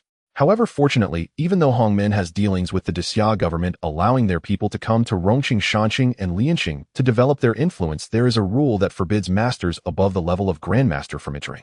Looking at number 12's words, Chen Rui began to ponder. He felt that he might have been wrong from the start. Now that he had become a martial artist and entered the martial artist circle, getting stronger is the only path. The path of a martial artist is like rowing upstream. Behind the water is not a calm lake, but an abyss. If you don't want to die, you can only move forward. Chen Rui thought about it. Without number 12's intervention, the consequences could have been severe. First, the Xia Martial Artist Management Association. If number 12 hadn't alerted him that he was being monitored one day, he might have pulled out a Harley or something else in front of the monitor. Because of this, he could have been arrested. Whether or not he would do research is another matter, but being monitored was a certainty. Secondly, there was Hongmen. Chen Rui already had a grudge against them. He wanted to live a peaceful life, but would Hongmen allow him to do so? You could tell from Hong Li's attitude. After meeting, he didn't say a word before drawing his knife. But now with number 12's intervention, Hongmen would likely not focus their attention on him anymore. Lastly, there was the Liu family, which should have some connection to Lucia. Because at the end of the video sent by number 12, he saw Liu Xiqing. Chen Rui knew nothing about the Liu family, but since number 12 said they were also keeping an eye on him, it should be accurate. The focus returned to the group chat. At this moment, number 12 felt vindicated. He never intended to truly betray number 5. Though sending number 5 to the detention center was indeed amusing. Number 4, I thought number 12 would be the first member to be permanently muted and sent to the black room. You made me look forward to it for quite a while. Number 12 muted. Black room. What does that mean? Number 3, you joined the group relatively late, and your previous activity level in the group was also low, so you don't know this implicit rule set by Master 1. It means that if anyone intentionally harms or injures group members or the worlds they belong to, they will be permanently locked in the black room. Number 1, if you had explained a bit later, I would have almost taken action. Number 12, that can't be right. Number 1, it can be. First, whether it's intelligence or strength, you completely overshadow number 5. Secondly, you just came out from the wasteland world. No one can say how your mindset will change. Sitting in the driver's seat, number 12 nervously swallowed. If he were permanently muted and locked in the black room, he could hardly imagine what life without the chat group would be like. On the other side, Chen Rui felt a headache from the words of Master 1. He wanted to retort that his intelligence was quite high and that he could improve his strength, but thinking about the gap between him and number 12, Chen Rui could only chuckle helplessly. However, he had also made up his mind to become stronger. He believed that with the resources available in the group, becoming stronger would be a matter of moments. Forget about the mindset of a small citizen and the ideals of a salted fish. From now on, I will no longer be a salted fish. I will cultivate and become someone who can tread the clouds with martial arts. Just as Chen Rui was feeling passionate within, a young man, wearing only underwear, patted him on the shoulder. Chen Rui turned to look and saw the man who had previously despised his nakedness grinningly asking, "Brother, since you can't sleep anyway, why not come play Dodiju with us? We're one short. Bet on pulling hair. Lose 1 round and I pull 3. Upon hearing pulling hair, Chen Rui instinctively looked down and felt he had quite a bit. Let's do it. Chen Rui then started playing Dodiju with the 2 gamblers. As for cultivating and getting stronger, that could wait until after he got out of the detention center. On the other side, number 12 chatted with the group for a while and then drove to the city center hospital. By the time the 3 arrived at the hospital entrance, it was already past 3 in the morning. Although the hospital was lit, it was quite sparsely populated. After getting out of the car, Wan Hao hurriedly ran into the hospital, while Wang Hu led the way. As for number 12, he initially planned to visit the Liu family. But after thinking it over, he decided against it. Since Yu had bitten off Liu Siqing's arm, even if number 12 didn't go looking for them, they would likely come to find him. Though number 12 said he was always helping Chen Rui dealing with these matters to keep himself from being bored was one of his objectives. I haven't seen such a beautiful moon in a long time. As he spoke, number 12 caught a glimpse of a car behind him, which had two people in urban management uniforms. These two were indeed from the Siam Martial Artist Management Association. As expected of an official organization, their speed is remarkable. As for why they wore urban management uniforms, the reason was quite simple. Their public identity was indeed as urban management officers. Yes, they were those urban management officers who fought wits with street vendors every day. Glancing at the two urban management officers who thought they weren't being noticed, number 12 couldn't help but sigh in his heart. It seems things won't be boring for a while. P.S. The author has not forgotten Lucia.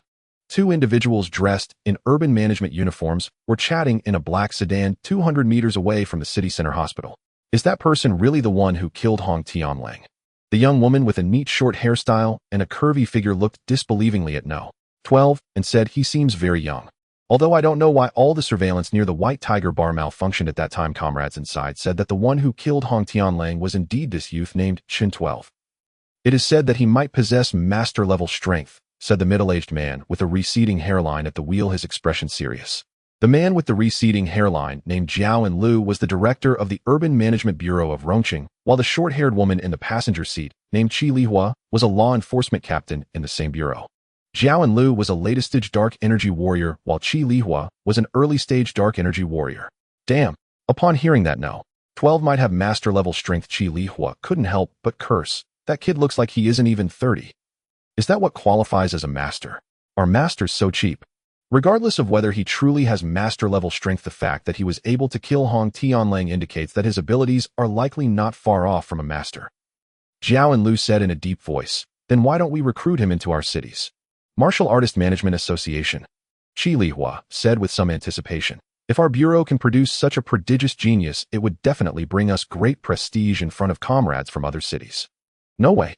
Zhao and Lu shook his head and replied. Right now we need him to deal with those disciples from the Hongmen who have come to Daxia. We cannot let him join the organization for the time being. Have we clarified his identity yet? Qi Lihua asked again. Yes, we have clarified. Zhao and Lu nodded and continued. Chen 12 was born in Jichang Town at the foot of Changbai Mountain. 14 years ago, a report was made to the police station in Jichang Town regarding a missing person. He has a mother and a brother at home, and that brother is the Chen Rui we noticed a couple of days ago. It's obvious to anyone with eyes that Chen Rui and Chen 12 are likely brothers. By the way, what happened to Chen 12's disappearance 14 years ago? Did he gain this strength during his time of disappearance? Hearing Qi Lihua's question, Zhao and Lu shook his head. I don't know. The case of the missing person from 14 years ago was directly destroyed after being entered into the computer. There were some specific details in the backup files on the computer, but there wasn't that much clarity. As for his strength, I suspect he may have inadvertently entered some hidden sect near Changbai Mountain. It seems that without asking him directly, we cannot clarify this matter. Zhao and Lu shrugged helplessly indeed. But before we ask him, we could first inquire about that Chen Rui. Chen Rui is also a martial artist, though not very strong. However, since these two are brothers, Chen Rui might know some things about Chen 12. No. 12 was fully aware of the investigation conducted by the Martial Artist Management Association. In fact, he had inputted that information himself. As for the matter of the Martial Artist Management Association using him as a pawn, No. 12 was completely indifferent. Not only indifferent, but he was also somewhat excited. No. 12 already knew that while he was driving to the hospital, the Martial Artist Management Association had secretly sent his information and the fact that he had killed several individuals from the Hongmen to other disciples of the Hongmen in Daxia. This meant that in the coming days, individuals from the Hongmen might come knocking at any moment. After gazing at the moon for a while, No. 12 also entered the hospital intending to check on Wan Tianda's condition. After all, it was pointless to just stand outside the hospital. As soon as he entered the hospital, No. 12 saw a girl hurriedly walking towards him. Mr. Chen, she stopped him in his tracks. With a choked voice, she said, how could you do this to me? You left me alone in the hospital. Do you know that the hospital conducted several tests while I was unconscious, costing me thousands of dollars? Moreover, my electric bike was stolen, and most importantly, the hospital mistook me for a relative of that Wan Tiandu. I took care of him for half the night. Why am I so unlucky when I encounter you?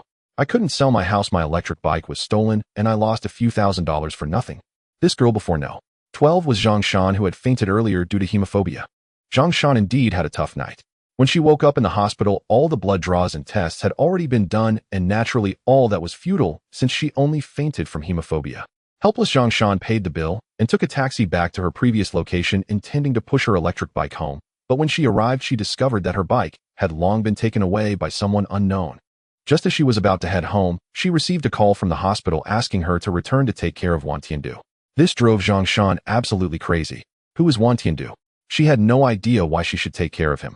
However, upon hearing that Wan Tiandu was at the hospital with her, and that both were handed over to the hospital by the same person, Zhang Shan realized it was very likely Chen Rui who had placed them there.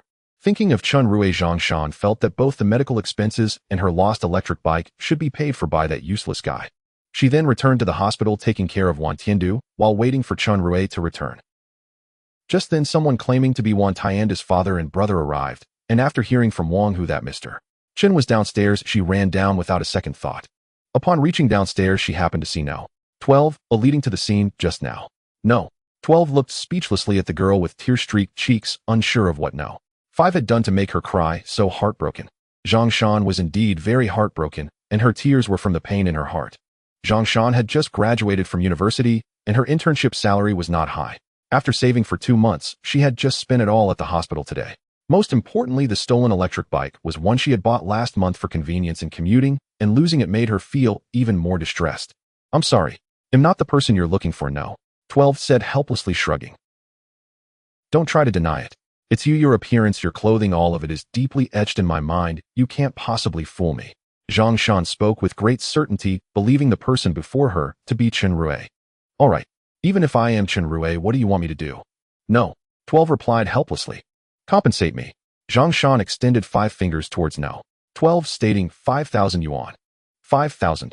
Number 12 asked in confusion. Zhang Shan nodded. All right. Number 12 responded and walked towards the hospital. Hey. Zhang Shan was surprised that number 12 agreed and left. Just as she was about to stop him, her phone suddenly received a text message. Zhang Shan took out her phone to take a look, and when she saw the content of the message, she was stunned because it was a notification that 5,000 had just been deposited into her bank account. Did he send this? Zhang Shan murmured, but he hasn't even taken out his phone. Thinking of this, Zhang Shan hurriedly ran behind number 12, who was waiting for the elevator, and called out to him, Mr.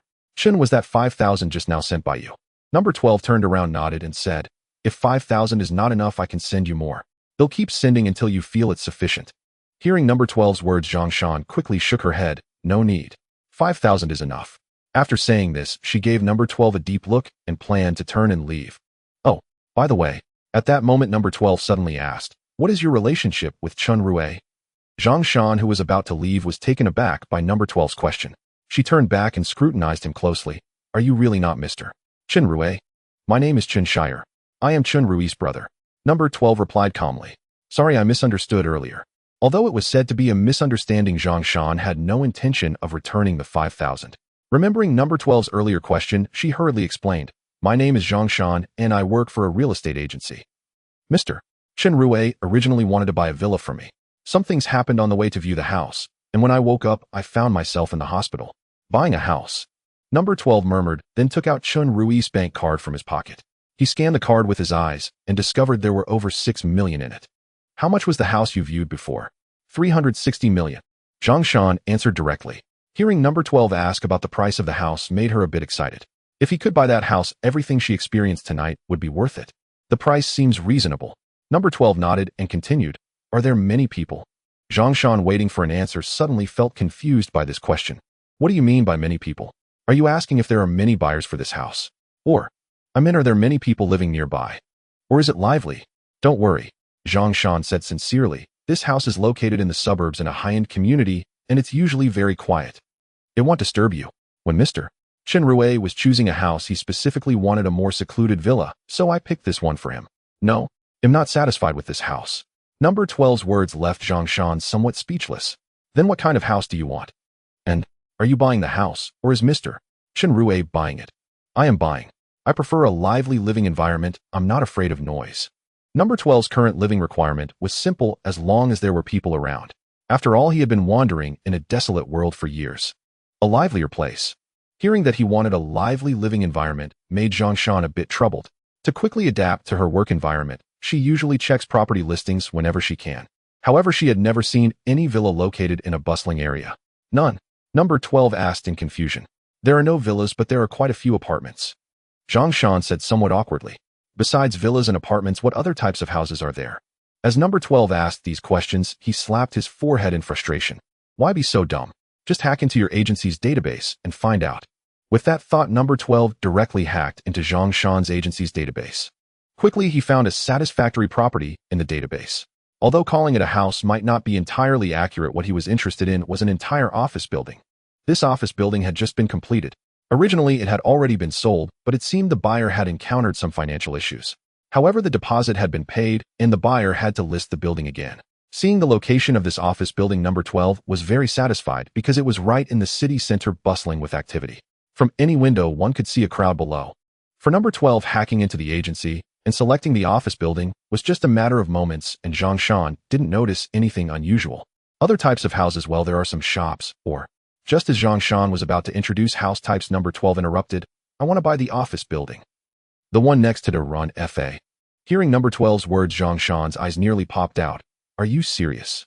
That office building is worth at least over $1 billion. Zhang Shan couldn't even imagine it. If she really sold the office building, she would definitely reach the peak of her career. Forget about getting promoted, becoming CEO, marrying a wealthy, handsome man, reaching the pinnacle of life, that would all be guaranteed. As he spoke, number 12 took out Chen Rui's bank card. His eyes emitted a red glow, and soon the card had an additional $5 billion in cash, all legitimate funds with no issues. This money was the clean funds from several money laundering companies. Whether those money laundering companies would go bankrupt due to this loss was none of his concern. Handing over the bank card containing over $5 billion to Zhang Shan, he said, "This card has $5 billion. The password is 666. Buy that office building for me." As he spoke, number 12 also took out Chen Rui's ID card. Just purchase it in his name. The property should also be under his name. Receiving the bank card and ID card, Zhang Shan felt as if she was in a daze. When Zhang Shan came to her senses, number 12 had already entered the elevator. Seeing this, she hurriedly ran out of the hospital and found a 24-hour self-service bank. Zhang Shan wanted to check whether there was really that much money in the bank card. If there was indeed that much money, then what Chen Shire said about buying the office building must be true. If not, then it could only be said that Chen Shire was really good at acting cool. She inserted the card and entered the password. As the self-service bank's page refreshed, Zhang Shan's heart was racing.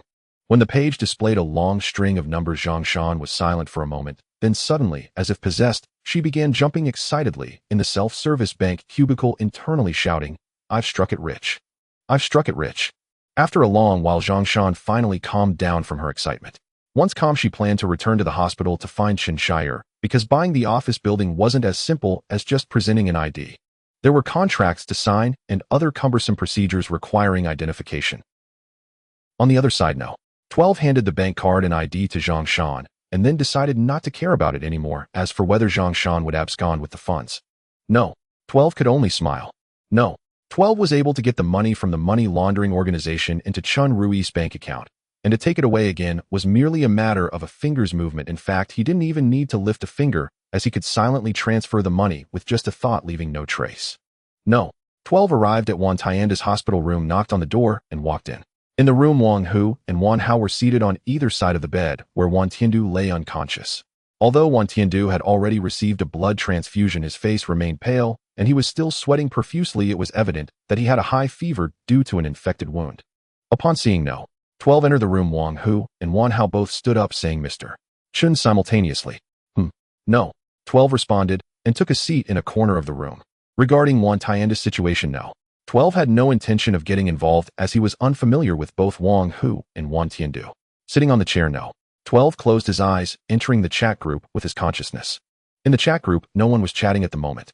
No. 12, is there no one here? No. 13. Oh, finally someone is here to chat. No. 13. No. 12, how is life in No. 5's world? If you're feeling bored, you can choose to come to my place. Although it might still be boring here, I can take you to the spirit realm. No. 12, it's not bad, but as for going to your world, I probably can't do that. No. 13, why not? No. 12, after my soul traveled, the ability to traverse souls can no longer be used unless the soul returns to its original world, but my world is in a time of magic's decline, and my soul would likely dissipate upon returning. No. 13, that's simple. You just need to cultivate the secret methods of the soul. As long as your soul is solid and strong enough, you can linger even in a world devoid of spiritual energy. As long as you have that moment, can't you then achieve soul transference? No. 13. However, the premise of cultivating soul methods is that you need to have a physical body. No. 12. Why do I need to cultivate a physical body for soul methods? No. 13. The reason is simple. If the soul is water, then the physical body is the container for the water. If you cultivate the soul, it's like increasing the amount of water. If the amount of water increases, but the container remains the same size, it will overflow, leading to potential issues with your body due to the excessive power of the soul. Even if you do not cultivate the physical body, you can rely on the gene potions provided by No. 2 to strengthen your body, as long as the physical body is powerful enough. No. 12. So you're saying that I need a normal person's body no matter what I do now? No. 13. Of course, while your current body is convenient, it indeed has significant limitations. Seeing No. 13's words, No. 12 realized that his current body was indeed strong compared to ordinary people or weaker martial artists, but it was still insufficient against masters and beyond. If one relies on cultivation to grow stronger, as long as there are enough resources, it is essentially limitless. No. 12. Got it. I will clone a physical body as soon as possible. No. 13. Then I'll send my soul secret method to the group files. Whenever you have a body, just go check it out. No. 12. Understood. By the way, have you escaped from the psychiatric hospital? No. 13. Not yet. I've been reading the novels and anime that No. 5 posted lately. Escaping from the psychiatric hospital is not urgent. I can go out whenever I want. After all, I have already successfully established my foundation. No. 12. How many days has it been? Your cultivation speed is too fast, right? No. 13. What is this? As long as there are resources, everything is trivial. I'm just retracing my steps. The resources No. 13 mentioned actually refer to that electric helmet headband. Since obtaining this helmet, he has been wearing it and allowing his body to be continually tempered by the electric current along with the spirit stones obtained from No. 1 and others to cultivate back to his previous peak, which would not take many years. No. 12. Someone is looking for me. I'm logging off now. No. 13. Okay. I'm going to read some novels too. No. 12 opened his eyes to see Zhang Shan standing in front of him, her face slightly flushed from excitement. What's wrong? No. 12 asked in confusion. Mr. Chen, if you want to buy an office building, you can't rely solely on an ID card. There are many cumbersome procedures that require you to personally. But before Zhang Shan could finish, No. 12 raised his right hand, interrupting her. If I wanted to handle these things myself, why would I need you? If legal procedures are required, just use the money in the card to hire a lawyer. Once everything is sorted, just need to sign my name and provide a fingerprint for verification. Hearing No. 12's words, Zhang Shan was somewhat speechless, ultimately leaving the hospital awkwardly. She planned to find her boss at the intermediary company early tomorrow, as it seemed that only the boss could resolve this matter. After Zhang Shan left, No. 12 began to rest with his eyes closed. The ability to sleep or enter a dormant state was something No. 12 had specifically asked No. 2 to add to this body, as he had hardly slept well in his past life. When No. 12 woke up again, the sky was already bright. In the hospital room, only Wang Hao and Wang Tiandu lying on the bed remained. Where is Wang Hu? No. 12 asked in confusion. Upon seeing No. 12 awake, Wang Hao quickly stood up and respectfully said Wang Hu went to school to ask for leave for Tiandu and himself. Oh, No. 12 looked at the time and found it was almost 9 o'clock. Go bring No. 5 out. But before bringing No. 5 back, there's something else I need to take care of. Thinking of No. 5, No. 12 stood up and left the hospital. After going downstairs, he started the jeep and drove directly to Zhilan High School. Arriving at the gate of Zhilan High School, the security guard saw an unfamiliar car and immediately stopped it. Non-school vehicles are prohibited from entering. Hearing the security guard's voice, No. 12 rolled down the window. When the guard saw No. 12's face, he looked surprised. Mr. Chen, did you buy a car? No. 12 nodded. Can I go in? Of course. As he spoke, the guard cleared the way and opened the school gate. No. 12 drove into the school, parked in a space reserved for teachers, and headed toward the teaching building. Just as he was about to enter, he saw Wang Hu, who was being reprimanded by a male teacher. Wang Hu had a defiant look on his face. Number 12 stepped forward and looked at Wang Hu, saying, Wang Hu, what's going on? Upon seeing the somewhat cold gaze of number 12, Wang Hu realized that this was not teacher Chen, but Chen 12, and thus he did not finish his sentence.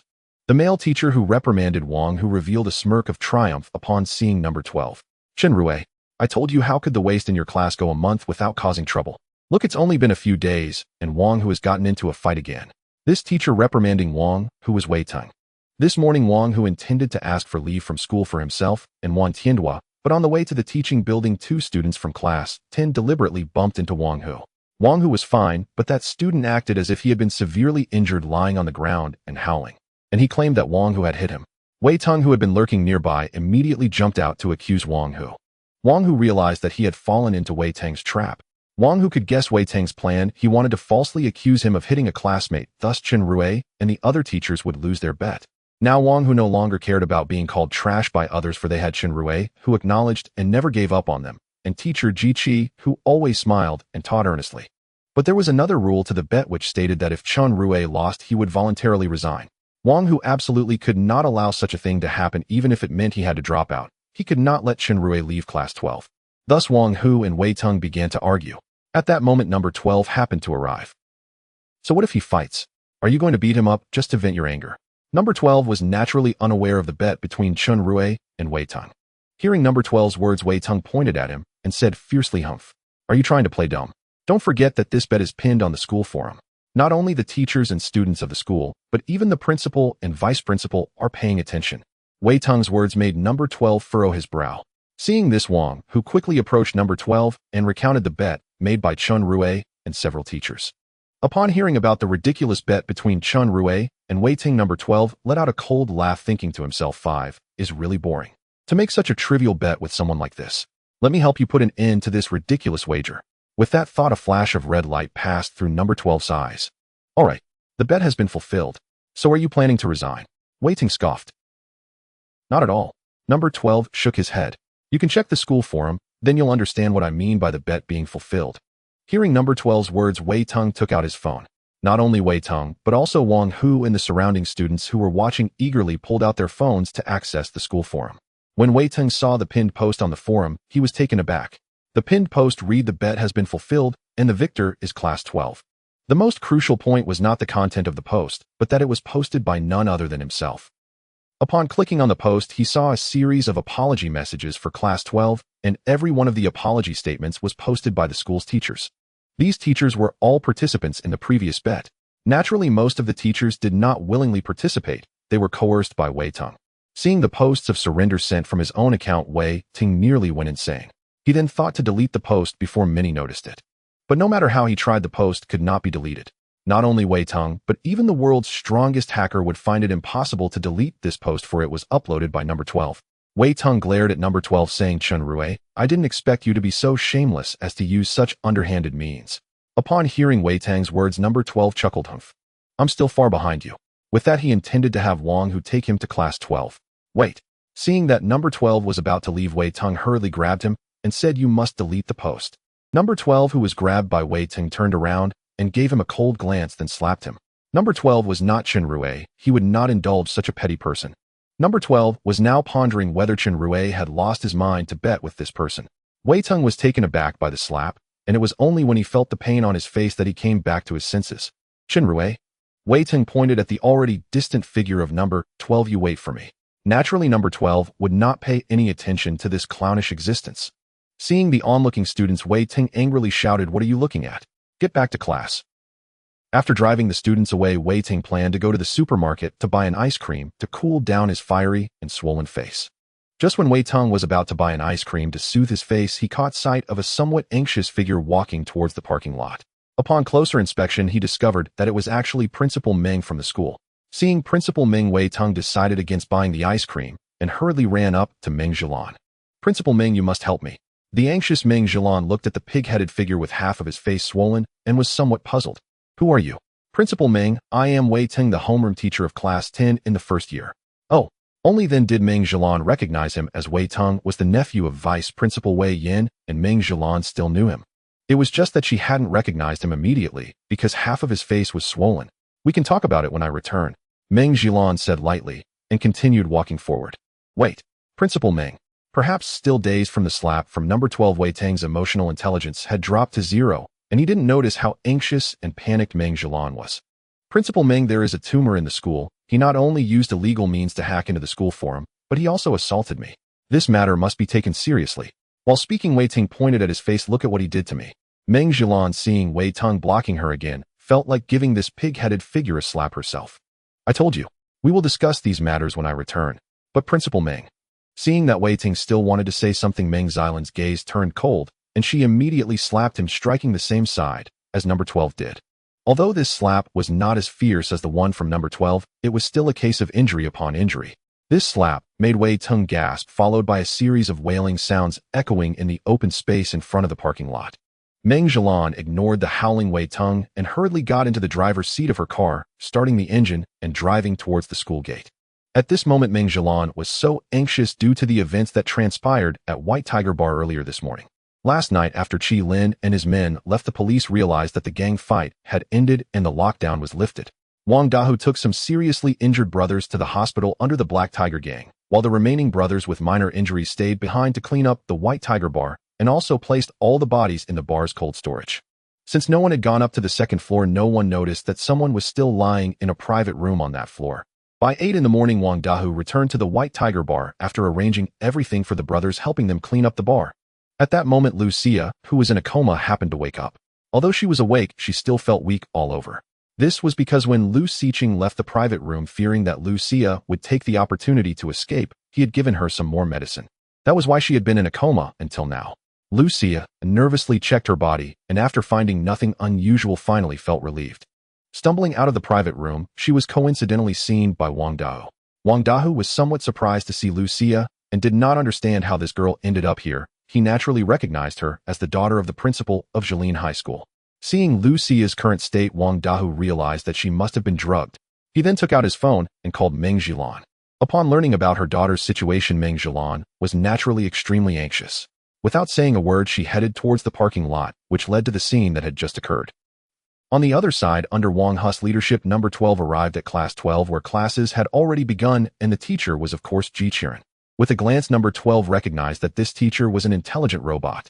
However, the technological sophistication was certainly incomparable to number 12's own body.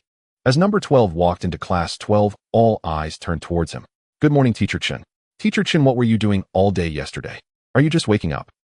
Many students present did not recognize that the person before them was not their teacher Chen, but only Wu Chou and Ji Qiren knew that this was not Chen Rui. Wu Chou could tell that number 12 was not Chen Rui because there was no aura of a martial artist around him, while Ji Qiren knew because Chen Rui was her master. Another person who looks so much like Brother Wu. Chen Rui was indeed right. There are many people in this world who look alike. Wu Chou exclaimed, gazing at number 12. Number 12 nodded slightly at the students, then scanned the entire class. Soon his gaze fixed upon Su Tianxi, who was sitting in the back row along with the students beside him. The purpose of number 12's visit was to observe Su Tianxi and deal with his monitor. In fact, the deal between the Hongmen and Da Xiao was related to Su Tianxi. Su Tianxi's parents Su Bin and Bai Qiulin are experts in biological genetics in Da Xia. A few years ago, when they were on a plane to a conference in an island nation, the plane had an accident and everyone on board perished. In fact, this plane accident was premeditated, aimed at kidnapping Su Tianxi's parents to force them to assist in research, and the organization behind the kidnapping was known as the White Lotus Sect. Naturally, the kidnapped Su Bin and Bai Qiulin refused to compromise, as the research demanded by the White Lotus Sect involved human genetic modification. This experiment was inhumane, as achieving results required many test subjects who were undoubtedly human. The White Lotus Sect had long anticipated Su Bin and his wife's refusal. They employed a technique passed down in the sect called the soul confusion method. Although the name sounds crude, it is quite effective. Using this method, the White Lotus Sect discovered the couple's weakness, Su Tianxi. The fact that Su Bin and his wife had a son was unknown to the Da Xiao government. Su Bin did not want their identities to endanger their son, so he kept his son's existence a secret, even sending Su Tianxi to an orphanage named Qidian. Su Bin and his wife regularly donated to Qidian orphanage, ensuring that Su Tianxi could live a good life, while preventing others from suspecting his relationship with them. However, Su Bin did not expect the White Lotus Sect to use such hypnotic methods. His willpower was quite strong, and simple hypnosis could not make him reveal his secrets, but the soul confusion method was different. Thus, the White Lotus Sect threatened the couple with Su Tianxi's life, and in the end, Su Bin and his wife had no choice but to compromise for their son. Meanwhile, the White Lotus Sect began to send people to monitor Su Tianxi. Su Tianxi did not know much about his parents. He only received periodic letters. He understood that his parents cared about his safety and could not meet him, so he did not hate them. Perhaps because both parents were geniuses, Su Tianxi was also quite sharp. After finishing middle school, he directly enrolled for the college entrance examination, achieving excellent results and getting accepted into Yenjing University. Just as he was excitedly preparing to register at Yanda, a monitor from the White Lotus sect blocked his path, showing him a photo of his parents and telling him that if he went to Yanda, his parents would die. The White Lotus sect did not want Su Tianxi to enter Yanda because Yanda was located in the capital Yinjing, which posed too great a risk for them in terms of actions and contacting their superiors. That was why they prevented Su Tianxi from entering Yinjing University. It was precisely because of this threat that Su Tianxi gave up the opportunity to go straight to Yanda and instead enrolled in Jilin High School's Class 12. The deal between the Hongmen and Da Xiao was to inform Da Xiao that Su Bin and Bai Qilin were alive and in the hands of the White Lotus sect. The White Lotus sect had used the two to develop a genetic agent that would grant humans the powerful physiques of animals. The reason Su Bin and his wife compromised was that the White Lotus sect held their son hostage, who was currently under surveillance by the sect in Da Xia. If they wanted to know who Su Bin and Bai Qilin's son was, as well as the location of the White Lotus sect's research facility, they needed to allow the Hongmen to establish a presence in the underground martial arts world of Rongqing Mountain City and Lianqing in Da Xia. Upon hearing this news, the Da Xia government naturally took it very seriously. After all, what was the White Lotus sect? It was a cult that had been opposing the Da Xia government for centuries. Heaven knows what harm the White Lotus sect could bring to Da Xia if they possessed such genetic agents. For the Hongmen to establish a presence in Daxia's martial arts community, there was no loss to the Da Xia government. The martial arts community in Da Xia was already under the government's control. Even if the Hongmen established a presence, what difference would it make? It would still be under the control of the Da Xia government. Moreover, the Da Xiao government could easily eliminate all members of the Hongmen once they learned about Su Bin and Bai Qilin's son's identity. And they believed that entering Daxia's martial arts community was not that easy. If they learned that the Hongmen had returned to Da Xiao, the martial arts community would definitely send someone to deal with them.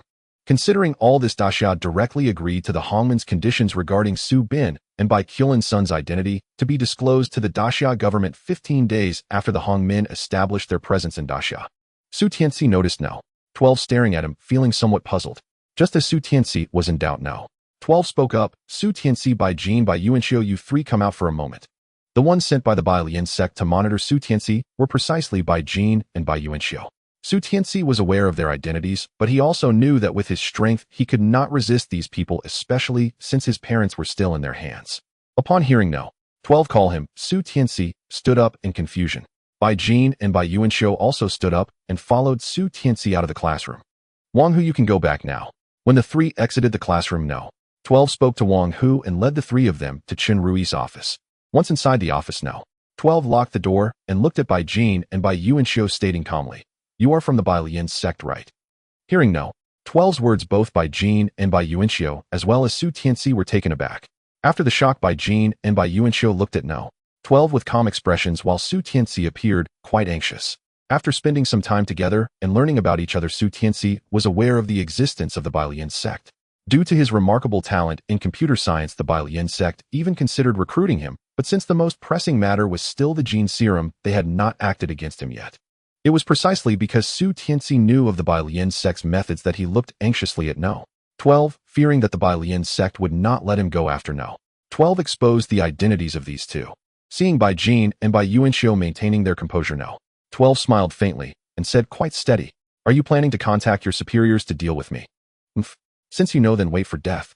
Bai Yuanxiu said coldly. No. 12 chuckled, stepping forward to grasp each of their necks. Sigh, why are there so many dangers around No. 5. Honestly, I didn't plan to get involved in this matter.